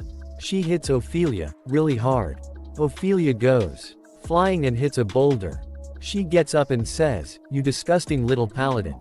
So annoying. Teresa walks toward Ophelia with an epic look on her face. Ophelia says, did you know that? While we were here fighting, the demonic humans were attacking your teammates. They're probably begging to be spared right now. She smiles and says, no way. My teammates aren't that weak. Yeonhwa is beating up a lot of demonic humans all by herself. Lancelot sees that and thinks, you Yeonhwa. She's basically a monster. She's not losing at all despite fighting all of us just by herself. But I don't see Teresa. We'll be able to win. He says, surround her. Yeonhwa thinks. It was convenient with Teresa here because of her buff magic. But it's starting to get a bit hard. She says, Taemin. A lot of landmines appears on demonic human's head. Lancelot sees them and thinks, those are. Lee uses anti-tank landmine. Yeonhwa runs away. Lancelot see that and says, Yeonhwa's running away. We can't let her go. Running away. That's cowardly. Catch her. Michael say to him in his head. Foolish Lancelot. This is a trap. He stops all demonic humans and says, stop chasing her. Yeonhwa reaches the forest. Lee says, those bastards suddenly stopped. Yeonhwa says, what? Then what do we do? They have to come this way. Jinhyuk thinks, did they realize it's a trap? Our landmines are gonna go to waste. Jinhyuk feels something and says, retreat to the ridge. Someone hits them with huge dark gravity bomb. It destroys the entire forest. They are running away on the other side of the forest. Demonic humans sees them and says, they're coming out of the forest. Circumvent the forest and chase them. Let's go. Lancelot thinks, running away from the dire wolves in the snow. How foolish. They climb a mountain and Lee says, it's too hard to run because of all the snow. Lee Taemin hurry. Lancelot is right behind them and thinks, we've almost caught them. Lancelot gets scared and says, you're. We see that Jinhyuk and Unkown both are there at the same time. Lancelot says, unknown. After that we that at the Zhonghua Guild building. Someone is right outside the building ready to attack them. One of them says, Nangong Tien, it's serious. That person destroys the gate. We see that it's unknown. It's Chun pretending to be unknown. He bring out a paper and says, listen up, Zhonghua Guild, you weaklings. Is this shitty guild really supposed to be the strongest in China? You'd do better running a Chinese restaurant. Guild Master says, wait what? What are you talking about? Unknown says, I'm taking the Zhonghua Guild sign away. Don't ever show yourself in front of me again. Guild Master says, wait. Stop cutting me off. What are you talking? If you're mad, then come to the 7th floor of the Tower of Trials right now. Guild Master says, no, I get it, so please listen. Unknown says, you'll be facing not only me, but also Kong Jinhyuk, the strongest in the universe. We'll beat you to a pulp. Guild Master gets really angry and says, what the fuck? How arrogant. Unknown says, then goodbye. He blow up the guild building. Guild Master is really angry and reaches the 7th floor of the Tower of Trials. Guild Master is standing right beside Unknown and Jinhyuk. Lancelot see that and thinks, who are they? I've never received information that Unknown's allied with anyone. Someone says, to Guild Master Nangong Tian, it's Kong Jinhyuk's army all around. We sense several strong auras. Guild Master says, Kin Jinhyuk, you made it sound like it'd be only be you, but you brought support. Unknown comes to Jinhyuk and says, how dare you make me recite that childish letter? You'll definitely pay for this. Jinhyuk says yeah. Let's get this over with first. The both jumps towards each side. Guild Master says, attack, get rid of all of them. Lancelot also ordered to attack. Jinhyuk thinks, the little misunderstanding created made he demonic humans and Zhonghua Guild fight each other without even understanding why. Jinhyuk is laughing really hard and says, and that was enough to turn the tables of the battlefield. Lancelot activates a knight's oath and says, we'll get this over quickly and take down Unknown. Guild Master activates Aura Blade and says, we need to hurry and then take down Kong Jinhyuk. All 4 of them are running away. Jinhyuk says, they're having fun. They can fight until they feel better. They reach the Unmalting Valley. Jinhyuk says, this is a secret place that only I know. Let's talk about our plans where and warm up a bit. Chief says, welcome, I was waiting for you. They all get really sacred to see the ice trolls. Lee says, what are these ice trolls doing here? Jinhyuk says, no need to be nervous. They were being controlled by the vampires. They're cooperating with us in return for us freeing them. Chun says, you're rather good at pulling others to your side. Jinhyuk says, you unsheathed your sword, didn't you? They says, Jang Yunsuk's here too. He's collateral. Just pretend he's not here. We see that Teresa is also there. Some child trolls are helping her. She says, sorry, Jinhyuk. I ended up losing Ophelia. Jinhyuk says, I guess capturing her alive was too hard. Good work anyway, Teresa. Yanhwa says, what are you gonna do now, Oppa? I think things have escalated a lot more than we expected. The enemy will head toward the island with the Phoenix's feather, to get out of the tower. Thankfully, we're in a more advantageous location than them. We need to prepare a lot of things before they get here. They says, what preparations? Jinhyuk says, as much preparation as possible. All 4 of his veteran squad member are here.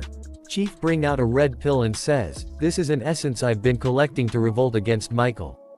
A message popped up saying, Essence of Souls. Allows you to use the mana collected in the essence for 2 hours. It's a precious item we obtained by risking building a camp in the freshwater lake valley. He give it to Jinhyuk and says, the fact that I'm giving this to you signifies my complete trust in you. Jinhyuk think, this is an essence event that usually occurs when you subjugate other tribes. But I guess it's happening in this manner this time. Chief says, I decided to give you my full trust after seeing you fight for us. Jinhyuk says, he seems to be gravely misunderstanding something. Chief says, let's make sure we don't regret anything in this war. So that we won't be slaves anymore. Jinhyuk says, freedom sounds good. Let's do it. Jinhyuk makes a big mark on the ground. Michael says, how bold. You exposed your location first. Jinhyuk says, I heard you made the demonic humans fight other humans. And convinced Colocal to become your ally. Michael smiles and says, you seem quite clever. So why do you do something so foolish? He uses Essence of Souls. His men go from 113 to 320. Reaming time 2 hours. Jinhyuk's level is 42. Jin-hyuk thinks this guy is Michael. Jin-hyuk activates Eye of Gluttony. A message popped up saying, you cannot use this skill due to the level difference. Jin-hyuk thinks, we have this big of a power gap despite the essence. Jin-hyuk says, you must be Michael. I assume you're trying to leave the tower by using the phoenix's feather. Michael says, oh, you realized, impressive. Makes sense that you were able to help Alice escape.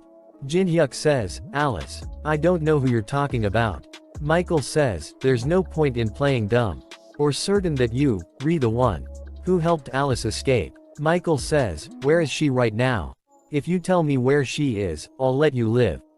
Ophelia was desiring you blood too. Jin-hyuk thinks, these guys are want to make me their lunch. Jin-hyuk says, no thanks. What I don't get is why you want to get out of the tower. Michael gives an evil smile and says, the reason. Jin-hyuk feels really strong pressure. Michael activates Blood Wayport. Michael says, Blood Wayport, it's a technique that take human blood as a sacrifice to form a creature. It was rather easy to find sacrifices since human came to me on their own. We call these creatures that are without reason gasolers. Some blood creatures appears there. Michael says, what do you think? Aren't they cute? We need the phoenix's feather to send these gasolers out of the tower. And to get even more human blood from outside the tower. Michael starts to laugh and sighs, we will keep creating gasolers using human blood. Until we have a military that can conquer this tower. Jin-hyuk thinks, I've never seen this pattern before. Did the existence of humans outside the tower become a variable in this situation? Michael says, bring me the phoenix's feather. Those creatures runs towards Jin-hyuk, he says. You made some really annoying creatures. He says but it's okay. One of the creatures dies. I have no intentions at all to give you the phoenix's feather. Jin-hyuk's friends are there as well. Michael says, what have you hidden in the forest? Michael turn around. Jin-hyuk activates daylight. Says, you, focus on me. Michael's hand becomes a really big blood hand. He says with an evil smile on his face that I'll beat you up until you beg for me to kill you. Kim activates strong will and Yuri is sitting on his shoulders. A message popped up saying, you will now suffer from fatigue for 20 minutes. A lot of blood monster are running after them. She activates one of her statues to attack the blood monster but blood overpower her statues. She says, damn it, why are there so many of them? This was never mentioned in the briefing. She calls Mina and says, Honey, how's the situation over there? After that we see that old man activated fire element. And says, it's been a long time since I've fought like this. It's as if I've been rejuvenated. He throws the fireballs at the monster and kills a lot of them. Mina says to Yuri, the grandpa's compatibility against these monsters is good, so we're hanging in there. But I still think we need about 20 more minutes. Yuri gets really angry and says, damn it. Can't you go faster? I don't know how much longer I can handle this. Kim says, that's dangerous. Please stop. Yuri, we can't help it that it takes time drawing this with our footprints. Please protect me a bit longer. Yuri gets really angry and says, why is it always me? Why do you always give me the hard jobs, Kong Jin-hyuk? Teresa is also killing a lot of them using her divine powers. One of the blood monsters bite Teresa on the shoulder. She uses Holy Explosion. A really big explosion happened. All the blood monster around her dies. She thinks everyone's doing their best to stop them. Because if we fall, an outbreak will definitely happen. So there's no way I'd let that happen. She gets ready to fight again and a lot of monster jumps toward her. Jin-hyuk jumps toward Michael with his fist ready. Michael activates blood fists. A lot of blood fists appear behind him. Jin-hyuk dodges all the blood fists. Some really big blood hands surround him. And grab him. He activates the blessing of the stars. And destroys all the blood hands. Michael says, so you know how to use divine powers. Jin-hyuk punches Michael. Michael dodges his punch easily and says, but that's not good enough. Michael sees something, gets really surprised. And says, you're not a sane person, are you? To think that you'd be happy that your attack didn't follow through. Jin-hyuk give an evil smile. Ophelia and Barshan return and says, we've returned after completing the spell, Michael. Michael smiles and says, good, you both should also unsheath your weapons. We'll attack him together. Both of them are surprised to hear that. and says, as you command. The both bring out their weapons. Jinhyuk gets really excited and he has an epic look on his and he says, "What the? Gonna come at me all at once? So unfair." Michael is also excited and says, "That's what you say, but why does it look like you're happy about it? Confess where Alice is and we won't kill you." Jinhyuk says, "I really don't know." A huge blood fist appears behind him. Michael says, "Lies." Jihyuk destroys the blood fist with his dagger. Barshin attack him with his sword. He dodges all his attack with ease. Barshin screams and says, "Where's Alice?" Ophelia appears behind Jinhyuk ready to attack. Jinhyuk says, "Why do you guys keep picking on me?" He grabs Ophelia's hand says, "I said I don't know. How many times do I have to tell you that?" A blood fist hits Jinhyuk in the back. He goes flying. Jinhyuk stops himself. Michael says, I have no choice but to keep beating you up." They starts to attack him at once. He deflects their attacks, with his dagger, left and right. He gets some scratches on his body. Yuri activates something and says, "It's done." A huge magic circle appears on the ground. Barshin says, "What's this?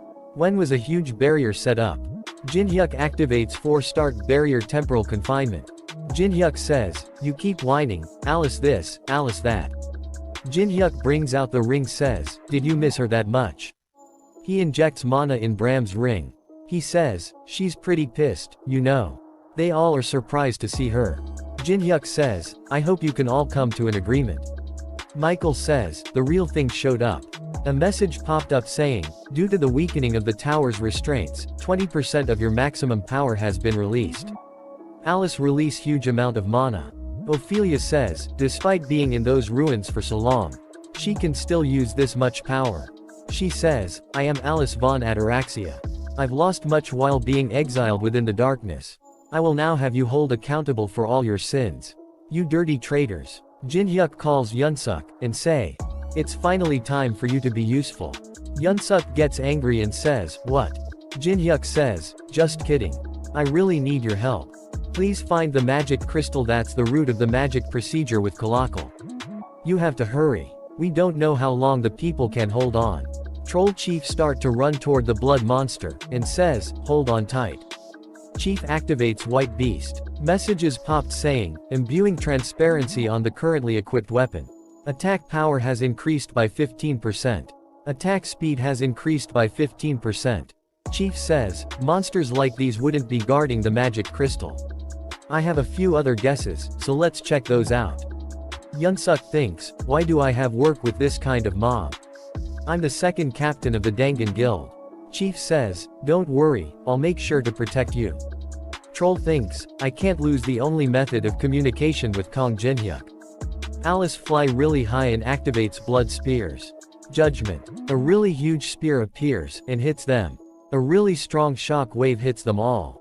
Youngwoo is barely holding on and says, I'm about to go flying.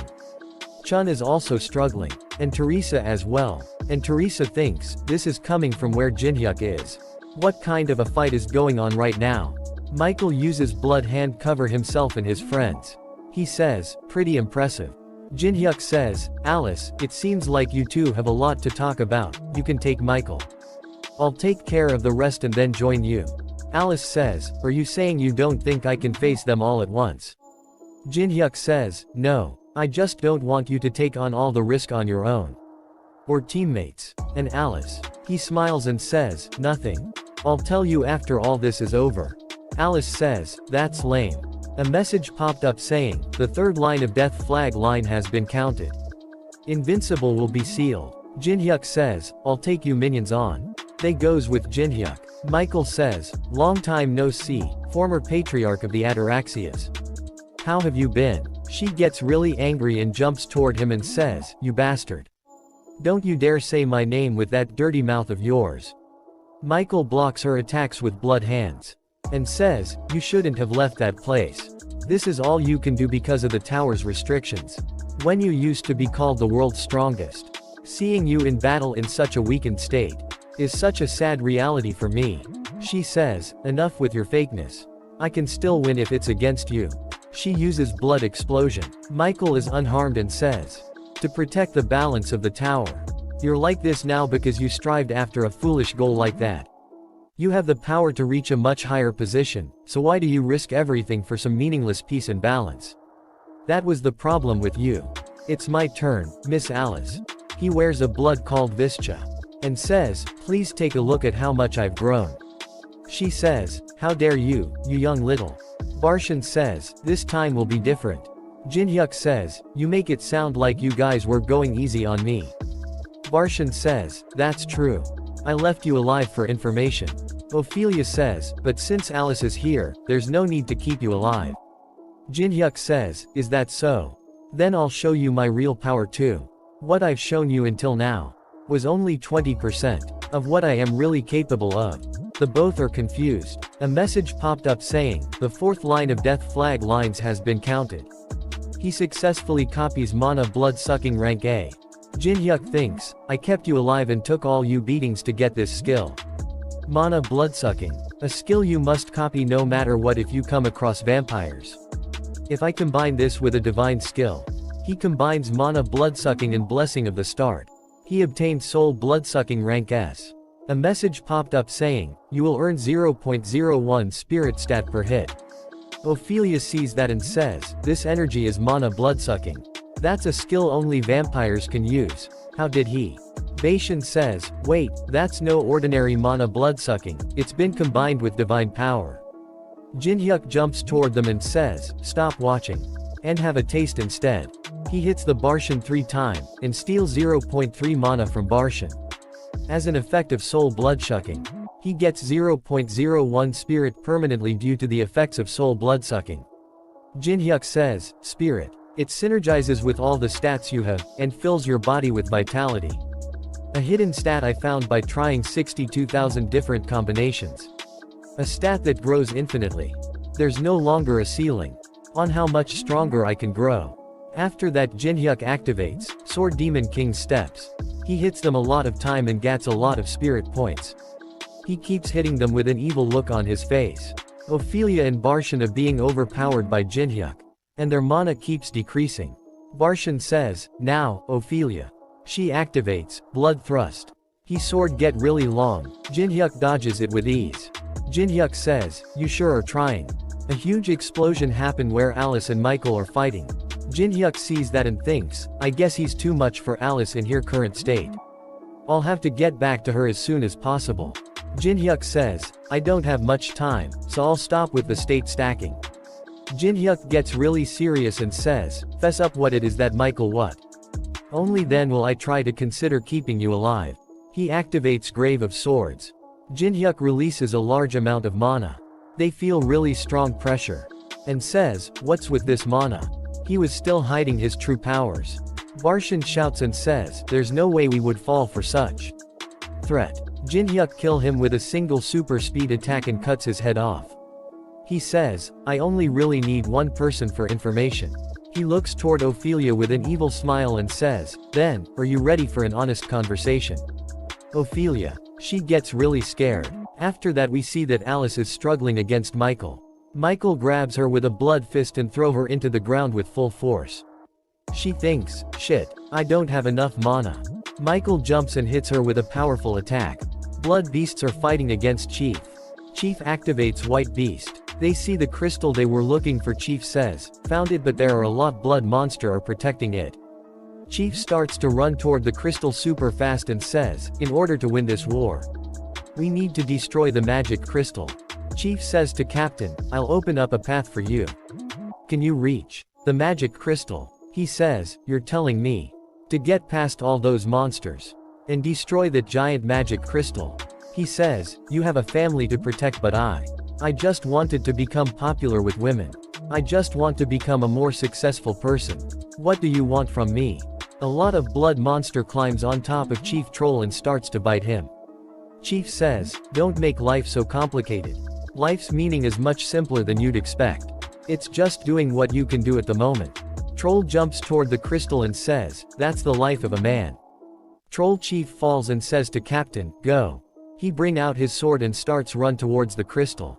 We see a flashback where someone says, congratulations on becoming the second captain of the Dangan Guild. There aren't many better jobs than this these days. You'll be able to have it all. Money, fame, women. Captain thinks, what I can do at the given moment. What I can do right now. What's in front of me right now. He destroys the crystal. A message popped up saying, the mana source of Blood Wayport has been destroyed. Blood Wayport's magic circle starts to disappear. All of Jin Hyuk's friends are happy to see the magic circle disappear. Jin Hyuk says, they did it. After that we see that Ophelia is drowning. And Jin Hyuk is the one who is drowning her. Jin Hyuk says, my arm's falling asleep. Do you want to talk now? He brings her out of water and she says, 29th floor. We are aiming for the 29th floor. He says, 29th floor. That's where the Empire's forces are. She says, Sir Michael said that he wants Balmung, which the Empire has. That's all I know. He throw her away and says, Balmung. I see. He says, the best Dragonslayer sword, Balmung. I guess he was gonna use that to kill the dragon of the 48th floor. She cough. Jin Hyuk uses Brand of Tribulation on her. Jin Hyuk says, Ophelia, do you want to die of live? She starts to cry and says, why are you asking such an obvious question? I wanna live. A message popped up saying, you have earned the other's consent. Brand of Tribulation is melting into the opponent's body. Jin Hyuk starts to walk away and says, I look forward to working with you from now on then, Ophelia. After that we see that Alice is being beaten up by Michael. Michael says, I'm sure you've enjoyed your little escape enough.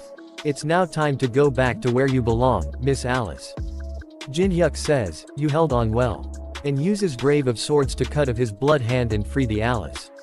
Michael says, my vista that endured even Miss Alice's attacks was sliced through. Alice is happy to see him and says, contractor.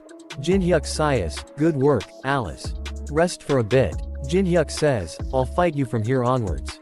A message popped up saying, the essence of soul's reaming time is 30 minutes. Michael attacks him with Blood Fist. Jin Hyuk's it with Grave of Swords. And also hits him a lot of times and gets a lot of spirit due to the effects of soul bloodsucking. Alice sees him fight and thinks, was he always that strong? No, he wasn't. I'm certain, since I was always with him. She gives an epic smile and thinks then. He grew stronger in the short period we were apart. Michael says, annoying parasite, and throw a big blood fist and says, I'll crush you. Jin Hyuk cuts his blood fist into thousands of pieces. Michael is surprised to see that. Jin Hyuk cuts him a lot of times. Michael blocks all his attack using skill mana barrier. Jin Hyuk thinks, mana barrier. I'm not dealing any damage because the gap between our mana is too big. It's gonna take me ages to catch up to his level with soul blood sucking. After that that captain is fighting with blood monster. Younghwa gets there and kills one of the monster with her fists. Chun is also there and says, I'm sick and tired of being Kong Jin Hyuk's minion. Chun sees Captain and thinks, he's Dangan's Jang Yunsuk. Did he defeat them all with a broken sword? He's more tenacious than I thought. Captain says, Chief Kalakal's dying. Someone, help. He's as a comrade who has protected my life. Teresa says, I'll go. She starts to heal the troll chief by using sacred healing. She gets tired and says, he's over the hump now. Captain says, Kalakal, can you hear me? She falls to ground unconscious. Chun thinks, she's passed out. She tends to overdo it. Jin Hyuk says, do not come here no matter what. Fall back with the injured to the decided location once you're all done. Chun thinks, whatever you're doing, be done with it quickly, Kong Jin Hyuk. We're all reaching our limits here. Jin Hyuk uses Eye of Gluttony. Message popped up saying, luck stat is being applied. Adaptability stat is being applied. He sees his stats window but it's all question marks. And copy condition window appears saying, Michael is a hunting dog of the Decasus family and the highest ranking vampire with the role of Black Wings. If you survive a fight with this strong vampire who is usually only seen in the highest floors of the towers, you'll be able to copy one of their skills. Jin Hyuk smiles and thinks, I'm thankful I can even see the copy requirement this time. Michael gets excited and says, you're smiling to yourself again. You sure are an interesting human. Michael activates Moon Hiding Nails and says, let's see how long you can keep up that smile. He attacks Jin Hyuk with a slash attack. Jin Hyuk cuts his attack with Grave of Swords. Michael grabs his sword and says, I'll take out each and every one of your annoying little teeth. He leaves his sword and says, really? Jinhyuk says really and bring out a bow. And hits him with red magic bullet. Jinhyuk jumps backward to increase the distance. Michael gets a small scratch on his face and says, you have a lot of little tricks up your sleeve. If you call angering me a trick, that is. Michael gets really angry and activates Hellfire to destroy the world. Alice says, contractor, get away. You won't be able to survive if you're hit by that. Jinhyuk smiles and says, no. I have to be hit in order to survive. Alice shouts and says, what are you talking about? Get out of there. He activates the shield of Perseus and throws it toward her. And says, just watch. He activates Hellfire. A huge mountain of fire appears. Shield protects the Alice. She says, Kong Jinhyuk. Michael gets really tired and says, think of it as an honor. It's my first time using up all my man against a human. Alice is confused. Michael says, Lady Alice, since the little parasite is gone, shall we begin again? She gets really happy. Michael is surprised to see that. Jinhyuk jumps above him. Michael says, but how? Jinhyuk has a really big smile on his face. We see a flashback. Jinhyuk activates Invincible. A message popped up saying, warning, using a skill that goes against causality comes with great mana load. Jinhyuk says, you don't know how long a second is to someone like me, do you?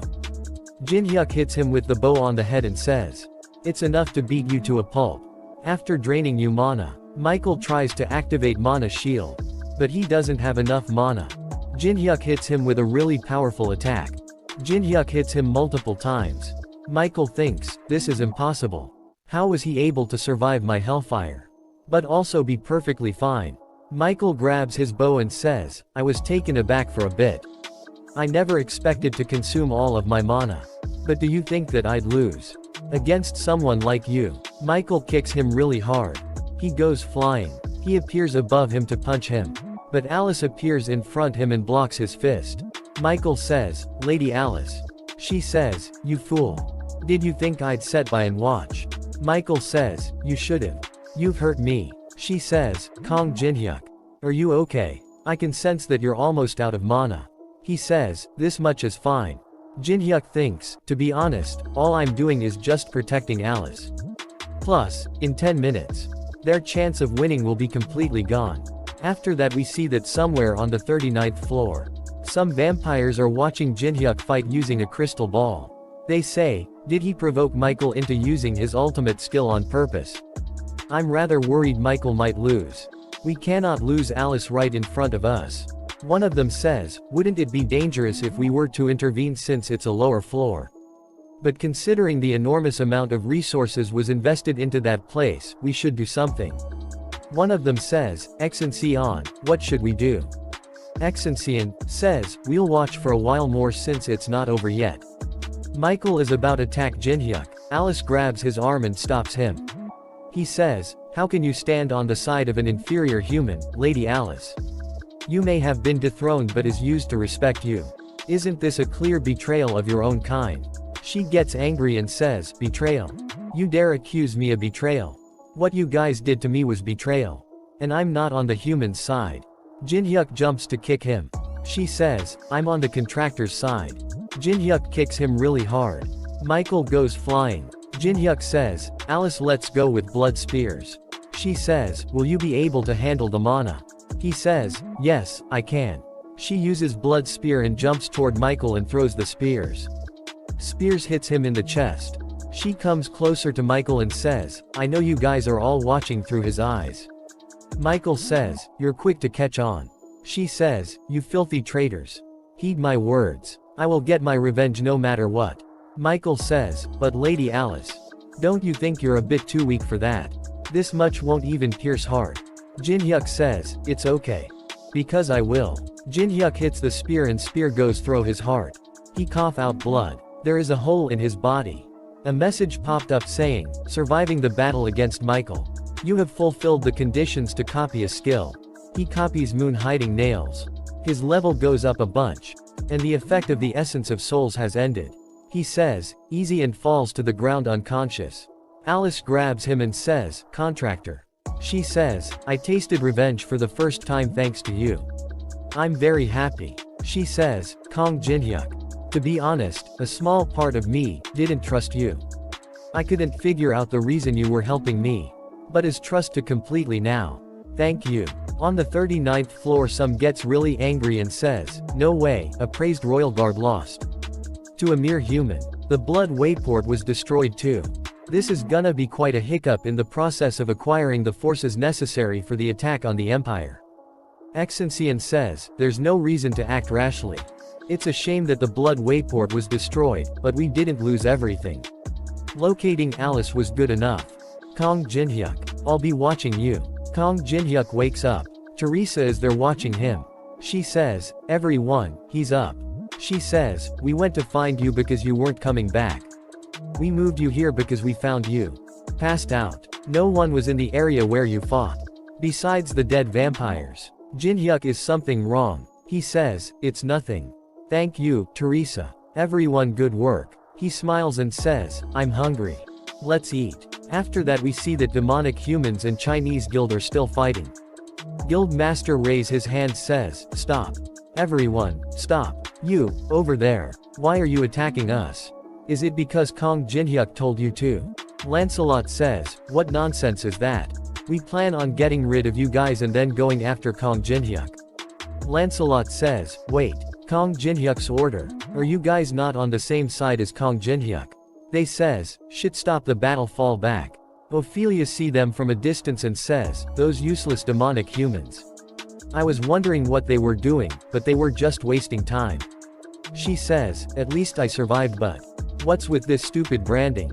Every time I think about him, it burns. Melina says, Huts like it's burning.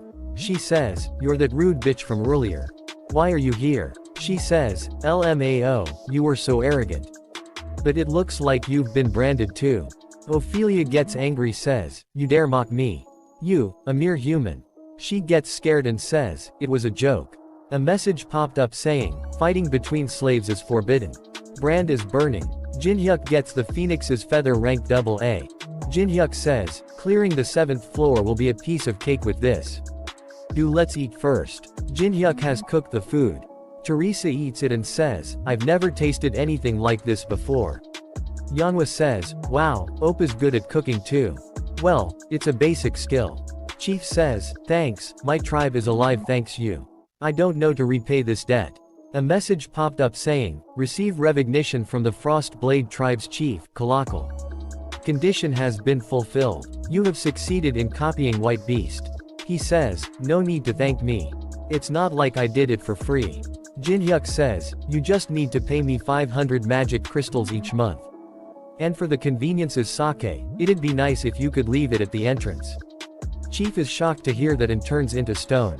Chun says, you devilish bastard. I'm disappointed in myself for reconsidering my opinion of you. Jinhyuk says, you say that, but you're devouring my food. Chun says, I'm eating because I'm made. My blood pressure rises whenever I think about what you made me do. Jinhyuk says, then, just tell me, there are many ways to make up for it. Do you want to make a bet? Or short on food anyway? Chun says, a bet. Jinhyuk sighs, the one to hunt the biggest fish wins. We'll record the loser calling the winner hung and upload it onto YouTube for a week. Chun takes off his shirt and jump into water thinking, I'll win, I'll win. He see a lot of really big fishes and says, upload, my victory. Lee says, Jinhyuk you're always doing stuff like that. Teresa says yet again. Lee says, you're so evil. Jinhyuk sighs, he was being annoying with his winning. Yanhwa says, maybe Yu Sung Opa's actually enjoying this. Yanhwa throws something toward Jinhyuk and says, right take this. I found it where you were passed out. It's a necklace Jinhyuk thinks, this is the object Michael was going to use on Alice. I'll have to look into it. He says, thanks, Yanhwa. Where did Jang Yunsuk go? Did he go back with his group? Yinhwa says, I don't know. He's been gone for a bit. Chun comes out with a really big fish. After that a message popped up in front of everyone saying, the 7th floor of the Tower of Trials has been cleared. By veteran company group. Guild Master of Donggon Guild gets really angry and starts to throw stuff around and says, you idiot. We sent you so much support. And you got all of it taken away by Kong Jinhyuk. And you dare come back empty-handed. Guild Master throws some paper toward Captain and says, you swore to clear the 7th floor. This is the plan report you turned in. What the hell did you do there? And how did you break your sword? Do you know how expensive that was? We see at the Awakened Association that department head says, the 7th floor has been cleared. It was player Kong Jinhyuk once again. He says, according to the Dangan Guild's report, there was a conflict with a higher floor force on the 7th floor. They were aiming for an outbreak with the demonic humans. Player Kong Jinhyuk and his group were able to defeat them. President, should we approach player Kong Jinhyuk? President says, no, let's just watch for now. It's not wise to reveal our intentions so rashly. President says, Kong Jinhyuk. Whether he will stand on the side of humanity or on the other side is hard to see as of now. So let's just let them celebrate for now.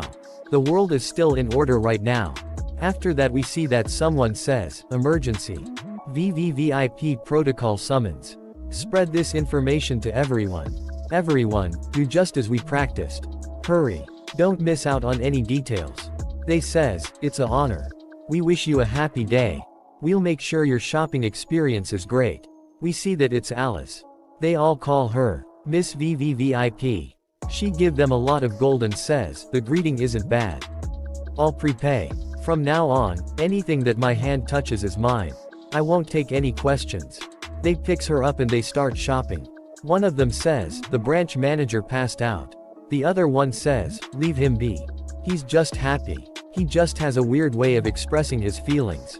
Jinhyuk sees toward Alice and thinks looks like Alice has recovered well. He bring out Porwaith's necklace. Rank over rank. He thinks Michael was trying to lock up Alice again with this. Why was he trying to seal her instead of killing her? Is there still something I'm not aware of? I'll have to keep it for now. A message popped up saying, an invitation from Rick Hennessy has arrived.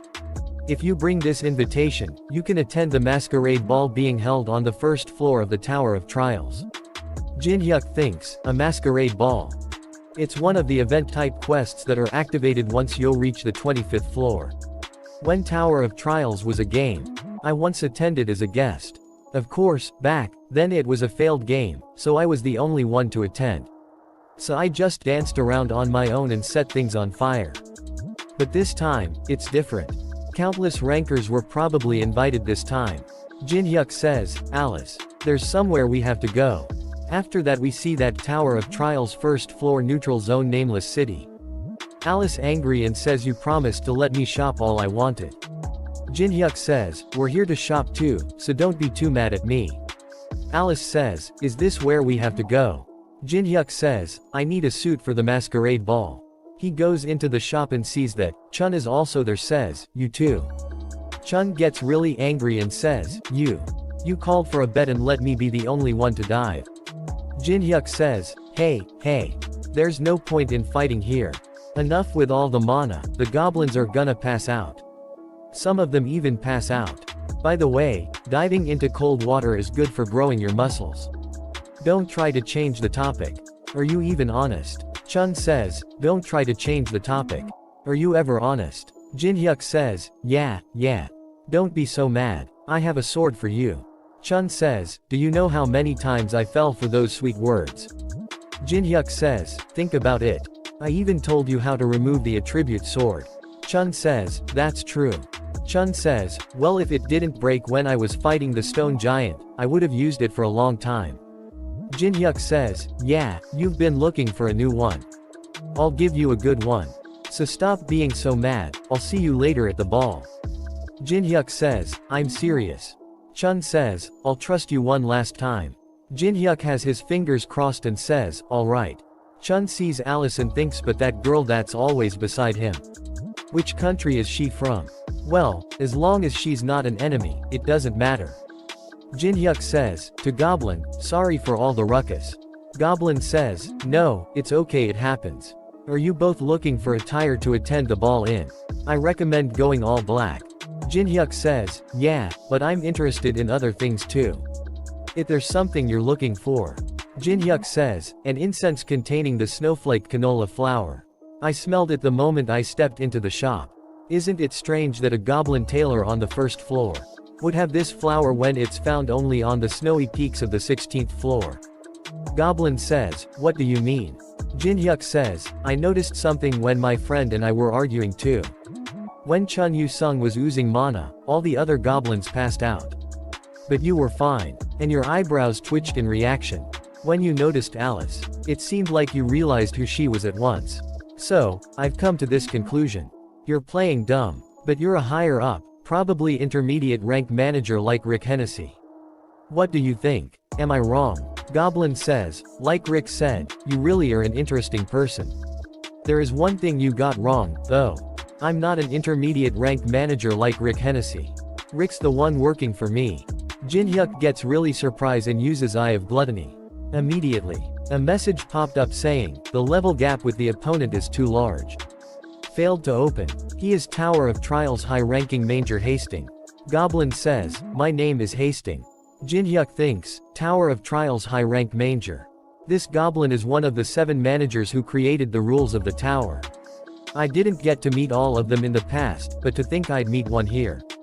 Goblin says, Rick actually told me that there's someone who already know about the existence of mangers. You're more interesting than I though. Of course, I should reward you. Since you've found a hidden manager. I'll tailor an awesome suit for you. Jin Hyuk says, geez, you're being so stingy for someone who's a high-ranked manager. Goblin says, is there something you would like? Jin Hyuk points toward Alice. Alice says, why do you keep pointing at me? It's unpleasant. She holding an invitation. She says, did you provoke him like that just to get an invitation for me? Jin Hyuk says, I just tried it because I thought he'd agree. You like balls. She says, yeah, but that's not what I'm talking about. Don't you get how dangerous of a goblin Hasting is? Those guys are very dangerous. They create the tower's rules. I've only met one high-ranked manger in my entire life. Jin Hyuk says, don't worry, Alice. I know how dangerous they can be. Jin Hyuk thinks, but as dangerous as they may be, I know that if you use them well, you can reap great benefits. A message popped up saying, the tailored suit and dress are both ready.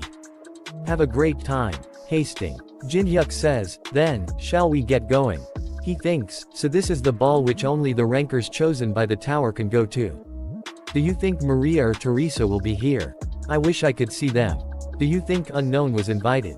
After that we see that some samurai guild member are here as well.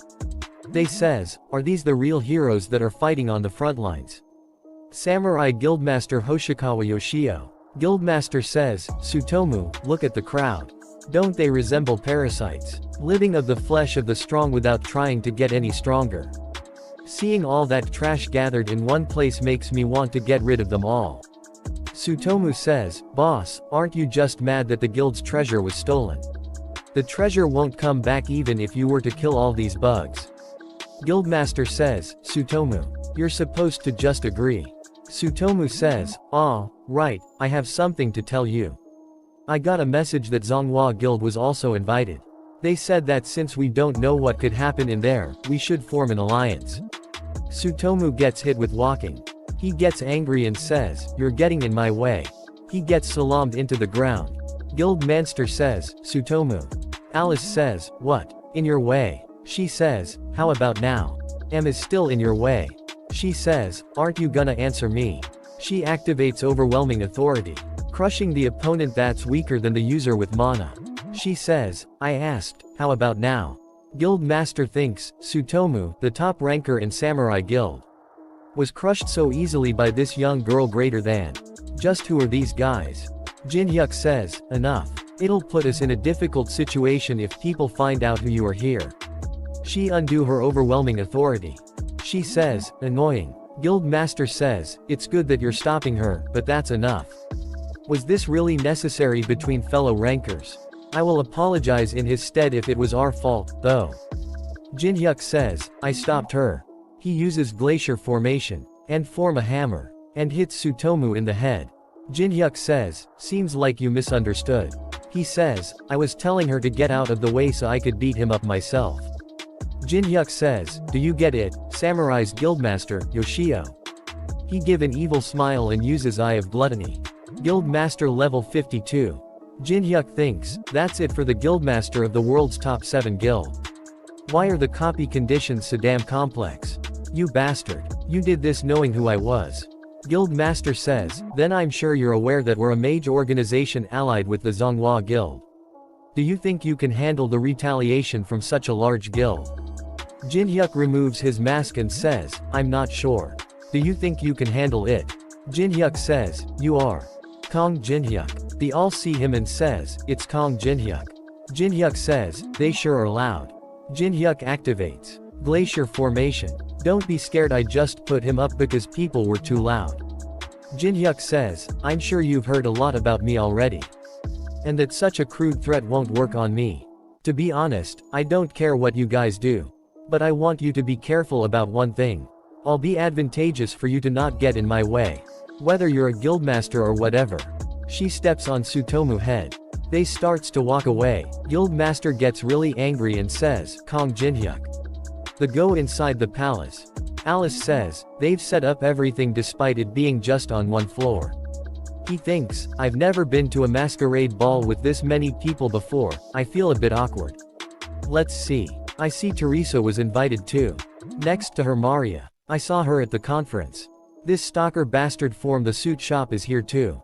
Jinhyuk is surprised to see someone and says, those people are. Two more players comes, she says, what do you think that person will be like? He says, the type to scream until the very end. Then what about her? He says, the type to beg to be let go. His name Casey S. Rank and he says, everyone looks so fun. Her name is Judilo S. Kals. Jinhyuk sees them and thinks, the number one on the list of European players to avoid. Casey and Judilo, the twins. They purposefully provoke fights and slaughter people for fun. But to me, they're just a precious source for skills. I'm already looking forward to it. Alice sees Jinhyuk thinks, he's scheming something again. After that we see that Samurai Guild Master is standing with someone. He says, he acted like that despite the fact that we're allied. Samurai Guild Master says, I've also lost my companion, so I'm here alone. I'm worried there might be some penalty for not coming. Zonghua Guild Vice Master S-Class Liao Wei thinks, Knag Jinhyuk. After all that humiliation INTHE Elven Forest and Tundra, we meet here again. Plus, there's been an order to not get involved any further with him. I can't even do anything. Someone comes and says that arrogant bastard. I'll go take care of him myself. All of them see toward him and says, what? Look at this. Loot at the horn, is it a monster? Are you all enjoying the ball? I'm a lower floor manager, Carmen. Jinhyuk says, do you have something you want from me? Manager says, I heard that you meet one of the guests I invited to a pulp. Is that true? Jinhyuk says, the buddy that fell over from walking into my companion. He was hurt that bad from that fall. Wow, I guess I should send a flower bouquet or something. Manager says, send flowers. Are you kidding me? You ain't begging to be killed. Jinhyuk removes his mask and says, the host is threatening their precious guest. This party is a mess. It'll be a problem for you too if you try to kill me. Manager says, stupid bastard. You think it'll be difficult to get rid of just you on the first floor. You can't see. But the tower's greater powerful beings are watching from the second floor. But despite what I'm doing right now, no one's coming to stop me. Alice is about to use his skills. Jinhyuk stops her. Goblin Manager screams his name and stops him. We see a flashback where Jinhyuk sends Goblin a message and says, one of my shit's buttons look loose. I came to you because you were supposed to be the best, but what a disappointment. Please come and fix this, or I'm gonna leave a very lengthy review. Goblin thinks, no way. It's impossible that a suit I made would have flaws. Goblin and Rick are in the party. Goblin is really angry and says, Carmen. Goblin hits Carmen on the leg, and says, aren't you going to respond? I asked you what you're doing to my customer. One of the players sees the goblin and says, a high floor manager. That tiny goblin is one. Goblin says, I already knew that some managers were exercising influence using bribes from other powers. As long as it doesn't cross a certain line, I'm okay with overlooking such things. But if a manager is to harm a guest invited by another manager, who would be willing to accept such invitations in the future? Carmen says, I didn't know you invited him. I'm sorry. Goblin says, that's not a good reason, Carmen. You need to apologize to the person affected if you did something wrong. Carmen is surprised to hear that and asks, sorry. Jinhyuk starts to record and says, oh, this is gonna be a good one. Well then, try apologizing from the depths of your heart. Lower floor manager, Carmen. Carmen bow down in front of Jinhyuk and says, I'm sorry. Jinhyuk says, did you skip a meal or something? Louder. Carmen gets angry and says, how dare a human. Goblin manager looks toward him with angry look. Carmen bow down again and loudly says, I'm very sorry. A big muscular man sees Jinhyuk and thinks, controlling a manager like that. What an impressive human. I didn't understand when His Highness gave him a gift, but I get it now. If we can bring him onto our side, we might be able to end the war with those martial artist bastards. Rick activates megaphone and says, I will progress with the ball in the place of the lower floor manager. I will now tell you the reason we invited you here. As you know, this ball is an event with only promising players. As some of you already know, there's a hidden purpose to this ball. It's for all of you to decide which side you will stand on as you continue to climb the tower. Rick activates something and a message popped up saying, starting the main event of the masquerade ball. Prove your worth. Some more messages popped up saying, Tower of Trials, pick one of the dungeons, labyrinths, or historical sites between the 10th and 30th floor to challenge. A player with high accomplishment in the challenge will have an advantage in choosing sides.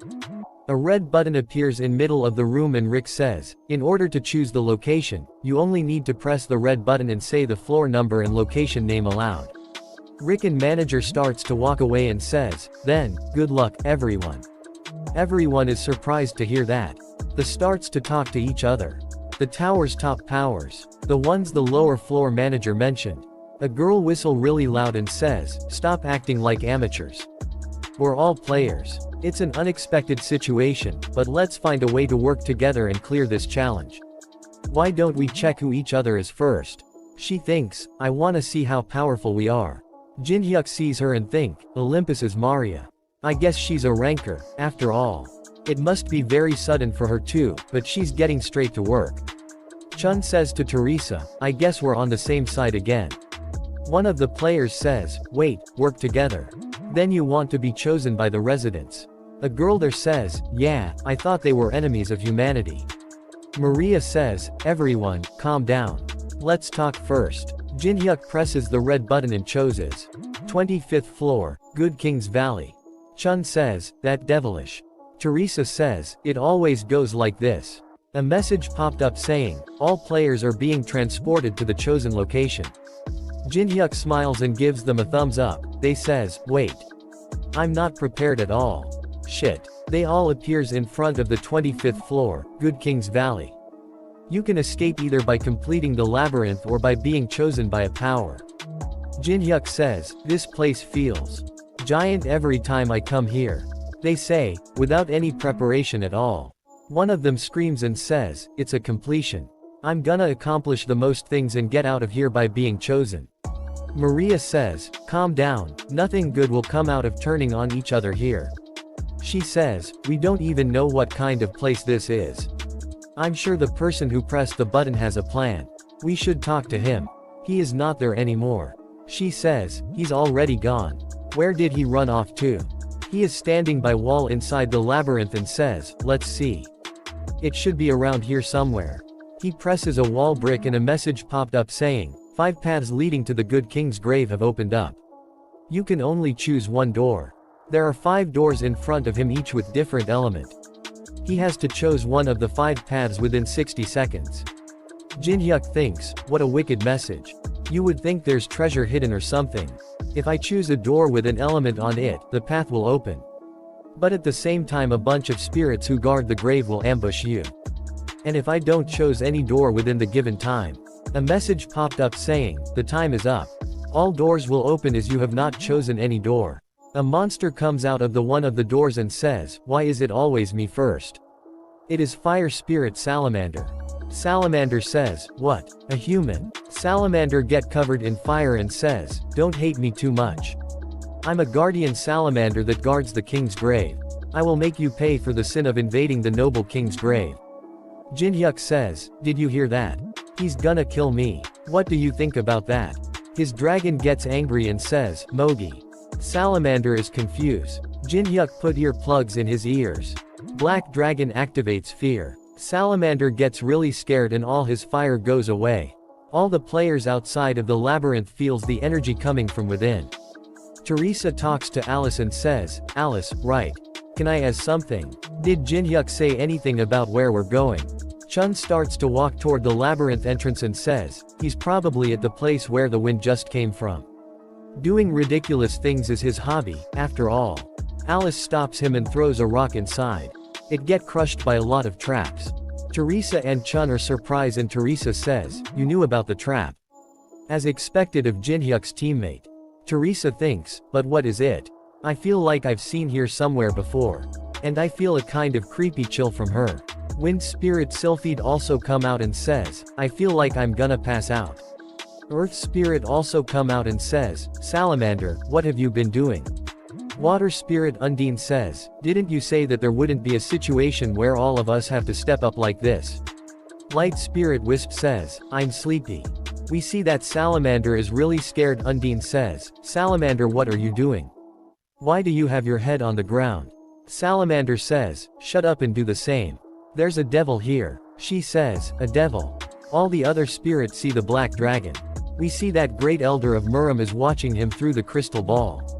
And thinks, isn't that an ancient dragon? How does Kong Jinhyuk have that? He uses brand of tribulation on all of them. A message popped up saying, you have subordinated the 5 spirits. Unbelievable accomplishment. You have obtained 5,000 accomplishment points. Current accomplishment ranking. Kong Jinhyuk is in first place with 5,100 points. All the high powers shows interest in Kong Jinhyuk and ancient Goguma. A total of 13 intermediate forces wish to work with you. The third forces expresses great affection for you. Jinhyuk sees that and thinks, then the third force is interested in me.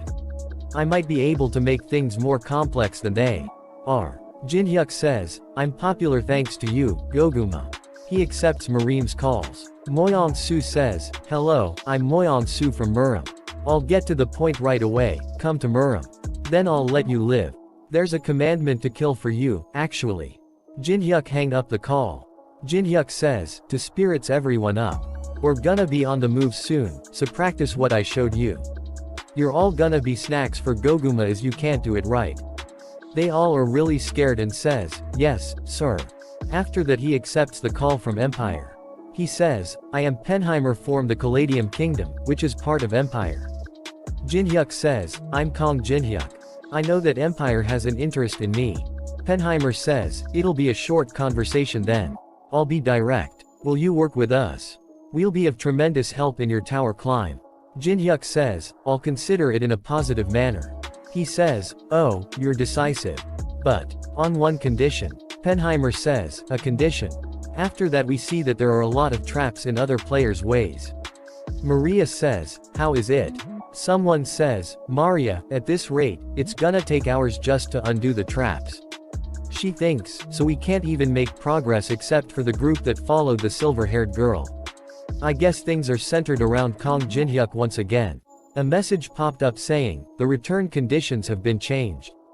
All players will be transported back to the ballroom in case of death by the traps or monsters in the labyrinth. This authority has been activated by player Kong Jinhyuk. They says, did you see that? We can get out of here if we die. I have to die. How can I trust that? One of them tests it and she really was sent back. Other one says, shit, wouldn't that hurt? Maria thinks, did Kong Jinhyuk choose this level because he knew about this? Should I ask Teresa to introduce me? One of them screams and says, what are you happy about, you idiots? Don't you get it? Read the message. It says that all accomplishment points will be erased if you're taken out. This is all Kong Jinhyuk's scheme. To secure an advantageous spot for himself in the competition. Maria says, you don't know how to be grateful, do you? Do you know anything about this labyrinth? Is that something you should say as someone whose life was saved by this change? If you're so great, then do it all on your own.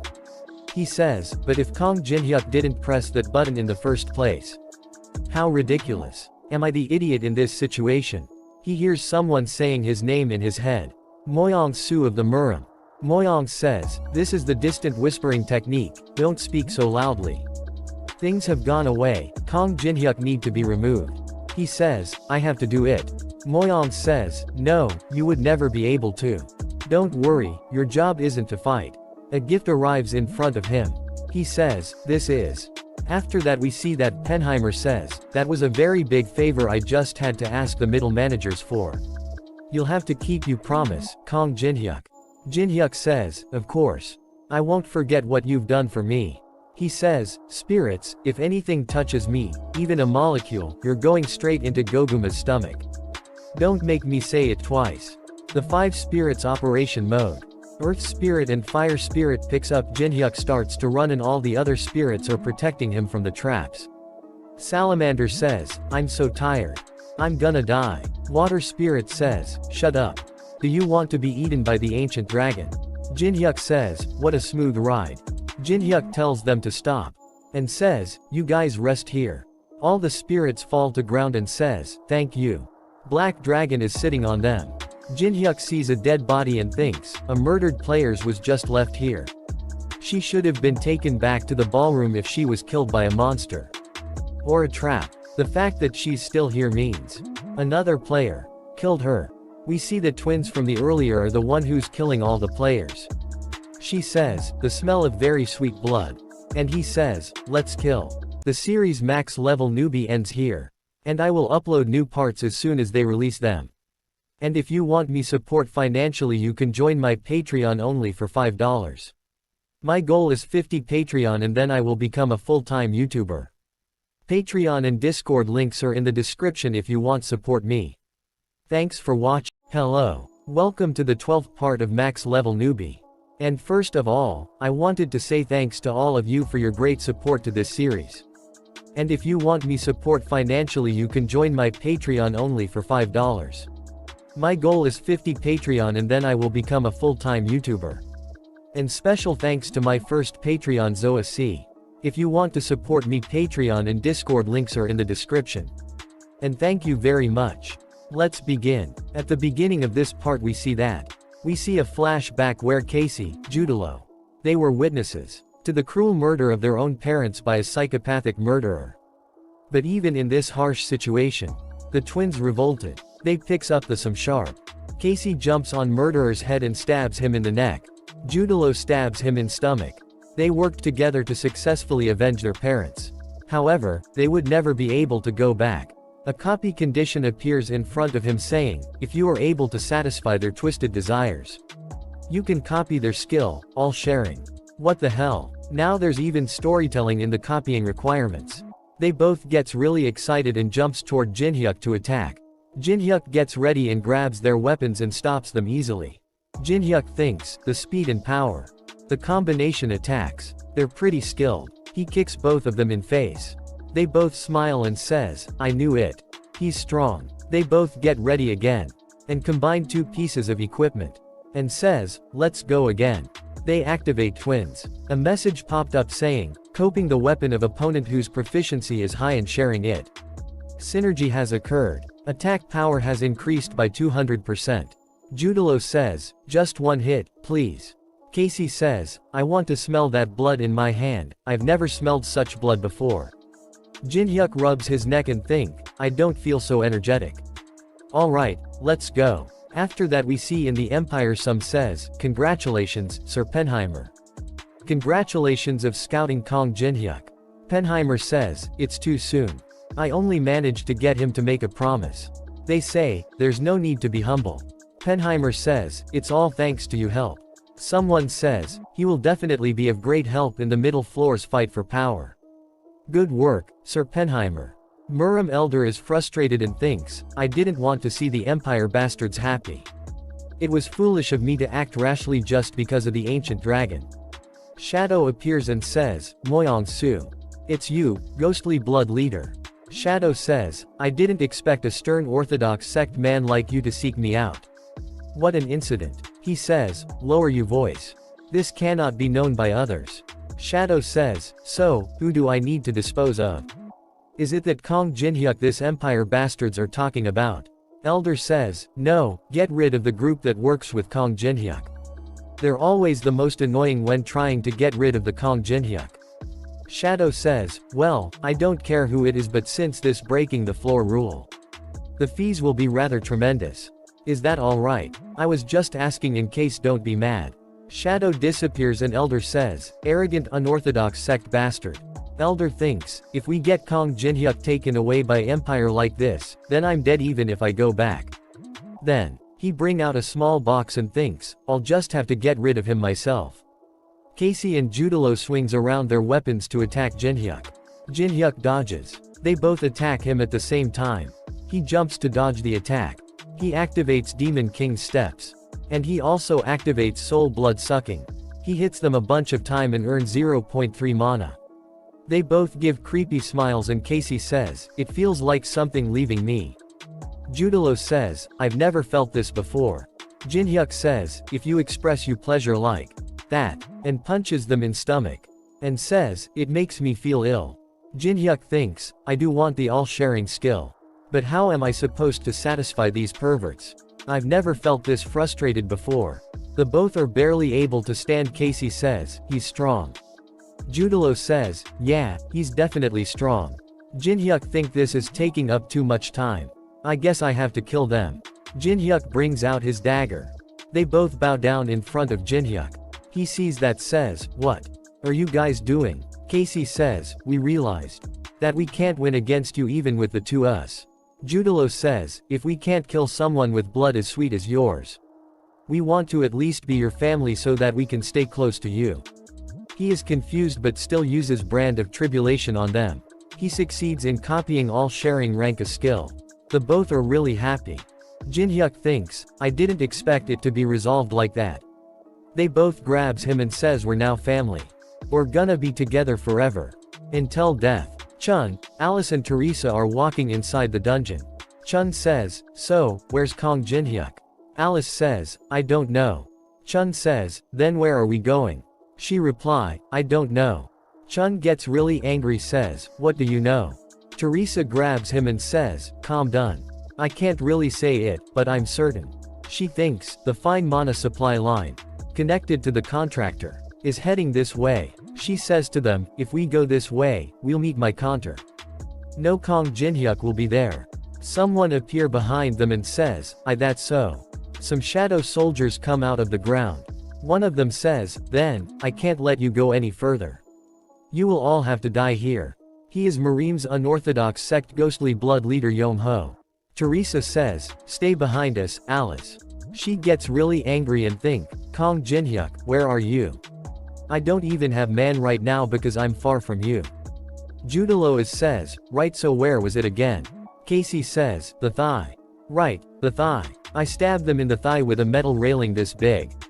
I felt their bone break. So with the metal railing. Jinhyuk is frustrated and thinks, I'm running out of social energy.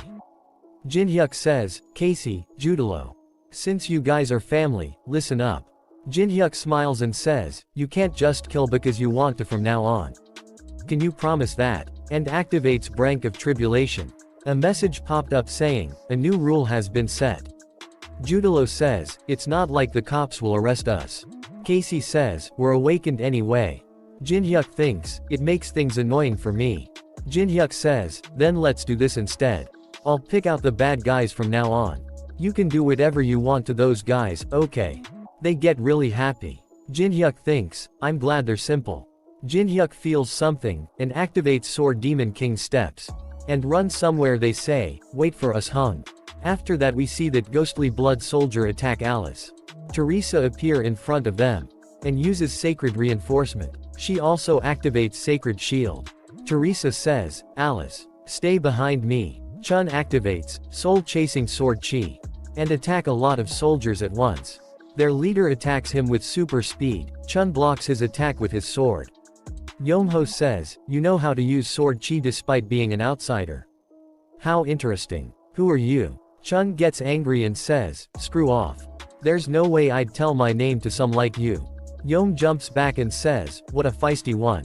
Chun says, feisty. Alright, I'll show you feisty. Chun activates Song of Swords. And says, I was gonna save this kill for him. Yom says, what did you say? Chun says, this skill isn't something I intended to use on you. And use a lot of slash attack. Soul Chasing Sword Arts, one with the sword. It kill a lot of shadow soldiers. Teresa sees that and thinks, Yu Sung is really strong. Yom says, I see you're skilled enough to be one with the blade. But what a shame. Yom uses ghostly blood blade. Chun was barely able to stop his attack. Yom says, you're skilled. But I happen to be your opponent. Chun throws up blood, and some red energy is coming out of his body. Yom says, you would have done great considering you reached that realm on your own. Yom is about to stab him and says, a wake of a talent. Teresa activates Sign of the Cross. And hits Yom with a powerful attack. Yom says, what an annoying skill. It was a big mistake to come here. When you have divine power. The surround Alice and says, you should have protected that child. Yom says, seeing as you're in the back. You're not specialized for battle, are you? She closes her eyes and says, late. Jinhyuk appears there and uses Grave of Swords and attack kills a lot of them with a single attack. He cuts down a lot more of them. Yom gets scared to see that and thinks, I couldn't even keep up with his movements at all. Teresa is happy to see him and says, Jinhyuk. Jinhyuk says, why are you always losing? Teresa says, it's not that Yusing's weak. These people are just really strong. Jinhyuk says, really? He spins around his finger and says, except for us. Those are all bad guys. Casey and Judalo jumps and Casey sassy, she said they're strong. They starts to kill them. Yom's army member instantly. Yom sees them and thinks, another group of skilled fighters. It's disadvantageous for us now. We'll have to retreat for a bit and recuperate. Yom coughs out blood. And says, what just? He stabs himself and says, this is my. Jinhyuk says, Yom ho. Don't be so arrogant. You're only a middle rank higher up in the demonic cult. Fighting you is getting very stale. Yom's army gets scared and says, the leader. Jinhyuk says, twins, there are still bad guys that are alive. They say okay and starts to kill them. Chun sees him and thinks. He killed an enemy that easily destroyed my ultimate attack. With just one attack. He gets angry and thinks, how much more I have to try. In order to catch up to you. Twins kill all the member of Yom's army. Jinhyuk says, them good job. I still have some work left to do, so you guys go first. Make sure to avoid the traps. Teresa says, to Jinhyuk, those two are the infamous. Jinhyuk says, yes, they're my company's new employees. Chun says, what are you gonna do now? From what I can remember, this labyrinth takes at least 20 days to complete. Jinhyuk says, 20 days. Newbies must have all the time in the world. Jinhyuk asks Teresa, what's wrong with him? She says, I'm not sure. Jinhyuk says, these guys will open the path to the king's grave. All 5 spirits stand in front of him doing a pose. Jinhyuk says, if we get the right items there, we'll be able to clear this place in an hour. Alice sees them and says, you've gotten a lot more pets.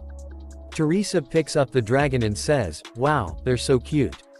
Jinhyuk says, enough fooling around. Show us the path. Spirit says, yes, sir. One of the Yom's soldiers is alive and open his eyes. After that we see at Zonghua Guild. Zonghua Guild higher up shouting. She says, there sure are a lot.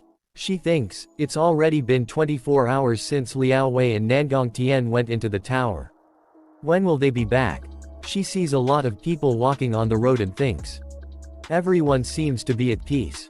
Would they know how vulnerable they are right now? In a situation where the world's top rankers are unreachable. She thinks, there's no need to worry the civilians. We see back inside the tower, all the spirits are using their full power to open the door. They go inside the king's grave.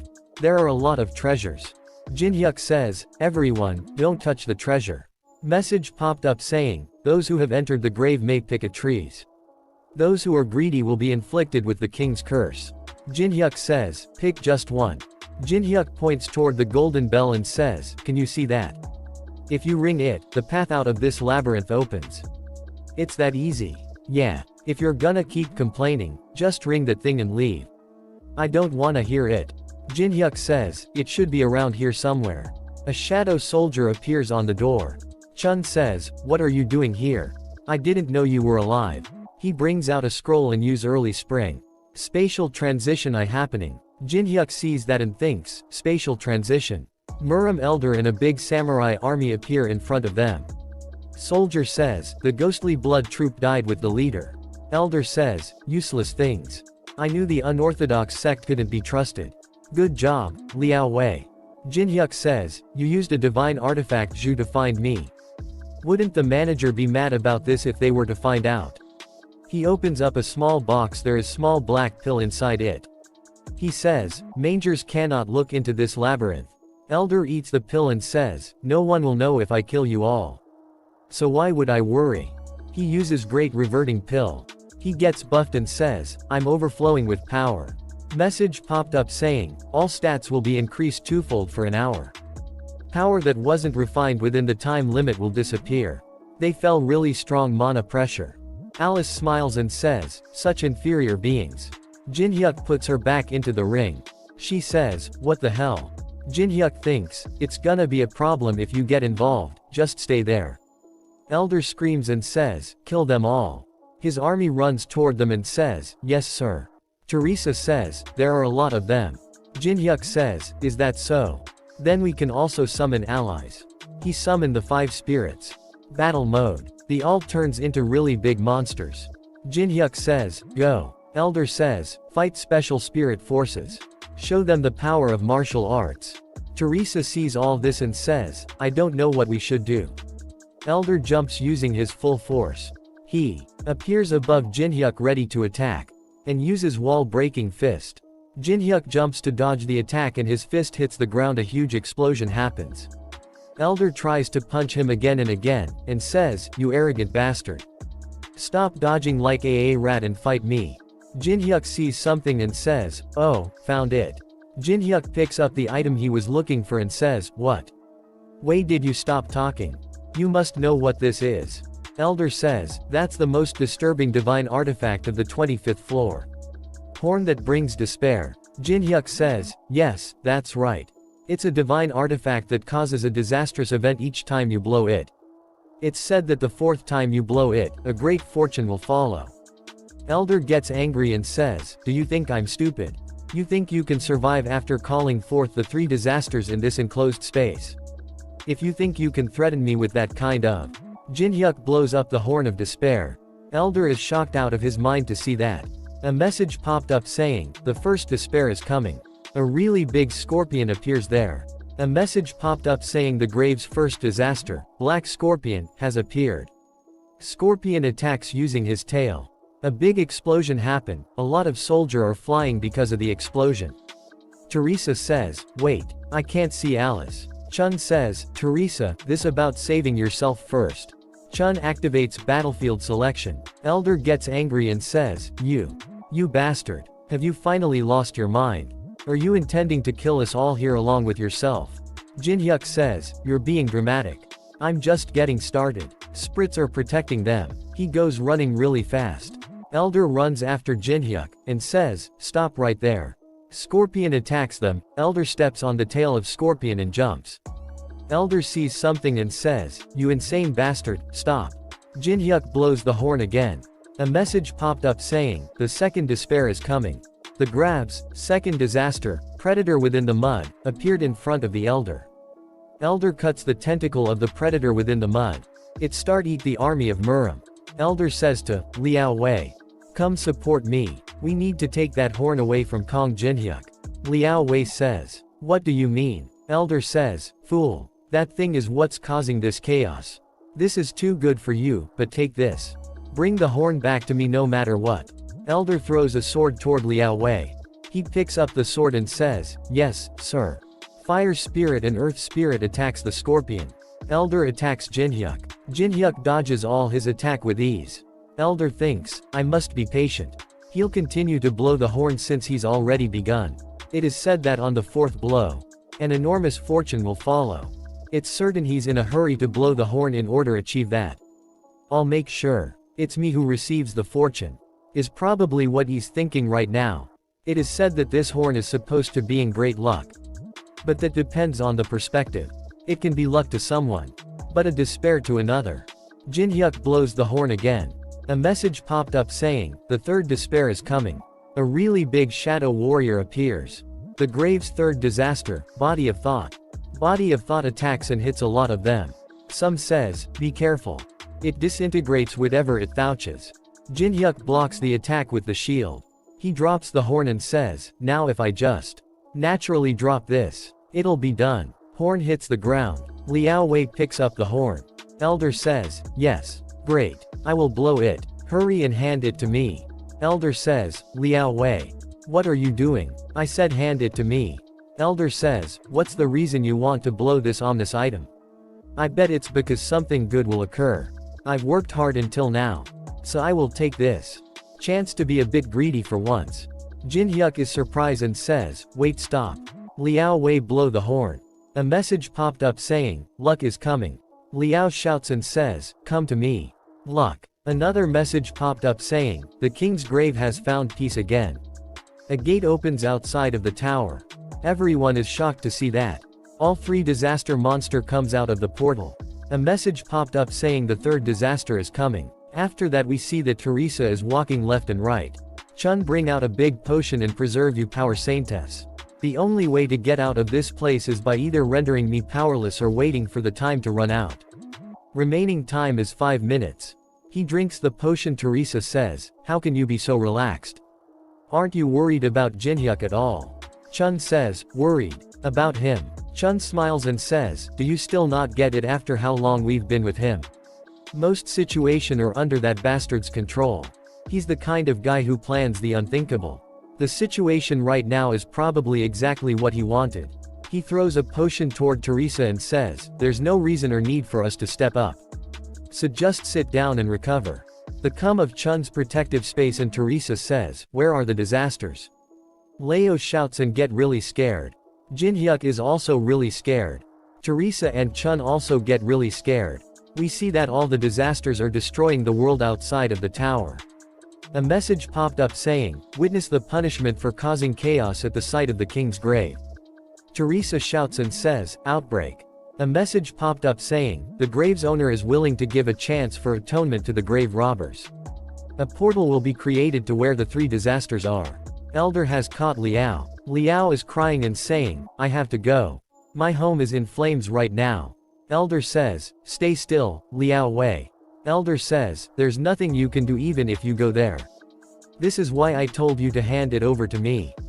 Elder uses early spring. Ream change happens. Elder says, take the injured and return. Someone picks up Liao and start to run toward the early spring portal. Elder says, this is an order.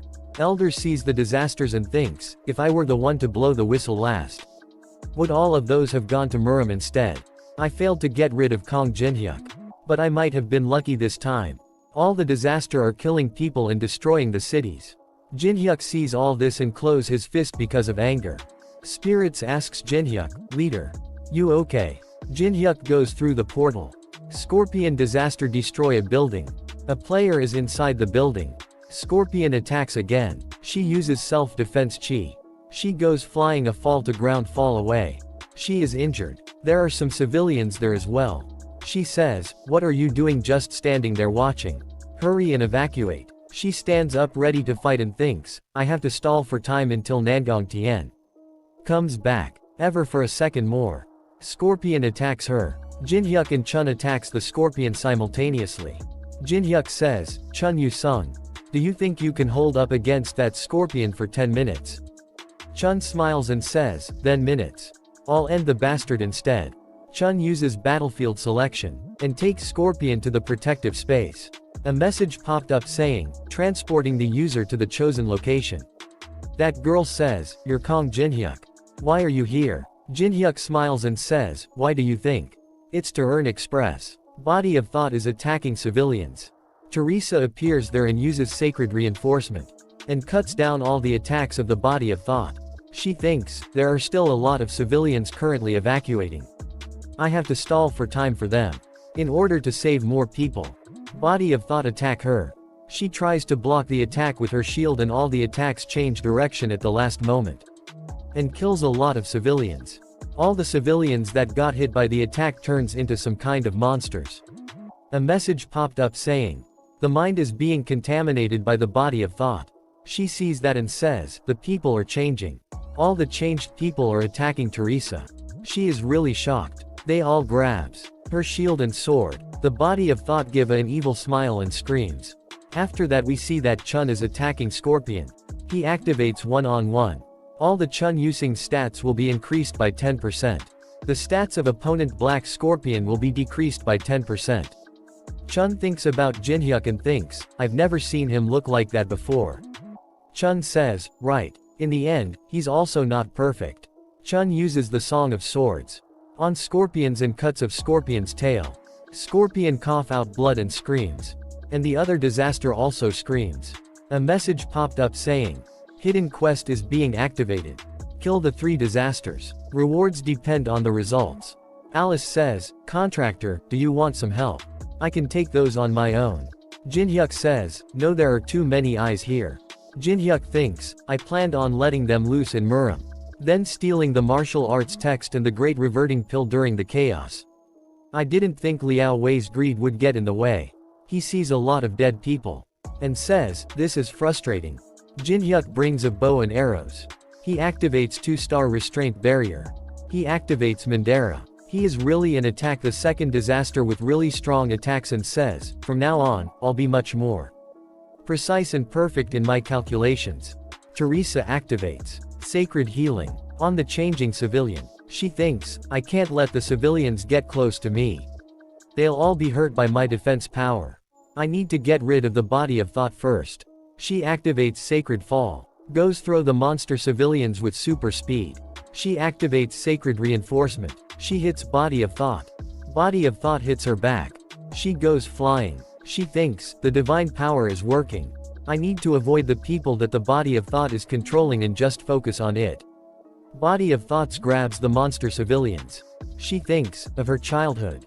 And someone says, Teresa, listen closely. We have a duty to step up when people are in danger. Even if we have to risk our lives. That's the weight of the name Laurentia. Never forget that, my daughter. She gets really scared. Body of Thoughts kills a lot of civilians in front of her. She fall on her knees and says, no. Just kill me instead. Just. She starts to cry tears of blood. A message popped up saying, Saintess is showing signs of corruption. Body of Thoughts screams really loud. The second disasters comes flying toward the Body of Thoughts. Jinhyuk is the one who have thrown the second disasters on the Body of Thoughts. Jinhyuk is really angry and says, what are you doing?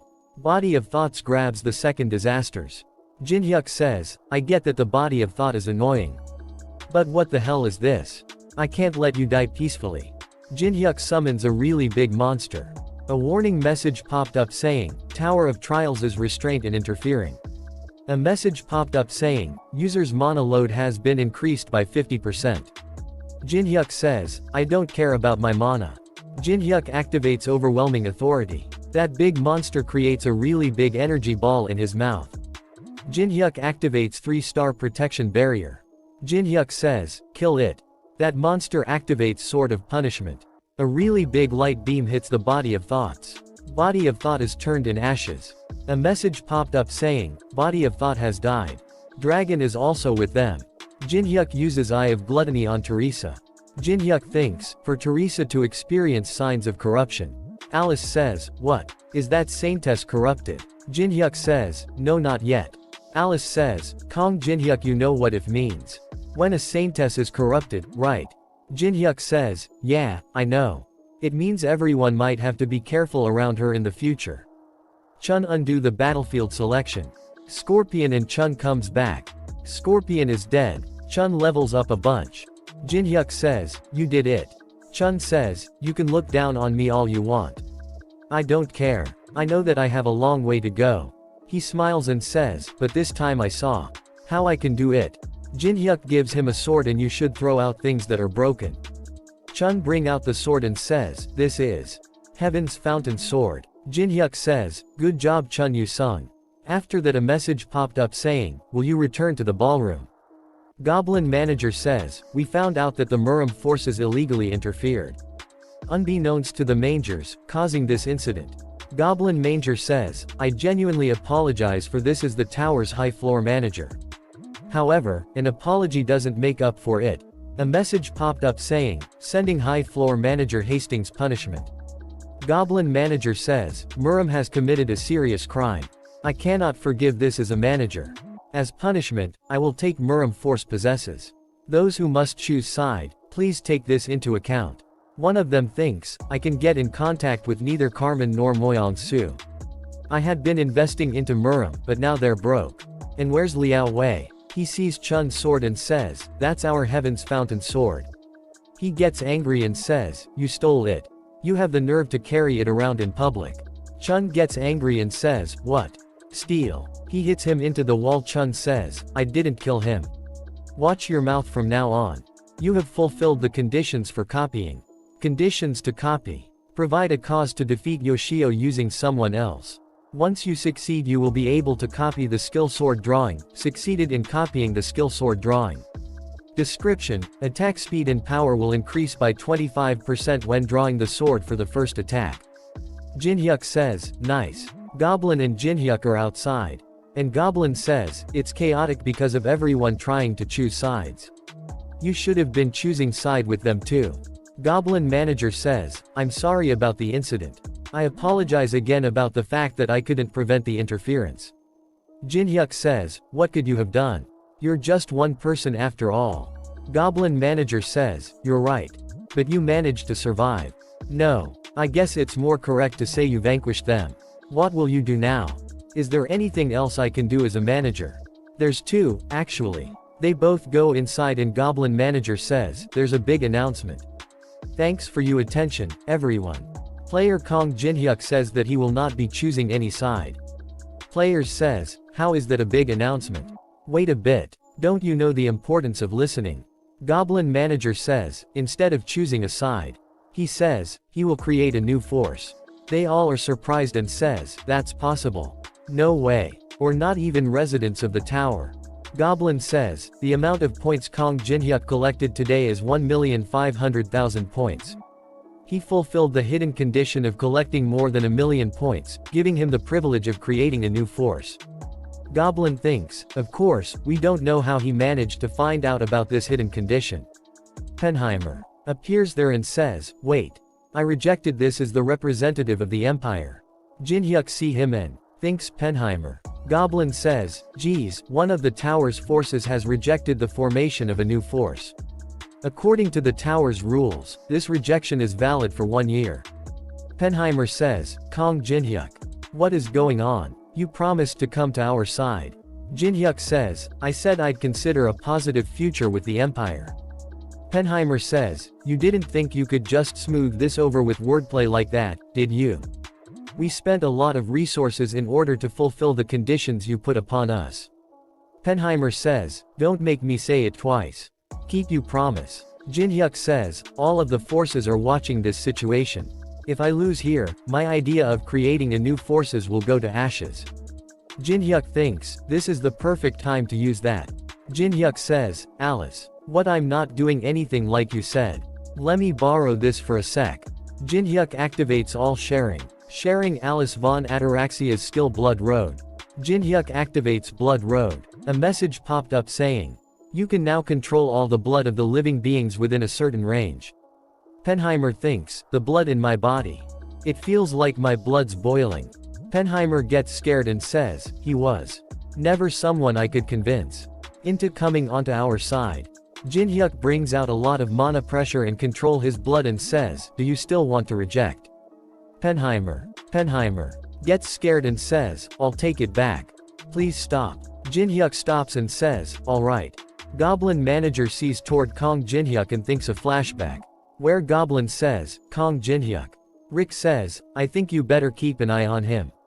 I'm sure he will provide us with incredible entertainment. Goblin says, you were right. Now that the rejection has been cancelled, would you please choose a name? He covers his mouth and says, the name. A message popped up saying, a new force name has been registered. Force name, Veteran Company. Penheimer says, I'll see you soon. We'll talk about our relationship again next time. After that Jinhyuk says, Penheimer never tried to be coercive ever again. Beijing's recover progress was quick. Without even trying to get to the bottom of the truth. A great monument for the people who died during the outbreak was built in the square. Someone says, to Xiao Ting. Where is the Zonghua Guild Master, Nangongtian? What will the Zonghua Guild do from now on? Xiao Ting responded that the Zonghua Guild, which was the biggest guild in China, had broken up due to disappearance of the guild master and other higher-ups of important roles. Xiaoting says, the ones who saved us from this recent outbreak were neither the Zonghua Guild nor the government. The ones who arrived first after the outbreak happened were Kong Jinhyuk and Chun Yu-sung. If it weren't for them, the monument would have been a lot bigger. Jinhyuk is strongly activating cold heart. A message popped up says, you are able to keep your composure even in tense situations. Alice lied down on a bed and says, this is nice. I almost died of frustration because they wouldn't let me do anything. I never imagined you would just create a new force right then and there. Jinhyuk says, really? Will you use all 1,150,000 coins to increase the capacity of the force to 23? Jinhyuk thinks, after Xiaoting's interview, my channel started receiving a lot more views and therefore profit. I'll put it to good use. A message popped up saying, the member capacity of your force veteran company has been increased to 23. Jinhyuk creates the invitation and sends them. The first member joined. Jinhyuk says, that was fast. Chun Yu-sung accepted the invitation first. After that was Taemin, Yenhua, Melina and Lee Yuri's group. There were some time differences, but everyone accepted the invitation. And Teresa. Teresa says, I'm sorry, Jinhyuk, I already have a force I've joined. Jinhyuk thinks, Teresa was the only one to reject my offer. I guess it's obvious for a paladin to join the Empire. It's okay, I assumed as much. There's nothing I can do about it. The boss of the 5th floor also joined the force. A message popped up saying, the entirety of the 5th floor is now a part of the force veteran company. Jinhyuk thinks, with that, I have almost an endless amount of resources from the lower floors. However, that's not the end. Using copy free pass. He thinks, I'll also use the reward I got for killing the body of thought. A message popped up saying, you can copy an opponent's skill without fulfilling the copy conditions. Copying Osiris skill, Sun's sacred grounds. Description, you can reproduce the sun's powers. To top it off, I'll distribute the stat points. That's it. Jinhyuk says, yeah, that's it. It's becoming more perfect than before. Jinhyuk says, alright, then I'll do this. Alice thinks, geez, I've never seen a human look so evil before. It's hard to get used to sometimes. She realizes something and says, wait. He's the first one to borrow my blood road. Yeah, and there are more weird things. Those aren't things he would know as a human from outside the tower. I better ask him. She starts to glitch out like Jinhyuk earlier. Jinhyuk her and says, what are you doing? She says, what was it again? I feel like I was gonna ask you what we're gonna do now. Jinhyuk says, is that so? We're gonna go to the 8th floor. Of course, I'll take care of some remaining business before that. We see a flashback where Kong Jinhyuk says to Goblin Manager, can you give this to someone called Yang Haoming in Murim? He gives him an envelope. This is my second request. Goblin Manager says, well, it's nothing difficult, but what is this letter? A deal offer. Jinhyuk goes to the Tower of Trials 5th floor stalactite cave. A Murim member comes there. Jinhyuk says, you came. Murim affiliated force Black Society leader Yang Haoming. Jinhyuk brings out a book and says, then, shall we proceed with the trade? And uses Eye of Gluttony. Jinhyuk thinks, Murim, one of the main forces of the Tower of Trials middle floors. A world where those who have mastered martial arts reside.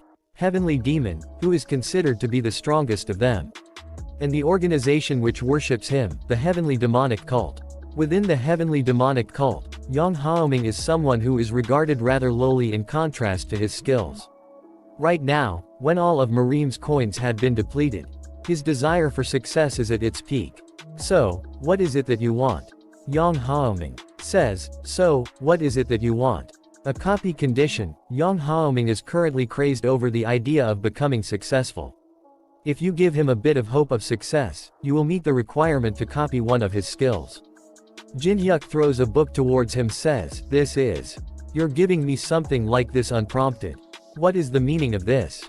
Jinhyuk says, take it. I already got what I wanted. Jinhyuk thinks, got what he wanted. What is he thinking? It's fine. Even if things go wrong, I have the Blackwind Society's elites here with me. If this truly is the Sword Master's Book of Secret Swordsmanship, this will be of great help in making me successful. I finally have hope of A message popped up saying, copy conditions have been fulfilled. There are just drawing and stuff on the diary. He is confused and says, what is this? Jin-hyuk says, a diary my swordmaster used to write in as a kid. It was really difficult to steal that. He says, are you kidding me? They says, I've burned through so much money to get here. What did you call me here for? You guys were doing so horribly. That is thought I'd show you something. As the disciple of the dragon of heavenly authority, the Dark Emperor.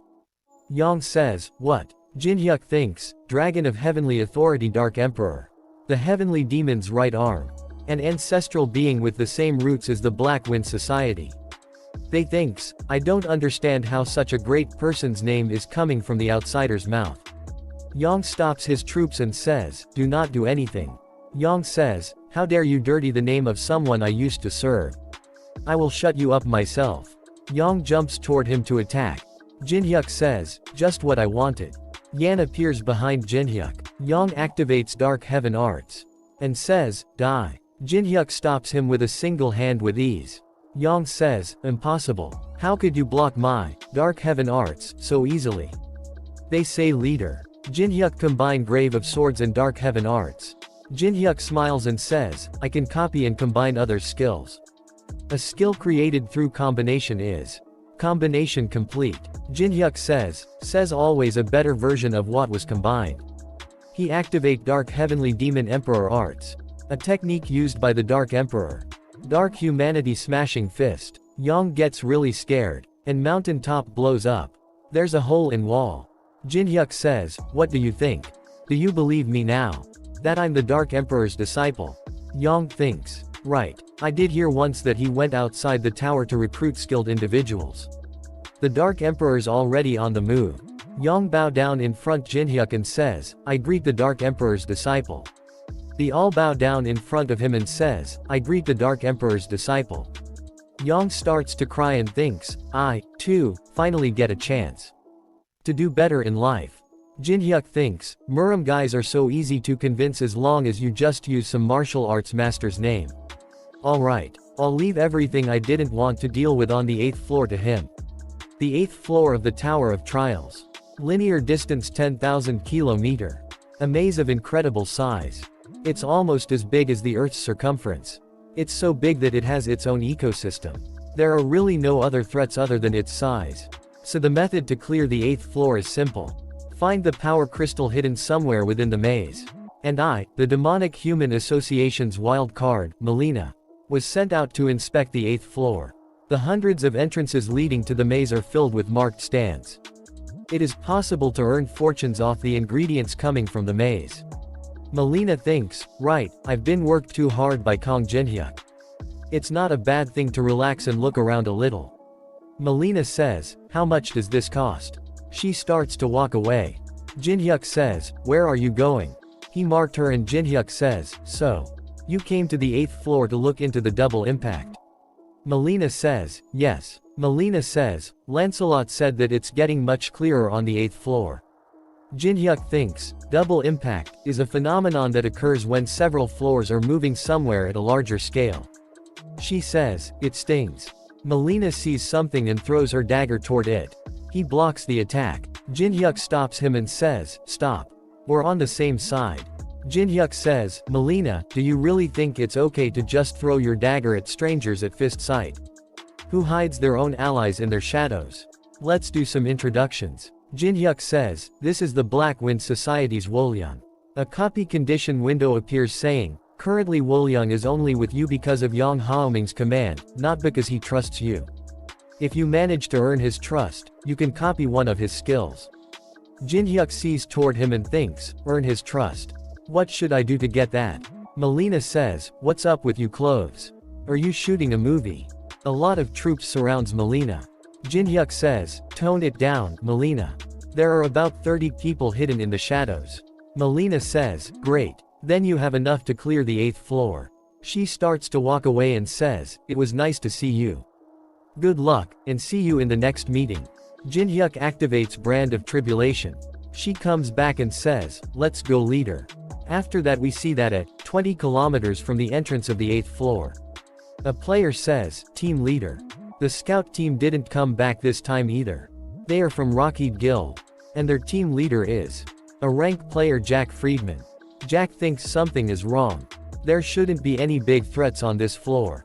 A shadow appears in front of Jack and he says, "What is happening in there?" A monster comes out of the shadows. Jack says, "Physical reinforcement." A lot of arrows comes toward Jack and he blocks all the attacks coming toward him. Jack starts to shake and says, "What's with this power?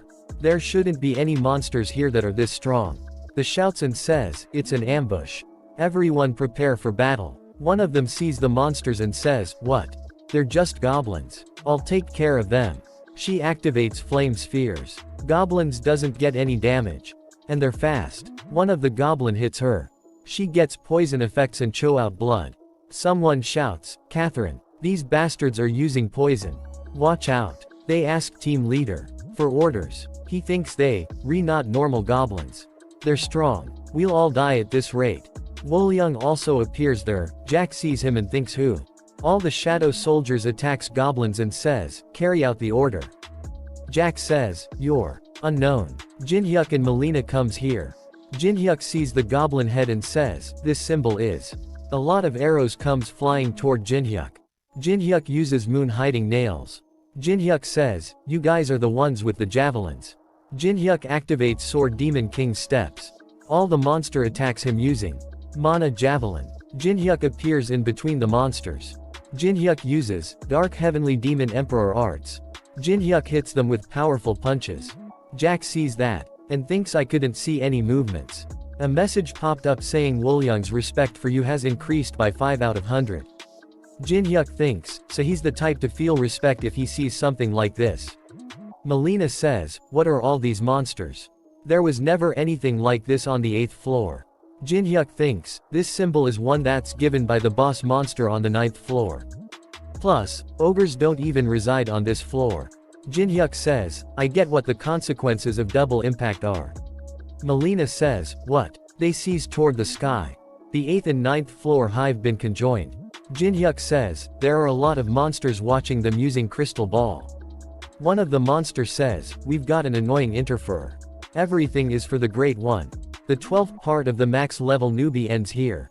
And if you want me support financially, you can join my Patreon only for $5. My goal is 50 Patreon and then I will become a full-time YouTuber. Patreon and Discord links are in the description if you want support me. Thanks for watching.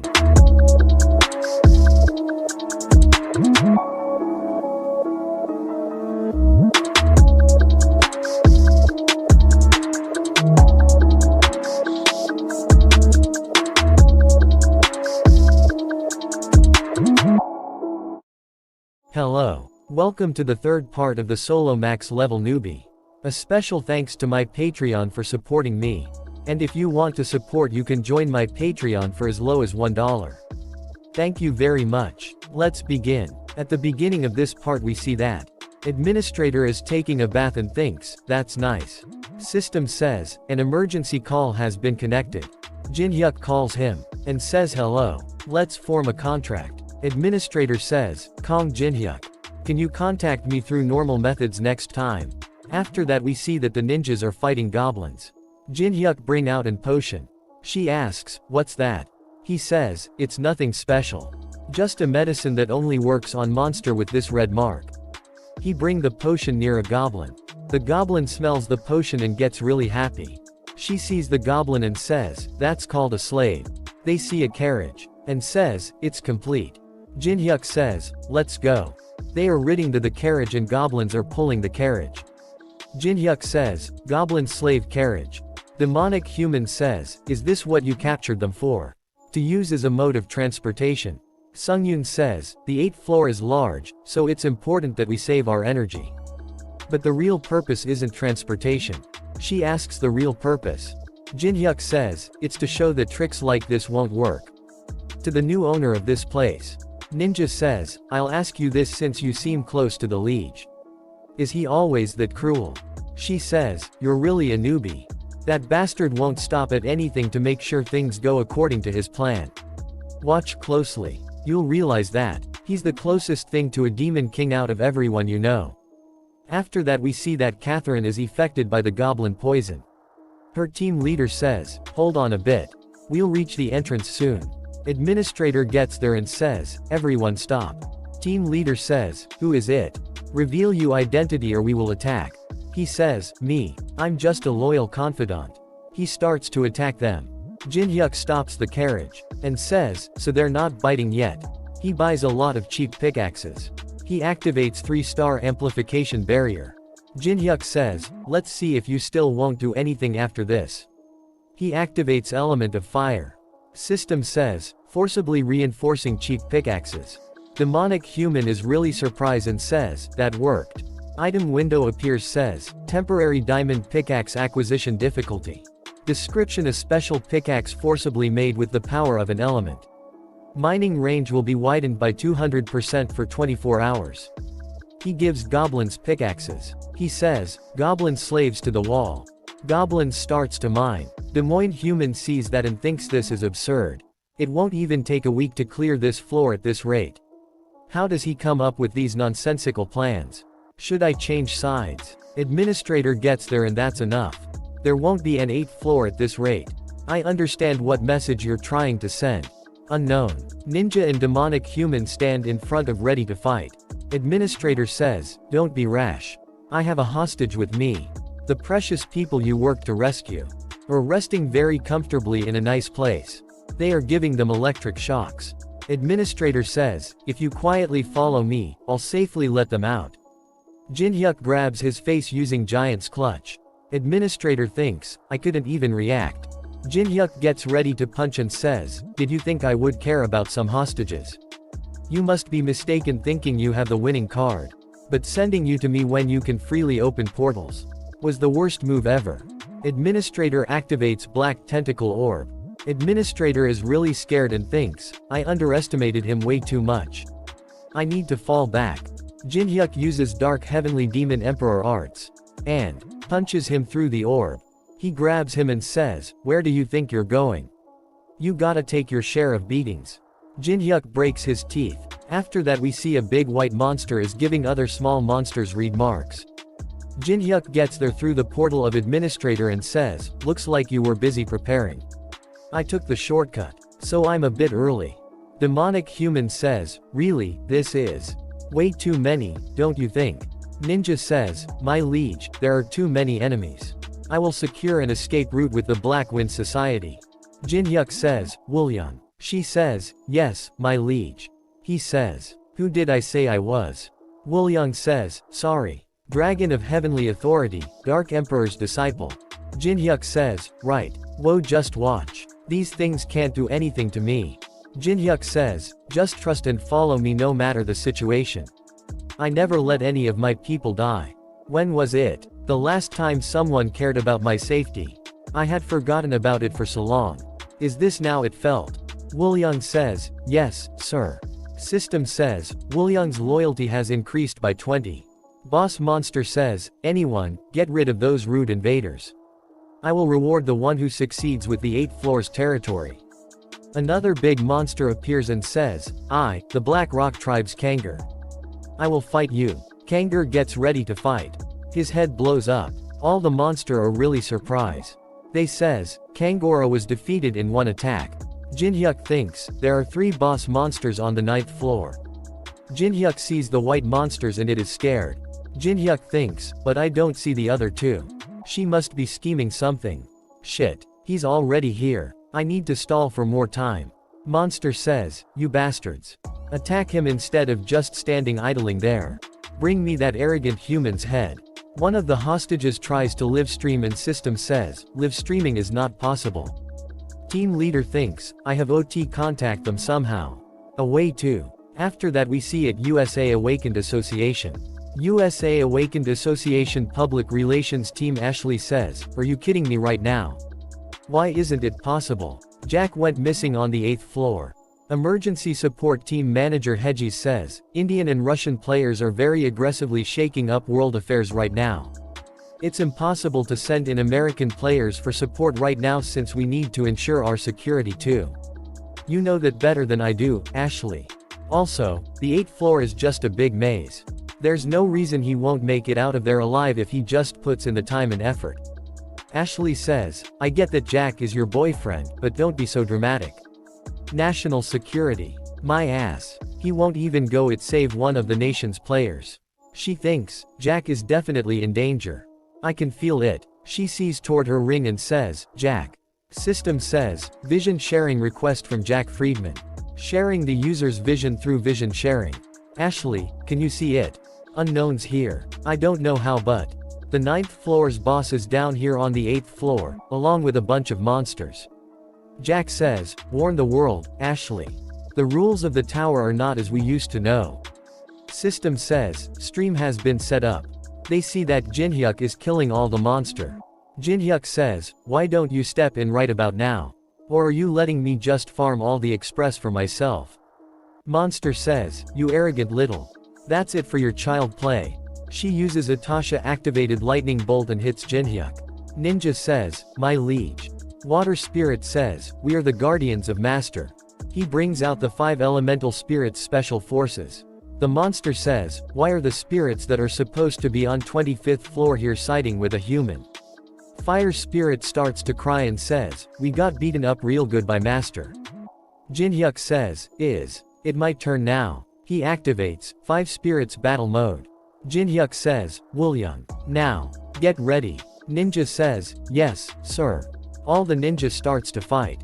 Demonic human says, whoa, this is really chaotic. But it must be really nice to have those spirits to depend on. Jinhyuk activates brand of tribulation.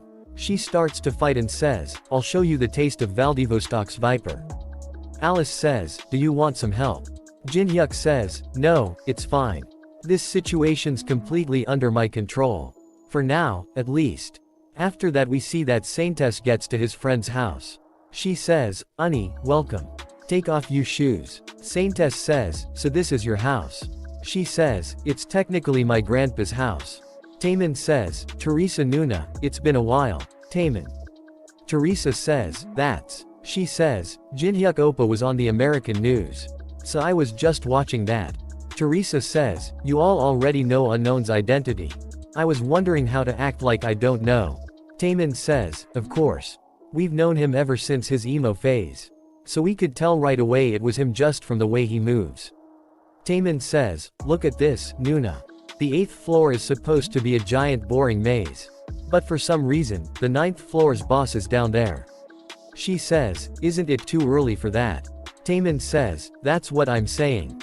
Teresa thinks, he's with some female companions I've never seen before. Ninja is cutting down the monsters. Demonic human says, hey, you're super strong. At this rate, we'll win. Ninja thinks, she's jinxing it. After that we that the 9th floor boss Lizard King and 9th floor boss Black Fang appears there. The white boss monster gets really happy to see them and says, you're finally here. System says, bone of burned colossus. Permanently destroying opponent's weapon. Branch soaked with pure blood. Permanently injuring the body. This injury will not be healed. Jinhyuk thinks, it's prepared some really annoying relics. Is that why it wasn't here before? The white boss says, why are you so late, you bastards?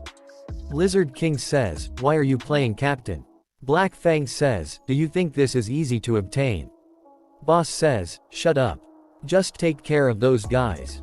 Black Gon says, you're being so dramatic over some insect. I'll get rid of him. Jinhyuk says, Woolyung. Yes, my liege. Ninja order her forces to protect Jinhyuk. Black Fang starts to kill them and says, annoying bastards. I'll eat you up. Ninja starts to fight. Ninja uses swift shadow strike. Black Fang says, you arrogant little dog of Murim. Demonic human is killing the monsters. Jinhyuk says, Melina. Melina says, what? I'm busy right now. System says, item being combined. 2 minutes and 31 seconds. Jinhyuk says, you see this? This is your lifeline. Jinhyuk says, if you want to make it out of here alive, then protect this until it's complete. Melina says, I'll do anything to live. She uses Cobra Whip. Sungyun calls, Sylphide the Wind Spirit. She uses Leap of Wind. Jinhyuk gets ready to jump. System says, you can leap across long distances thanks to the wind's help. Lizard King says, you fool. I'll kill you once you land. Jinhyuk brings out Goguma flight mode. Lizard King says, damn it. Get down here. System says, livestream is being paused. His friend says, what? Is it over? It was just getting fun. Nuna, don't break the TV. After that we see administrator Rick editing the livestream and Rick says, he make me do so much work. Telling me to edit out the node between Unknown and Kong Jinhyuk. Rick says, how can I continue with this work when the conditions are so picky? Jinhyuk says, I'll give you an ancient species scales in return. You know that you can't it from anywhere else other than me, right? Administrator thinks, right, I can't let that pass. But I don't understand why. He requested for this barrier. System says, higher beings cannot interfere on the 8th floor. A lot of warning message popped up in front of the administrator. Administrator says, what is that all of a sudden? He opens a portal really quick and goes through it. After see someone saying, amazing. I didn't think you'd be so prepared. But it's not only you who's so prepared. System says, the barrier is being undone. The third part of the solo max level newbie ends here. Please subscribe and like. And if you want me support financially you can join my Patreon only for $1. Patreon and Discord links are in the description if you want support me. And a special thanks to all my Patreons for supporting me. Thanks for watching. Hello. Welcome to the fourth part of the solo max level newbie. A special thanks to my Patreon for supporting me. And if you want to support you can join my Patreon for as low as $1. Thank you very much. Let's begin. At the beginning of this part we see that a lot flying monster comes toward Jinhyuk to attack. Jinhyuk says, get me near its head. Jinhyuk brings out twin dragon sword and cuts down all the monster. Sungyun says to the 9th floor boss, you brought all these down from the 9th floor. Jinhyuk says, there sure are a lot of them. Jinhyuk uses daylight skill. Jinhyuk says, I'm sure it won't be a problem for you even if I decrease your number a bit, right? Junhyuk uses red magic bullet. The boss monster uses lightning armor. System says, rapidly increases defense power by wrapping the body in lightning. Jinhyuk kills a bunch of them. And says, I did it. Goguma says, tweet. Jinhyuk says, right, I shouldn't jinx it. She activates lightning strike. Jinhyuk dodges all the lightning strikes. Boss says, damn it. Get hit for once. Lizard Man says, the other leaders are also unable to approach Unknown. He thinks, this is our military headquarters, but the enemy's morale won't go down at all. No. We overpower them in numbers, so if we just endure. She sees Melina protecting the item and says, that item. System says, synthesis complete. String that connects faith has been completed. String that connects faith is reacting with boundary bending mirror. Melina says, I survived this time too. System says, those who have responded to the calling of the user with string that connects faith is being summoned. This item can only be used on targets of a different species. Lizard King says, no way. There's no way a species that would react to the call of a human exists in the tower. System says, connecting to the floor that responded to the call. Frost Blade Tribe's chief, Kalakal, says, responding to the call. Jinhyuk says, Kalakal, thanks for coming. 3 months of magic crystal payment are forgiven. Kalakal says, nice. Kalakal blows the horn. They starts to attack, and says, for the glory of the Frost Blade Tribe. Lizard King says, why are the ice trolls siding with the humans? Troll King starts to beat Lizard King. Troll King says, there is no warrior who would reject the calling of their savior. The other boss sees that and thinks, impossible. Black Fang is being beat up by ninjas. 9th floor boss sees that and thinks, the tables were turned in that short of a time period. Jinhyuk says, everyone's keeping themselves busy. Are you just gonna stand there and watch? Jinhyuk says, let's get started. Boss monster says, do you really think that? You can win against me one-on-one. She uses activating lightning armor. A lightning type defense barrier is being formed. Jinhyuk uses mandala. System says, allows the user to predict the trajectory of the target. She activates lightning whip. Jinhyuk easily blocks the attack. She thinks, shit, he predicted my attack's trajectory and deflected it with just his bare hand. Was he hiding his real powers? Jinhyuk activates. Sword Demon King steps, touches her. Jinhyuk says, this is your end. She says, wait, I have something to say. Jinhyuk uses activating Dark Heavenly Demon Emperor arts. Punishing circle piercing technique. Junhyuk her really hard. She goes flying. Troll King has also defeated Lizard King. Black Fang says, fall back. Melina says, damn, it's finally over. Ninja says, the spirits are taking care of the remaining enemies.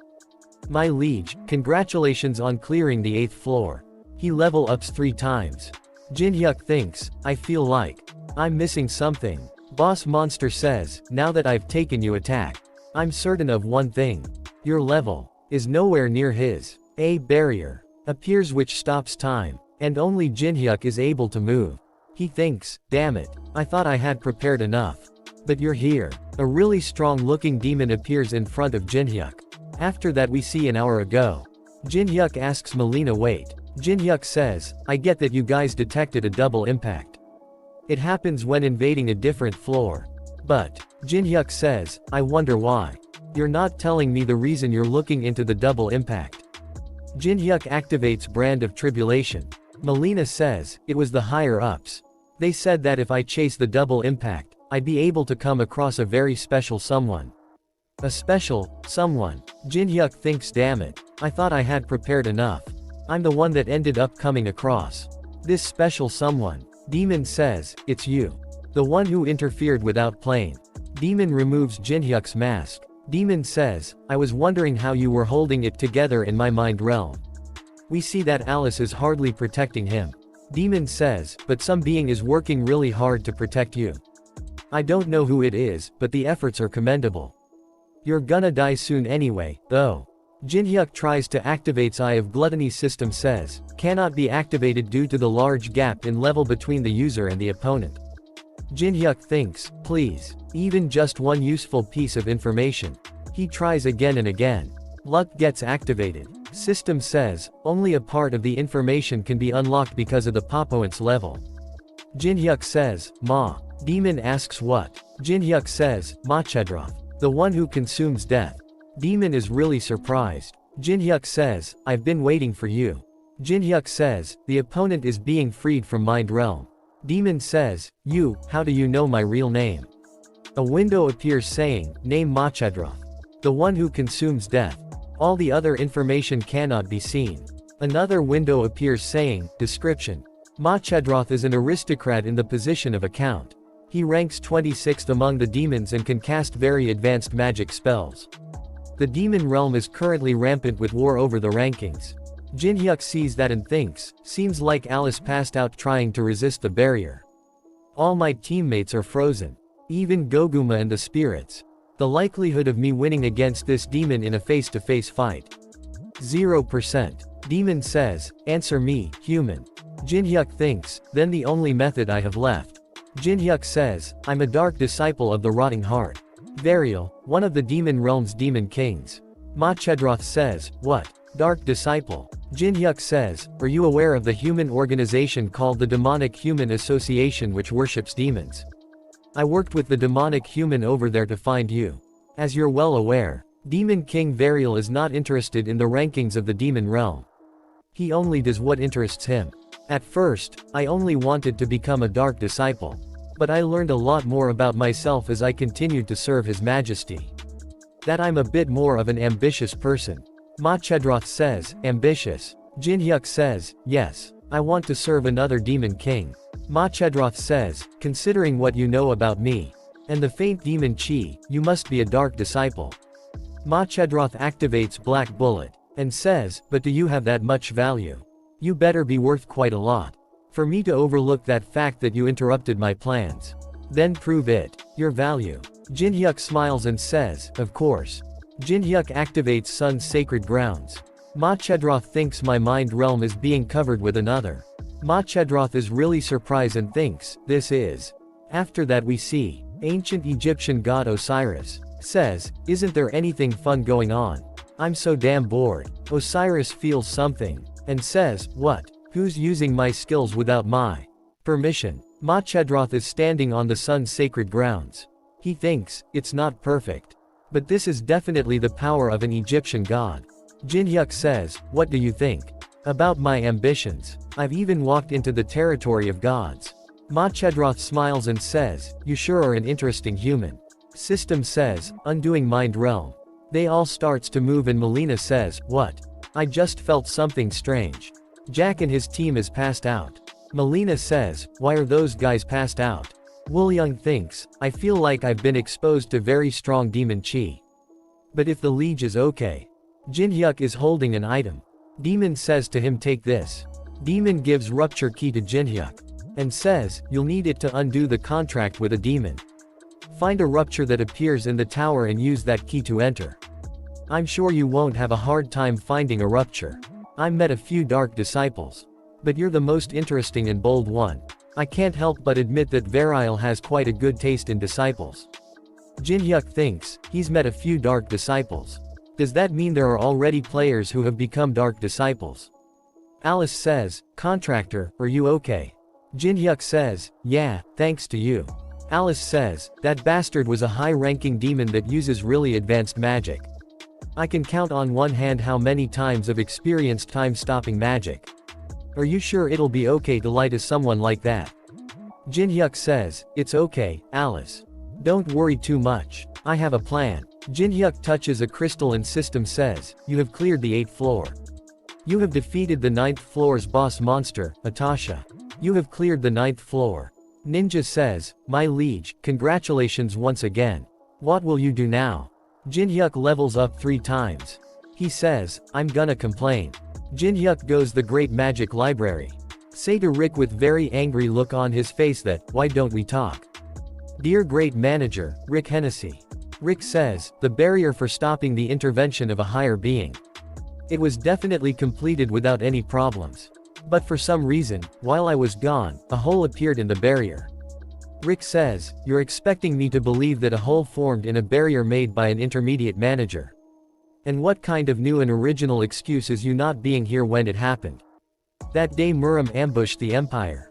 As the intermediate manager, I had no choice but to go to the scene." Jinhyuk thinks, Muram is at war with the Empire. Their forces must be much weaker now because of the coin penalty.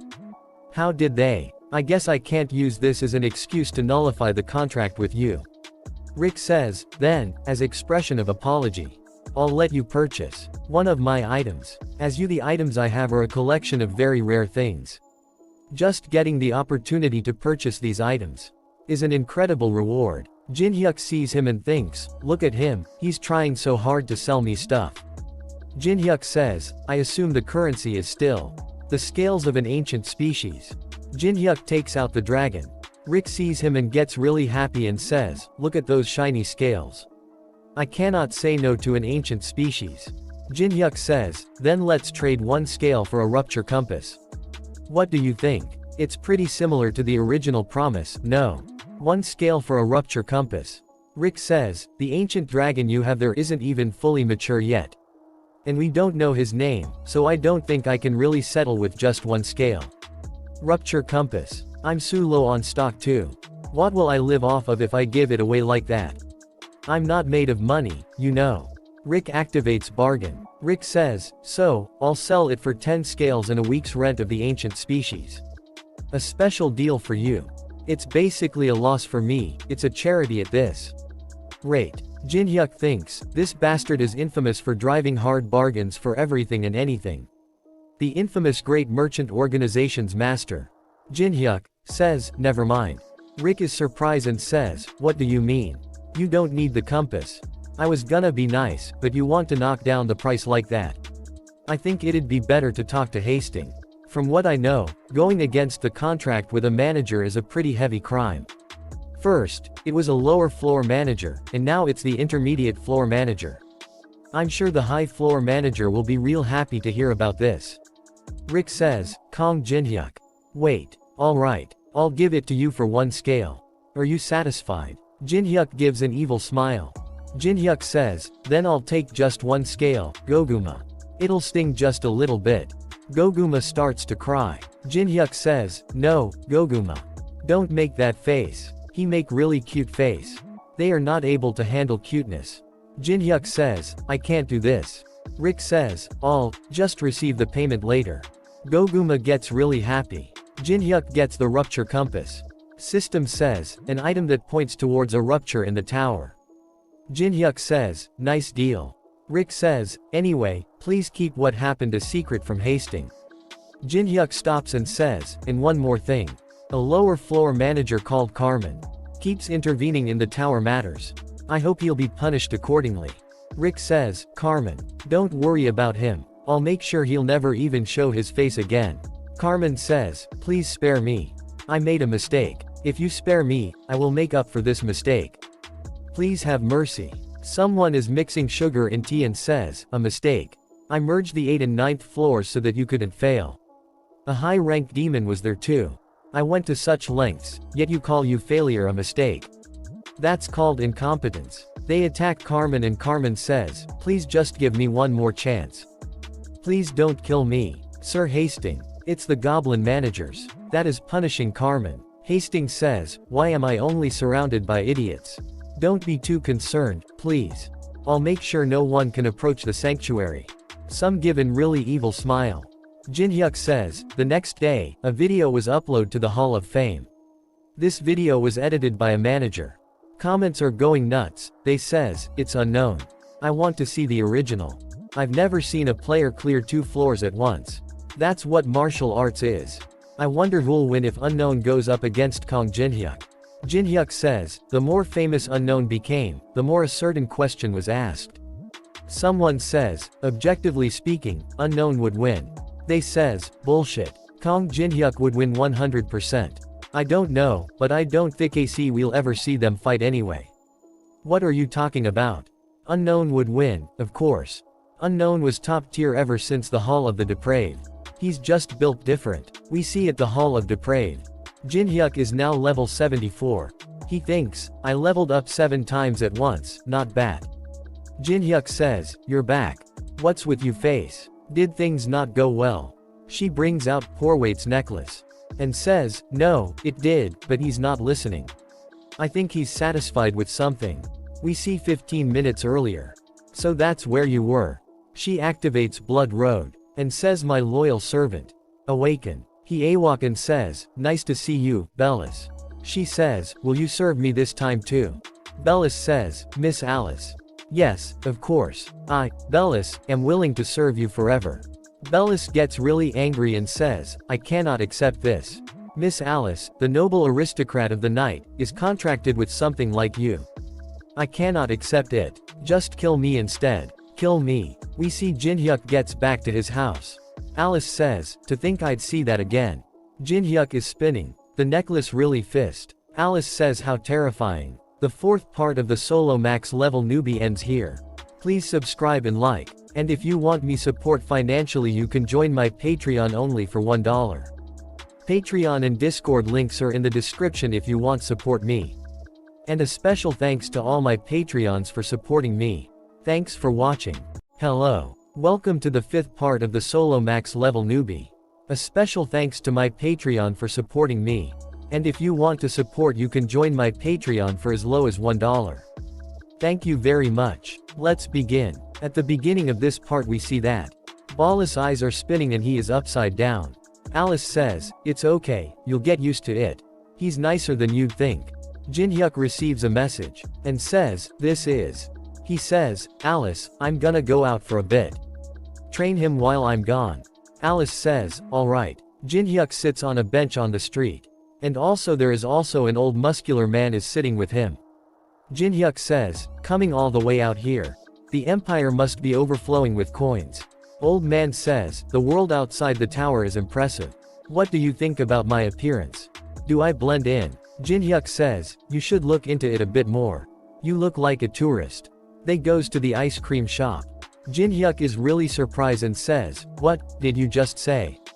The heavenly demon has come out of isolation training. Old man says, yes, someone witnessed him during the 24 hours floor invasion. Jin-hyuk thinks, the most powerful figure in Muram is already awake. That's a pain in the ass. This is way too early. According to the original scenario, he should only wake up after we're already past the middle floors. Has the Marine's Orthodox faction decided in the end to hold hands with the heavenly demon for the war? Jin-hyuk says, then did you come to see me? To ask me to get rid of the heavenly demon? Old man says, no, the Muram force invading us is our matter to take care of. Asking you to fight the heavenly demon would be overstepping too many boundaries. Jin-hyuk says, then. Old man says, our defense system was nullified as a whole during the last invasion. We looked into it and found out that it was someone on the inside. Jin-hyuk says, so there's a spy in the empire. Old man says, yes. You're quick to catch on. We want to ask you for just one thing. We'd like to ask you to find the Murim spy. If you capture the spy, then we will provide you with the best route possible to get to the upper floors and the empire's support. We'll contact you again once we're ready. All you this one thing. According to our own spies, Murim's scheming something big once again. You should prepare yourself. Jin-hyuk thinks, the demon's lower floor intervention. The heavenly demon coming out of isolation training. The war in the middle floors. Things are diverging from the original scenarios. Everything's happening earlier. He thinks will I be able to continue to deal with these events. Glass wall in front of Jin-hyuk breaks. Jin-hyuk says, I'm gonna need a change in atmosphere. System says, you have entered the first floor of the Tower of Trials. Jin-hyuk goes to the Tower of Trials first floor theme park. Alice says, there was a place like this on the first floor. Jin-hyuk says, most people don't know about it. Ballas says, Miss Alice, I'll lead the way. Please stay behind me. Ballas thinks, I'll make sure to be a better and more perfect guardian in this life. Someone else gets there. Jin-hyuk says, you're here, Teresa. She says, it's been a while. Jin-hyuk sees her and thinks, why is she acting so awkward? Teresa gets disappointed and thinks, I knew it wasn't going to be just Jin-hyuk. Why did I think it was going to be a date? Jin-hyuk says, don't be so shy. Did you not enter my organization because you felt bad? I even called Stalker in case you got bored. He says, are you sure we're training here? Jin-hyuk says, I told you so. Now that we're all here, let's begin. Alice asks, what are we doing? System says, activating theme park hardcore event. From now until the end of the event, the use of all skills and items will be restricted. A rabbit toy gets there and says, welcome to theme park. I'm Ravi, your host. There is just one goal for this event. However, it won't be so easy. You won't be able to use any skills or items. And terribly powerful monsters will be after you. System says, opening theme park of hell. A really big monster gets there and Rabbit says, welcoming the strongest monster of the park horror Raccoonman. Alice gets really scared. She destroys the monster with a single punch and says, it's gross. Rabbit is really surprised. Teresa is also killing the monster easily and says, Jin-hyuk, these monsters are weaker than I anticipated. Stalker says, you called me here just for this. Jin-hyuk says, did we get too strong for this? Just think of it as distressing. Rabbit says, wait, my amusement park of hell. It's all being destroyed by these invaders. Rabbit starts to cry and says, stop. You bastards. After that we see at the Tower of Trials 24th floor Empire. Namgong Jinyo says, good work. You've managed to massacre one of the Empire's prized knight orders on your own. We should have taken you in earlier. Namgong Tien thinks, so these are the powers I've gained with Murim's help. The world outside the tower was just child's play. Jinyo says, you can freely leave the tower. So things will be much easier for us once you eliminate Kong Jin-hyuk. Tien says, Patriarch, I can take him down on my own. But HW has way too many strong companions. If I try to kill him, they will surely risk their lives to try and protect him. Then I should do something about them beforehand. Who do you think is the biggest threat? Surely, Amsterdam's Saintess, Teresa de Laurentia. Jinyo says, the woman who's protected by the Holy Empire. Then this will be a good opportunity for us to bring them both down. They are all having a lot of fun. Let's bring down Kong Jin-hyuk's closest companions. After that we see at Amsterdam. Someone says, so, it wasn't just the two of you going to a theme park. It was just a company thing. Teresa says, yes. It was still very fun, though. Destroying that strange place made all my anxieties disappear. All her anxieties. Was she still bothered by what happened in Beijing? She says, I feel like you've taken after Kong Jin-hyuk from being with him so much. Teresa says, me. No. I learned something, this time at the theme park. Jin-hyuk seems like someone who's evil and selfish. But he's always surrounded by charming, good people. I think I get why. Ever since I met Jin-hyuk, He's always been filled with confidence. He always know what we have to do. And he never hesitates. The time I spent with him was always fun. But I get it now. I get that he can't always spend time with just me like back in the old days. She thinks, anyone else would have felt jealous, but she just seems a bit sad about it. What a pure child. Then introduce him to me too. She sees towards sky and says, what? Why is the sky red? The feel really strong pressure. She says, what? Is it an earthquake? Teresa thinks, no.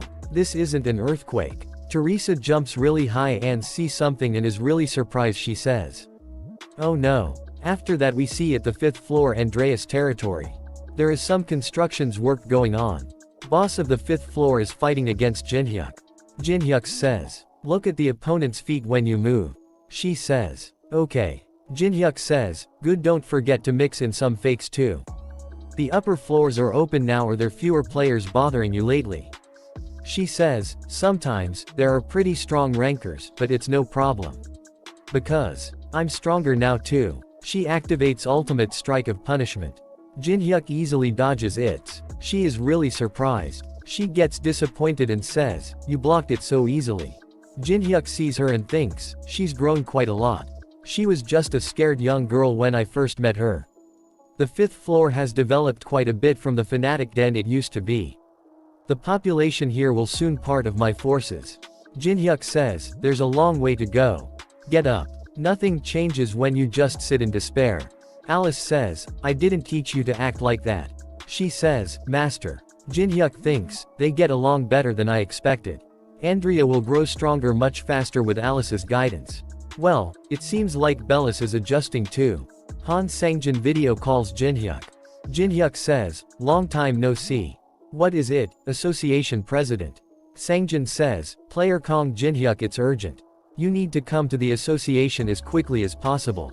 Jinhyuk says, urgent. What is it? Sangjin says, there is a large-scale outbreak. All over Europe right now. There are a lot of monsters are coming out of really big portals. Sangjin says, it's the largest incident we've had ever since the appearance of the tower. France, the Netherlands, England, Germany. Gates are appearing all over Europe at the same time. Currently, Europe's guilds are forming a defense line. But I don't think they'll hold up for long. They are using bullets attack them, but bullets don't work.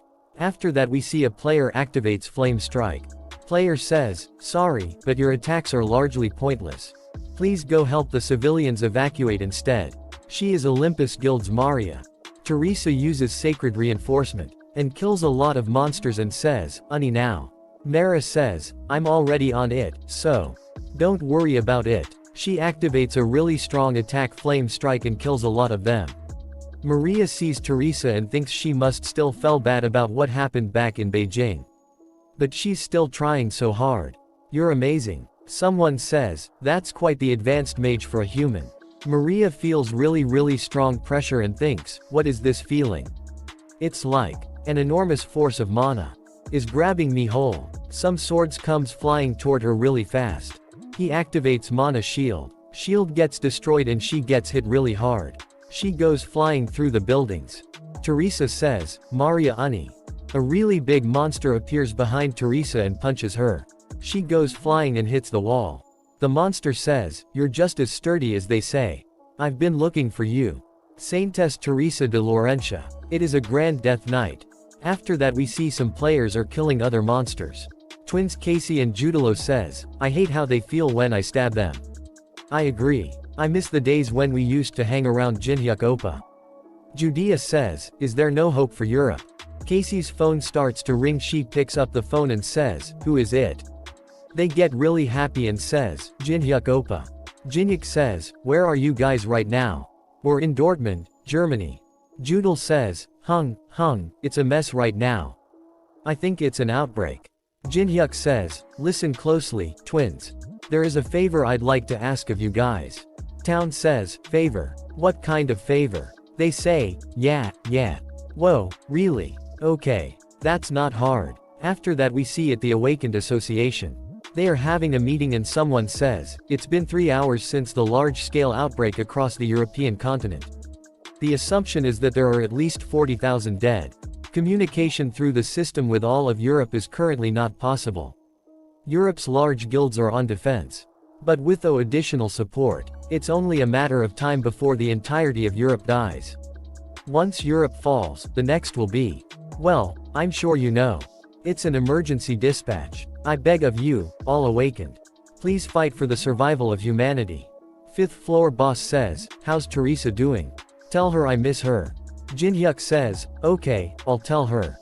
Alice says, if Europe's in a mess, then that saintess probably isn't fine at all. Andrea needs to put all her effort into becoming stronger.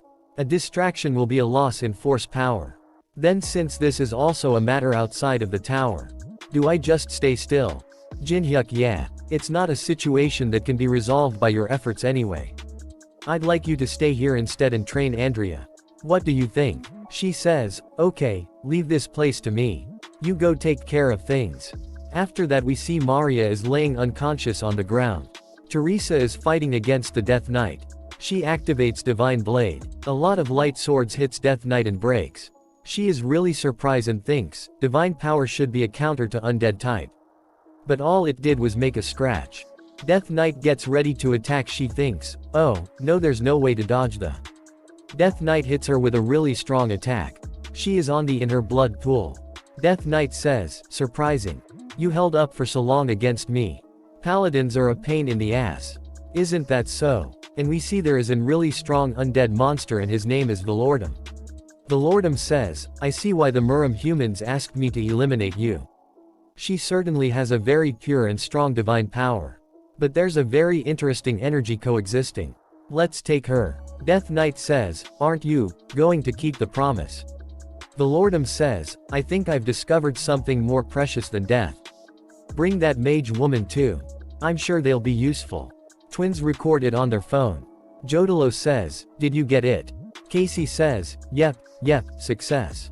Jotaro says, I think they're super strong. Do you think we can win against them? She says, how can we win against monster like that?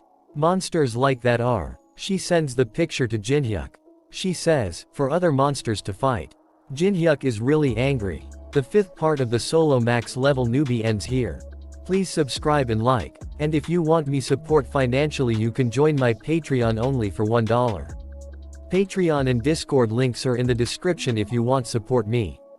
And a special thanks to all my Patreons for supporting me. Thanks for watching. Hello. Welcome to the sixth part of the solo max level newbie. A special thanks to my Patreon for supporting me.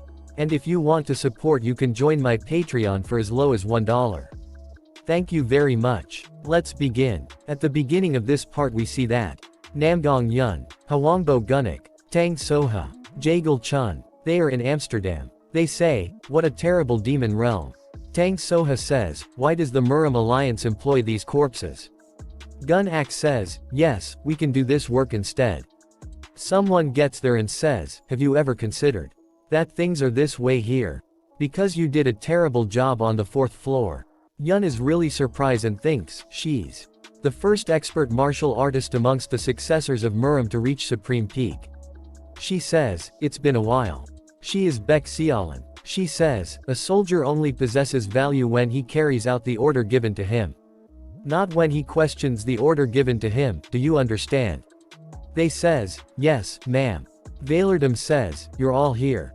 Welcome to the new land of the dead. I'm Valordum. Isn't this place splendid? Many wars must have taken place here. There are many types of the dead I can raise. Xiaolin says, that's enough small talk. We've come to check whether you've carried out your end of the promise or not. Valordum says, you sure are boring. He bring out Teresa's shield and says, Teresa de Laurentia. The saintess. That damn human was no match for me. Gun SK grabs the shield and says, that woman. She's finally met her pathetic end.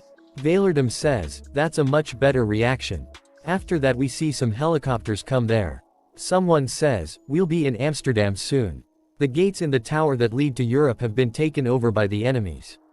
That means there is no way back once we get down there. He is awakened Association Department Head Kim Taechun.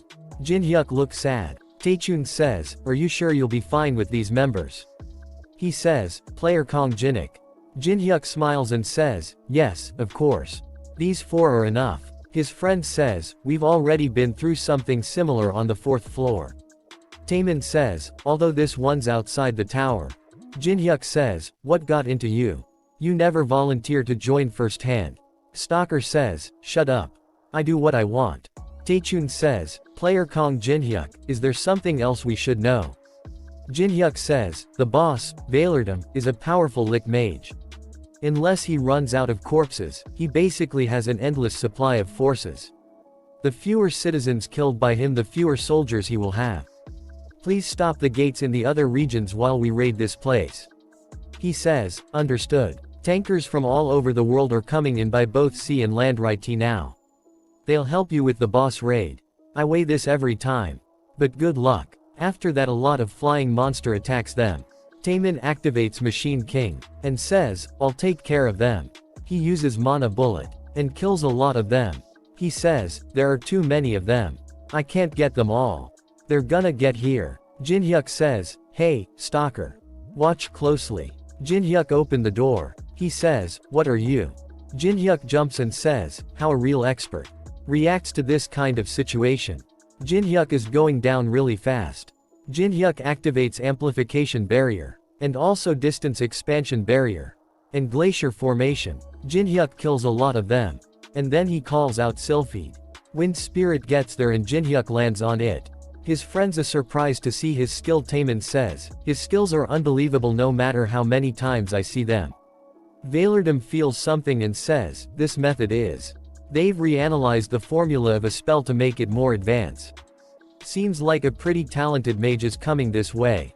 Jinhyuk thinks, is probably what he's thinking. Then considering Valerdum's personality, his next move will be summoning a large monster. A really big gate appears. And a bone dragon come out. Valerdum activates view sharing. Jinhyuk says, then he'll just sit back and watch. Valerdum says, alright. Prepare for death, everybody. Bone dragon uses a really strong attack called Fear. All the helicopters gets out of control. Stalker says, damn it. We'll go down without having done anything at this rate. Jinhyuk summons Goguma, and says, Goguma, show them what you've got. Goguma also uses Fear. System says, a higher being's skill has nullified the lower being's skill. Bone Dragon's fear has vanished. Valerdum is surprised and says, this is. Bone Dragon feels really strong pressure. That it is barely able to stand. Valerdum thinks, who surprising. How is it that an ancient species is in the hands of a human? Is this the human the Muram guys warned me about? He must be Kong Jinhyuk. Stalker also jumps out of the helicopter. And lands on Wind Spirit. Jinhyuk is riding Goguma. And says, what do you think? Nick ride, right. He says, if you can do it, I can do it too. He thinks, is what I said, but how does he fight while riding this thing? Jinhyuk says, Yanhwa, Taemin. We'll take care of things here, you guys go on. Bone Dragon starts to fly. Stalker says, just the two of us are taking that thing on. Jinhyuk says, yes, but in order to fight Valerdum, we have to conserve our mana. Let's make sure its attention is on us. Dragon come after them. Jinhyuk says, I think that worked. After that we see at the Amsterdam Palace. There is a really big army of undeads. He activates skill, all sharing. System says, depending on how much you and your target understand each other, the scope of what can be shared will be increased. Sharing your thoughts. Twins are in middle of that army wearing skeleton masks. Casey says, someone next to you keeps glancing over. Judilo says, it's okay, no one will notice. Whoa, you're right. They're real idiots. They have tied Teresa with magic chains. Casey thinks, we did look for her since Jinhyuk Oppa asked us to. But she's tied up with some strange magic spell that I don't know. And that Death Knight is guarding her. This is gonna be annoying. Jojilo says, Casey, I think he's looking at us. I'm telling you, it's not the undead are stupid. They'll never notice. Casey, I think it's coming this way. I said, it's not. Judilo, you're being so dramatic. Not everyone pays attention to you, you know. Probably just sees us a hotter than average undead soldiers. Death Knight stands right in front of them. And says, there are some rats among us. They starts to run and says, we got caught. Book it. Stalker uses Aura Blade. But it has no effect on the Bone Dragon. Jinhyuk says, I told you to conserve our mana. You never listen. Huh. Stalker gets angry and says, it's gonna take us ages to kill it if I don't do this. Jin-hyuk says, you're that weak because you don't think outside the box. Stalker says, what? Jin-hyuk says, timing is what's important. Jin-hyuk speed up and says, follow me. Jin-hyuk says, you see that portal which the dragon came out of? We're gonna fall into it. Go. They go really fast, he says, hold on tight. Stalker thinks, is he planning on crashing the dragon into the ground to kill it? I don't think that would kill it. They go through the portal. Jin-hyuk uses 2-star spell acceleration barrier. System says, spell casting speed will be increased by 200%. Jin-hyuk kills the dragon and system says, you have leveled up. Dragon starts to eat bone dragon. Jin-hyuk says, you did great, Goguma, you can have the head. Stalker thinks, planning to get rid of the dragons around the time the portal closes. I'm speechless. Jin-hyuk says, this must be the center of the enemy's lines. Jin-hyuk sees the board in front of him and thinks, seems like we got pretty near using the portal. I guess we still have a bit to go until we reach the Amsterdam Palace. Valerdum appears behind them and says, amazing. I never would have imagined such a tactic. You're really imaginative. Reminds me of the days when I was human. Back in the day. Stalker hits him with Aura Blade. He says, there's no need for talking. Die. Valerdum heals himself and says, all the humans here are so boring. You're attacking while I'm talking. His status window opens up. He is 3005 years old. And his level is 91. Another window appears saying, description, Valerdum used to be a great mage who was also once a climber of the tower, but he came face to face with his limits and fell into despair. He signed a contract with the Demon King and became a lich. He is prepared to do anything for the search of knowledge. And copy condition window appears saying, he has lived life hating every being ever since having become a lich. Show him how bitter and miserable life can be. Jin-hyuk says, a physical attack like that won't work. That is illusion of the original form. Only magic attacks will work on him unless we're attacking the original. Stalker says, what a shitty matchup. Valerdum is surprised and thinks, he knows that about me already. He says, I'm a fragile lick, I'm Sue Scott. I didn't want to do this, but you leave me no choice.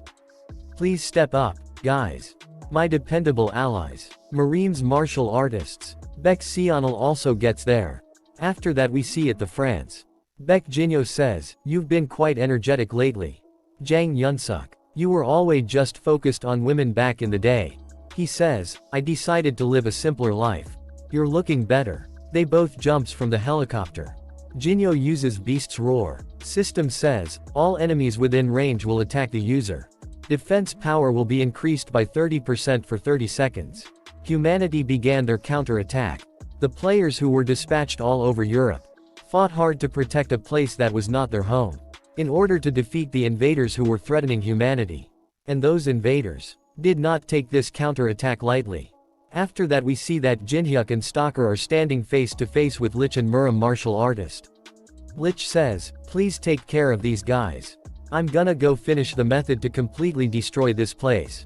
Gun-ak says, aren't you the guy who lost to me on the 4th floor?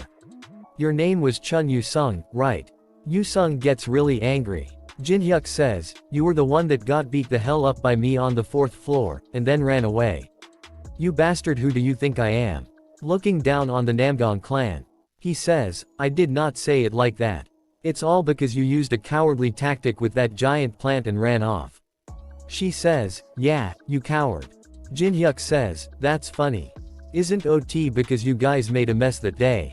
Jin-hyuk sees her and says, that you have a guardian now. Baek Seolin stats window appears. She is 25 years old. And her level is 115.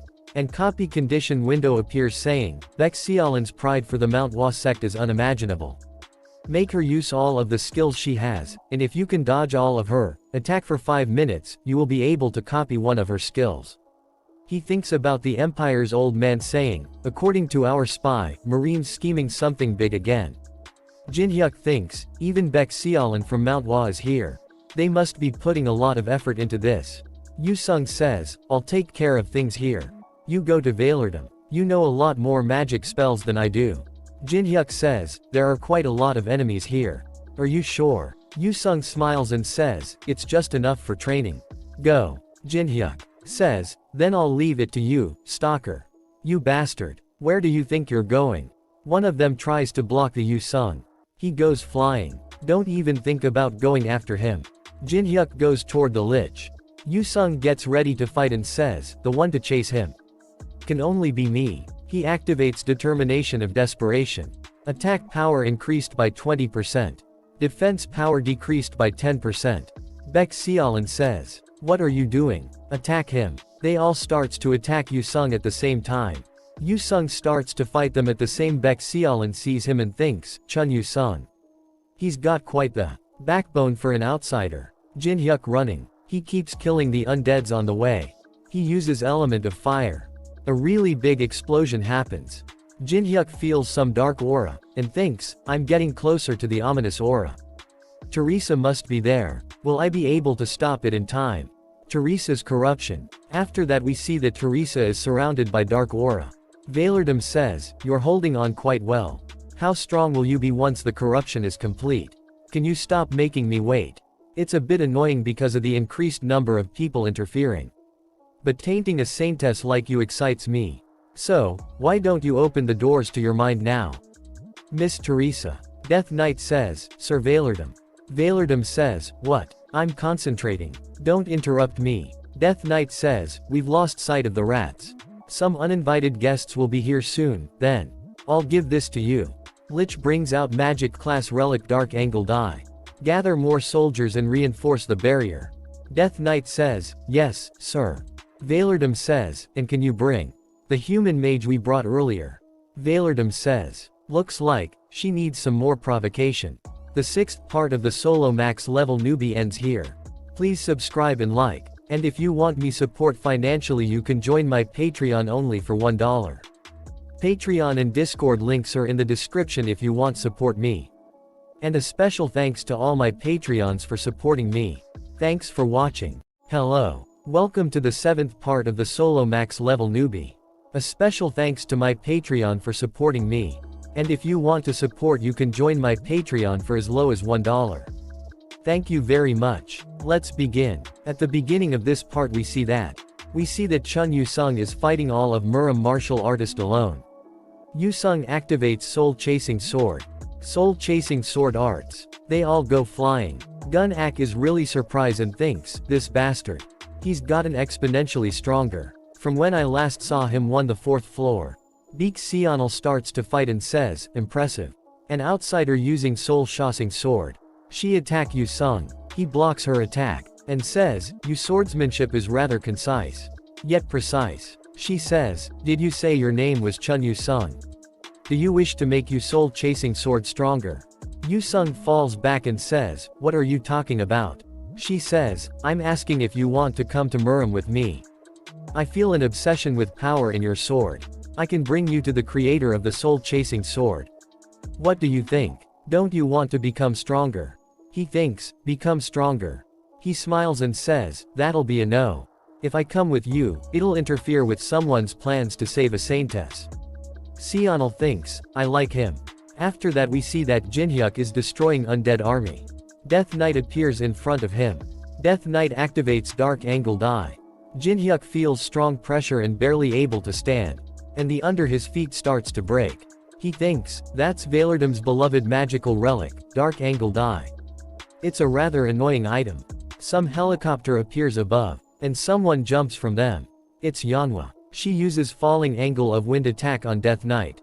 System says, canceling gravity field. Jin-hyuk is able to move now and says, nice one, Yanhwa. Yanhwa gets ready to fight. Death Knight says, you little rat. Yanhwa and Death Knight starts to fight. Death Knight activates dark angle die again. A really big fire tiger appears and attack Yanhwa. She is really surprised and says, wait. That's a bit too much. Taemin gets there and activates Machine Monarch. He says, you've never seen a shield like this one, huh? She gets really happy. Yanhwa says, Oppa, hurry to Teresa Uni. We'll keep this bastard here. Jin-hyuk is running toward Teresa. There are a lot of undeads in front him. He thinks, all these undead are focused on stopping me. Vailerdom, that son of a. Jinhyuk shouts and says, I'll do as you wish, so. Show yourselves. Twins gets there and kills a bunch of undeads. They says, you better keep your promise. Promise to live with us if we help you. They both starts to kill a lot of undeads. Jinhyuk keeps on running. After that we see Valerdam says, I know humans like you very well. You're a pervert who cannot stand it when other people are in more pain than you are. They bring Maria there. And Valerdam says, especially if it's someone important to you. Valerdam uses black lightning. Maria starts to scream with pain. Teresa is really angry and stop it. Valerdam says, this pain she's suffering is all because you're not strong enough. I'm sure you already know that though. That this is all your fault. You knew that none of this would have happened if you were strong. All you can do is watch and cry. As you friends are being killed in front of you. There is no one you can protect. Her tears become black. System says, manifesting symptoms of corruption. Valerdam throws Maria away, and says, the gates to the mind. They're open. Jinhyuk reaches there and thinks, shit. I'm too late. Teresa gets surrounded by really strong dark aura. The system says, the saintess is being corrupted. Every feels really strong dark aura. Yanhwa says, what? Taemin says, what is happening? Teresa's hair turns dark gray. And some black markings appears on her face. And her eyes turn blue. She says, it feels good to be outside. Valerdam says, that's it. You've been reborn as something much cooler than I imagined. Here, this is you first order. Eliminate that man over there. She bring out a really cool looking dark blade. And jumps really fast toward Jinhyuk. Jinhyuk brings out Twin Dragon's sword. And blocks her attack. A really strong shock wave happens. Jinhyuk smiles and says, hasn't your personality changes a bit too much? I liked your old self better. Teresa gives a smile and says, then you should have been better. They both starts to fight really hard. Twins are watching them. They see Teresa and says, that person is super cool. Teresa says, I feel so refreshed. Do you know how held back I felt because of that goody two shoes? You always hang around with other women. And whenever I try to get closer to you, that damned vampire kid is with you. Plus, Goody Two Shoes doesn't know who that vampire is. Are you kidding me right now? She makes her sword really big. She laughs and says, you think I'm the only one who felt held back? She swings the big sword and hits Jinhyuk really hard. Jinhyuk goes flying and hits the wall behind him. Jinhyuk sees her and thinks, she's getting stronger. As she absorbs the demonic energy Valerdam is giving off. Jinhyuk activates Grave of Swords. He thinks, if I don't get rid of her quickly, I'll eventually not be able to win against her. Jinhyuk activates Demonic Soul Sword Dance. She barely holding on. He activates Berserk Demon Eradication. She gets excited and says, you're quite fast. But, Jinhyuk stops right before killing her. Why can't you finish the job? Are you hesitating because you're afraid that Goody Two Shoes blessing of the star won't activate and she'll end up dead too? She grabs Jinhyuk's shirt and says, I don't like weaklings. Taemin gets there and says, Casey stops her and says, stay still. She says, something is happening to that Unnie. Teresa says, your face isn't my type either. I don't get what Goody Two Shoes sees in you. But, this demonic energy you're giving off. She grabs his demonic energy and eats it. And says, it's very charming. Jinhyuk smiles. Valerdam says, stop wasting time and kill him. She says, no. Valerdam is really surprised. She says, skeleton, your demonic energy isn't bad, but this dude's demonic energy is much better in quality. I'm switching sides. Plus, Goody Two Shoes like you. Jinhyuk says, then I guess I have Teresa to thank. Valerdam is really surprised and thinks, no way. She chose that human's demonic energy. But I worked so hard for her. I even broke my promise with the Muram bastards. And tortured some lame human for her. And she's switching sides just because of his demonic energy. I cannot forgive her for this. Valerdam takes his item back from Death Knight. And says, I'll make you pay for what you've taken from me. System says, activating the Black Engraved Die's awakening. Teresa smiles and says, take the Death Knights. After that we see all the undead stops to fight and starts to run. Department head thinks of Jinhyuk says, block them as well as you can. Department head shouts and says, we need to stop them. Stop as many of them as you can. Jinhyuk says, so it's begun. There is really big skeleton monster appears. Jin-hyuk says, the fight with the 14th floor boss. All the undead monsters starts to flying toward the boss monster. Yeonhwa and Taemin are really surprised and says, what the hell is that? What the hell kind of stupid monster is that? Jin-hyuk says, guys, please stop the undead that are headed towards Valerdom.